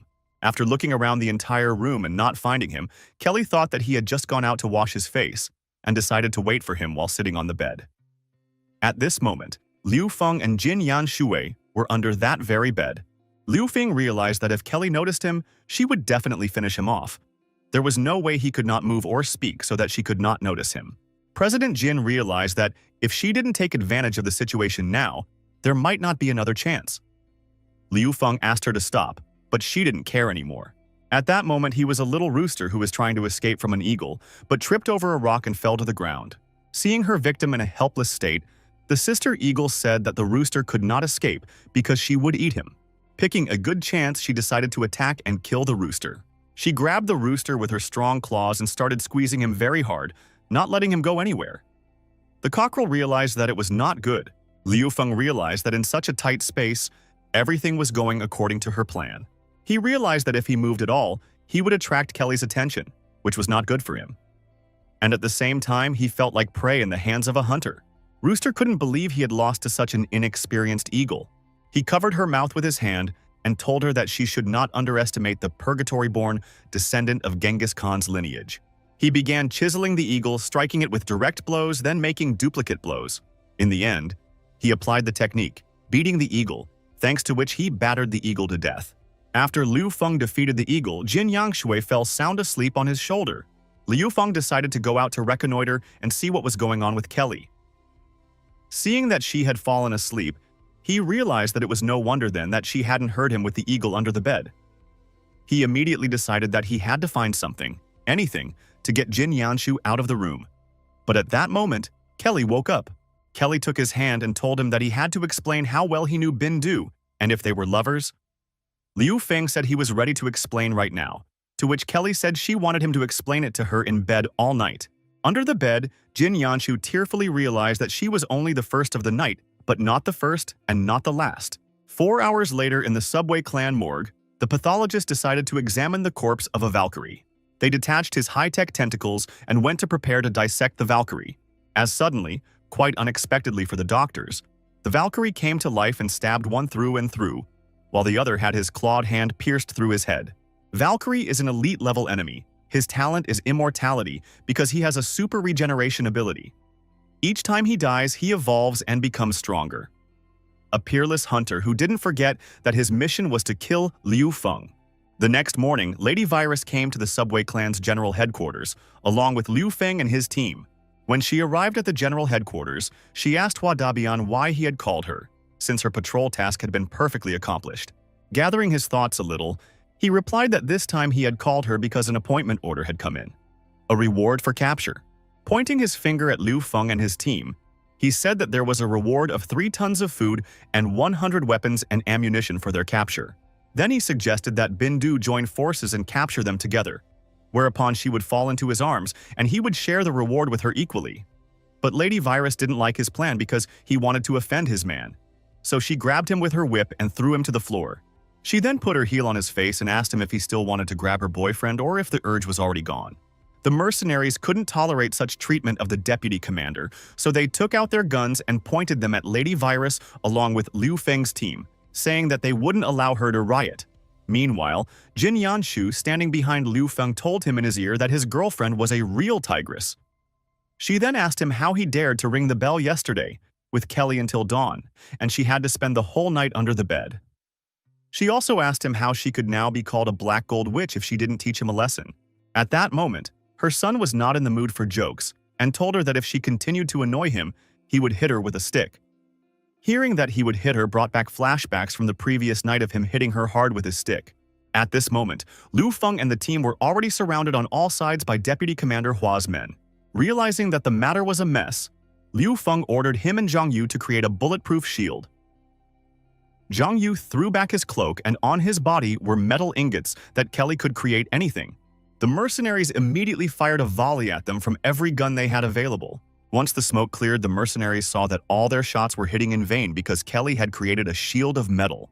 After they repelled the mercenaries' volley of fire, Zhang Yu, thanks to his air control power, shattered the metal shield and destroyed the surrounding bandits with shards. The mercenaries didn't expect this turn of events and started shooting at Liu Feng and his team. But it was already too late, because thanks to his nanotechnical tentacles, Liu Feng jumped out of the encirclement and began to destroy the mercenaries with his new weapon. Liu Feng waved his tentacles and destroyed the mercenaries one by one, not sparing any of them. Then he grabbed Deputy Commander Hua with his tentacle and offered him to surrender, saying that he had lost all his subordinates and was alone. But Huaban didn't want to give up and said that a soldier prefers death to humiliation. Gritting his teeth, he said that their subway clan also has ideals and strength. So there is Liu Feng wants him to surrender no matter what he does, he will not succeed. Suddenly, Lady Virus appeared and with all the power she had, she whipped Hua Ban in the face with her whip. Seeing this again, Liu Feng asked Bindu not to do it again. Since Hua was a man anyway, doing this to him was low. 3 hours later in the subway tunnel, Liu Feng along with Bindu were rushing towards the city center.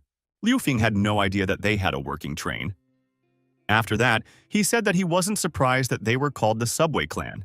Bindu told him that they occupied the subway center when the disaster broke out and used it to spread their influence to all parts of the city. And owning the train is the symbol of the leader of the Subway Clan branch. Now this train will take them to the center of the city. Liu Feng understood why the deputy commander of the Hua Ban clan had handed over the train key of their Metro Clan branch, Azure Bindu Bay. In general, Liu Feng didn't care where the train came from or whose train it was. The most important thing was that it would get them to the city center. He was more concerned about whether the Subway Clan would persecute them later on for what they had done. Lady Virus told Liu Feng that the strongest in the Subway Clan is in charge. As long as they have a lot of weapons and a lot of people, they can possess their own clan. As long as you recognize the power of the Subway Clan, then, the headquarters won't care what you've done. Liu Feng realized that for the sake of his goals, she was taking risks, so he told her not to worry, because he would double the promised reward. But Lady Virus replied that she didn't need his stinking handouts. At that moment, Li Xin requested to contact Liu Feng. He stepped onto the subway car and opened a connection with Li Xin, asking how her situation was. Li Xin reported the situation to him, saying that they were blocked by a wave of zombies 3 kilometers away from the center. The zombies are sticking to the order. She feels like they are being controlled by someone. Something is wrong here. Suddenly there was a huge explosion. It was very sudden, and Li Xin realized that something bad had happened. And she was right, for this huge explosion was set off by a Lord-level zombie, a mutant zombie overlord. Upon seeing him, Li Xin immediately realized that this was the huge zombie that was commanded by the zombie during the attack on the convoy. She developed a very frightening premonition of danger. The commander-in-chief of the military immediately radioed that it was one of the 5 Lord-level zombies in N City, the mutant zombie overlord, after which he ordered to focus all fire on him and stop him. Liu Feng still didn't understand what was going on there, and Li Xin only had time to tell him that she would meet them at the next subway station, and their connection was cut off. As a friend, Liu Feng heard some strange scraping on the ceiling of the subway car. He immediately realized that it was definitely not people, so he ordered his team and T to the head of the train and wait for him there. Bidu came to his rescue immediately. She couldn't leave him and her brand new train, which she had recently successfully obtained. Not even a minute later, the roof of the subway car was opened by something with its sharp clawed paw like a tin can, injuring Lady Virus in the process. Then a Valkyrie appeared in the subway car. She had immortality and super recovery ability. This time, she was more powerful because she had upgraded herself after her last fight with Liu Feng. Seeing that Bindu was injured, Liu Feng realized that he had to give her the virus vaccine as soon as possible to save her life. But unfortunately, he had a bigger problem in the form of a Valkyrie who wanted to destroy him, no matter what this killing machine became. The Valkyrie attacked Liu Feng very quickly and strongly. It wasn't that he couldn't react. He just didn't notice which side the blow came from. The Valkyrie cut the subway car, creating a passage in it, and grabbed Liu Feng's body with her huge tentacles to pull him out of the subway car. At this moment, Kelly came out of the head of the train. Seeing that Liu Feng was not coping, she decided to help him.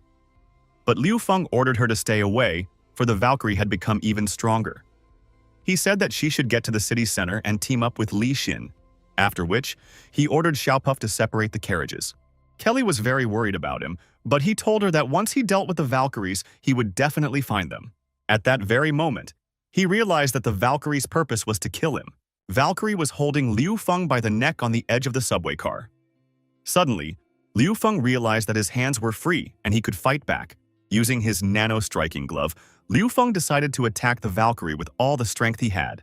This time he didn't hit her arm, but hit her head, realizing that with this blow he was able to deprive the previous Valkyrie of one arm, and if he hit her head, he would be able to take her down with just one blow. But no such thing. The Valkyrie was able to block Liu Feng's punch. He immediately realized that it was Valkyrie who had already fought him. He realized that if he didn't stop Valkyrie here and now, Kelly and the others could be in very serious danger. So using his mechanical claws, he threw Valkyrie off the train with him. Liu Feng sacrificed himself in order to save his dear people. But Lady Virus came to his aid, and thanks to her, Whip was able to catch him and prevent him from falling with the Valkyrie. She jerked her whip with all the strength she had and ripped Liu Feng out of the Valkyrie's hands, as she couldn't let him die because he had hurt her feelings. And she succeeded. She dragged Liu Feng back into the subway car, and the Valkyrie flew into the subway shaft and he couldn't reach them anymore. The system notified that Liu Feng was able to repel the Valkyrie's first attack and was rewarded with 4,000 points. After being rescued, Liu Feng immediately pounced on Bundu, asking her how she was feeling. Realizing that she was not doing well, he realized that he might have to spend his points to buy a vaccine. Suddenly, he saw a purse that had fallen off that Valkyrie. Opening the purse, he found inside it a revolutionary vaccine that had been developed by a scientific research institute and gave the possibility of gaining abilities, namely immunity to viruses. Liu Feng realized that he was lucky to find him, and immediately ordered the system to spend points to recover the vaccine. Just as suddenly, their subway car went off the rails. A subway car at great speed flew straight into the wall of the subway tunnel, thereby ramming it. After the dust cleared, Liu Feng, holding Lady Virus in his arms, saw in the rift a gate on which was written, "Welcome to Friar Institute." Liu Feng was shocked. After all, this was pure luck, as the original assignment was to get into the Friar Institute and then find nanotechnology in it. Seeing the staff lounge on the way, he immediately carried Lady Virus there and laid her on the bed, as he realized her condition was not the best right now.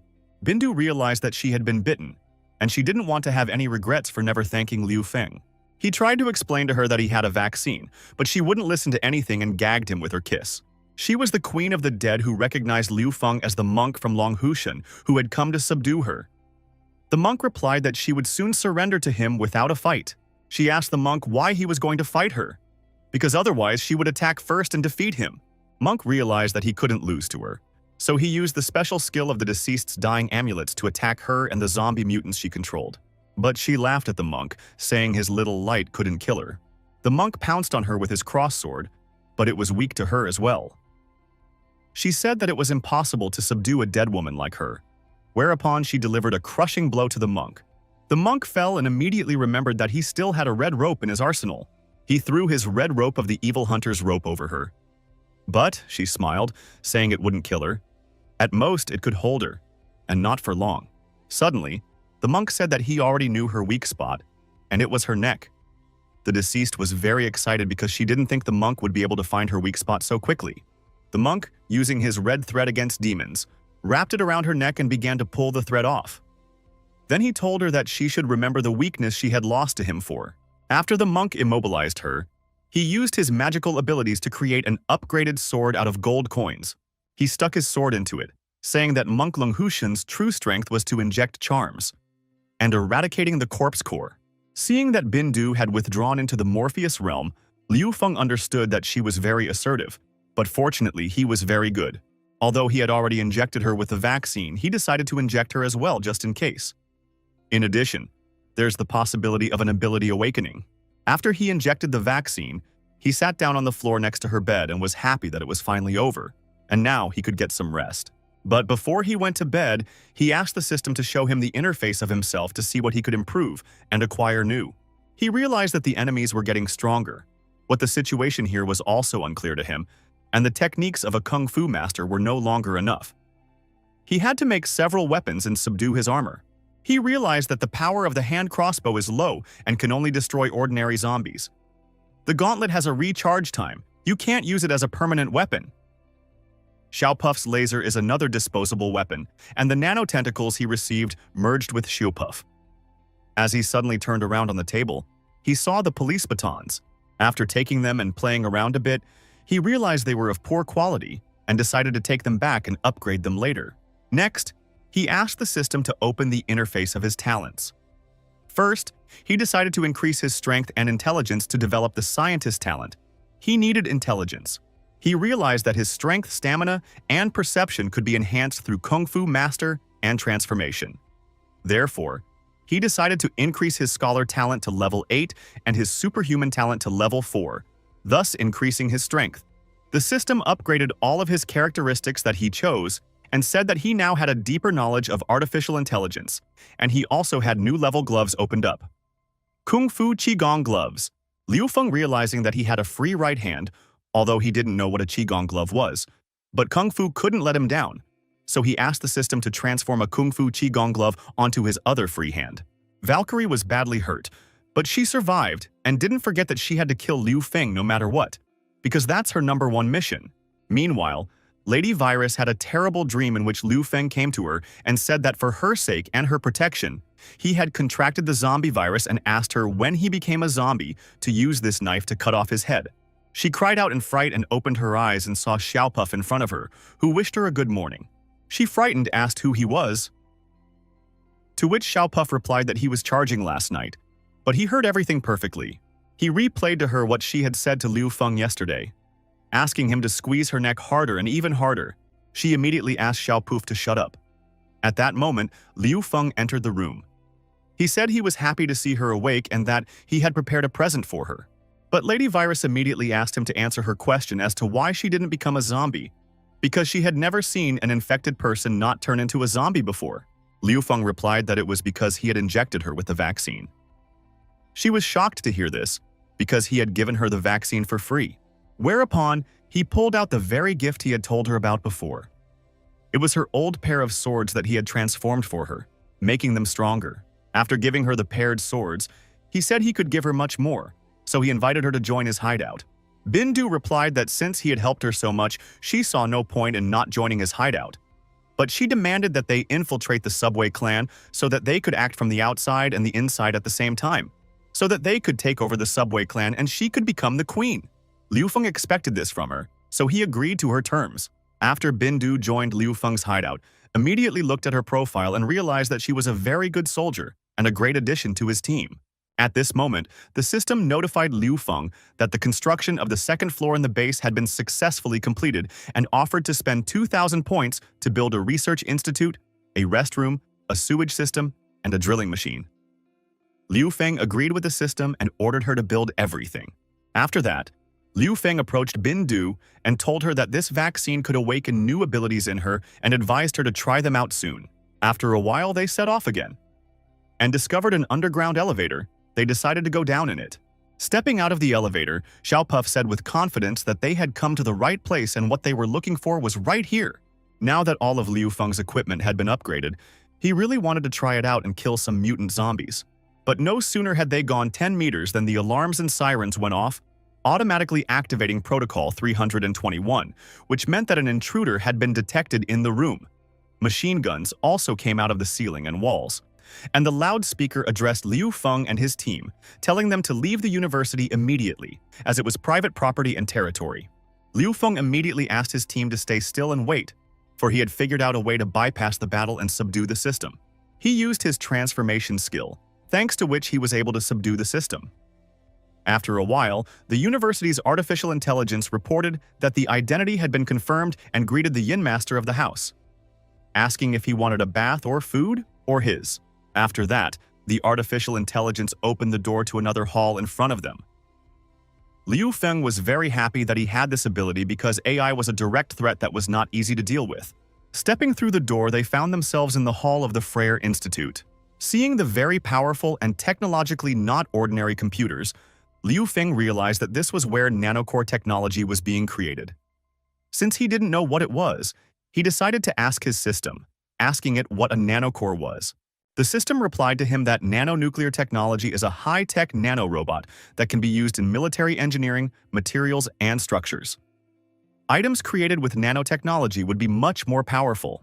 Suddenly, the Freyr University system warned Liu Feng that there was currently a nanovirus leak, and the nanonucleus sample storage room was locked down. Warning that Freyr Institute will self-destruct in 2 hours. Lady Virus was very excited and called out to Liu Feng because she saw that the nanovirus zombies were coming to meet them. Liu Feng wanted to fight them, but Lady Virus said that she would deal with them herself because she now has a superpower. She transformed her normal whip into a weapon that could wound the enemy's psyche. It's a psychological whip, a whip that digs into the opponent's neck. A very sharp weapon. Even though it looked like an ordinary whip, it could easily be used to decapitate an opponent. Lady Virus skillfully used her whip so she easily chopped zombie monsters into small pieces. Seeing how she mercilessly dealt with those nano-zombies, Liu Feng realized that there was no need to provoke her in the future, considering that her ability was a flogger. It would seem that the nano-zombies were defeated, but suddenly after a few minutes they rose up again by connecting their severed limbs and body parts. The system immediately reported to Liu Feng that these mutant zombies had a piece of nanotechnology that allowed them to regenerate limitlessly. After being destroyed, the transformation skill could be used to absorb this technology. After listening to the system, Liu Feng decided to use his new Kung Fu Qigong mechanical hand. After choosing this mechanical arm, the system asked Liu Feng what command he wanted to perform, to which he replied that he wanted to use 18 dragon palms. 18 palms of the dragon, one of the most prominent martial arts in Jin Yong's martial arts novel. Kung Fu Qigong Canon. Every time you launch, you need to shout the name of the reception. Different names have different effects. For example, dragon flying in the sky, long-range large-caliber weapon. Liu Feng realized that the damage of this cannon was quite powerful, but shouting out the name every time seemed a little dire to him. After he had destroyed all those mutant zombies with just one blow, he decided to seize the moment and absorb all the nanoparticles contained in their bodies. After absorbing the nanoparticles, the system said that Liu Feng had only absorbed in 1% of the total mass. Liu Feng asked the system where everything else was, to which she replied that it was in the other room and opened the door in front of them. Entering the next room, Liu Feng saw a huge nanoparticle reactor with many zombies roaming around. When Liu Feng saw this place, he immediately realized that this was the place to store the nanonuclear technology. After he turned around and saw a bunch of mutant zombies in white coats and realized that this is where the virus was leaked, because all these zombies are scientists. Suddenly, out of nowhere, the head of the light-bearing dragons appeared holding Huang Bing and the Iron Lady hostage. He told Liu Feng that he was also looking for nanonuclear technology. Liu Feng immediately took out his hammer from behind his back. But the leader of the light-bearing dragons asked him not to move because he had put bomb collars on his captives, and if Liu Feng dared to move, he would blow their heads up. The light-bearing dragon leader said that in order to deal with Liu Feng, he had invited aides, after which he asked them to come out so that he could introduce them, for it was the purple demon and the long-haired boss. They were the famous authority figures from the Subway clan. Many have heard that they work under the leadership of a powerful female captain. They are among the top 5 strongest in the wasteland. The leader of the light-bearing dragons told Liu Feng Mole it just so happened that the people from the Subway clan were just nearby, and he had spent a lot of resources to call them to his aid. The very dangerous bandits from the Subway clan came out to meet Liu Feng and Bindu to assess their opponents. At this moment, Liu Feng calmly pointed his finger at Bindu. Seeing their leader Lady Virus in Bindu's face, the Subway clan bandits were very frightened and opened their mouths so wide that they almost broke the floor with their jaws. Lady Virus asked her subordinates, did they really want to die so badly? To which they did not reply that she had misunderstood them, for they did not know they were catching them. After that, using secret moves, she asked them to help her get the hostages away in return for the favor. She was willing to forgive them for their transgression. They, of course, agreed to her proposal. And the leader of the light-bearing dragons, Zhao Feng, who was standing to the side, thought that he had already scared Liu Feng and his partner by bringing the thugs of the Subway gang with him. He thought that they would surrender without a fight. Huang Li decided to warn Liu Feng, telling him to be careful because they had come to capture him and Kelly on orders from the research institute. Zhao Feng immediately slapped her naked in the face and said that he should only press that red button and the bombs on their necks would explode. Liu Feng realized that things were bad because Huang Bing and Huang Li were in Zhao Feng's hands. He quickly turned to Bindu and asked her if the 2 thugs from her clan were under her control. She replied that she had already made arrangements with them. Suddenly, the leader of the light-bearing dragons, Zhao Feng, ordered his thugs to open fire on Liu Feng and Lady Virus to destroy them. Liu Feng immediately teamed up with Xiaopuff and used the octopus catapult to jump to their floor and prevent the virus lady from firing on them. He used his tentacles to deflect shots towards him and the lady's side, the virus. Zhao Feng raised up the remote control of our hostages' collars and said that there is for Liu Feng, no longer interested in saving the lives of the hostages, then he will blow them up. Suddenly, those Subway gang thugs he hired to kill Liu Feng betrayed him by stabbing him in the back with a bat. With a well-laid-out plan, they were easily able to take away his remote to activate the explosive collars around the hostages' necks. While one of the robbers was taking the remote control from him, the other stole his hostages and fled with them. Zhao Feng was very angry with them and ordered his men to kill them. But Liu Feng covered their retreat with his tentacles, fending off enemy bullets. Zhu Feng and all of his mercenaries were shocked to see that the Lion N had repelled all of their bullets. Liu Feng, on the other hand, was happy to have such tentacles at that moment. Lady Virus's servants delivered the hostages and the remote control to her. Liu Feng turned to Zhao Feng, the head of the light-bearing dragons, saying that he would not be able to detonate them now.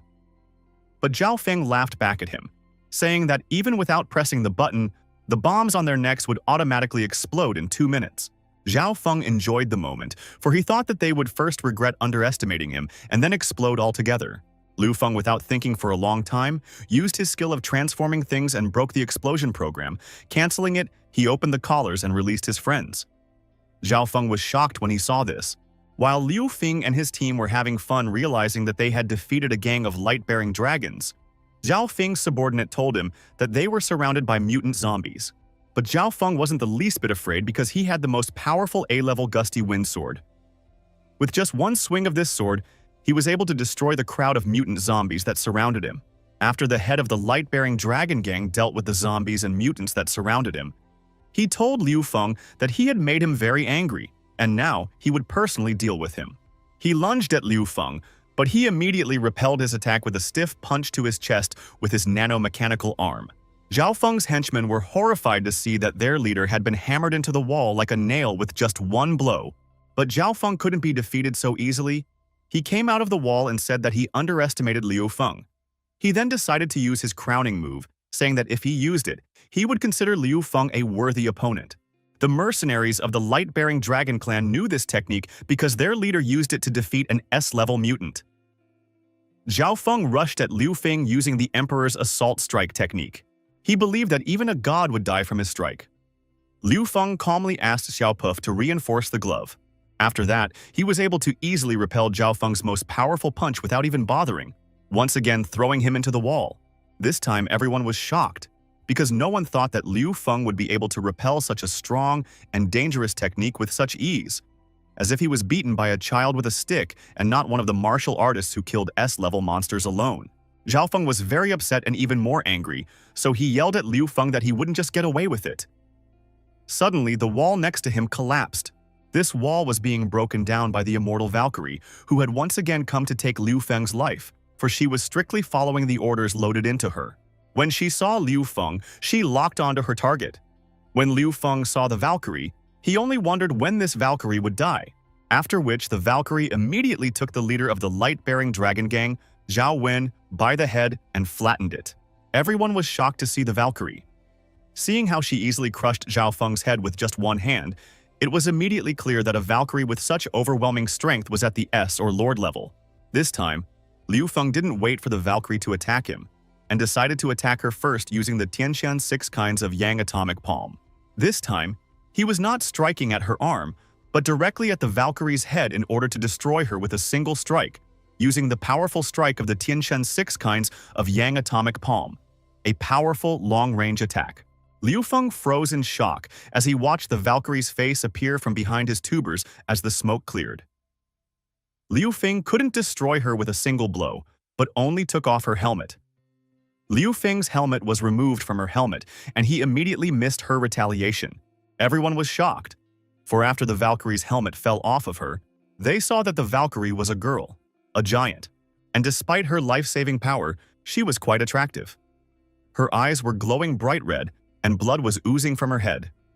It was clear that she was slightly wounded. This cybernetic giantess looked very threatening at its more than 2-meter height. Suddenly, she grabbed her head with her hands, saw her program start to fail. Liu Feng realized that she was in a lot of pain. It seemed to him that the helmet he had hammered off her was controlling her. Looking at her, he realized that she had something in her body that was controlling her. Liu Feng decided to get close to her while she was distracted in order to try and relieve her of this pain and remove the device that was controlling her.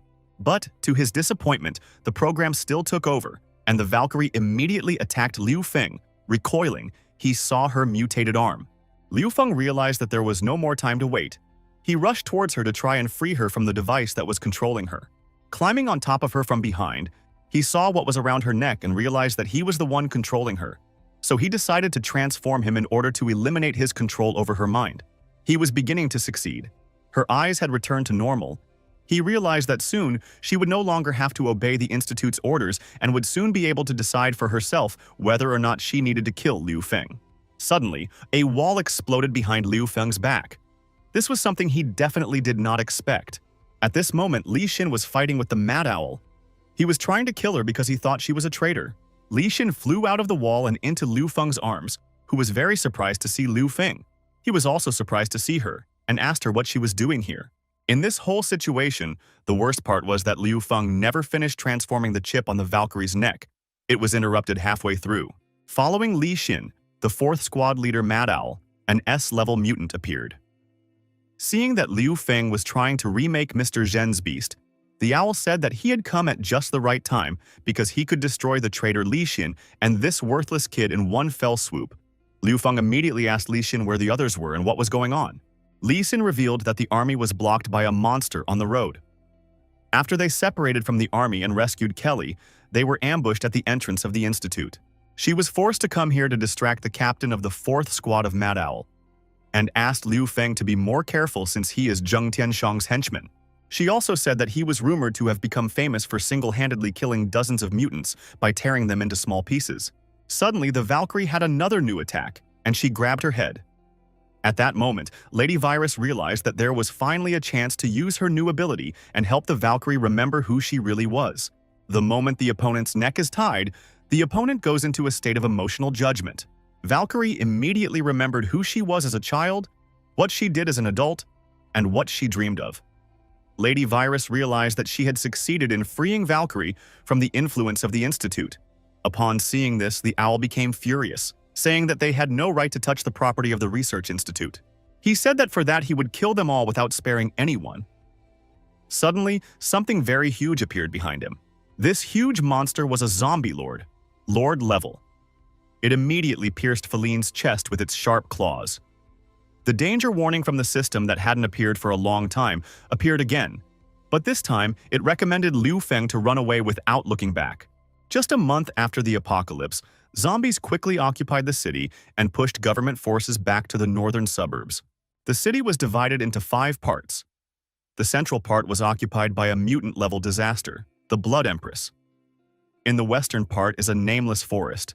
In the south, the forces of the Coreligionists, and in the north, the Lord in the east, exactly unknown. They are the main predators of the city. They compete with each other in hunting humans, and any forces of humans have become second class, fighting for survival.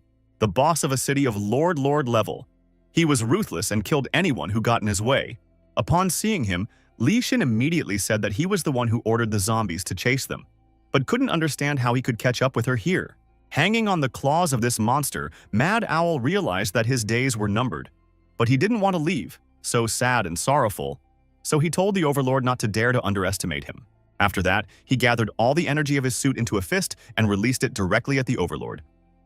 But it didn't do any damage to the Overlord, he just ate the crazy owl. Liu Feng was a bit frightened after all. This was his first time encountering a Lord-level zombie. He took out the plasma electric batons from behind his back and asked Li Xin to cover him while he dealt with this zombie lord. Liu Feng decided that he would use his specially made weapon to restrain the zombies. Then he jumped up with his tentacle catapult technique to reach this giant zombie lord. Liu Feng attacked the zombie lord with his batons, putting all his power and strength into his strike. But the zombie lord was easily able to repel his strike. But Liu Feng was not confused and immediately decided to use another technique called double strike plasma electric batons. And this time, he hit the bullseye. The zombie lord answered him with a lightning strike with his needle-sharp spike that was on his arm. Just a little more and Liu Feng would be cut in two. He realized that he couldn't deal one-on-one with the zombie lord, so he called Li Xin for help. Li Xin, hearing that Liu Feng needed help, immediately picked up a Kalashnikov assault rifle from the ground, which was dropped by one of the mercenaries of the light-bearing dragon clan. She immediately started firing at the zombie lord in order to give Liu Feng at least one more chance to deliver a crushing blow. At this moment, he realized that this was likely his one and only and last chance to deliver a crushing blow to the zombie lord, so he decided to use the plasma reset technique. He made 4 of his 2 plasma batons, making his strength double, and jumped at the zombie lord with his arms crossed. Liu Feng delivered a powerful electric charge strike to the zombie lord, thus frying him. There was a very powerful vapor coming from the zombie lord. Liu Feng thought that he was able to kill him since he looked like a boiled cancer. But it was not to be, and just a couple of seconds later, the zombie lord decided to strike back at Liu Feng. Quite unexpectedly, a Valkyrie stood up for Liu Feng, telling the zombie lord that he had no right to kill Liu Feng since he was her prey. But the zombie lord didn't care who he wanted to kill, because he wanted to kill them all. So he immediately attacked the Valkyrie, to which she responded with a sharp blow to his head. Watching this picture from the side, Liu Feng was terrified, for he felt that the 2 giants were fighting between each other only for one of them to be able to kill him afterward. Liu Feng only realized that if the Valkyrie could still be negotiated with, the zombie lord would not be able to do so. Therefore, he asked Bin Dong what she had done to the Valkyrie, and she said that it seemed that she had used her whip to restore the Valkyrie's spirit. Although the Valkyrie was a brave and skillful fighter, but still a zombie, the Lord surpassed her in height and strength, so quite unexpectedly he grabbed her head with his huge hand. Then with all the strength he had, he slammed her to the ground. There was nothing Valkyrie could do about it, for she was trapped in his merciless trap, and the zombie lord began to strike at her countless times, trampling her into the ground harder and harder each time. Seeing this, realized that with his skills, he couldn't handle him, since the zombie lord is too terrifying a trait. He realized that he had to save Valkyrie, or he and his team would definitely be finished. So he told Xiao Puff to transform the reinforced nanoglove for him and rush towards the zombie lord to strike him and divert his attention away from the Valkyrie. But the zombie lord saw the threat from Liu Feng and grabbed Liu Feng's nanoglove with his huge hand, thus incapacitating it. Then, he wrapped his tongue around Liu Feng's neck and pulled him into the mouth that was in the middle of his body. Seeing that Liu Feng was about to be eaten by a zombie, Lord Valkyrie immediately rushed to his aid, ripping off the tongue that was trying to pull Liu Feng into its mouth and covering Liu Feng with her body. Bin Do also tried to help, but the zombie lord threw her back with a single blow of his hand. After that, the Valkyrie embraced the zombie lord and began to squeeze him with all her might. trying to crush him, preventing him from moving and attacking Liu Feng and his team. The zombie lord, realizing that he was immobilized, decided to crack the Valkyrie's head with his huge clawed hand. Seeing that Valkyrie was in mortal danger, Xiaopuff used his strongest technique called cutting laser to save her. Thanks to his technique, he was able to not only save the Valkyrie, but also from cutting the zombie lord's huge clawed hand off of him, inflicting his first real damage. After using the laser, Poof himself had no charge left and could no longer help. The zombie lord responded to the damage he had done by hitting Liu Feng and Valkyrie with all his might, throwing them back. As Liu Feng flew aside, he accidentally touched the nano-nuclear technology storage system with his hand. The system immediately started absorbing the nano-nuclear technology. Liu Feng couldn't pull his hand away before the absorption ended. At this moment, the zombie lord was already rushing towards Lucian to finish him off once and for all. Li Xin and Bindu tried to stop him, shouting at Liu Feng to run away, but their attempts were unsuccessful. It would seem that Liu Feng should have died by now, but his body was covered by the Valkyrie, taking the zombie lord's deadly blow on herself. Bleeding, she whispered that Liu Feng was only hers and she would protect her goal at the cost of even her own life, which she actually did. Seeing this, Liu Feng wanted to rip off his arm as soon as possible to save the Valkyrie. But the system had only absorbed 52% of 100% of the nanotechnology by this point. At this moment, the zombie-level lord wanted to bite off Valkyrie's head to end her once and for all. Suddenly, she appeared in the rift in the wall. Even the zombie-level lord froze when he saw her. It was the Scarlet Empress. She was looking down on everything that was happening with an assassin's gaze. Liu Feng didn't understand why Aunt Li had come here. By now, the system had completed absorbing the nanotechnology 100%, saying that Liu Feng had gotten 10,000 points for it. Looking at his Aunt Liu Feng's eyes, he realized that there was something wrong with her, as they were filled with anger and hatred. As she walked down the stairs, a sea of blood flowed out of her. Liu Feng realized with fear in his eyes that she had completely lost her consciousness. Going downstairs, she walked past the zombie lord without even looking at him. The zombie lord was very angry about this, and he decided to strike from the back with his huge hand with mega-sharp spikes on the end. Seeing this, Liu Feng warned his Aunt Li about the attack, but the Scarlet Queen, without even turning around with just one movement of her hand, was able to slice through the zombie lord's chest. She then created a kasa from the blood and stabbed the zombie lord in the head with it, thus destroying him. The team was shocked along with Liu Feng, for they had fought the zombie lord for a very long and hard time trying to defeat him, and the Scarlet Queen had destroyed him with just one blow. The base's artificial intelligence warned everyone that the science lab would explode in 10 minutes. The Scarlet Queen walked up to Liu Feng, took his hand on his shoulder, and stopped. The system immediately warned him that the collision of the disaster-level zombie was deadly. There was zero success for survival. Therefore, it suggested Liu Feng to run away from there as fast as possible. Li Xin and Bindu, seeing that Liu Feng was in danger, decided to help him and pointed their automatic rifles at the Scarlet Witch. But Liu Feng asked them not to shoot because he knew that if they opened fire, his aunt would kill them. He told them that Aunt Li was not in the same condition now, but she would still recognize him. So he asked the girls to go to the north of the city because this base was about to explode. He said that as soon as he was free, he would use the teleporter and join them.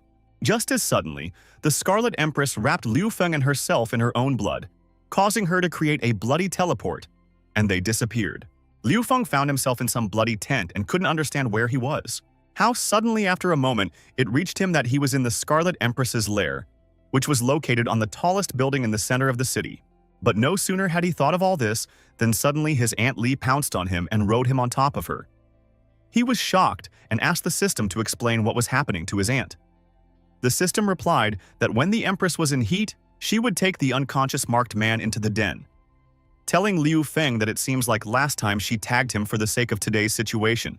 Then the system told him that he had a new task to calm the Empress's mind. No matter how disgusted he was, he had to do it well, or he would lose the title of a real man of 5 seconds. Liu Feng immediately turned into a gurney car that liked to be ridden. A beautiful Aunt Li appeared in front of him who was in a very bad mood, but when she saw Liu Feng's wheelbarrow, she blossomed. She asked him to get ready because she likes to ride hard and long. Then she threw 1 Bitcoin in the coin slot and rode this horse. She had a lot of fun, and he had a lot of trouble. Aunt Li had a lot of fun and amusement riding this horse. Holding him by the hair, she rode him like it was the last time. Meanwhile, the science base exploded and everyone retreated to the northern camp. Liu Feng was already exhausted, but Aunt Li was insatiable and said that he should try a cross-choke hold. Then she grabbed his neck and started bouncing around even more. Just as suddenly, the time she had paid for with 1 Bitcoin ended, and Liu Feng exhaled, knowing that he wouldn't be able to endure such a thing anymore. But Aunt Li had a whole handful of these coins, and she prolonged her pleasure another minute by saying that in general, she could ride him 24 hours a day. The next morning, the Scarlet Empress lay beside Liu Feng and could not admire him. For this time, he could not win this unequal battle, after which the Scarlet Empress decided to admire the city center she had captured. As suddenly at this moment, someone appeared in the window near Liu Feng's bed. After waking up just 5 minutes later, Liu Feng was very scared because he was hanging on the highest floor in the city, feet down, and there was nothing but city structures below him. He was really scared, not only from the fact that he was at a very high altitude, but also from the fact that he had been kidnapped from the clutches of the Scarlet Witch, a Valkyrie. Without thinking for long, grabbing Liu Feng by the scruff of his neck, the Valkyrie decided to escape with him, jumping from building to building. After a while, the Valkyrie reached her temporary shelter and threw Liu Feng against the wall after entering it. He didn't want to tolerate such ignorance towards himself, but after seeing the Valkyrie bleeding from her chest, he realized that she was seriously injured but still saved him despite that and calmed down. He then decided to look around and saw that there were about 60 sets of TH-1 type power armor in the room. When he saw this wonderful armor, he immediately realized that he could arm all the troops of his sanctuary with this armor. This type of armor could resist attacks from ordinary small-caliber weapons, but could not withstand damage from heavy weapons such as sniper rifles and plasma rifles. Liu Feng had made a fortune because he knew that once the armor was analyzed by the underground city, it could be upgraded to produce this type of armor. Looking at the Valkyrie, her serious injuries and the holes in her armor, Liu Feng realized that he might be able to help her, and immediately started transforming the armor for the Valkyrie. Valkyrie, being in a half-dead state, remembered that once before all this, she and her brother had been separated by the military. After that, it was handed over to Dr. Zhen for testing. But her mutation had stopped, and she seemed to have a reaction defect. Then Dr. Zhen decided to use her brother as a catalyst. To do this, they brought her brother's head in a glass jar and told her to look at it. Saying that, her brother's body was turned into a serum and injected into her body. From that moment on, the Valkyrie, who was then called Suwen, became such a brutal killing machine. When Suwen woke up, she was shocked because she remembered everything the professor had done to her. She was also shocked at the protective suit Liu Feng had made for her. He said he helped her get rid of the suit holding her back. Thanks to that, she was now free. Hearing this, Suwen even shed a tear. Suwen immediately decided to get out of bed. Seeing this, Liu Feng anxiously asked her not to move. After all, the chip in her body had not been fully transformed yet, and the transformation process was only 50% complete. He said that he could only temporarily suppress Zheng Tianshang's orders. But she didn't listen to him. Liu Feng tried to stop her from standing up and accidentally grabbed her breasts. When he saw this, he immediately apologized, saying that she was too tall and he didn't take it into account. But Su Wenpo didn't even pay attention to it, stood up, and walked as if she didn't notice him. Liu Feng couldn't let her go so easily, so he asked her to wait. She turned around, hugged him, dipped his head into her huge chest, and thanked him for saving her. She then took him aside and said that she didn't have a reason to leave. She needed revenge, for she remembered who had hurt her a lot and taken her brother away from her. She also said that the chip will help her get into the research institute. Therefore, she doesn't want Liu Feng to completely disarm it. Su Wen said that when it was over, she would come back and thank Liu Feng. After which, she turned around and left. Liu Feng realized that he couldn't stop her, so he resigned himself to the fact that she just left like that. Afterwards, he asked the system to connect him to the base. Sarah came on the line and was very happy to see Liu Feng.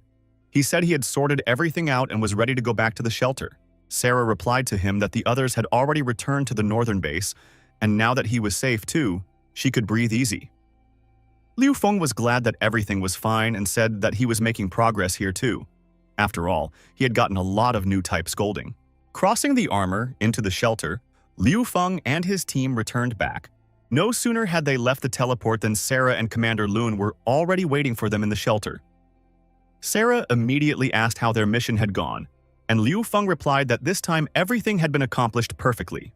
Lun immediately apologized for his lack of caution, because the enemy had infiltrated them and the shelter was in danger. But Liu Feng did not scold him, saying that everything was fine because this mutant ability could not be countered, and the shelter was still fine. After that, he said that he didn't come empty-handed. This time, he brought 60 sets of power armor to replace the old one. At this moment, Dr. Chin was at the hospital treating the soldiers who had been injured by the faceless woman that Zheng Tianxun had sent to their base. When they heard on the loudspeaker that Liu Feng and his team had arrived, they immediately rushed to meet him. Meanwhile, Liu Feng was already pacing around the base with Lun and the military dressed in new modern armor. This new type of legendary armor was incredibly durable and also very beautiful. Qin saw Liu Feng and the soldiers wearing the new armor and realized that he had become even much stronger. She couldn't stop admiring him, thinking he was an amazing person. The actresses, upon seeing the director and the new gear, immediately realized that the booty was pretty big this time. After noticing the actresses, Liu Feng decided to say hello to them. After all, he was their idol. So he turned around and winked at them with one eye and raised his hand to show them 2 fingers. Seeing his hand gesture and 2 fingers, they thought it meant the 2 of them in suits. For the sake of survival, they were ready for anything. Luckily, Liu Feng was quite handsome. Walking through the hideout, Liu Feng thought about how this trip had been very fruitful. He had pumped up his skills, obtained tentacles, gotten 2 promising people, Zhang Yu and Jin Yanshu, acquired nanotechnology, defeated Zhen Tianshong's plot, and freed the Valkyrie. After reaching his office, Liu Feng told everyone to rest first, because tomorrow they would have a meeting. He still had some business to take care of today. Kelly supported his suggestion, saying that she had something to discuss with him later. Entering his office, he immediately put Xiaopuff on charge and asked the system how he could raise the level of the nanotechnology he would already absorb. The system replied that it only needed 10,000 points. Liu Feng agreed. The system said the promotion would be over tomorrow morning. Li Xin was happy because at last he was home. But no sooner had he relaxed than the system reported that 2 stars were asking to meet him. He, of course, could not refuse them and told the system to let them in. The doors opened, and 2 adorable girls in gorgeous latex costumes appeared in the passage. They were cosplaying Liu Feng's most favorite idols, Sheng Sheng and Bobo. Seeing that Liu Feng was in a bit of shock, the girls said that he himself showed them 2 fingers as a sign for the 2 of them to come together. He also told them to put on their costumes, but Liu Feng realized that Kelly should be coming soon, and they couldn't be allowed to be here at this moment. So he decided that he needed to escort them out. Liu Feng said that they had misunderstood him and that Kelly would be here soon. Before he could say anything, the girls were a little sad at first, realizing that they were not going to be a threesome, but a foursome. But in just a few seconds, they cast aside all doubts and discouragement and said they were ready even for a quartet. They didn't wait for Kelly and immediately pounced on Liu Feng, saying that she could join them anyway. This time, everything resembled an action movie in which Xu Qianqian and Hua Meimei were scouts who had infiltrated a secret territory.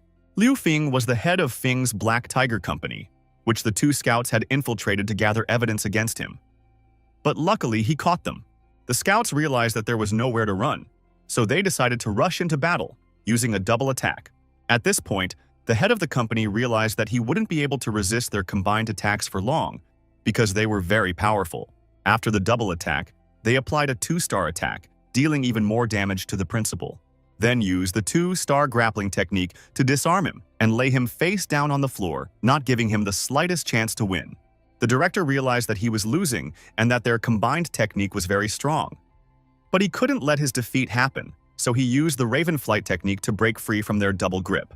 As soon as the headmaster was free, he immediately took out 2 swords from his pocket. After all, he was a master wielder of 2 swords. Seeing the 2 swords, the spies realized that danger was closing in on them and decided to escape. But it was too late, because the headmaster didn't want to let them go anywhere. Upon catching up with the spies, the director immediately spiked them with stun guns, sending a not insignificant charge of electricity through their bodies.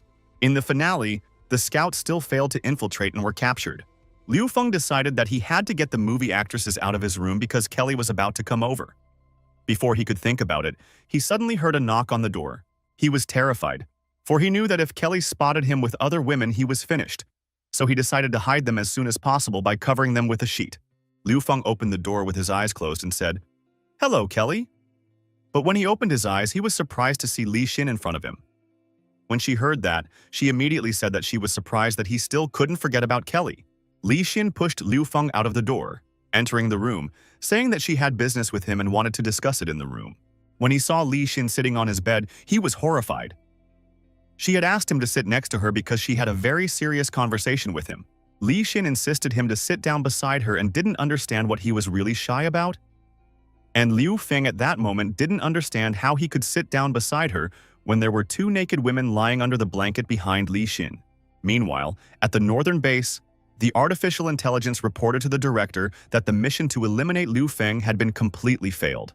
Director Zheng was testing a new serum to fight the black blood disease that turned people into mutant zombies. But just like before, the serum once again failed to work. When Director Zheng saw that the serum didn't work and the man still turned into an ugly monster, he ordered him to kill him.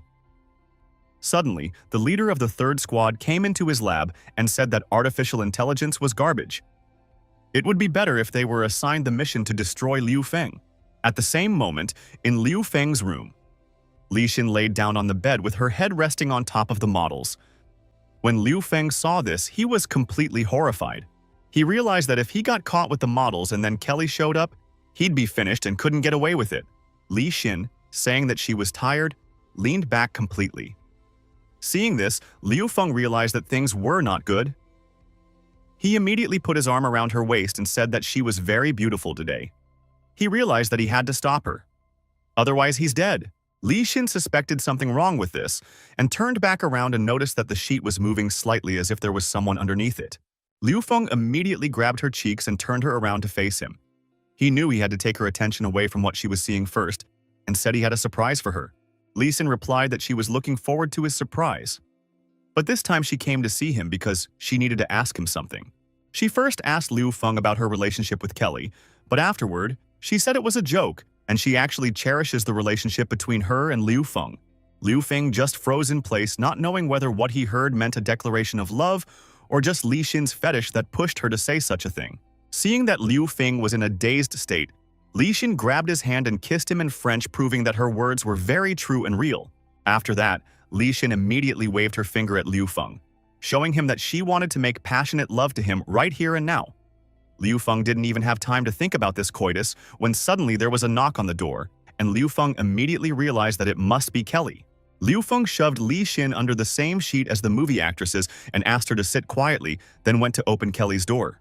After seeing this picture, the movie actresses immediately said that he's a bastard if he allows himself to treat girls like that.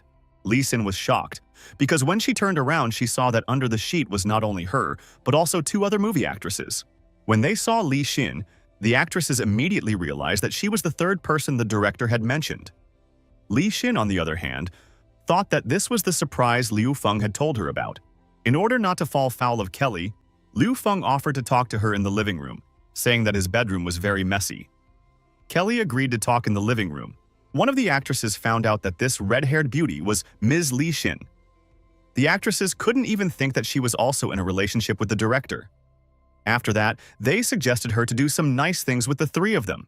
While in the living room, Liu Feng heard some very unusual voices coming from the bedroom of the girls he had left there. Kelly heard them too and asked him what those sounds were. Liu Feng immediately took the joystick from the console and offered Kelly to play, saying that he didn't hear any sounds. Kelly pulled out a CD and said she wanted to play a game called Lesbian Pilots. The pilot called Mayday, saying that enemy planes had gotten into her and were chasing her. She was not only chased by two enemy planes, but also periodically opened fire on her, thus preventing her from making any maneuver.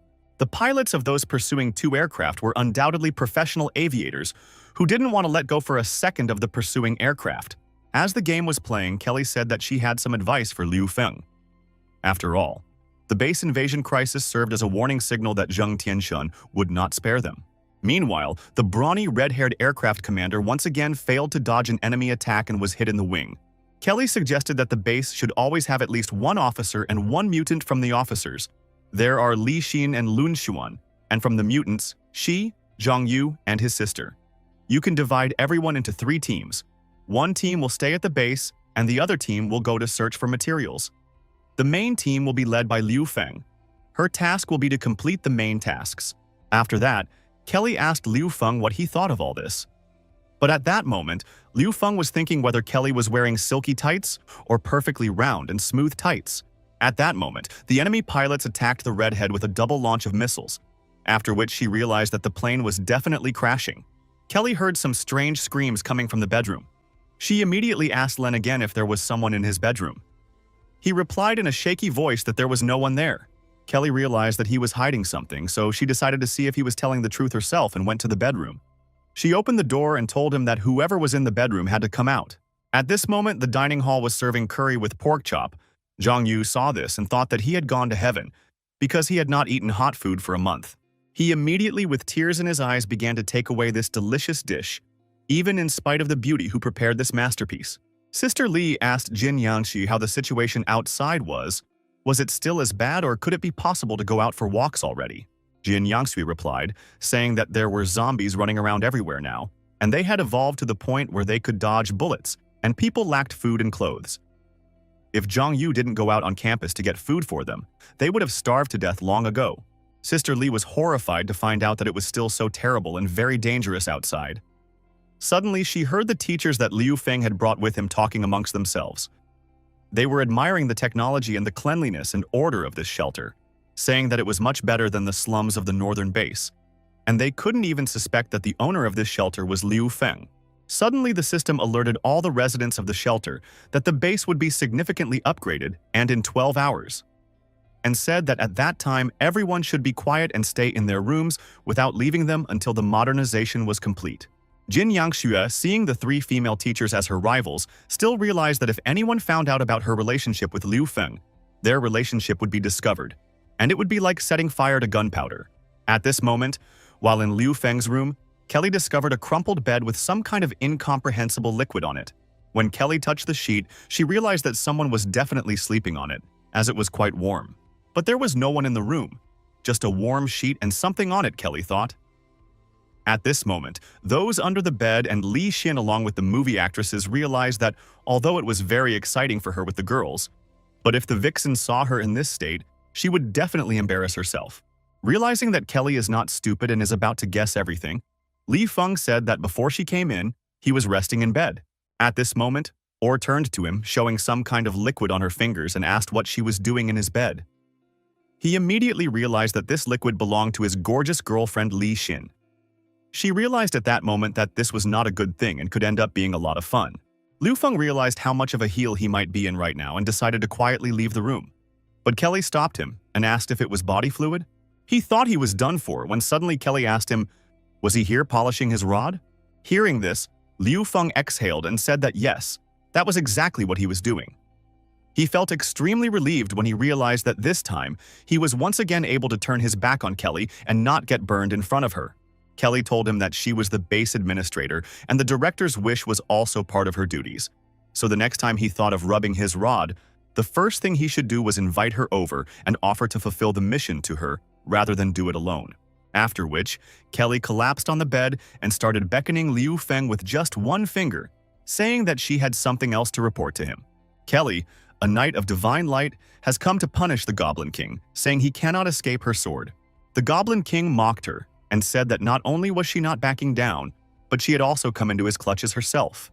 At the same time, in the vicinity of Shelter L, at the automobile factory, Xiaolan's sister couldn't keep up with her brother who was running ahead and holding her hand.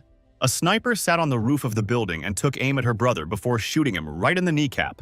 When she saw that her brother had been shot in the leg, her sister immediately rushed to him, asking if he was okay and could walk. Her brother replied that he was fine and ordered her to run as fast as possible and not to turn back, but it was too late, for the men who had shot her brother had already arrived. But suddenly, to everyone's surprise, from nowhere, Liu Feng's younger sister Xin Tong appeared beside them. Meanwhile, Lun Xuan and his team were patrolling the surroundings of El Asylum and realized that everything around was calm and safe. He was still tormented by the thought that he had really embarrassed himself last time. He couldn't figure out who that girl in yellow was. A hallucination or his ability that he was just afraid to use. Lun Xuan realized that they couldn't make the same mistake this time, so he ordered everyone to look out for each other. Before he could think of all this, he was suddenly informed that Xin Tong had disappeared. He was furious and ordered everyone to look for her as soon as possible. When they saw Xin Tong Po, the bandits were not a little afraid and decided to capture her too, saying that they would feed her as they had plenty of food and called her to their hideout. But Zhao Lan's brother, whom they had shot, begged her not to believe them and to run away with his sister. since these people who shot him were members of the Cannibal Salvation Army who eat people. One of these cannibals grabbed Shintong by the shoulder and asked if she knew a place called El Asylum. But without saying anything to him, she simply took her hand and cut off his arm at the elbow with a single swipe. The situation became heated, and the group of cannibals pointed their guns at Shintong. Not waiting for the moment when Shintong would break all of their arms, they decided to kill her and opened fire on her with all barrels. They didn't know that she couldn't be killed so easily with normal assault rifles, even if they were large-caliber ones. She was able to dodge all the bullets with ease thanks to her mutation, and quickly rushed towards the mercenaries, and with her blood thread control abilities she immediately blew two of the mercenaries' heads off. Then she took the chief mercenary by the neck, whose arm she had cut off, and raised him above the ground to strangle him. No sooner had she finished him off than 3 more cannibals suddenly appeared behind her, pointing guns at her and ordering her to stop killing their people. But Shintong was unstoppable, and she easily dealt with the 3 Hannibals as well. Xiaolan along with his brother were simply horrified to see what such a small and cute girl was capable of. After a few seconds, Commander Lun Sun appeared with backup, and seeing that Shintong wanted to kill the last enemy, he asked him to leave him untouched. After all, he still needed to interrogate him. At this time in Liu Feng's fantasy, he, the Goblin King, was ridden by the heavenly light knight Kelly. It was said that he had never lost before, and today he was very weak. Hearing such belittling remarks about himself, the Goblin King's eyes lit up and he threw Knight Kelly back with just one sweep of his arms, after which he took out the Goblin King's cudgel, the most powerful and largest weapon in the kingdom. Knight Kelly, seeing such a powerful club, was immediately frightened, but she didn't even allow any thoughts of surrendering to the Goblin King, so she created a divine shield to resist him. The Goblin King, using his mega-huge club, began to strike at this divine shield an infinite number of blows in order to break it and subdue Knight Kelly. Despite the fact that her shield had taken a lot of damage from the huge, strong Goblin Club, Kelly did not give up or break.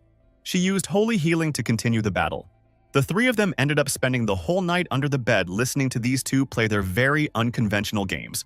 Just games, no big deal. Meanwhile, at the northern base in the office of the Research Institute, they noticed that the Salvation Army's signal had disappeared. 2 kilometers away from the place where the Faceless One's signal disappeared. This meant that the boundaries of the local base were now defined to within a centimeter. The professor was happy about this because now they could easily calculate and track the location of the enemy, the location of Principal Liu Feng.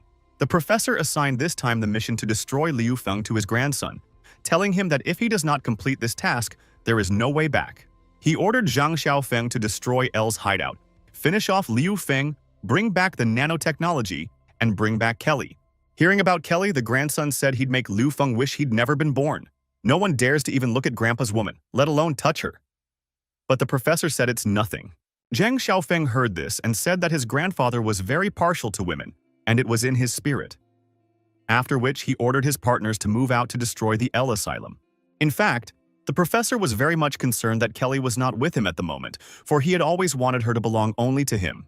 Meanwhile, in the middle of the day, Liu Feng had just woken up after a tumultuous night together with Kelly. Opening his eyes, he immediately saw Kelly, who had woken up before him and was already making breakfast.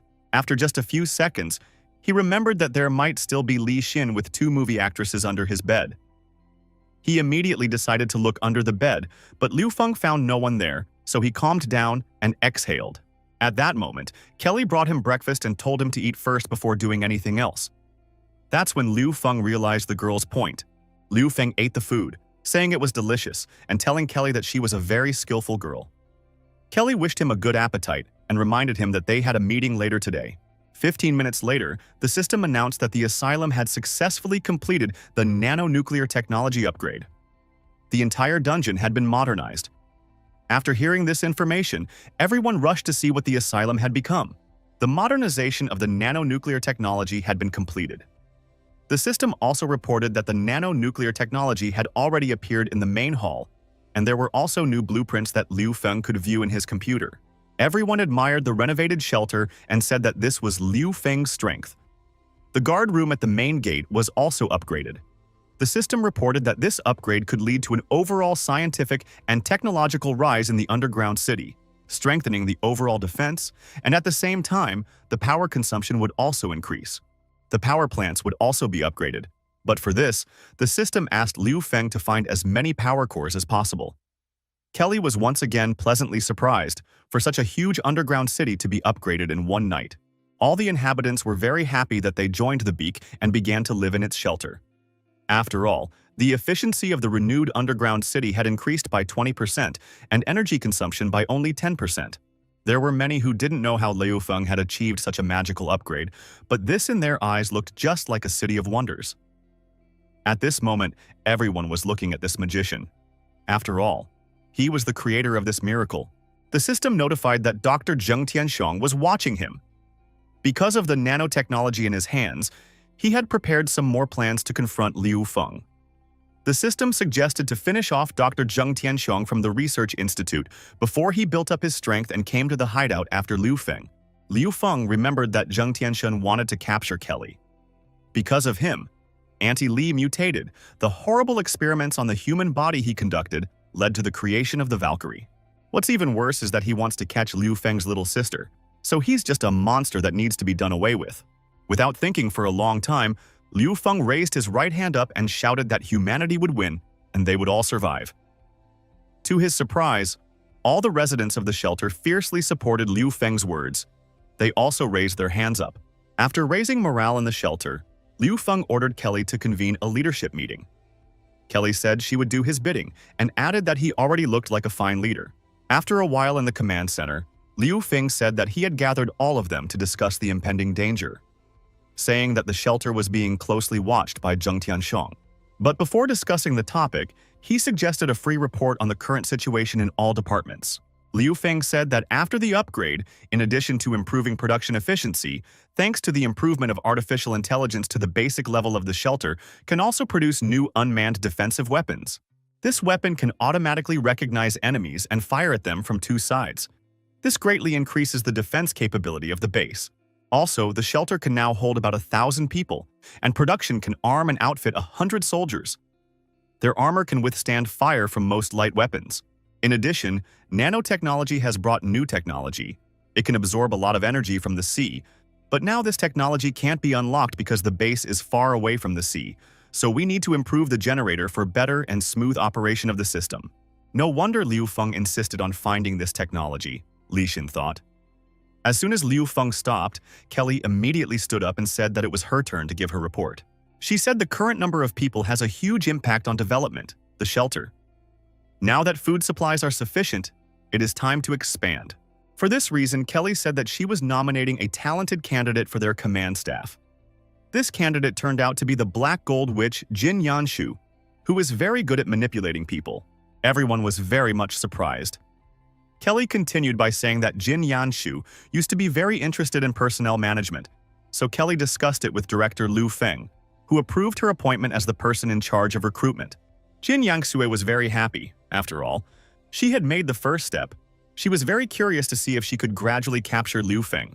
What was interesting was that all the people in this dungeon seemed to be unified, but everyone has their own narrow circle.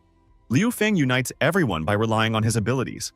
Li Xin and Sarah were the first to enter into the underground city. The first narrow circle consists of them. Then there is the controlling military group. Da Qiang was originally Kelly's man, but he may have gone under Lun Xuan's command after being discovered. Jin Yangshu, knowing Kelly, realized that she didn't just want to drag her into this game for a reason. Looking at Liu Feng, she realized that he was not so simple if he could subdue such talents. Next, the chief electrician and engineer of the asylum began his report. He said that the efficiency of the renewed underground city increased by 20%, the power consumption by 10%. That is, now the power source will only last for 6 months. To extend the service, it is necessary to find a new power core. He also said that the third floor has been built, which includes a research institute, a restroom, and a circulating sewer system. The circulating sewer system will help improve the sewer system and water storage. He also reported that there is currently no scientific team in the laboratory and that it is necessary to recruit staff as soon as possible. Next, Lun Xuan gave his report while on patrol. They had rescued 2 children.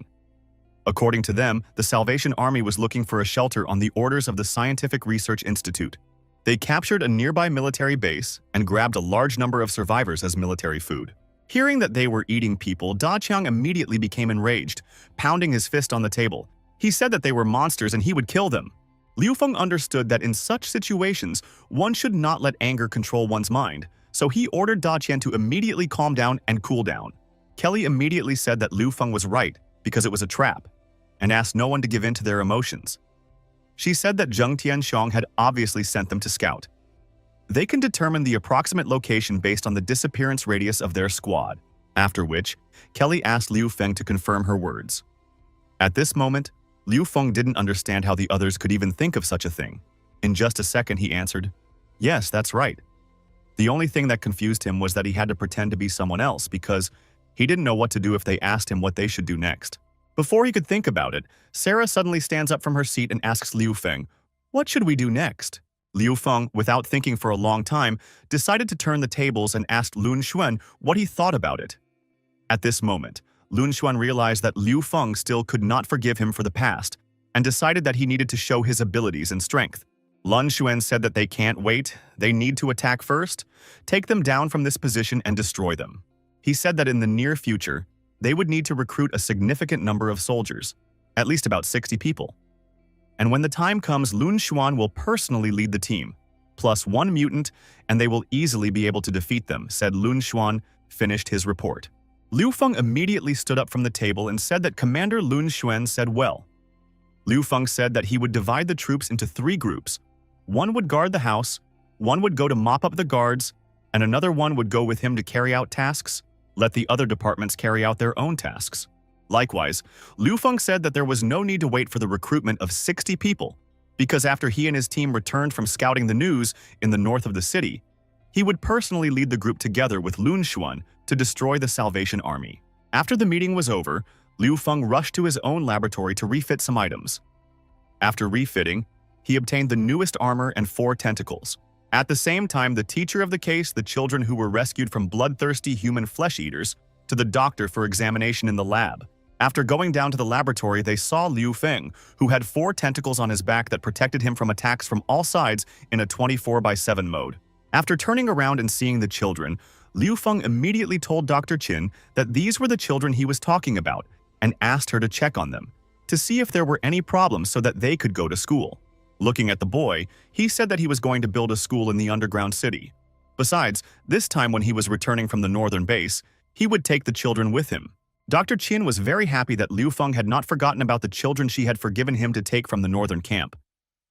She also said that she had heard that the refuge needed scientists, and she knew just the right one to find. No sooner had Qin told her companions about her scientist than she was suddenly interrupted by the teacher, saying that the children needed a full checkup and asking when Dr. Qin would have time for it. Suddenly after that, the boy fell to his knees, and with tears in his eyes he started asking Liu Feng to help him avenge his parents. He said that in order to protect him and his sister, his parents had surrendered to those monsters. Liu Feng wiped the boy's tears and asked him to be patient for a couple days, saying that he would personally send all these things to hell. Meanwhile, Lun Xuan was with the faceless woman not far away, and ordered her to look at those children and see what the lackeys of the research institute she was protecting had done. He asked her if her warrior pride was this kind of vandalized human behavior. He realized that imprisonment was having an effect on the faceless one, and she would soon move into their camp, so he offered to serve as an asylum and wash away the shame. Dr. Qin and the teacher took the children to examine them, and Liu Feng was called out by someone at this moment. Those who were Li Xin and Kelly came to Liu Feng because he was looking for them both before. Liu Feng said that he was glad that they had finally come to him because he wanted to reward the 2 of them for their achievements, so he had something interesting for them. After that, he opened the first drawer and went to get a gift for Li Xin. He pulled an RT-100 kinetic rifle out of a drawer, which had powerful single shots thanks to kinetic technology. Liu Feng immediately began to improve the energy to increase the shot power of the rifle, and also gave her an RX-60 revolver, an extremely powerful 6-round revolver, which could use explosive expansion bullets with increased power. Li Xin was over the moon, but Liu Feng once again reached into the drawer for another gift for her. He gave her a rocket backpack, saying that it had only been built with Kelly's help. "It'll keep you flying for a while." Li Xin was very happy and pounced on Liu Feng, squeezing him, saying that she was very grateful to him for all these gifts, to which he replied that she definitely deserved it. After which, he waved his hand at Kelly and said that it was her turn to receive the gifts. Liu Feng started to tell Kelly that he spent 10,000 points on this gift. Just as suddenly, Sarah reported over the video link that Commander Chu Shan from the northern base wanted to talk to him. Liu Feng asked Sarah to connect him. Commander Chu said he hadn't seen Liu Feng for a long time, but he hadn't changed a bit. He thanked him for his help with the last mission. Liu Feng apologized to Commander Chu, saying that he was sorry that he couldn't help the military find the things they needed. But Commander Chu said that it was no big deal because he had helped them reduce their losses, so it was already good. Then he said that their Commander Guo wanted to meet with Liu Feng to talk about Zheng Tianshun. After a while, Northern Base, the location of Regimental Commander Guo. Liu Feng, along with Li Xin and Kelly, arrived to meet Commander Guo. Captain Chu met them at the entrance. As they walked towards the entrance, he said that although the last mission was not successful, but thanks to their help, many soldiers had been saved, and once again thanked Liu Feng and his team from the bottom of his heart. After walking a little deeper into the northern base, they came to the entrance of the barracks. After entering, he immediately introduced Liu Feng and his team to the regimental commander. A couple minutes later, the very formidable and scowling commander of the 2nd Regiment of the northern base Guo Wei was already standing in front of Liu Feng. They shook hands, after which Commander Guo Wei asked Liu Feng if he was that demonic fist. Liu Feng replied by nodding his head. Guo Wei said that he had heard about how Liu Feng had put in a lot of effort during the operation in the city center, and even saved Xiao Chu a few times. Guo Wei patted Liu Feng on the shoulder and said with a smile on his face that he liked Liu Feng very much. The soldiers were shocked to see this, as they had already forgotten the times when their commander smiled. Commander Guo Wei looked at his subordinates with a threatening look. They immediately apologized and left. He then asked Liu Feng to go inside. Liu Feng agreed, but before he did, he said that platoon leader Chu had told him that Guo Fei had some business with him. Guo Wei said there was nothing to it, so he suggested he go to the meeting room to talk about it. Before they reached the meeting hall, Liu Feng was suddenly attacked from the corner of the road, kicking him in the head. But Liu Feng was able to repel the blow by blocking it with his right hand. The attacker was Guo Yicheng, the daughter of the Guo Regiment commander. She said Liu Feng's technique was not bad. Her father was furious and immediately ordered her to stop. But Guo Yicheng said she just wanted to see if Director Liu was as good as they say he is and have a training fight with him. Liu Feng didn't hesitate to agree. Liu Feng said that since Miss Guo wanted to see his skills, he wouldn't mind pleasing her, and asked her to teach him everything he can't. Guo Yicheng decided to land one of her strongest kicks on Liu Feng, but by that time, Liu Feng had already managed to not only dodge her kick, but also grab her hands, thus immobilizing him. Liu Feng said that her attack had too many weaknesses and that was why she lost. Guo Yicheng didn't like to lose, so she said that she hadn't lost yet and pushed Liu Feng with all her strength, causing them to fall down. And Liu Feng touched her breast with his hand, which was the size of a watermelon. They even thought for a second that a spark ran between them. But just a second later, Guo Yicheng shouted at Liu Feng to get his filthy hands off her, calling him a slut. When Commander Guo heard this, he told his daughter that if she did anything else like that, he would send her to the brig, after which he apologized to Liu Feng, saying that it was all his fault because he spoiled his daughter too much, she was so capricious, and suggested that they continue their conversation in the meeting room. Upon entering the meeting room, Commander Guo decided to introduce his aides, saying that his daughter was also a staff officer. After that, he introduced 2 more people. The first to sit at the table was Zhao Li, the infantry commander, and the second, Zhao Chen, the tank battalion commander. Then, Commander Guo turned to Liu Feng and said that this time he wanted to ask for his help. Liu Feng said that he wanted to know what the matter was first, and then he would answer whether he was willing to help them or not. Before telling, Commander Guo decided to show Liu Feng their forces at the northern base and turned on the TV. Everyone was shocked, especially Commander-in-Chief Guo himself, who turned on the TV material of inappropriate male-female copulation. The Commander-in-Chief did not hesitate to dump everything on Xiao Li, saying that he and only he was responsible for the information. Liu Feng thought at that moment that cooperating with Commander Guo would be very dangerous and unreliable if he couldn't even prepare a presentation. But his daughter Guo Yicheng stood up for the old man and said that she had a report ready and would tell the story.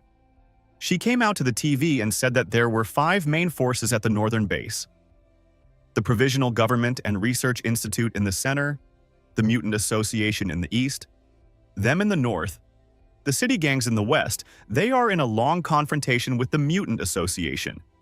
In the south, there are 6 large neutral gangs. They monitor all areas of the northern base. Guo Yicheng added that they suspect that Zheng Tianxiong of the Research Institute is conspiring, and they want to instruct Liu Feng to investigate about Director Zheng Tianxun. Meanwhile, in the asylum, Faceless has officially surrendered and joined L City. After listening to Commander Guo's daughter, Liu Feng asked them if he understood correctly that the military's help was needed to investigate the Research Institute. Commander Guo told him that he had gotten it right. After all, they had discovered that the Research Institute had been in trouble during the last mission, and they had been doing something behind the military's back. To understand their goals, a few days ago the military captured their employee after interrogating him. They found out that Zheng Tianxiong is looking for some institute. It seems like he needs to get something from there. Liu Feng happily agreed to take on this assignment, because this time his main goal is to investigate the affairs of Zheng Tianxun. It is very convenient that it will turn out to be a favor to the military. Commander Guo was happy to hear Liu Feng's agreement and said that the vice president of the Mutant Association had information about Zheng Tianxiong. Perhaps it would be useful to Liu Feng, so his daughter would take them to the association. Their route took them through the poorest neighborhood northern bases. Things were so sad in these areas that parents starved to death as they gave all the food they had to their children. Brothers and husbands sacrificed themselves to feed their sisters and wives. Beautiful girls traded their bodies for food. Liu Feng, seeing this, asked Guo Yingcheng, why couldn't their troops do anything to change the situation? She replied that they had tried, but their supplies were limited and they couldn't take care of everyone. All because of Zheng Tianxun and the officials he conspired with and took most of the supplies, and in addition the slum is divided by some gangsters, so this is the situation. Before she could say anything, their car was blown up. Despite her driving skills, she still couldn't handle the steering, and the car overturned, doing a few somersaults and went straight up onto the roof. Guo Yingcheng was able to get out of the car. She couldn't understand who dared to attack a military vehicle. Suddenly, armed men appeared in front of the car, saying that they were an organization of demonic snakes, and they were ordered to deal with Guo Yingcheng. There were 2 mutants in this gang. One of them was a B-level bomber, Ah Quan. The other was a B-level caster, Ah Feng. When Guo Yingcheng saw them, she immediately realized that they were demonic snake organizations that had escaped from the military prison. Realizing that there was a mutant among them, she immediately rushed to attack to destroy it first. But to her disappointment, she was unable to resist the mutant's attack. She was thrown back by the telepathic wave. Meanwhile, as she lay unconscious, the mercenaries discussed that they had heard that Regimental Commander Guo's daughter was very beautiful, and they had wanted to try her for a long time. And Feng decided not to waste time, especially since he liked bold women.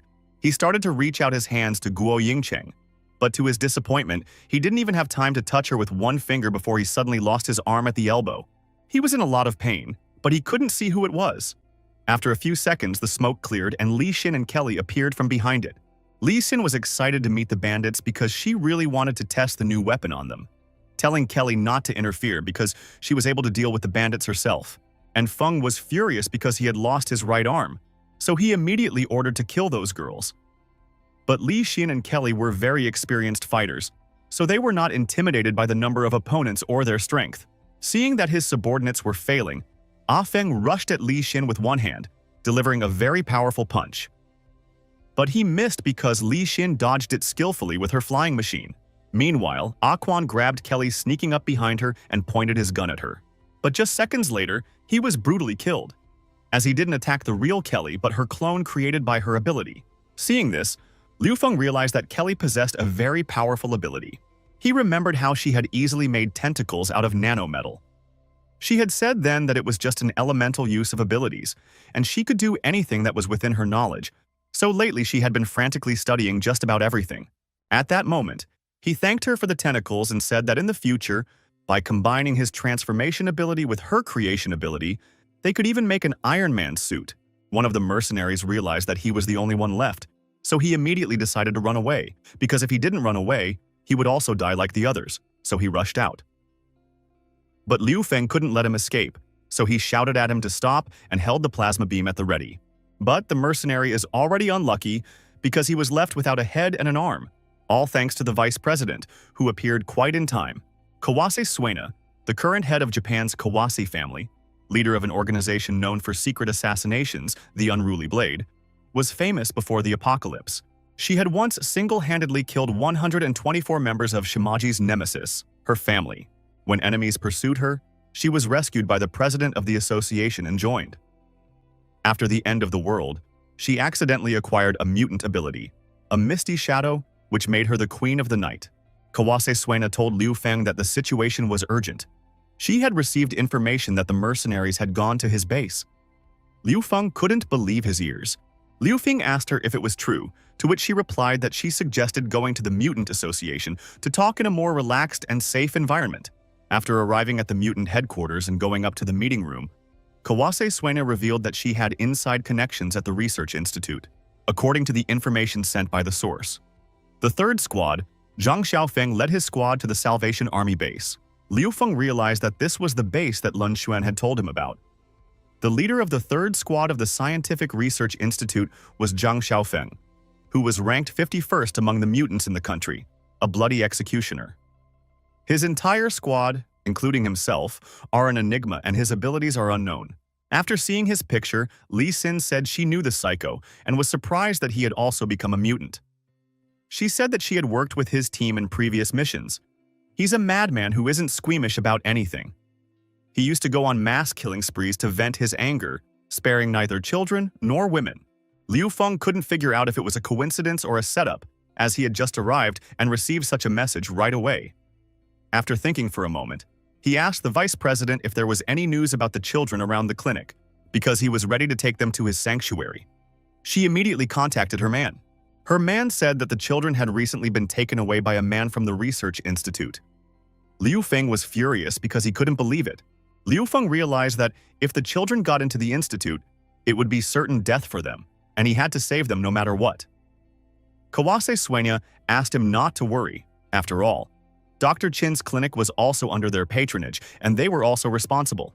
She said she'd activate the internal comms tonight to save the kids, and then they'd go in there together. After a while, the Northern Science Research Institute.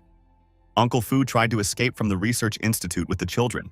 To his great disappointment, the main gate of the research base was closed, and there was no way for them to escape through it. He remembered that the vice president had told him to wait on the third-floor balcony. The children did not understand where Uncle Fu was going, and kept asking him about it. He told them that one more turn and they would be there. But at that moment he could not believe that he had revealed himself, justifying it by saying that he had no other choice. Suddenly, an old friend of theirs named Xiaoming came out to meet the children. Uncle Fu asked them where they knew him from, to which the girl replied that it was from the street who had disappeared some time ago. They didn't expect to see him in this building. The boy rushed to his friend Xiaoming to ask him to run away with them. But their friend was no longer the same boy they all knew. As soon as the boy approached him, his friend immediately turned into a terrifying mutant zombie. A mutant zombie wanted to attack the boy, but Uncle Fu decided to save him and covered him with his body. Suddenly there was an explosion and destroyed the wall of the Research Institute. It was Liu Feng who, with his appearance and thanks to his tentacles, saved Uncle Fu and the kid from certain death. Uncle Fu was very surprised to see Liu Feng. The vice president followed him into the rift with Kelly and Li Xin. The vice president said that they found the children so they should leave immediately. Uncle Fu decided to warn Liu Feng, asked him to be careful. Because the zombie he fought was the latest living experiment. It was different from the zombie outside, since he had been injected with the latest D10 solid virus. But while Uncle Fu was talking about the mutant zombie, Liu Feng used a nano-impact glove and smashed this zombie on the wall. Just as they were about to leave, the 5th squad leader, Level S, Divine Light, and her deputy mutant Level S, Giant Rock, suddenly appeared in front of the exit. They were the positive and negative commanders of the 5th squad of some of the most ruthless killers. Uncle Fu immediately told Liu Feng that things were bad and it was better to run as fast as possible. After all, he knew that they are both Zheng Tianxun's Level S commanders. Since he has personally served this ZAM commander and knows that one move from him and everyone in this hall will be dead, and he's never seen the captain at all, so he's afraid she's even scarier. The deputy commander of the 5th squad told Grandpa Fu that he was too valuable an asset to the Research Institute, so they would not let him go anywhere. Meanwhile, the Institute's guards had already arrived and surrounded them all with their weapons. Suddenly, Wang Lei, a member of the 5th squad, a Level A sealer, came out of the crowd of military personnel, saying that this was his first meeting with Vice President Kawase. After which he asked her if she liked his gift. Uncle Fu was shocked to see him, because Wang Lei was supposed to be on a mission. He realized that he had been leaked the information on purpose. Liu Feng immediately realized that it was a trap targeted by Kawase. They fell into it because they underestimated the enemy.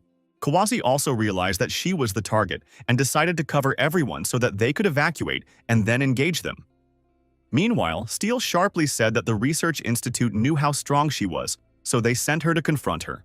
Kawase told everyone to retreat, saying he could hold them off for a while. Divine Light ordered his subordinates to take Kawase alive and finish off the rest of the scum. Wang Lei touching the wall separated Liu Feng's team from him and Kawase, leaving just the two of them. Liu Feng told Li Xin and Kelly not to worry because he would think of something to release them. The girls realized that they were just sealed up. Before Liu Feng could think of how he could save the girls, suddenly a steel wall ran at him, and taking him by the scruff of his neck rammed him into 3 concrete walls. Divine Light told Kawase that they had been instructed that she was too intimidatingly strong, so they should leave her alone with them so she wouldn't have a chance to even escape. Steel Wall told Liu Feng that the captain would quickly deal with the rest of the scum and then join him so that they could kill him long and painfully. He also told Liu Feng that Zhang Xiaofeng should start taking over Liu Feng's hideout any minute now. Meanwhile, not far away from the Salvation Army camp was a group led by Commander Lun Xuan. They had been watching the camp for a long time, and the commander asked his men to cheer up because he knew that if the Salvation Army really knew the location of their base, they would definitely make a move. A moment later, a sentry reported to Commander Moon that there was some movement at the base. Citing the sniper rifle commander, Lun noticed that they had a lot of gear and ammunition. Lun immediately ordered Da Qiang to follow the plan and told him to stay here, to lead while he went west to ambush them there. Da Qiang waited until the car convoy got close enough, and then ordered all of his soldiers to open full fire on the convoy. Since no ambush was detected on the right, asking for fire support, they began to move west. And there was an ambush waiting for them in the west, because by then Captain Moon was already there, mercilessly shooting down these mercenaries. Suddenly, he felt some kind of danger behind him. He managed to react in time and turned around and put his sniper rifle in front of him, thus repelling the attack and preventing himself from being impaled by the sword. The assassin skillfully jumped away from him and fired several of his shurikens at him. But they could not hurt Lun Xuan, because Zhang Yu came to his aid, who thanks to his ability was able to stop the shurikens and break them into small pieces. Lun asked him why he was here, and he replied that Da Qiang was worried that he was here alone, so he sent Zhang Yu to help him. Zhang Yu stopping and breaking all those shurikens in half sent them back towards the assassin. Suddenly, the third squad captain of the S-level mutant squad, Zhang Xiaofeng, appeared in front of the assassin, and thanks to his shield, he repelled Zhai Yuya's attack. Meanwhile, on the front from Da Qiang's side, a full-scale military operation was underway. The mercenaries couldn't understand why they couldn't kill any of the enemy, even though they had already fired several rounds at them. They couldn't understand what kind of armor these people were wearing that couldn't be penetrated by any bullets. Suddenly, Da Qiang loses his first fighter in super armor because of an explosion that came out of nowhere. And it's all because of this huge guy named Giant Mutant Level Gun, A.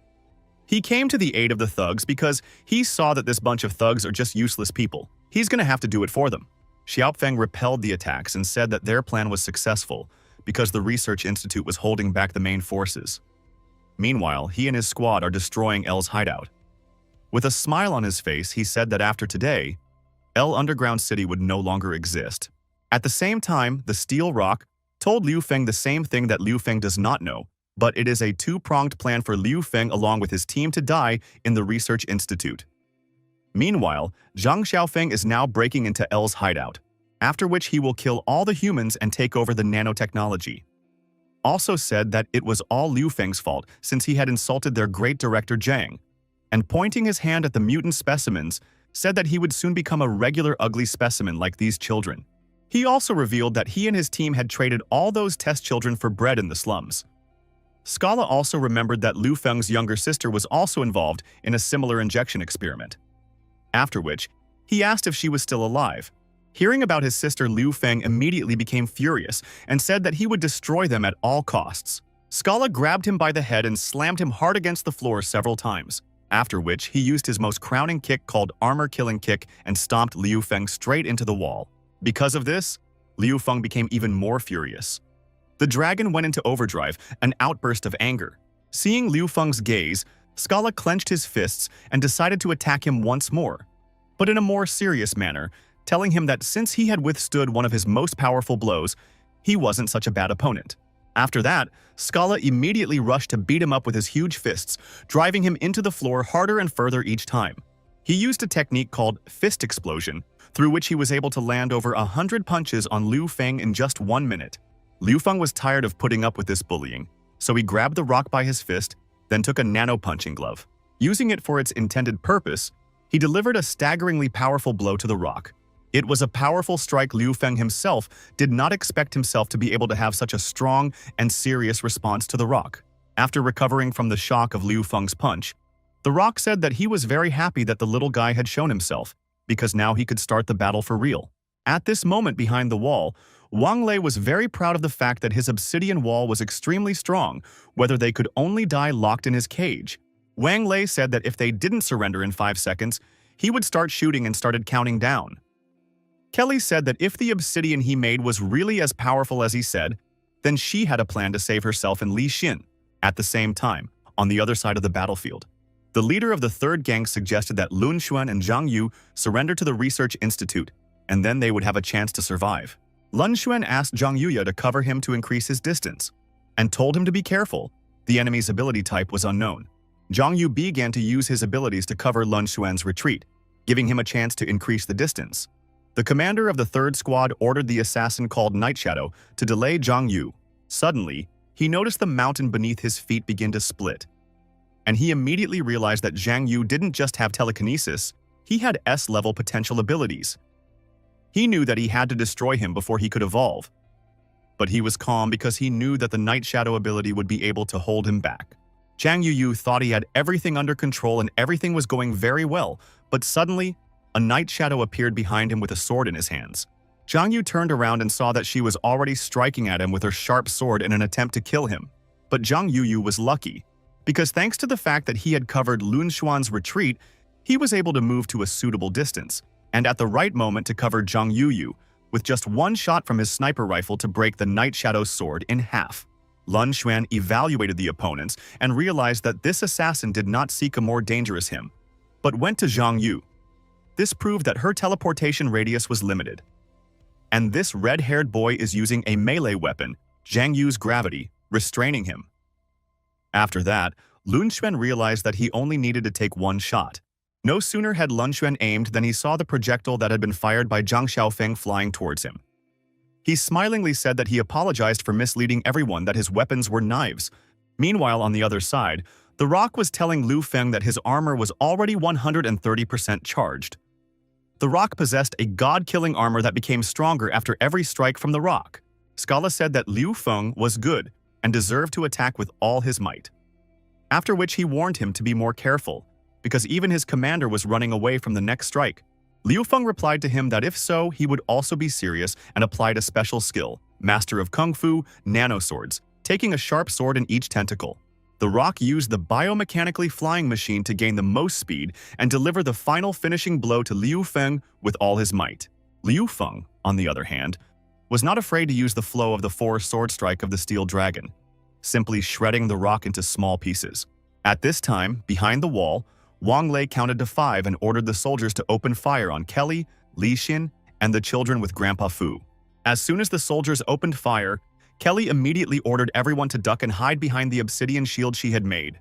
Wang Lei saw her shield and laughed and said that it wasn't a bad ability, but it was only a support ability, and they have a two-pronged plan, so they captured them here. And Zhang Xiaofeng is currently destroying the L hideout. Hearing this, Kelly immediately decided that she had to tell Liu Feng this information somehow. She didn't know how to save the children and Grandpa Fu. Closing her eyes, she began to say in her head that she needed Liu Feng and asked him to come to her rescue. At this moment, Wang Lei laughed, saying that no matter what gods she prayed to, they would all die here. Suddenly, quite unexpectedly for Wang Lei, a wall collapsed behind his back. Liu Feng came out of the rift holding the rock by his head, who looked quite bad. Seeing Wang Lei, Liu Feng said that if this was their entire plan, it was very weak. Meanwhile, on the other side of the battlefield, Zhang Xiaofeng said that after being hit by his energy cannon, Lun Xuan simply had no chance of survival. He also said that his ability was that he could use any kind of weapon without hindrance. The Research Institute has created a multifunctional shooting and cannon device for him. It can transform into different types of weapons combined with his ability. Enemies have no chance of success. After he finished bragging, he immediately attacked Jiang Yu with his super functional cannon. In just one go, he fired more than 10 rounds at Jiang Yu, but due to his strength, Jiang Yu was able to repel this blow. Before he could repel Zhang Xiaofeng's attack, a night shadow tried to attack and strike him from behind, but Jiang Yu was able to repel its attack as well. Zhang Xiaofeng told Zhao Yu that he recognizes that he is very talented and his ability is very cool, and he is sorry to have to finish off Zhang Yu. Jiang Yu was at his limit as he seemed to be at that moment, but after only a few seconds he made a decision for himself that he would not give up in this life or any other. He would go all the way. Jiang Yu remembered that at the university, he was invisible and no one paid any attention to him. Outside of university, everyone had relationships and the girls didn't like him, and they all wiped their feet on him and threw his love letters right in his face in full view of everyone. After the end of the world, he had a hard time awakening his abilities. I think that finally came spring, but he remained a backup who was almost fed to the zombie mutants. Thinking back on his entire life and how long everyone had been mocking and dismissing him, Zhang Yu realized that his entire life had been one big failure. Meanwhile, Faceless was still 100% determined to join the asylum and had even already tried on a uniform. At this moment, Jia Yu was still holding back the attack of Night Shadow and Zhang Xiaofeng, realizing that his desire to become popular and recognizable was the right path. After all, Liu Feng had told him that he should not be afraid and develop his talent. Jiang Yu was angry as he threw the Night Shadow away from him. He then remembered that he was still holding on to the bullets that had been shot at him by Zhang Xiaofeng with his strength. He turned around and with all his strength threw about 20 rounds at the Night Shadow. Nightshade was shocked because he thought that the boy was cornered and would not be capable of such a thing. But Zhang Yu was unstoppable as his rage knew no bounds, and he naturally gained a second wind when he saw that he was doing well. Because of this unexpected attack, the Night Shadow was injured and could not dodge any of the bullets Jiang Yu launched at it. Jiang Yu realized that he had to finish her off, to eliminate her once and for all, and to be left alone with Zhang Xiaofeng. Therefore, using his ability to control air and gravity, Jiang Yu broke her arm in several places with just one glance at the Night Shadow so that she could not do anything to harm him. Zhang Xiaofeng, seeing that the Night Shadow is not coping with the boy, decided to help her by firing his super dangerous and cool gun. But no sooner had he aimed at the boy and fired, than a bullet flew into his gun and damaged its trigger mechanism. He was shocked because he realized that this shot was made by Lun Xuan, whom he thought was dead, because he thought he had killed him with 100% probability. Lun Xuan really did almost get finished off, but thanks to that girl, he was able to avoid being hit in time. Right now, this girl was pointing at Zhang Xiaofeng with her hand. Lun Xuan did not realize did this mean that he needed to shoot him? Meanwhile, at the research base, Divine Light was telling Kawase that she was resisting for nothing, explaining that she couldn't kill Divine Light and that her team would soon deal with the trash and they would all destroy Kawase together. She also said that at the same time, Commander Zhang Xiaofeng would take advantage of the absence of the main forces to attack El Sanctuary. It's a 100% plan to destroy the forces of El Shelter. All because this win-win tactic was put together by their commander Zero. Kawase realized that she had to figure out how to save everyone, so she decided to attack the obsidian with her super-powered sword. Divine Light said that all her attempts were futile, for her partner's ability to create solid obsidian, such a degree of hardness even she herself could not break through. Kawase still didn't want to give up, as suddenly they saw some kind of powerful laser that cut into the black obsidian like butter, after which Liu Feng walked towards them, who not only cut through the obsidian with his powerful laser that no one had been able to pierce through before, but also held two Divine Light partners in his hands. Liu Feng told her that their plan was as fragile as obsidian. He said that he still had time to finish off the Divine Light and return to the base in time. At this moment, he thought that he was very lucky to have Xiaopuff's laser. Divine Light realized that attacking Kawase and Liu Feng was a mistake. She didn't expect that this Liu Feng would be so strong that he would be able to strike the two deputy captains. But since she had nowhere else to run, she mockingly said that it had been a long time since anyone had forced her to the second level and used the Death Eye technique. Seeing that, Kawase immediately rushed to attack. But Divine Light was 100% sure of herself, so she said that if they didn't surrender, they would die right here. As soon as Divine Light applied the Death Eye technique, Kawase and Liu Feng felt as if their bodies had stopped happening to them. They couldn't move. Her needle-sharp hair was already getting close to Kawase.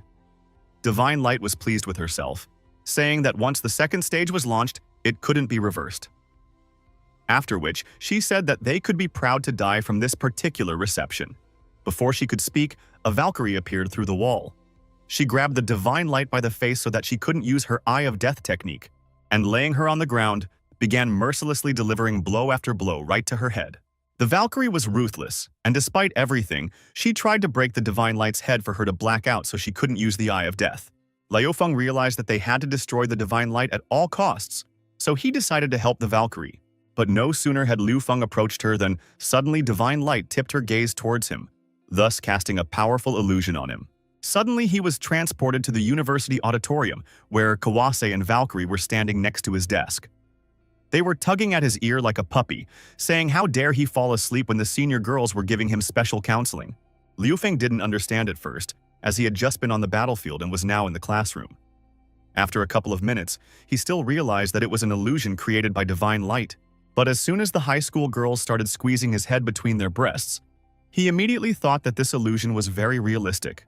He was very happy that he had such classy and smart high school girls, because thanks to them, he would pass the exam with all 100 points.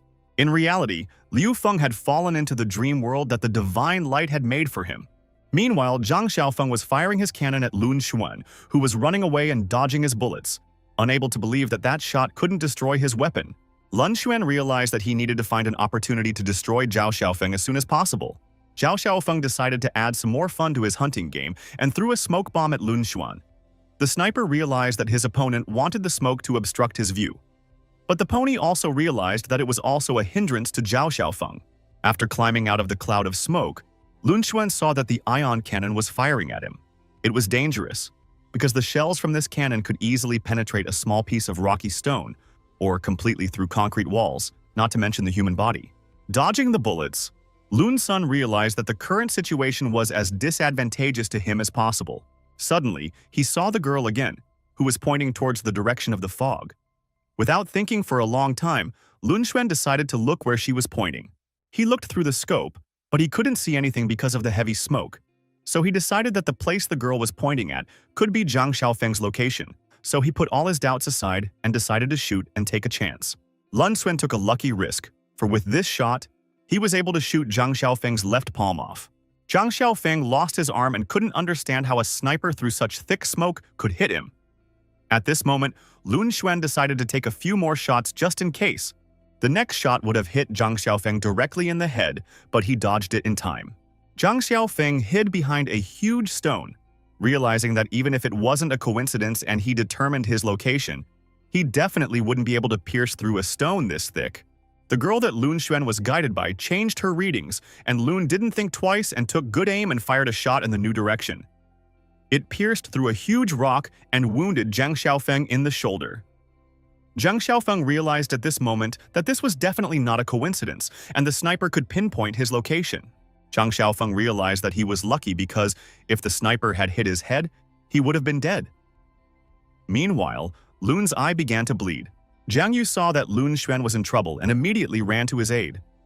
He took him under his arm and lifted him off his knee, asking him if he could still continue fighting. Lun replied that he was fine. At this moment, Zhao Xiaofeng came out from behind a rock and said that he thought they were more gifted than he had thought before. He also flattered them by saying that they forced him to take his second form. But if that's all they can do, they'll die imminently. Zhao Xiaofeng raised his finger to the sky and said that if they really thought that they had defeated him, if they destroyed his weapons, then they really didn't understand what a weapon ambassador meant. At that moment, he contacted a military satellite and activated its laser system. Directing the full power of this military satellite at Lun Xuan and Zhao Yu, Zhang Xiaofeng said that the ability of an ambidextrous weapon is the ability to control all weapons. Meanwhile, at the Research Institute, Liu Feng and Valkyrie were captured by a divine light, which cast powerful illusions on them. Kawase, seeing the divine light taking control, Liu Feng and Valkyrie immediately realized that after looking into her eye, one would lose control of their body. Kawase realized that she had to memorize her location and quickly destroy her without looking her in the eye. Divine Light didn't expect Valkyrie to betray them, and then she decided that she would deal with both of them, thus destroying both Valkyrie and Liu Feng in one blow. Divine Light rushed towards Liu Feng and Valkyrie to kill them, but suddenly, Kawase appeared behind her back and swept her head off her shoulders with her sword, using a secret technique, the killing arc of light. After that, Liu Feng and the Valkyrie immediately woke up. The severed head fell right into the Valkyrie's hands. Valkyrie immediately pulled out of her skull a delicious mutant brain filled with a virus that makes them stronger and happily ate it. Seeing this abomination, Kawase remembered Valkyrie and immediately drew her sword. Kawase didn't hesitate long to strike with her sword and said that she's that monster of the research institute. She's dangerous. Stepping away from the illusion, Liu Feng saw Kawase in front of him who was trying to kill Valkyrie instead of those cute high school girls who were trying to help him prepare for the exam. Before Liu Feng could come to his senses and realize that it was an illusion after all, Kelly suddenly came out of the rift and said that the lesson had already brought out the children, and they should also hurry to evacuate. Liu Feng was once again covered by an illusion in which he saw 3 beautiful girls who thanked him for everything he had done for them. And he also said that they had done a great job because they were all his favorite assistants. This time, his another beautiful illusion was shattered. Secretary Sarah called him over the video link. She said that they had received a distress signal from Commander Lun Xuan. He said that their unit was under attack near the Salvation Army base. Hearing this, Liu Feng asked Saru, telling Lun Xuan that he would be coming to his rescue soon, so he should hold out a little longer. Seeing this powerful blue ray, Lun Xuan realized that they couldn't dodge it and couldn't hide anywhere. After the dust settled, it could be seen that Commander Lun and Zhao Yu had just been buried under the ground. But they were not as weak as it seemed at first glance to Zhang Xiaofeng and were able to withstand this satellite strike. After getting out of the earthen coffin that the laser beam from the military satellite had driven them into, Lun Xuan immediately thanked Zhang Yu for saving them. Turning to Lun Xuan, Zhang Yu asked him to forgive him, for he had already reached his limit and the rest was up to Lun Xuan. After saying this, he fell to the ground in an unconscious state. Zhang Xiaofeng was glad that they had survived, but he immediately said that it would be very difficult for them to continue, because the second form was the result of the research conducted by the Scientific Research Institute. He also said that his team's success is in biological armor. It maximizes their maneuverability and combat power. After his story and bragging, Zhang Xiaofeng decided to show in reality what he was capable of, and started shooting at Lun Xuan with his shoulder-mounted firearms. Lun Xuan realized that he needed to take Zhang Xiaofeng to another place as soon as possible. Otherwise, if he started acting here, he might injure Zhang Yu. Dodging his shoulder-mounted machine guns and seeing what kind of armor he had, Lun Xuan understood that his opponent's power had increased dramatically. But that was just the beginning. Zhao Xiaofeng decided to show what else he was capable of and used the mass destruction shoulder howitzer. Meanwhile, Da Qiang was trying to withstand the attacks of a man who had bazooka arms. Da Qiang didn't understand why Zhang Yu hadn't come to their aid yet, since he had sent him a distress signal. Suddenly, he was summoned by Liu Feng via video link and asked to open his portal to him, so that Liu Feng and the others could come to his aid. Da Qiang ordered one of his fighters to open a portal for Director Feng, while Da Qiang diverted all of the enemy's firepower. Da Qiang hid behind a rock in order to guess the right time to attack the man with a gun in the place of his hand. After waiting for the right moment, Da Qiang attacked the man with a gun instead of an arm. But he expected to be attacked from behind a rock and was able to parry Da Qiang's blow. He then put his gun to Da Qian's head and said that he expected to be attacked by the ambush, so he was prepared for it. But no sooner had he fired a shot at Da Qian's head than he received a sudden tentacle strike, causing him to fly backwards a few meters. It was Liu Feng, who had teleported with his entire team and brought Valkyrie with him. Liu Feng immediately asked Da Qiang, "Where are Lun Xuan and Zhang Yu?" Da Qiang told him that they had gone to the east, but he couldn't contact them now. Hearing this, Liu Feng became furious. He immediately said, "Li Xin and Kelly stay here to help Da Qiang confront the rescue army, while he himself would go to rescue Lun Xuan and Zhang Yu." Liu Feng wondered for a second how he could quickly get to Lun Xuan, when suddenly Valkyrie hugged him from behind. With her incredible strength, Valkyrie pushed herself off the ground and made an incredibly powerful jump. Liu Feng held on to her with both hands in terror. This time, Lun Xuan was unable to dodge the blast wave created by the weapon on Zhang Xiaofeng's shoulders. At this moment, he received the happy news that Liu Feng and his team had come to their rescue. Zhang Xiaofeng heard this and realized that it seemed like the 5th squad did not hold back Feng. But he was not upset, realizing that it was too late. After all, it was a long way for them to get here, and there was a heavy cannon to stop them. He told Lun Xuan not to even hope for help from his friends, because by the time they came to rescue him, he would have time to kill him 10 times for sure. Before he could say anything, Liu Feng and Valkyrie suddenly landed behind him. Seeing Liu Feng, Zhang Xiaofeng said that if he had appeared a few minutes later, Lun Xuan would already be dead. But even if he showed up, it wouldn't change the fact that Zhang Xiaofeng would kill him. But Liu Feng wasn't interested in listening to him. He ran through him to Lun Xuan and asked him how he was feeling. Lun Xuan apologized to Liu Feng, saying that they were unable to hold their positions. He then asked if the children they had to rescue with the Mutant Association were all right. Liu Feng told him not to worry because they had done their best. Liu Feng told him not to worry about the children, for they had already been saved, and the vice president of the Mutant Association was in charge of bringing them back. He ordered Lun Xuan to rest because he would take care of this weapon baron himself now. Zhang Xiaofeng told Liu Feng that if he was lucky enough to defeat the 5th squad, that did not mean that they would be able to defeat the 3rd squad. Even though a Valkyrie had joined them, in Zhang Xiaofeng's opinion, they were weak opponents. Valkyrie decided not to listen to all this useless talk and immediately rushed to attack the Night Shadow. She used a technique, the flaming strike of the Celestial Tyrant. But the Night Shadow was able to block this strike, albeit with difficulty. Reflecting the blow, the Night Shadow said that Valkyrie's strength was quite good, but the only pity was that it was useless against her. Liu Feng, along with Valkyrie, saw that the Night Shadow didn't even have a small scratch. They were shocked. They definitely didn't expect this. Zhang Xiaofeng continued his story, saying that although the 2nd generation of the Research Institute's battle armor was still in the testing phase, but compared to the 1st generation, this technology, once used, could not be turned back into a human at the 2nd level, had a much more mature defense power that was not comparable to that of the 1st generation. At this moment, Night Shadow decided to retaliate and rushed to attack Valkyrie. She used the sword dance technique to inflict as many cuts on the Valkyrie as possible. It slashed at Valkyrie from all sides. Valkyrie at this moment realized that she didn't need to fight back, but just grab the Night Shadow and that would be the end of it. Zhang Xiaofeng pointed out to Liu Feng that even a Valkyrie couldn't handle the Night Shadow and offered to help her. But Liu Feng replied that there was no need.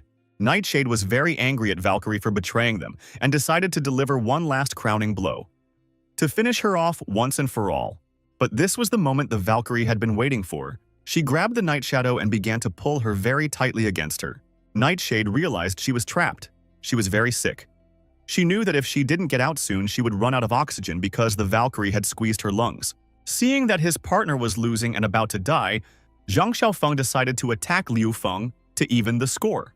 He used his shoulder-mounted machine guns to riddle Liu Feng. But he was not so easy, and thanks to his tentacles, he was able to dodge this attack by jumping up. After which, in order to repel all the shots, Liu Feng used the Kung Fu Master's technique of flowing 4 nanoswords. And so, Liu Feng was already close to strike at Zhang Xiaofeng as he suddenly opened his chest and pulled out 2 kinetic chest cannons from it. Being in the face of mortal danger, Liu Feng realized that there was no turning back, and one must break this kinetic chest cannon by any means necessary. Zhang Xiaofeng couldn't even imagine that the little guy was really such a good fighter. He had clearly underestimated Liu Feng. At the critical moment, Liu Feng was able to break his kinetic chest cannon with his glove to avoid the fatal blow. But because of this, he broke his glove, and Zhang Xiaofeng knew about it. At this moment, Liu Feng realized that he had to make the right choice.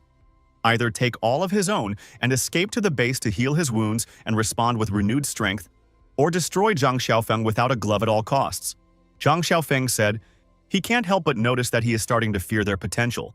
After all, first Lun Xuan, then Zhang Yu. The former has a deadly eye, the latter has gravity control. In time, they would be able to reach the SS level. Hearing this, Liu Feng realized that he needed to use a new technique and he only had one chance, so he decided to get close to Zhang Xiaofeng. Seeing Liu Feng approaching, Zhang Xiaofeng said that he had been waiting for the moment to get closer to him. He immediately set about changing the shape of his armored body. He converted his old mechanical armor into a secret suit, codenamed High Precision Cannon. Liu Feng, on the other hand, summoned Xiaopuff and ordered him to enter the nanoparticle supersynthesis with him. Through fusion with Xiaopuff, Liu Feng created a nanoplasma iron fist. Liu Feng then applied all his knowledge of the Kung Fu art to deliver the most accurate and powerful strike. With his Kung Fu skill and thunderous deadly fist, Liu Feng delivered a precise and powerful strike at his opponent, thus shattering his armor. After that, the system reported to Liu Feng that he had managed to repel the enemy's attack and received 10,000 points for it. But the system also detected the nanocore that Liu Feng had ripped out of Zhang Xiaofeng's chest and offered to integrate it. Lufa realized that this was the secret technology of the Scientific Research Institute, as suddenly someone appeared behind his back. It was Zhang Xiaofeng. He grabbed Liu Feng's hands and pointed at himself and his space cannon, then said that Liu Feng should die with him. Meanwhile, on another hilltop, Kelly and Li Xin were fighting a man with a bazooka arm. His cannon was very strong and accurate. Li Xin couldn't get too close to him to attack him. She had to retreat all the time. Li Xin realized that she definitely couldn't handle them alone, so she turned to Kelly for help. Kelly said the only way to finish him off was to resort to a little trickery. Li Xin asked Kelly what it means to resort to a deceptive maneuver. Kelly replied that it means hiding your true intentions, going behind your back, and using obvious techniques to disorient your opponent, so that he is lost in illusions and does not pay attention to the true intentions, and then he can be taken by surprise and defeated. After which, Kelly pressed the emergency button on Li Xin's flying backpack, thus sending her back to the battlefield. Seeing such an act on Kelly's part, the bazooka hand said that he didn't expect that on death's doorstep she would betray a comrade. He then attacked Li Xin again with his huge gun, saying that they shouldn't quarrel, after all. They would both end up in his collection. After the smoke from his shot cleared, Kelly came out of it and tried to grab him. But the bazooka arm spotted her and said their attempt to pull off a deceptive move was a complete failure. Transforming his bazooka arm into a mountain drill arm, he punched Kelly in the chest, thus killing her. Da Qiang along with his soldiers and Li Xin were just shocked to see that he had killed Kelly. But suddenly the very Kelly he had killed began to sprawl all over him, enveloping him in a metallic web, preventing him from even moving a toe. Kelly appeared behind him and thanked everyone for their attention. He couldn't understand how it had happened because he had killed her.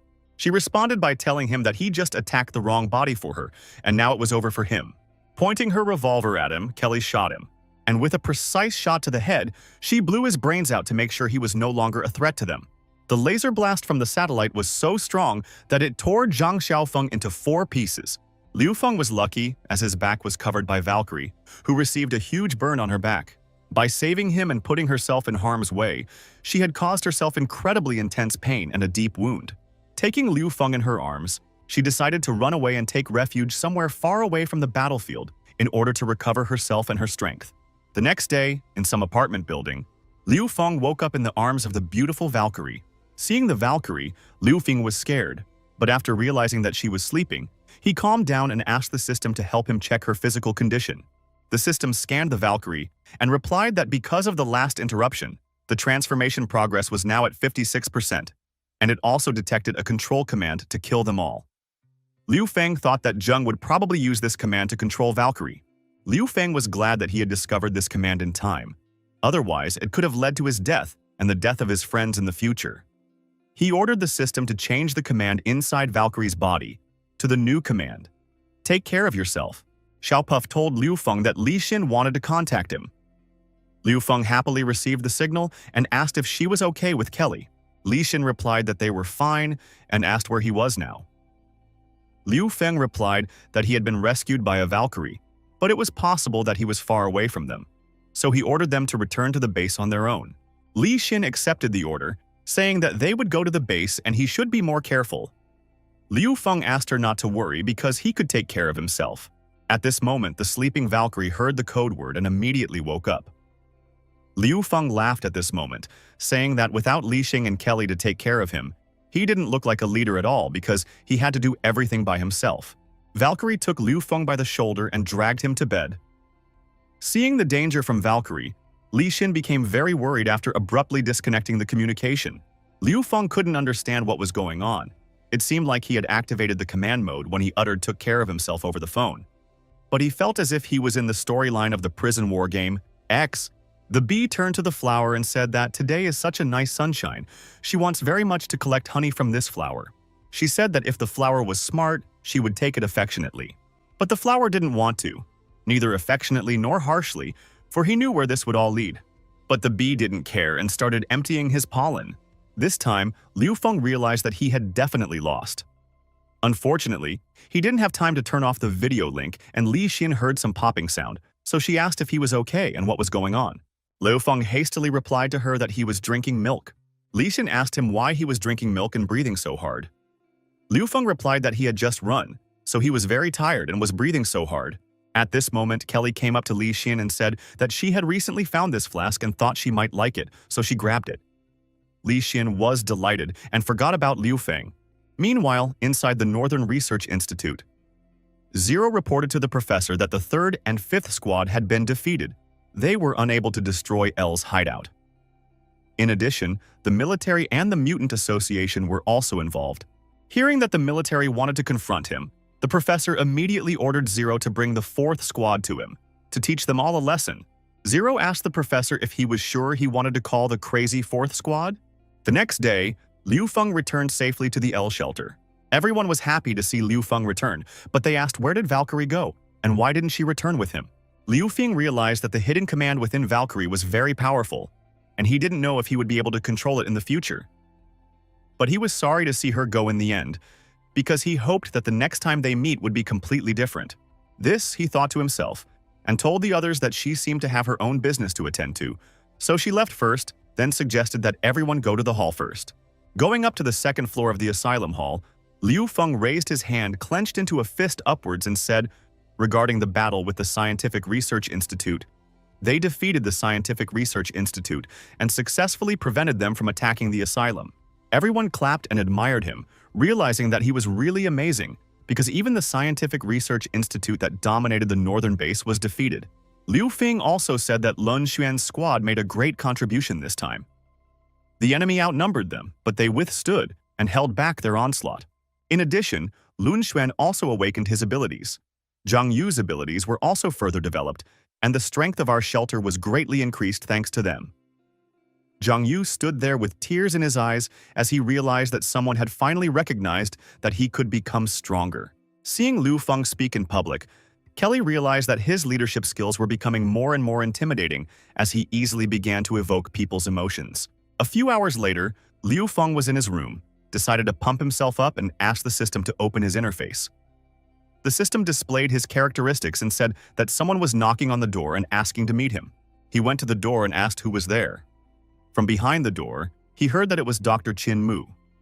She asked if she could come into his room and if she would disturb him. Liu Feng said that of course she wouldn't bother him, and suggested that she go to his room and sit on a chair. Qin Mu thanked Liu Feng, saying that this time she was indeed very grateful to him, because not only did he save those children, but he also brought them to the shelter. She really was very grateful to him. So she decided to officially join his shelter. Liu Feng was happy to hear this, but in return, he asked Dr. Qin to apologize to him for coming too late, and one child could not be saved. Dr. Qin walked up to Liu Feng and put her finger on his mouth, telling him that he shouldn't blame himself for anything. After all, he had already done too much for her, so she wanted to show him something. Liu Feng felt a familiar feeling, and his consciousness was transported to the Golden Mountain Temple where he was a Buddhist monk and recited prayers. He recalled that he had once had to fight a treacherous snake and had almost lost. But fortunately, this monk's skills were above reproach. Suddenly, the white snake Xiaobai appeared in front of him and said that her little sister should have taken care of him last time, but since she failed in her task, she would do kung fu with him this time and punish him. She immediately applied the technique of penetrating water. In response, the monk ordered all his assistants to begin expelling the uncleanness. In order to protect himself from the white snake's attack, the monk employed a secret technique called bronze statues, creating what he thought was an impenetrable protective dome. The white snake was pleasantly surprised that the monk was not as simple as it seemed at first glance, and was even capable of applying the technique of immobile golden statue. But she wasn't easy either and decided to show him a new technique called ice and flame. Seeing this reception, the monk realized that the little white snake dared to take on too much and decided to answer her harshly. He summoned the fire dragon Amitohab to his defense in order to put an end to the naughty white snake once and for all. After waking up, Liu Feng realized that he had won and the skills of a kung fu master were really cool, because they could be used even in such a realm. At the same time in the Salvation Army camp, Lun Xuan and his team were freeing the prisoners. As they passed by the captured people, they noticed how empty their eyes were. For the people could not realize whether it was the cannibals who had come again, or whether it was the new troops who had taken over the place and come to liberate them. Seeing all these people, Lun Xuan realized that these mercenaries were guarding the people so that the cannibals could eat them in the future. Suddenly, one of the fighters said that they had caught the commander of the leader of this outpost. When he saw Lun Xuan, the leader of the outpost immediately threw himself into his lap and begged for forgiveness because he was wrong and would not repeat this mistake because he did not know why they were guarding these people and asked him not to kill him. The The same bald kid who had been saved from the cannibals by Lun Xuan recently, upon seeing this outpost leader, immediately started shouting that he was the one who had killed his parents. He picked up a huge stone from the ground and with a shout that he would finish him off, rushed towards the outpost leader. But thanks to Lun Xuan, who grabbed him by the scruff of his neck, he was unable to make an irreparable mistake and kill the man. The boy with tears in his eyes turned around and asked why they stopped him and prevented him from committing an act of revenge. Da Qiang answered him that in the L refuge, children do not get their hands dirty with blood. After which, Da Qiang raised his hand up and told all the people that they had come from L's shelter to rescue them. Next, he greeted everyone and said that they were happy to take them into their shelter. All they need to do is work hard, and they will guarantee them food. He also promised that they will try the leader of the cannibals. Da Qiang also said that he didn't want them to fall victim to the cannibals again and wait inexorably for their turn to be eaten. Hearing these words, the people rejoiced, and all of them wanted to join the shelter as they did not want to be eaten.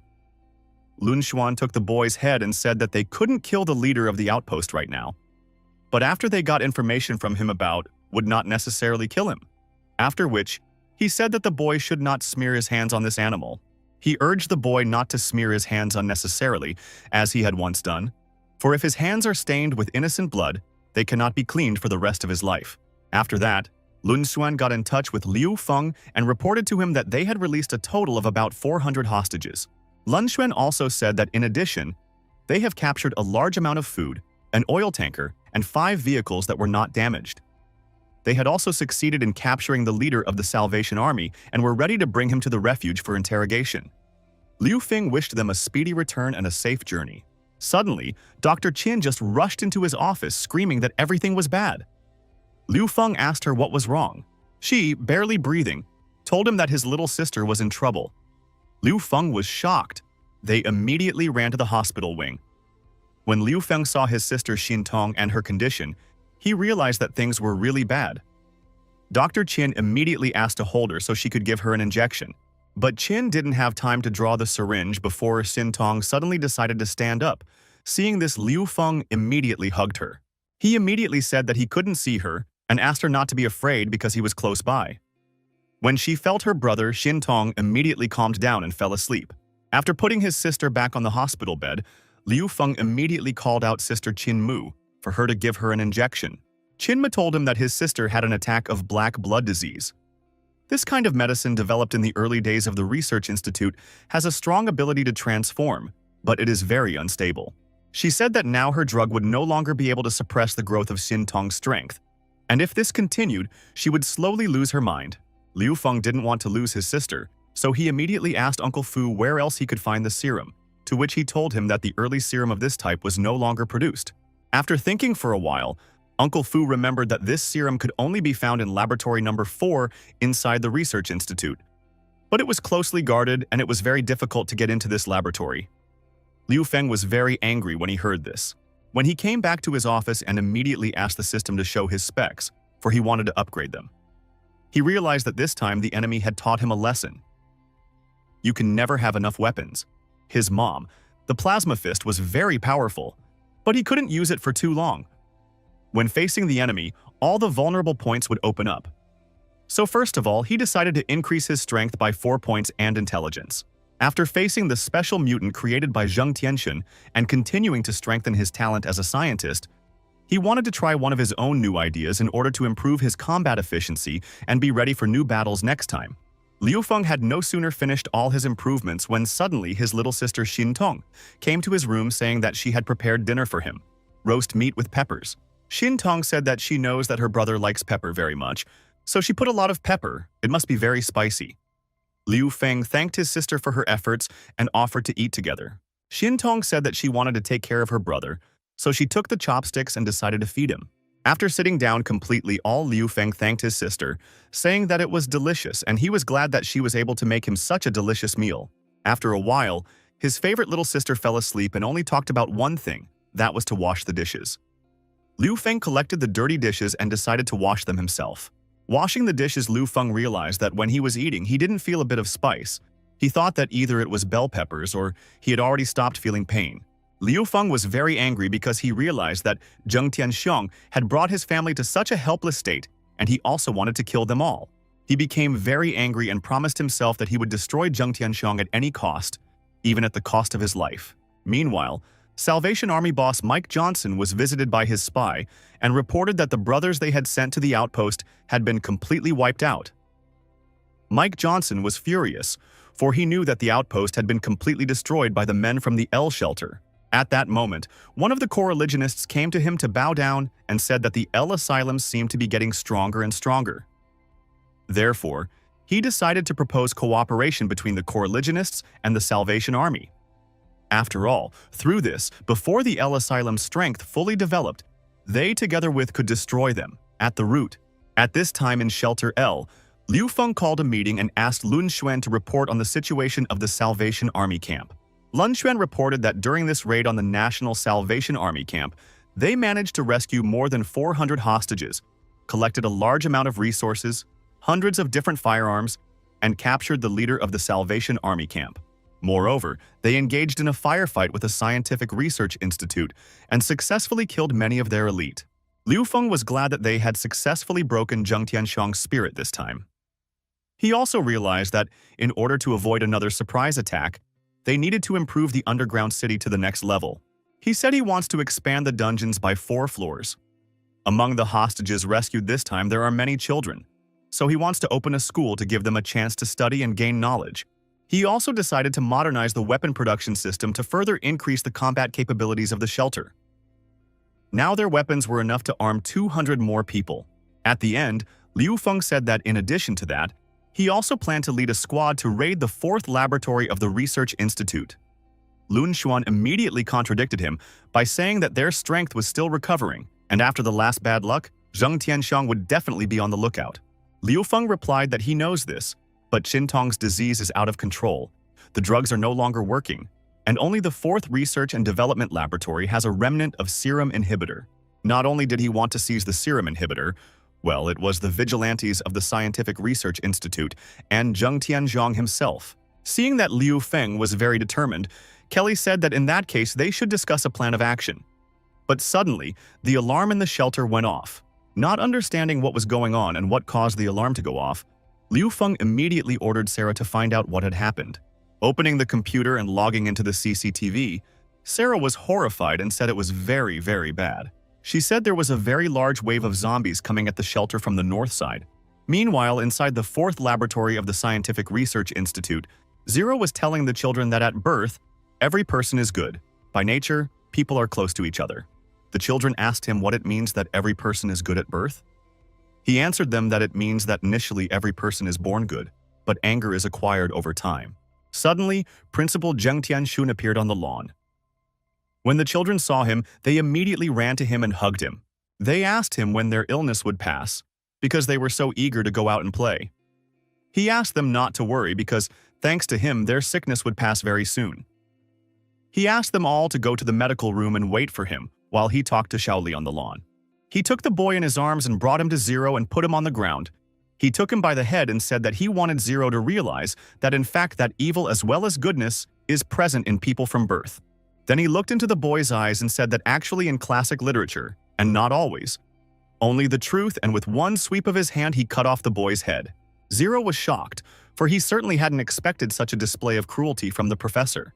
But the professor, with no sense of pity, ordered Zero to send these children to lab number 3 for experiments, since there was no need to store consumables, saying that humans are inherently evil. Then the professor said that because Zero's plan failed, the death of those children was his punishment. And next time he'll destroy Zero himself? Turning around, the professor said that he had to leave in order to find a safe haven nearby, and would soon assign Zero to protect the research institute. He also said that he had found a worthy opponent in the form of monotheists, who if they were lucky would destroy L's hideout. In the mountains not far from L Unanimous's hideout, he was directing the mutant zombies towards L Unanimous's hideout and rejoiced at this beautiful picture. He was very happy about it because he had never done such a grand performance, which was about to start, in his life.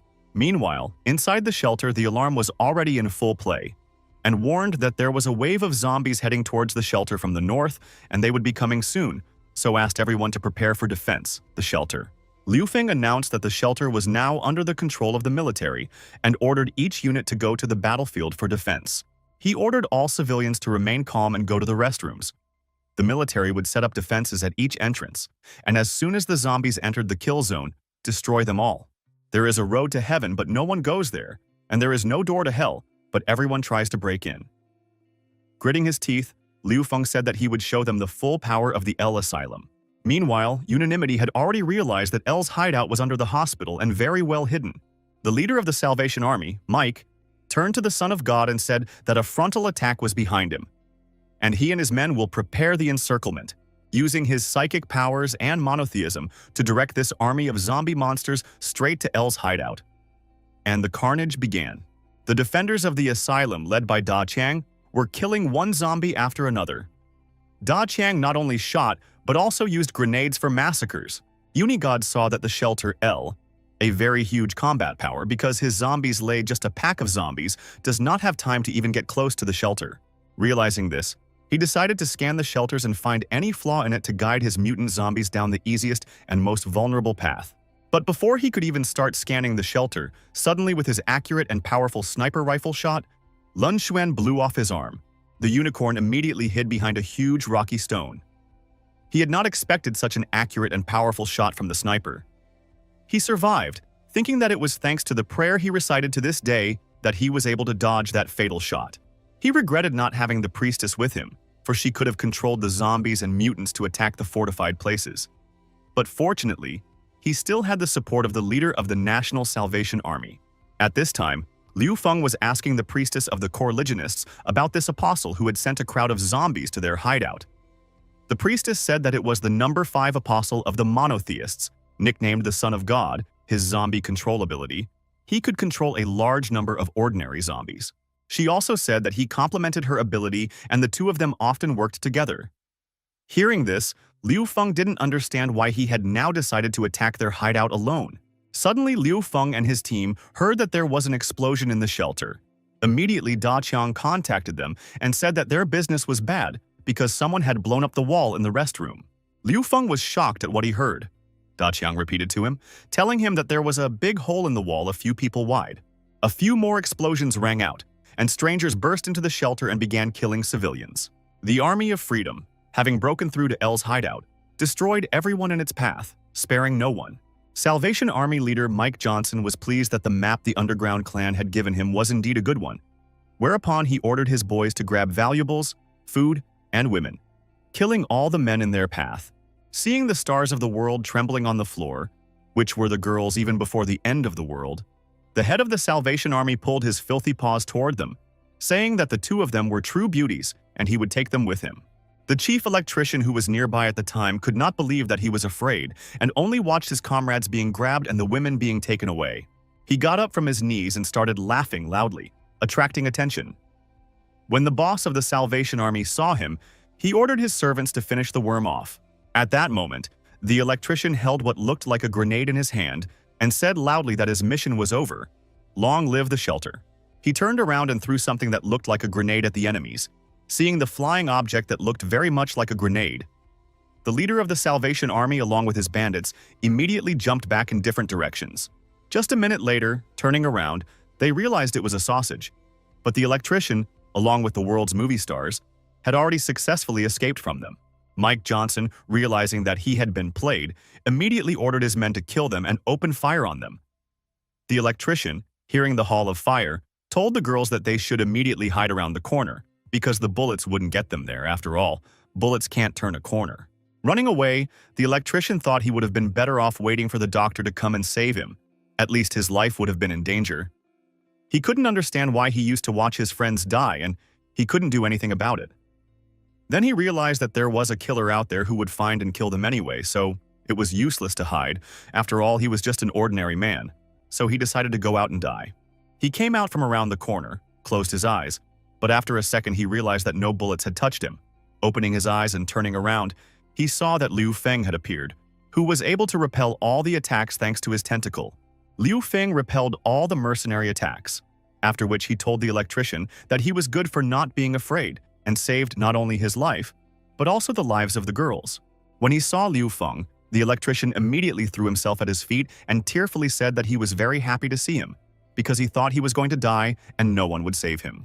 He turned to the leader of the Salvation Army and asked him who they were and why they had invaded L's sanctuary.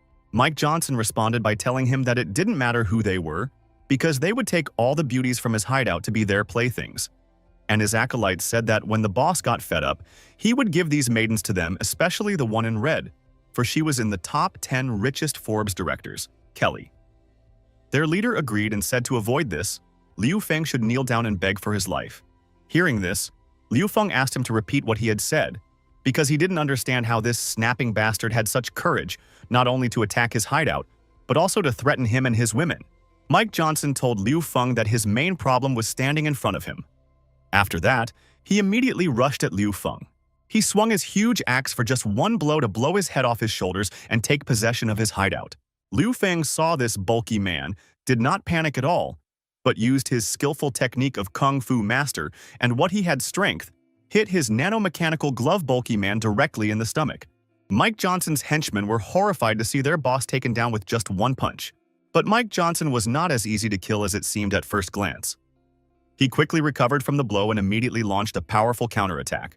Mike Johnson told Liu Feng that he was strong and that if he didn't have that armor, who would have penetrated him with one punch? He then said that Liu Feng's main forces are on the front lines, and he broke through to the hideout, and so Liu Feng but only has to wait to die. With a smile, Liu Feng said that he had already prepared himself long ago, just waiting for someone to attack him unexpectedly, then ordered the system to automatically launch the defense cannons. Mike Johnson saw the automatic defense cannons and was shocked. Meanwhile, Liu Feng ordered to destroy all the intruders who were inside his shelter. Mike Johnson saw his soldier being torn apart, realized that this was a very high-level shelter if it had such deadly defensive guns of enormous caliber. Video of his subordinates dying, he realized that this would not work, and he had to take the bull by the horns. He used his special technique called maximum overload of nuclear armor, after which he immediately rushed towards Liu Feng, for he realized that he only needed to kill the boy to take over the hideout. His armor was specifically designed for use underground before the end of the world. Designed specifically to successfully dig tunnels, it was able to withstand overloads for short periods of time. Mike Johnson was already too close. Liu Feng realized that he wouldn't be able to repel the deadly blow, so he asked Kelly to make a shield for him. Kelly made a shield for Liu Feng and he immediately transformed it, making him able to fend off a deadly attack with Mike Johnson's huge axe. Mike Johnson was shocked to see that Liu Feng was able to easily repel his attack. Liu Feng had created not just a shield, but a 3,000 explosions shield, the front side of which had explosive properties. If you hit it hard enough, it would cause a huge explosion. When Mike Johnson hit him with his huge axe, the shield immediately activated his super ability and sent a massive blast wave at him that enveloped him in fire. He realized that this armor had no cooling system and he began to burn. Michael Johnson's armor could not withstand such super loads, and when heated, an explosion occurred, thus destroying him. Liu Feng was glad thanks to his ingenuity and ability to react quickly to a variety of dangers. He destroyed the enemies and secured the shelter. At that moment, the actresses saw how strong Liu Feng was and realized that their choice was the right one. Kelly realized that Liu Feng was even stronger than before. Meanwhile, the fifth apostle saw his army of zombies just being mercilessly destroyed. He realized they couldn't break through, but he didn't understand what Mike was doing and why he couldn't help him. Da Qiang ordered all his fighters to make every effort to eliminate all the zombies. After all, no one should break through to their hideouts. The unicorn realized that he would not get through. The kind of power this asylum had turned out to be very large. And he also realized that Mike, that scum, had cut off communication with him as soon as he stepped inside the asylum. Suddenly, a servant of this monotheist appeared and said that he had brought what he had been asked for and asked if it should be released now. To which the monotheist replied that they should wait a little while because they did not have high priests to hold this thing now, as it was a disposable nuclear bomb for them. Hearing gunfire, he turned around and saw a Salvation Army convoy approaching. But it wasn't helping to break through to the shelter, instead killing the zombies standing in the way. He was shocked to see that it wasn't his companions, but Liu Feng on a Salvation Army vehicle, who was shouting at him to let that son of a god of the Coreligionists come out and accept his death. The unicorn realized that Mike, this trash, had lost his battle, but he was glad to see what the convoy had dared to drive into the crowd of zombies. The unicorn immediately called all his zombies away from the shelter and ordered them to attack the convoy. Da Qiang saw that the column was surrounded and decided that he and his soldiers should cover their passage, but Lun Juan told him to wait and see what would happen next. Li Xin immediately flew up into the sky thanks to her atomic satchel and began attacking the zombies from the air. Jiang Yu, thanks to his power to control the air masses, attacked the zombies, throwing them away from the convoy. Liu Feng, on the other hand, asked Kelly to make him something hard and metallic to protect the car. Kelly immediately began to create weapons, and Liu Feng transformed them and improved them to equip the car with protective properties and more. They reinforced their car all around with metal sharp spikes, and in the middle was a real killer drill that punched through everything in its path. Liu Feng and his team were simply scattering zombies left and right and advancing. Seeing this, the Correligionist had no choice but to order his comrade in arms to open the cage and let out what he brought. Opening the cage, they let loose a giant two-headed dog, a zombie, who was ordered by the monotheist to kill them all. It was an enormous two-headed ferocious zombie, a mutant, a dog that was still unrivaled, eating everything in its path. Liu Feng saw this mutant zombie dog and was shocked because he realized that it would be a deadly battle. But suddenly a priestess appeared beside him and said that she would deal with the dog. She self-consciously hooded herself and began to use her telepathic power to take control of this mutant zombie. The unanimous God King saw the high priestess at Liu Feng's side and stiffened from not understanding what was happening. The dog, a mutant zombie sensing the power of the high priestess, immediately stopped and turned towards the Correligionist. After which, he attacked the high priest, tore him into two pieces, and ate him. Liu Feng froze in horror at what he saw. Liu Feng was very frightened because this huge two-headed dog immediately ran at Liu Feng after eating the monotheist. But all was well because it turned out that he just ran to his queen. She petted him and thanked him for his help. Liu Feng calmed down and realized that now that everything was settled here, they should take advantage of the victory and finish off the others. Especially since Zheng Tianxiong definitely did not expect them to win before they started reacting. Liu Feng decided to attack Lab Number 4, after a while in a certain alleyway of the northern base. Everything seemed strange to Liu Feng. After all, Commander Guo had said that he would send people to meet them at the gate, but there was no one here. Suddenly, he was suddenly attacked from behind. Liu Feng sensed the sudden attack and applied a firm grip on the tentacles. Afterwards, he saw that this attacker turned out to be the staff officer of Commander Guo's daughter. Still in suspense, she said that Liu Feng had become even stronger. At least he would have the strength to break into the fourth laboratory. She also said that Zheng Tianxun had recently had a big scandal with the military, so the fourth squad had already returned to the base for defense. But fortunately, Jensen was away on business, and it was best to attack while he was gone, as then only the fourth squad would have to be defeated. Liu Feng asked her what that fourth squad was and why she was so afraid to talk about it. She replied by saying that they are the most unruly squad. Also, they are Zheng Tianxiong's deadliest squad. But no one knows what exactly they are capable of. Everyone who has seen them is long dead. But Liu Feng was not the least bit scared by this, because no matter how strong they are, he must break through. His sister's illness can't wait. He then immediately decided to introduce him to his sister, saying that she was his sister and pointed to her. But after a second, he saw that she was gone. He was very frightened when he realized that his sister had disappeared without a trace once again and started shouting all around, calling out for Xin Tong. Meanwhile, in Lab Number 4, the girl and the boy were trembling against the wall, afraid of some type of person outside. This type outside was ripping out the swellings from the people in Lab Number 4 and putting them all in one pile. The girl and the young man realized that they were all black blood patients were just food. The girl wanted to say something, but the young man immediately covered her mouth with his palm, saying that she should not say anything, because if this fourth group heard, they would kill them, because they are bloody monsters. But it was too late, for someone had heard them and had pierced the young man with his sharp hand. The girl, seeing the young man being dragged by the monster, fell on his knees and with tears in his eyes asked God to help him because he did not want to die. After a few minutes, after opening her eyes, she saw Liu Feng's younger sister, Xin Tong, sitting in front of him with her hands folded in her lap. She said that Xin Tong smelled just like them, that she was a patient with black blood disease, but couldn't understand why she hadn't seen her before in Lab Number 4. Hearing a suspicious sound, the girl took Xin Tong's hand and ran, saying that the demons from the fourth squad had spotted them. After running a little further down the hallway, they spotted a ventilation shaft in the wall and decided to get into it as soon as possible. Climbing into the ventilation shaft, the girl told Blue that they found this shaft while searching for food. It also runs through several facilities of Lab Number 4. The corpse processing plant is just a small structure with various rooms, a research lab, sample storage, and so on next to it. After that, the girl said that some survivors were hiding in a room, and she and Shintong should go there too.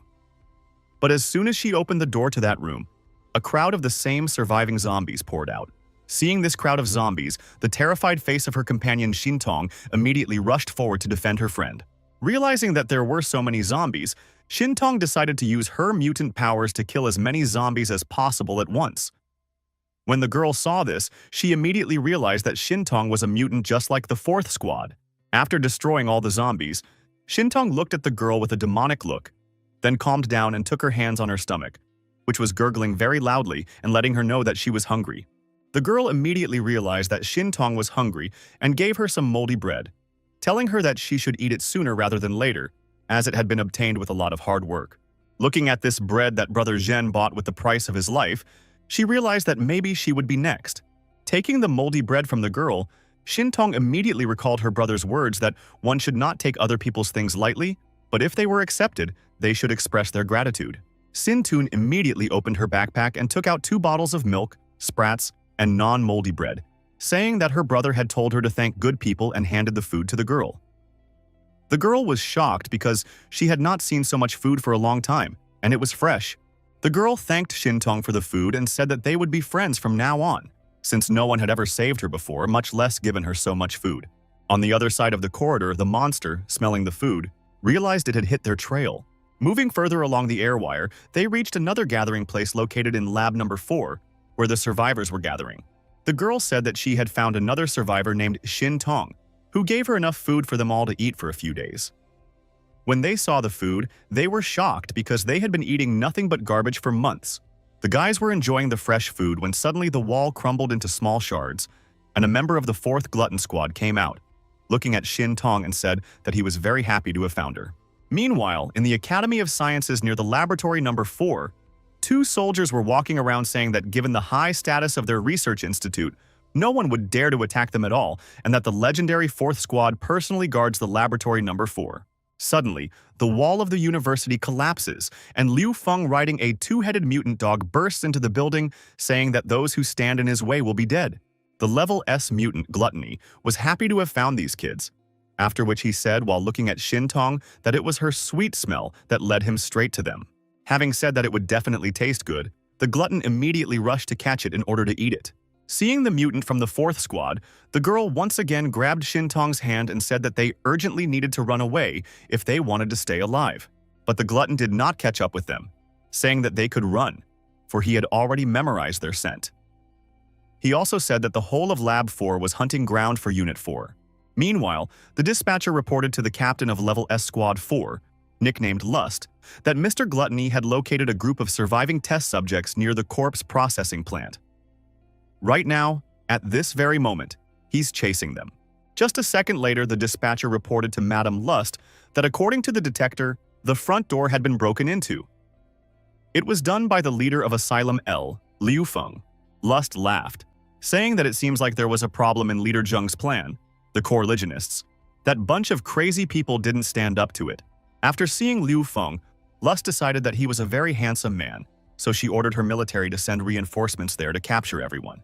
As Liu Feng walked down the corridor of the laboratory number 4, he saw only corpses everywhere and realized that this was just hell on earth. After that, he suggested that the priestess split up to find Shintong as he was afraid that she was in danger. They split up, and in the next corridor, a whole army of military personnel led by a cyber colonel came out to meet Liu Feng. Miss Lust also came out to him via video link, saying that she didn't think that the person who had dealt with the head of the Salvation Army and the leader of the Coreligionists was so cute, dared to barge in alone.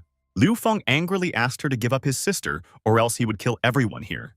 But Miss Lust was not afraid of him, saying that the glutton was now chasing after his cute little sister, and offered him a pass with her subordinates who would take him to Sis Shintong, after which she said that if he did not surrender, she would only have to be cruel and destroy him and his sister.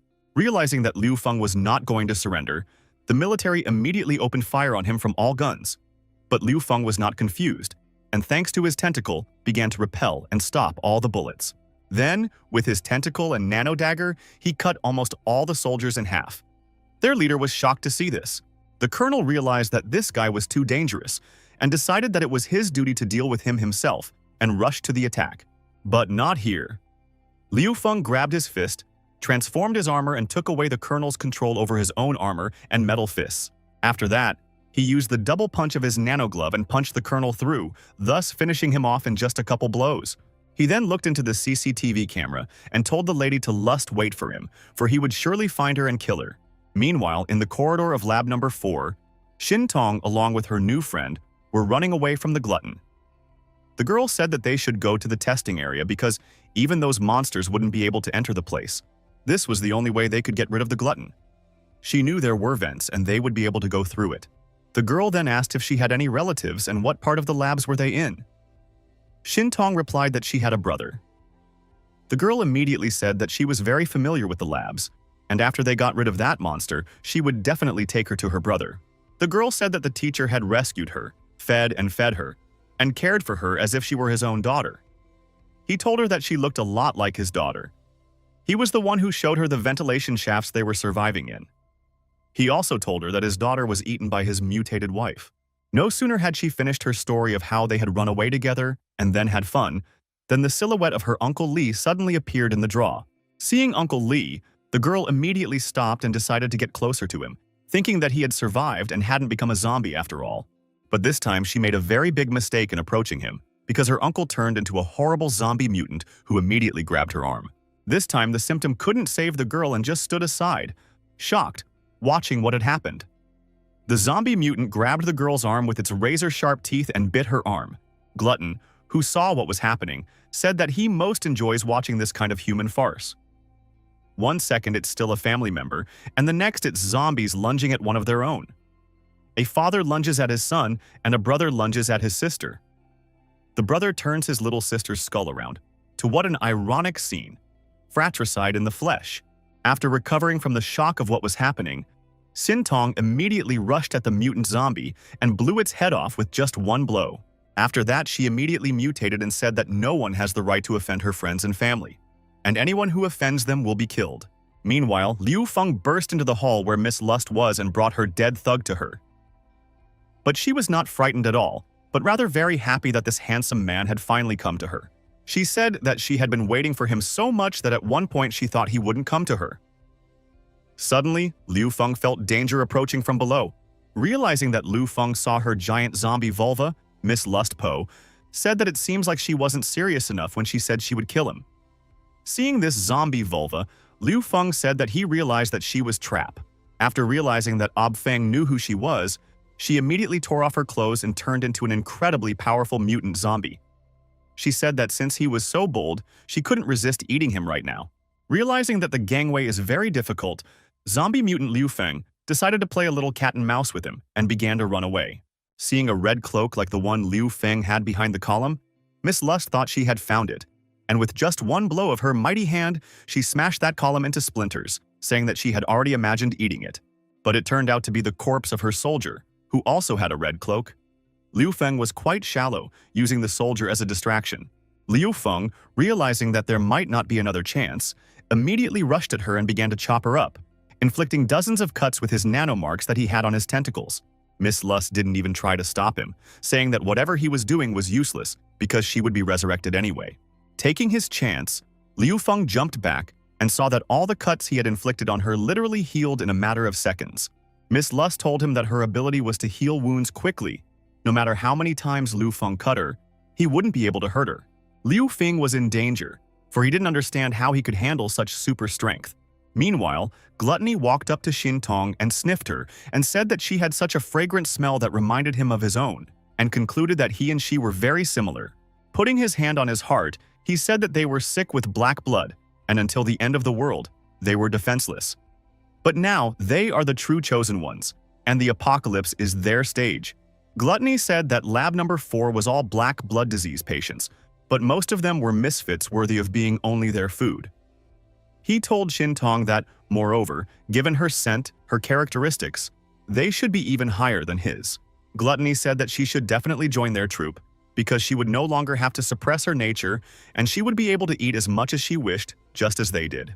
Hearing this, Shin Tong only got more angry and immediately started attacking the glutton. He put up a block and started laughing, saying that he was really hoping that she would refuse. He was glad, because thanks to Shin Tong's refusal, he could happily eat her.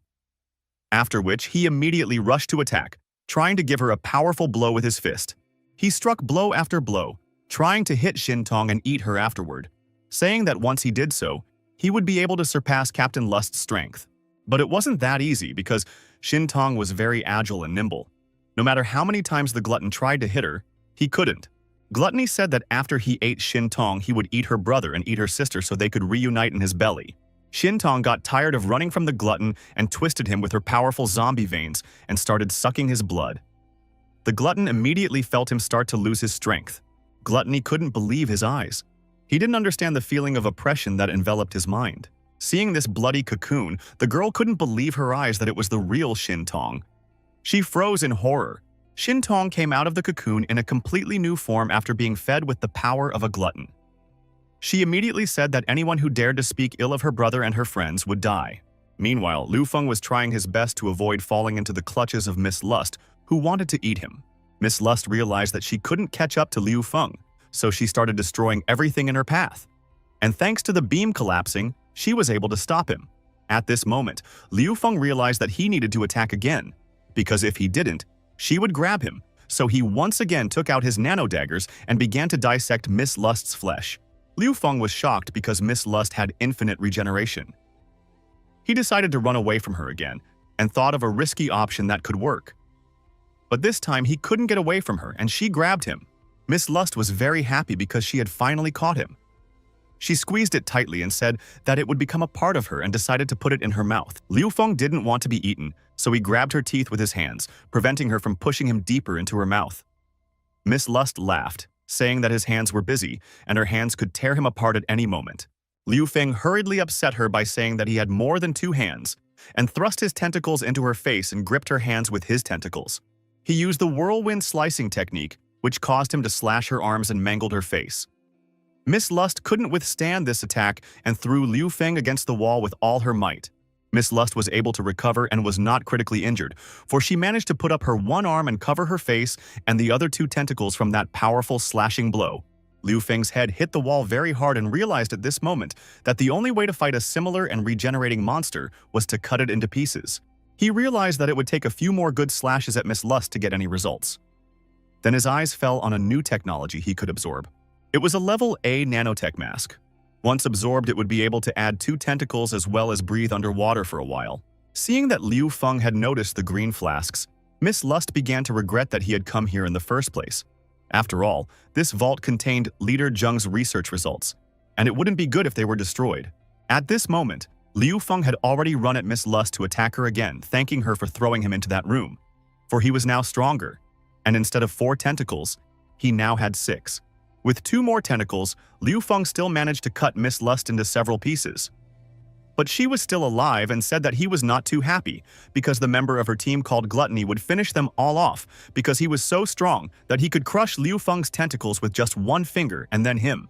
Meanwhile, the glutton that Miss Lust had praised so much was beaten mercilessly, showing that he wasn't that strong. After that, his body broke through the wall just into the room where Liu Feng was. He was beaten so mercilessly by Liu Feng's sister, Shin Tong, who appeared before Liu Feng in a new one. Liu Feng was shocked to see his sister like this.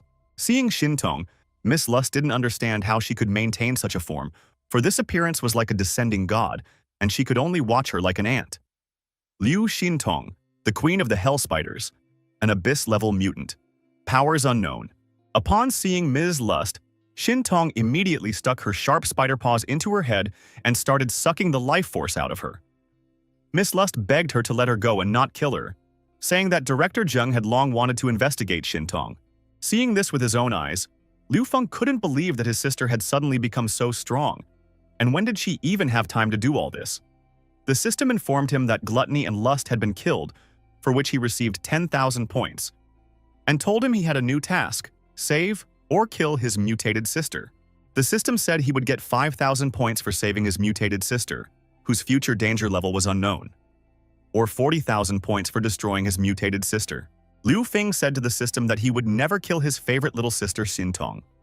Then, out of the blue, his little sister took him and wrapped her veins around him. He was shocked, for just now he had seen how through her abilities she had killed the one he couldn't. not even a satchel during the long fight. He was truly frightened. She walked over to Liu Feng and took his chin and said that she was very hungry. Liu Feng begged her to wake up, repeating her name Xintong over and over again. She reached out to bite Liu Feng, but suddenly remembered him and began to try to block her strength and instincts. Focusing as hard as she could, she overstimulated her brain activity to shut down. Immediately afterwards, she returned to her former normal state. Liu Feng realized that his sister had suppressed it of her own free will, and it was urgent to find a serum for her, because next time, she might not be able to handle it on her own. Xintong's new girlfriend saw her in Liu Feng's arms and asked him who he was. He replied that he was her brother.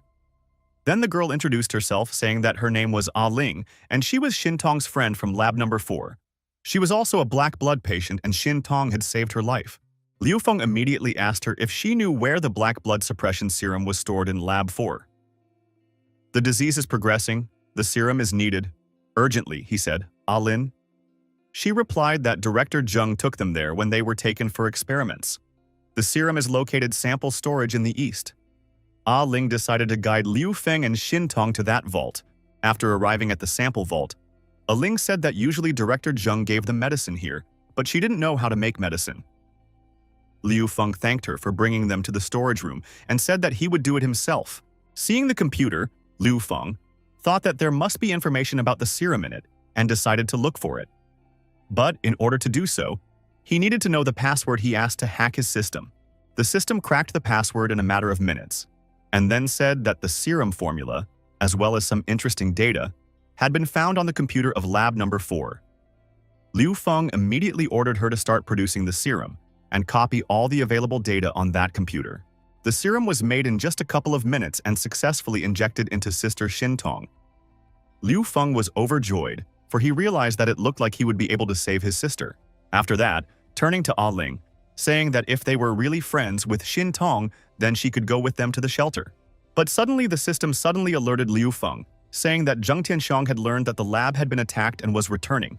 His convoy had already arrived at the lab grounds, and in about 5 minutes he would arrive at the entrance. After literally a minute, the system said that if they left the main entrance, they would definitely run into Zheng Tianxiang. Things were getting worse by the second as the principal was already near the entrance and scanning his fingerprints to open the door.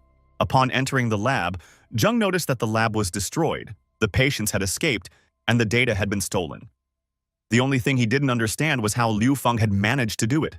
After leaving the portal, Liu Feng told all the survivors that if they ran forward, they could reach the northern base and they would be safe there. At that moment, Liu Feng was glad that he had made it in time to use the portal. In the future, the portal in the basement of the laboratory could be used to enter again. While Zheng was in shock at what was happening, Zero dug into the system of lab number 4 and found something that would interest Zheng, and it was the mutated Xintong. Seeing her, Zheng immediately realized that she was the second perfect mutant besides the Blood Empress. And after all, she was still a child and not that strong. Zheng realized that if he couldn't capture the Blood Empress, then he must definitely get hold of Xintong. Zero asked Zheng if the second group of Pride and Anger, or maybe the other 3 commanders of the 7 deadly sins who had gone on a scouting mission, should be recalled. Zheng replied negatively. After all, the second group is looking for nanotechnology. The other 3 are looking for who and eating people in the forest. At the moment, the technology train is much more important. Suddenly, a Valkyrie appeared in lab number 4 and ran at Zheng, screaming that she would kill him. Running at Zheng, the Valkyrie killed everyone in her path who tried to stop her from getting to him. The soldiers guarding Zheng immediately opened fire on the Valkyrie. But just a couple of seconds later, they realized that her bullets weren't taking her at all. She was so angry, and her goal was to kill Zheng. So she even used her mutated right hand to finish off those soldiers once and for all. When Zheng saw the Valkyrie, he immediately ordered Zero to tell the leader of the core Legionists to help them catch Xintong. Zero told him that because of the failure of the last operation, the core Legionists had a grudge against them. But Zheng didn't care because he said he would accept their past conditions. Zheng was 100% sure that they would agree to work under the old agreements. Zheng was able to make a huge explosion in the lab with just one look, trying to destroy the Valkyrie, but after the smoke cleared, he discovered that she had managed to escape after all. Zero said to the Lord, which gave them away. So he suggested sending someone to bring her back or destroy her. But Zheng said it was just a failed experiment and asked Zero to just catch Xintong. After all, when they catch her, Jung will be able to create the perfect monster he's been dreaming of since the end of the world. Valkyrie ran away from Jung, and after running a few blocks away, she stopped. Her body was trembling, and all she could think about was that he was too scary. Meanwhile, at Commander Guo's brigade commander's camp at the northern base. Personally, Commander Guo himself thanked Liu Feng for his heroism, saying that he had done a very good job and was the first person to infiltrate the number 4 labs and survived. He told Liu Feng that the military had investigated the disappearance of a large number of people in the number 4 laboratory before, but neither the spies nor the military mutants were able to break through the internal guards. The very next day, their corpses were hung on the wall of the city. Commander Guo's daughter told Liu Feng that put a sum in lab number 4, and Jung would not put up with it. Therefore, she asked Liu Feng to be careful, especially with their captains of the 7 deadly sins. She also revealed that the captains of the 7 deadly sins were the strongest mutants in the city. She fought one of them and was defeated with just one blow. Liu Feng also told Commander Guo that behind him were the children who were the survivors of the experiments of Laboratory Number 4. Because he and his sister fought the gluttony and lust and defeated them, Commander Guo, along with his daughter, were shocked, for they realized that it would take great strength to kill gluttony and lust. Commander Guo patted Liu Feng's shoulder and said that he was doing well, after which the commander said that with these survivors as witnesses, the report to the general would definitely make Zheng Tianxun suffer heavy losses. Commander Guo said he was damn sick of seeing them experimenting on humans. If it wasn't Chilo, the northern base wouldn't tolerate them. After which, he once again thanked Liu Feng for his help. Liu Feng at this moment realized that Commander Guo was a fair person and could be trusted. After that, without thinking for a long time, Liu Feng proposed to Commander Guo to enter into a formal alliance with El Asylum, saying that they would fight Zheng Tianxun Institute together. Commander Guo said that he was worried that because of his alliance with the military, Zheng would send the rest of the 7 deadly sins to destroy the El Sanctuary. Liu Feng replied that if he dared to attack the sanctuary, they wouldn't come back alive. Commander Guo's daughter saw Liu Feng's strength and masculinity after hearing what he said. Liu Feng sensed her and immediately turned around, but she turned away to realize that it wasn't enough, after which she said that he shouldn't rejoice before his time because sooner or later she would catch up with him in strength. Commander Guo proudly said that this was his daughter. She was very determined and offered Liu Feng a glass of beer. The next day in the L shelter, Liu Feng woke up to find his sister sleeping next to him. When he saw that she was awake, he immediately stood up and asked her if her body was okay, because he had injected her with the serum quite recently. Suddenly, his sister jumped at him, but after just a second, she suppressed her mutant urges to eat him again. Liu Feng was shocked because he realized that the serum he had injected into her must not have worked. After hugging his sister, Liu Feng told her that if she couldn't help herself, she could bite her. After all, he was vaccinated and he would be fine. After which he said that even if they lost everything, they would still have each other. He asked his sister to remember that when people were hurting after their parents died, debt collectors came to the door. They were still able to endure it all together in the end. Xin Tong, remembering these moments from their lives, immediately woke up and tearfully asked Liu Feng for forgiveness. But after suppressing her mutant abilities, Xin Tong immediately fell asleep. Liu Feng realized that she seemed to have gotten better and needed to quickly go to Qinmu to figure out what was going on. Liu Feng brought his sister to Dr. Qinmu and asked her why Xin Tong was still drawn to biting people. After all, he had injected her with this serum that was supposed to help her. Qin said that was true, but his sister had already evolved to a higher level. Moreover, his sister's evolution level is not just a mutant. She is the perfect mutant that Zheng Tianxiong has been chasing for research for so long. The girl opened the door and asked to come in. The hero, a little surprised, allowed her. He asked why she had come, but instead of answering, the girl confidently stated that business could wait and suggested that he lie down on the bed. The girl began to give the hero a massage using her powers. He noticed that the sensation was pleasant, but asked if she was applying too much pressure.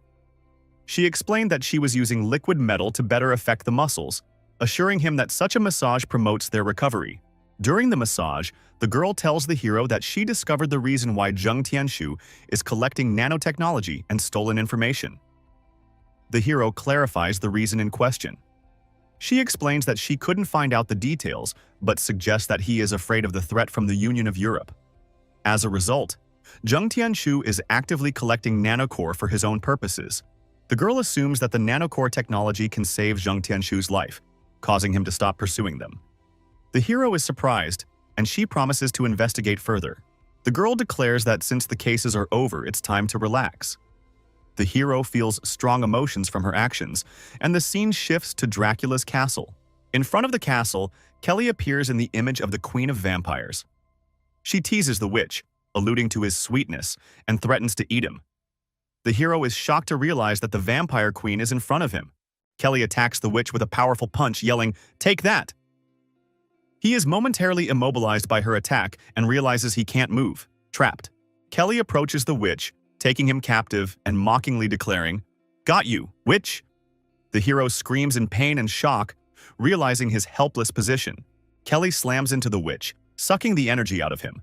The hero screams in pain and panic, realizing that if this continues, she will completely drain him. The Witcher violently confronts Kelly, declaring that humans are not as weak as she thinks. He activates a powerful light-emitting device and shouts with confidence that the light will dispel the darkness, preparing to deliver a decisive blow to the vampiress. The witch's light device strikes Kelly hard, causing her severe pain. She screams from the effects of the light and, unable to stand, declares her surrender, begging for it to stop. It is over, and Kelly rests after the incident, lying peacefully on her bed. The hero reflects on her abilities, recognizing their power and the effects she is able to produce. The hero is in the Drug Research and Development Office. The screen informs him that the construction of the production line has been completed. The Level 1 line is now capable of producing 2 gene drugs and prophylactic vaccines per day, marking an important step forward. A hero holds a syringe of the drug and clarifies whether it is a gene drug. The woman confirms readiness and asks if the trials can begin. She confidently replies that she is ready. The hero injects the drug into Li Xin, then anxiously asks how she feels. Suddenly, her body starts to glow. She looks surprised, realizing that something unusual is happening. Her arm and powers start to change, causing the people around her to be shocked. Li Xin begins to feel a powerful surge of energy, as if power is bursting out of her hand. Her strength stats increase from B+ to A, but the process causes her a great deal of pain. Those around her watch the transformation in amazement, shocked at what is happening. A doctor examines Li Xin to understand the changes in her body. Upon inspection, she confirms that the basic parameters of her body have improved and her strength has increased significantly, confirming the effectiveness of the drug. The doctor reports that Li Xin's strength increase was about 10%. This news comes as a shock to the gathering, especially to one of the attendees, who exclaims loudly in surprise. The attack on the shelter, which resulted in civilian casualties, is discussed. One participant expresses fears that their actions may have attracted dangerous forces. Another claims that the attackers, known as the National Salvation Army, are acting like beasts, increasing tensions among those gathered. A member of the gathering shouts in rage that the National Salvation Army ate his parents. This statement shocks everyone present, increasing the fear and horror of the group's actions. The group discusses the atrocities of the National Salvation Army, including the abuse of women and the brutal treatment of people. The hero calls for calm and assures everyone that he will personally lead a squad to destroy the enemy's laboratory and avenge his fallen comrades, attempting to boost the morale of those gathered. The hero informs them that the vaccine they received will protect them from contracting the zombie virus, and now they are not at risk of contracting it. He urges the people not to fear the virus and confidently declares that with the vaccine and weapons, they will be able to stand up for their lives and fend off any threats, including attacks from those who want to take their blood and return them to their zombie state. The hero inspires the people of the asylum, raising their morale and calling for the destruction of the Institute of Science and the Salvation Army. The crowd cheers him on, chanting, "Hail Asylum L." In the background, the asylum director achieves a new reputation, which unlocks access to Level 1 science and technology blueprints, allowing access to Level 4 of the asylum's development. One character speculates that if there is a Type 1, there is probably also a Type 2, which could become a key resource for the asylum, providing additional benefits. Meanwhile, Liu Feng demonstrates his growing effectiveness and success as a leader, earning recognition from those around him. Liu Feng examines data from a system that helps him build a science and technology research institute. The system evaluates his abilities and suggests improvements so that he can upgrade the shelter to the next level as early as tomorrow. Liu Feng gets points to build the Science and Technology Research Institute, which should be completed the next day. He mentions that he is going to inject himself with a genetic drug when suddenly someone knocks on the door and he invites them in. Two sisters come to see Liu Feng, expressing their gratitude for his speech and for not abandoning them. They state that they have come to repay him for his help, which causes Liu Feng to be visibly confused. The sisters help Liu Feng relax, using their skills to reduce his fatigue. Liu Feng expresses pleasure at their efforts, and one of the sisters asks if he needs to work even harder. He replies that a little more effort wouldn't hurt. Liu Feng asks the system in surprise why she didn't mention before that you can use the consumption points to recover the genetic drug. His question is accompanied by bewilderment. The sister mentions that they had encountered a lot of damaged objects before. Liu Feng is surprised when the system explains that genetic and anti-epidemic drugs contain nanotechnology that it can repair.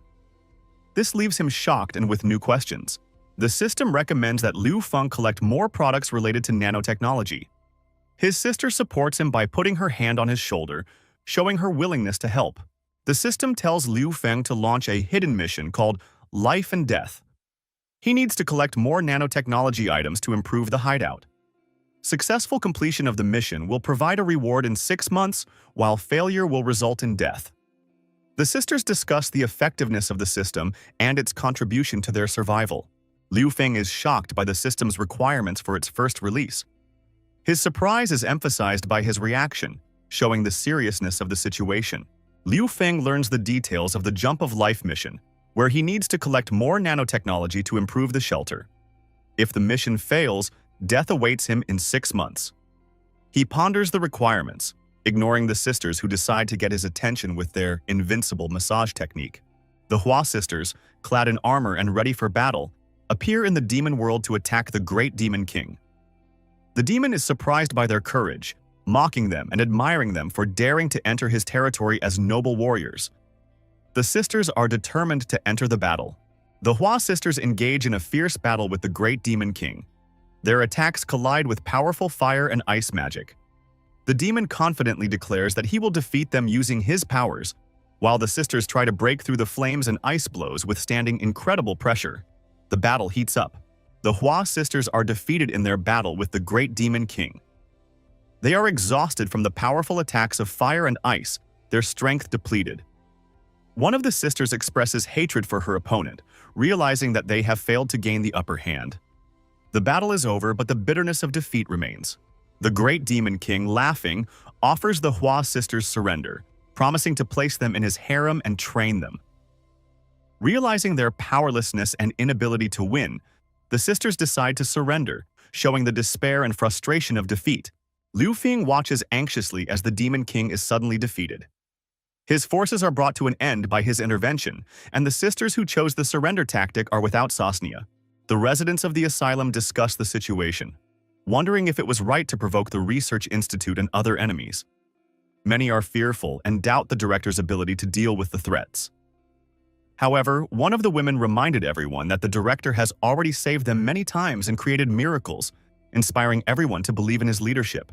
The residents express fears that the shelter will not be able to withstand the dangers. However, the director announces that the improvements have been successfully completed. The outer walls, defenses, and technology buildings have been reinforced. This gives the residents confidence, and they begin to trust the director's leadership more. Residents discuss the significant improvements to the shelter, including the strengthening of the walls, protective structures, and technology buildings. This inspires admiration and gratitude among the people, who begin to trust the director even more. The scene shifts to a meeting room where further important decisions are likely to be made. At the meeting, the director of the asylum announces the start of the meeting. He announces that the asylum is now capable of repairing nanotechnology, which opens up new missions. The main task becomes not only dealing with external threats, but also finding other asylums to obtain nanotechnology to further improve their own asylum. At the meeting, Kelly takes the floor to explain the details of the mission. She informs them that a team will be formed to search for nanotechnology. Lan Xuan has been appointed as the leader of this team. Kelly explains the plan of action. There is a large safe house in the woods west of the city. Lan Zhuan leads a team to go there to search for nanotechnology. Also marked on the map is an area called the Blood Queen, which is likely a threat or an important facility. When asked how it was learned that the shelter in the woods west of the city uses nanotechnology, Kelly replies that before the end of the world, she was involved in investing in the place. She also mentions that Zheng Tianshun was involved in that investment, indicating his connection to the facility. The protagonist continues to focus on improving the shelter to save Xing. Available research and buildings are shown, including a kinetic research institute, an aqua farm, an AI research center, and a tank research institute.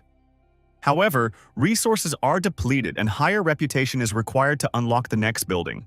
The heroes discuss using the new research institute, but it requires some progress to unlock it. At this time, a disturbing report comes in that Xin Tong is missing, causing concern among the team members. The protagonist is simply shocked. Tension flares up in the dark alley outside the shelter. A young girl with blue hair looks determined, preparing for a confrontation. Her opponent, a mysterious man with a swathed face and a costume decorated with skulls, expresses mocking confidence. The Xin Shape Room searches for Shinto. A woman with silver hair shows Liu Feng a document, emphasizing the importance of what is happening. The girl hands a letter to the protagonist, explaining that the author of the letter, probably the protagonist's younger sister, has gone out to have fun and asks him not to worry. The hero clutches the letter and assumes that the sister overheard the conversation at the nurse's station. At this time, the girl reports that she has discovered Xin Xin's location. The girl reports that Xin Xin entered a factory area in the west of the city from which no one ever returned. She also mentions that the remnants of Zheng Tianshun's team went to the forest area, presumably to seek refuge, led by two captains from the Seven Deadly Sins, Lenny and Envy. The protagonist clarifies that this direction coincides with the place where they are looking for a dungeon. The protagonist ponders whether what is happening is related to the asylum and Zheng Tianshun's search, mentioning the doctor's words about perfect evolution.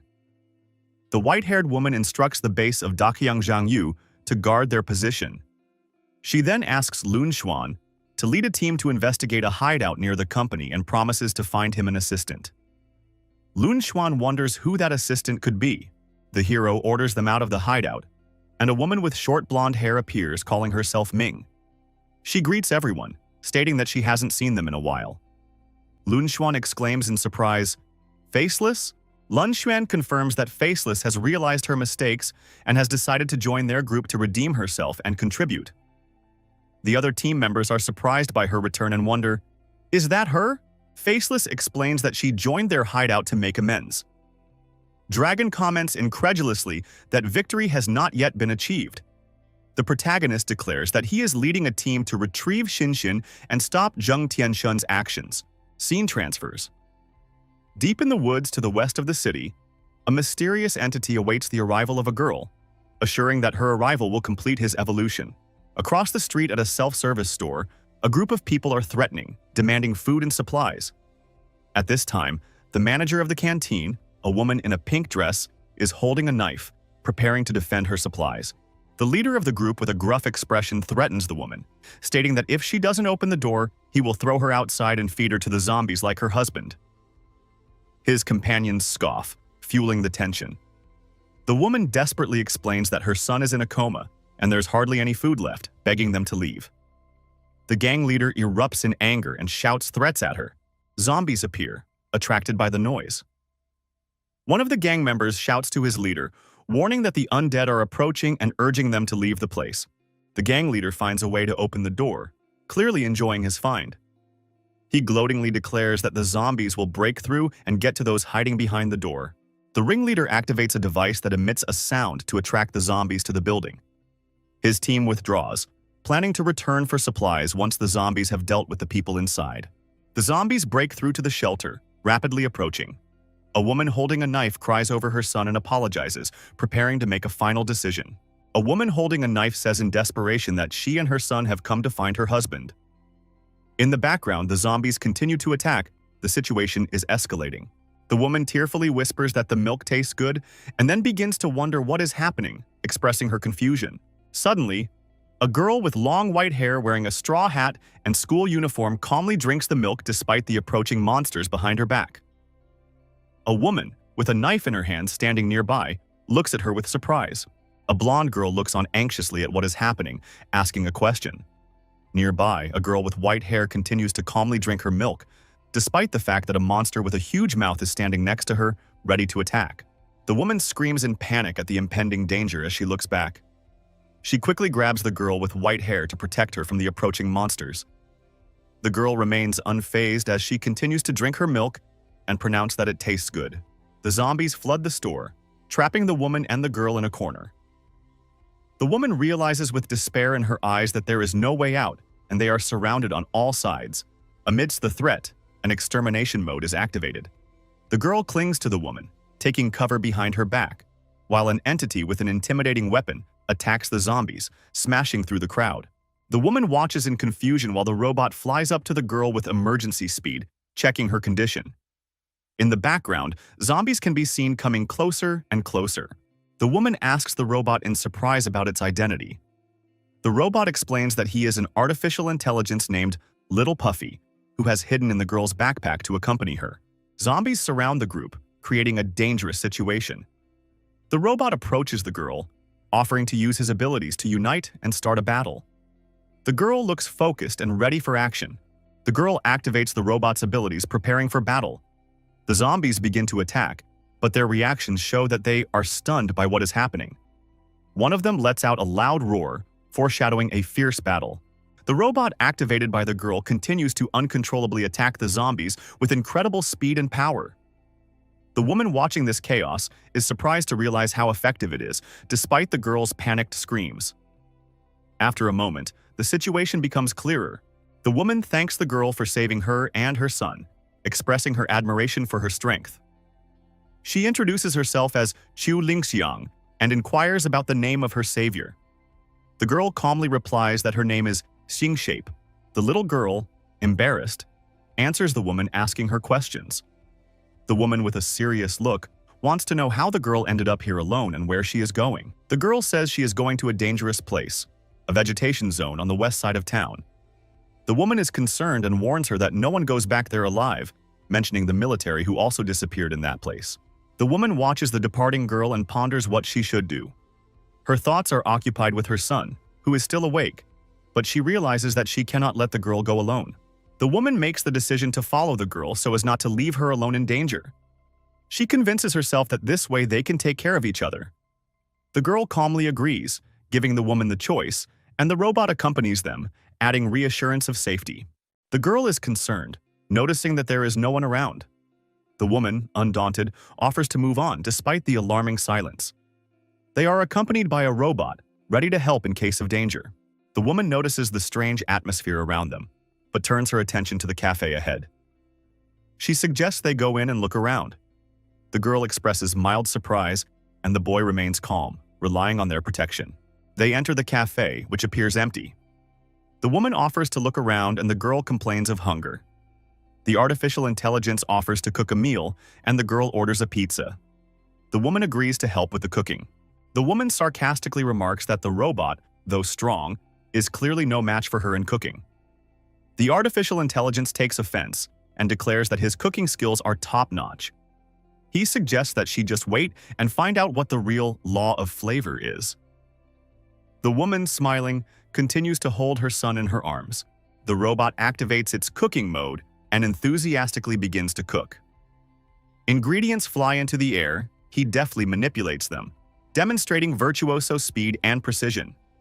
In the background, you can see the pizza, almost ready to be served. The robot announces that the pizza is almost ready. All that remains is to add spices.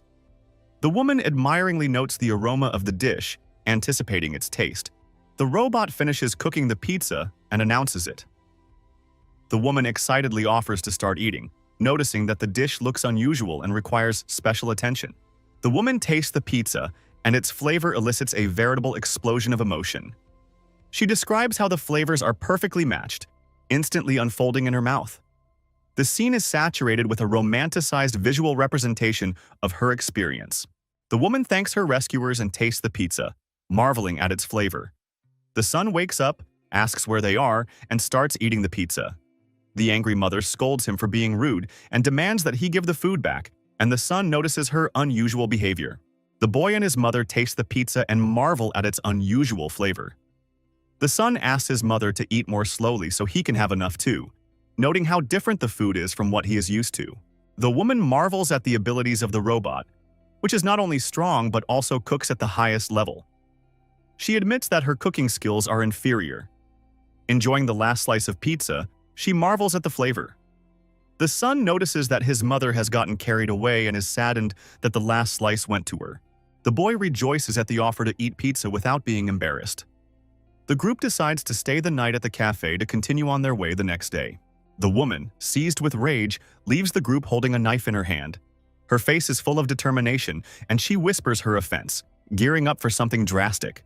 A woman with a cold smile and a knife in her hand heads towards her target.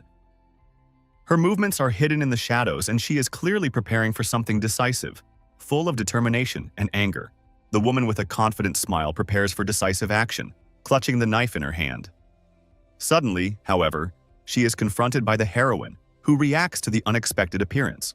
Ku Lingxiang enthusiastically offers Xin Tong a taste of her specialty, serving it with pride. However, after tasting the food, Xin Tong nonchalantly declares that the dish is unpalatable, leaving Ku Lingxiang in a state of shock. Ku Lingxiang is in despair after criticizing her cooking skills to Xin Tong, who rates her dish only 5 points.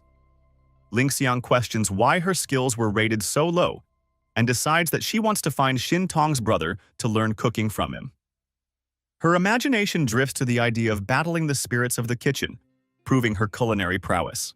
Xin Tong ponders that if her Aunt Cute Lingjiang tries to compete with her brother in cooking, she will definitely lose. Lingjiang tastes a dish prepared by Xin Tong's brother and is amazed by its flavor, exclaiming with delight. Her brother offers to be her teacher, teasing that she doesn't want her son to go hungry after all. Xin Tong is convinced that she must be self-reliant and will not give up despite the difficulties. Meanwhile, a mysterious character with bandages and a staff with a skull tracks her down, laughing evilly and exclaiming that he has finally found her. The mysterious man with bandages decides to test Xin Tong's powers and orders local fighters to test her abilities.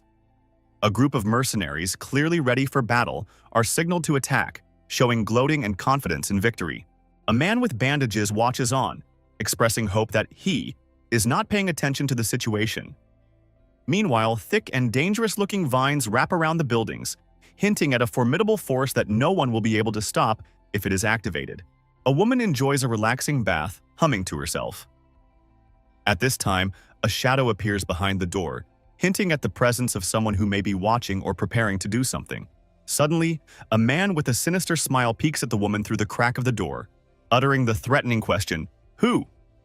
The woman notices his presence, her face expressing shock and confusion, creating a tense moment.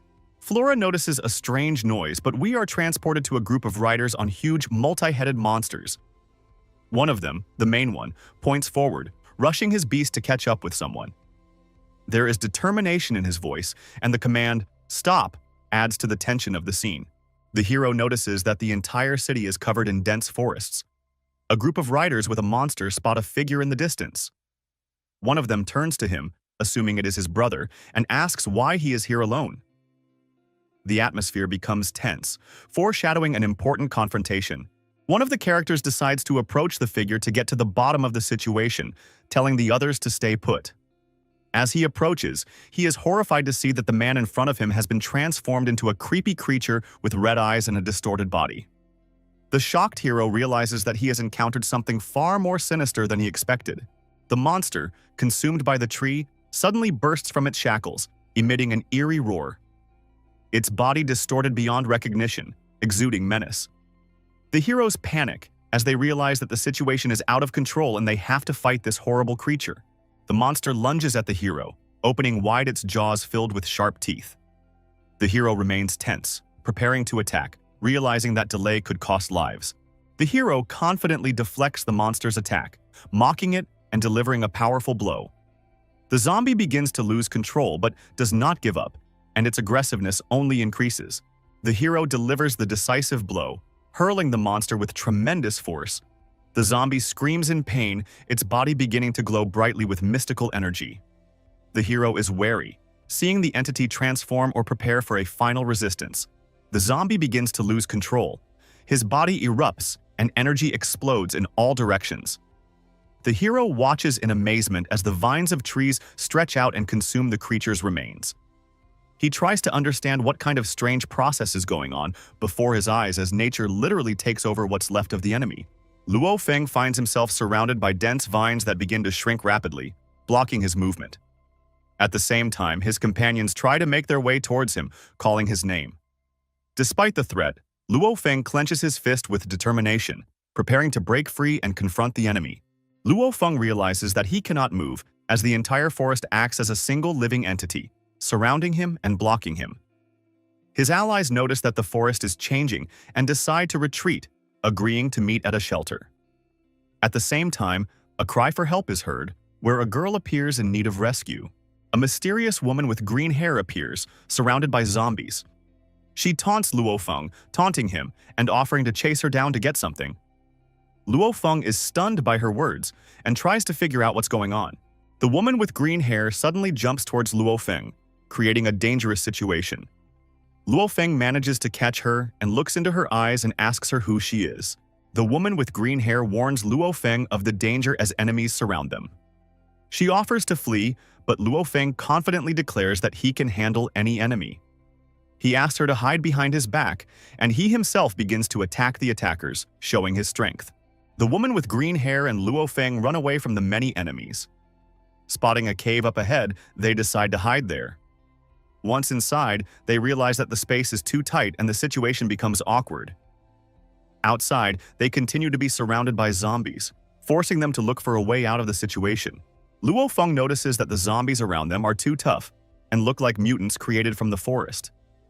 He guesses that the green-haired woman is somehow attracted to them. After realizing the complexity of the situation, he decides to deal with the enemies and quickly finds Shintong, who is probably very scared and needs his help. At this moment, Shintong is asleep in her room cuddling a soft toy when the situation becomes tense in another part of the house. While bathing, the blonde girl notices an uninvited guest. The man with red hair says that he's been wanting to find her for a long time and try to taste her, which hints at his evil intentions. The blonde, wasting no time, delivers a powerful blow to the intruder, sending him flying. The girl in white watches the scene, cradling her toy. The attacker, recovering from the blow, declares that the house is surrounded by his minions and offers to surrender, hinting that escape is impossible. His men do indeed gather outside, endangering everyone inside. The intruder notices a sleeping girl with white hair coming out of the room with a toy in her hands. She looks relaxed and innocent, which causes him to smirk. The man, underestimating the situation, thinks he is at an advantage and smugly watches her, not realizing that this could be a mistake. The intruder approaches the Shintong girl with a sneer, intending to grab her. However, she reacts lightning fast, delivering a powerful blow to him with the toy in her hand. Flora, who is nearby, warns Sinton of the danger and urges her to flee. The man who received the blow clearly underestimated his opponent. Sinton successfully fights off the intruder, sending him to the ground. However, the man mockingly states that he did not come alone. Suddenly, his allies enter the room, creating a numerical advantage. The smirk on his face grows even wider, and he angrily promises that this is the end for everyone present. The intruder, finding himself defeated, begins to cry and beg for forgiveness. His face is covered in bruises after Shinton easily tackles him. The girl, watching him mockingly, asks where his self-confidence has gone. The intruder repeats his apology in a panic, completely overwhelmed by the situation. The woman threatens with a rolling pin, reminding him of his threats. The man panics and apologizes. The situation ends with his complete submission. The door suddenly swings open and a new villain enters the room. His imposing figure instantly attracts the attention of everyone present. He displays confidence and superiority, hinting that the real challenge is just beginning. The room erupts in loud laughter, echoing through the walls. A new villain enters, his imposing appearance immediately inspiring awe. He casts a cold-blooded glare at his enemies, proclaiming his superiority. "Ha ha ha, this time the credit will be mine," comes his sinister voice filled with self-confidence. It seems like he's not going to give a chance for respite, preparing to immediately go on the offensive. Sin-tun doesn't hesitate to attack the villain, interrupting his smug monologue. Her lightning-fast strike tears the words from his mouth and causes the others to gasp in shock. However, the villain only grins as he points at his transformed subordinates. Haha, I'm a high-class expert. My men have already turned. You're finished. Sin-tun ruthlessly cuts off her enemy's shouts, silently punishing his noise. Her confidence and calmness contrast with the panic that gripped the villains. Her actions speak louder than words, demonstrating that even in silence she remains a formidable force. Sin-tun wins a convincing victory, leaving the enemy defeated. His surprise and confusion in the last panel emphasizes the strength of her quiet confidence and determination. It seems even the ringleader didn't expect this outcome. Sin-tun dominates the situation with incredible confidence and ease, using her abilities to finally neutralize her enemies. The atmosphere of comic tension is heightened by the reaction of the enemy, who clearly did not expect such an ending. Lode runs away in a panic, realizing that the world is full of unexpected threats, while the heroes remain safe, exchanging light jokes. At this time, the hero looked out of the hollow tree, assessing the situation, and the girl came closer and tried to calm him down. The hero said that he needed to go back to the shelter to find Kelly and the others. To this, the girl replied that the outside was full of zombies and it was important to find a way out now. The hero held in his hands a mysterious object emitting a bright glow, which attracted the girl's attention. She, not hiding her curiosity, came closer and demanded to show what it was. The hero tried to hold the object, but the girl impatiently reached for it, and at that moment the flashlight slipped out of her hands, falling to the ground. The hero looked confusedly at the girl, who stood in a strange pose, reminiscent of the worship of ancient gods. Her serious face suddenly lit up with a wide smile, and she enthusiastically declared, "You can create things, then marry me." The hero exclaimed confusedly, "Ah?" Clearly not expecting such a drastic turn of events. At this time, the girl hugged the hero tightly and unexpectedly proposed, "Let's go out." The hero, embarrassed, asked, "What? Why are you saying such strange things?" To which she replied with a smile, "I don't have a name. Why don't you give me one? Isn't that normal for a guy?" The hero only said confusedly, "I didn't promise anything." The girl suddenly suggested to the hero, "Call me Liu Ji." The hero looked at her confusedly and thought, "This woman is really strange. She even has a branch in her head." The situation seemed to be getting more and more confusing, and the hero sighed and thought, "We need to figure out how to get out of here. What to do?" The girl looked in surprise at the lantern in the hero's hands and asked sharply, "How did you make it?" The hero hesitated, replying, "Oh, that." At this point, he thought, "Wait, she reminded me of something important." The hero turned to the girl and asked, "Do you know where the shelter is around here?" She confidently pointed with her hand.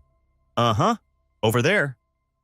The hero smiled as he said, "You want to know how I create things? I'll show you." The girl curiously leaned closer. "Oh, how?" The hero added with a chuckle. "I just need to transform." The hero activated the strange invention with a smile. A machine with a cute face and spinning saws roared towards the zombie.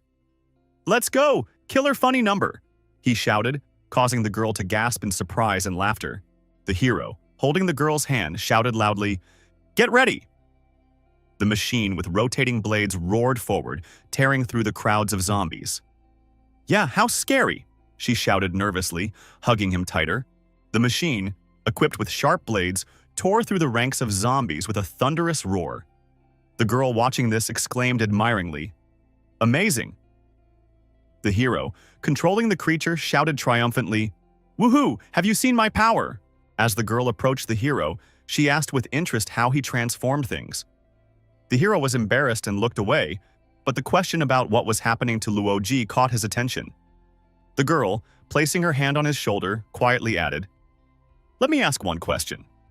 How can I gain my mind and become human?" As the girl leaned closer, her voice sounded ominous. "Tell me, by eating your brain, will I become more intelligent?" The hero flinched at her strange words, but before he could answer, a loud explosion sounded to the side, making him instantly wary. What?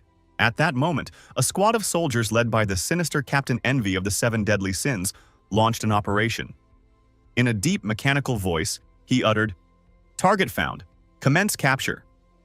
The response was a clear, "Aye," from his subordinates, who immediately prepared to attack. Captain Envy paused and silently pondered. One of the soldiers reported, "Head, Captain Greed said that he has already found the path to the perfect mutation and told us to return."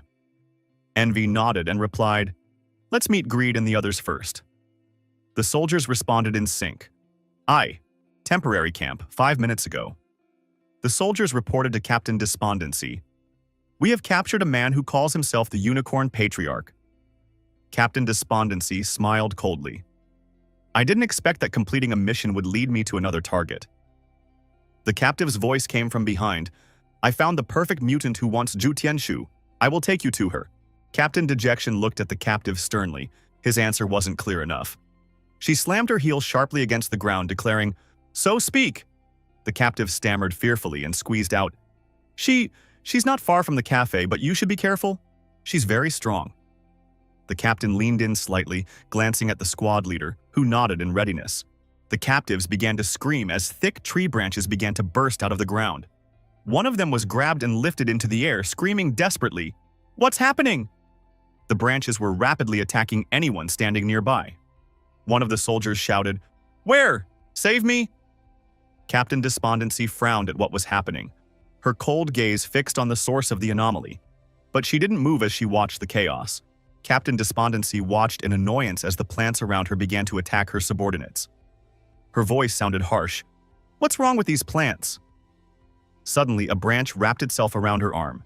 She tried to break free, shouting furiously, "Yeah!" A flash of light illuminated everything around her, and the force of her attack shattered some of the plants. The forest came to life, attacking everyone around it. With a cry of, "The forest is attacking us!" the soldiers tried to fight back, but they were surrounded by countless vines. Captain Dejection felt the powerful branches wrapped around her body, depriving her freedom of movement. Her rage showed in her voice as she searched for a way to free herself. "Greed!" she shrieked, hoping for an ally's help. The lianas grew more aggressive, wrapping around each one. Despondency tried in vain to get rid of them, but her arms were held tightly by the plants. Greed, trying to fight back, suddenly found himself in the midst of the attack as a powerful liana knocked him to the ground. Their attempts to break free seemed unsuccessful, the chaos intensifying.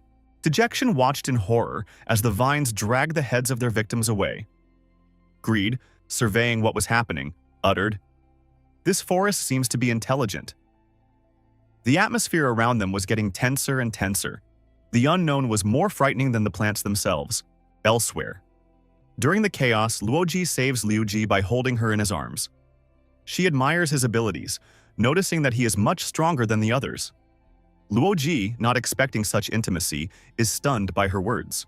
Luoji and Liuji discover the center of the city, where their hideout may be hiding. Liuji points out a path under the trees, and they set off together, using a makeshift bridge to get to their destination faster. Luoji and Liuji, advancing through the strange and silent forest, notice an unusual absence of people or sounds.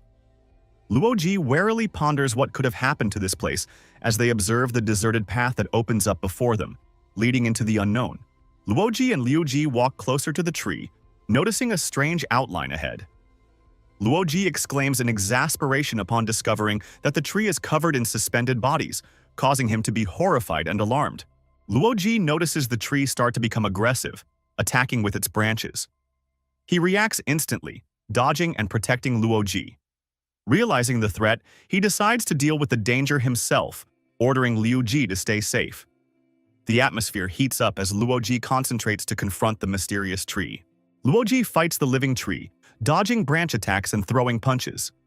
The tree reinforces the attack by surrounding him, making the battle tense and dangerous. Luoji actively fights the living tree, dodging its attacks and trying to counterattack.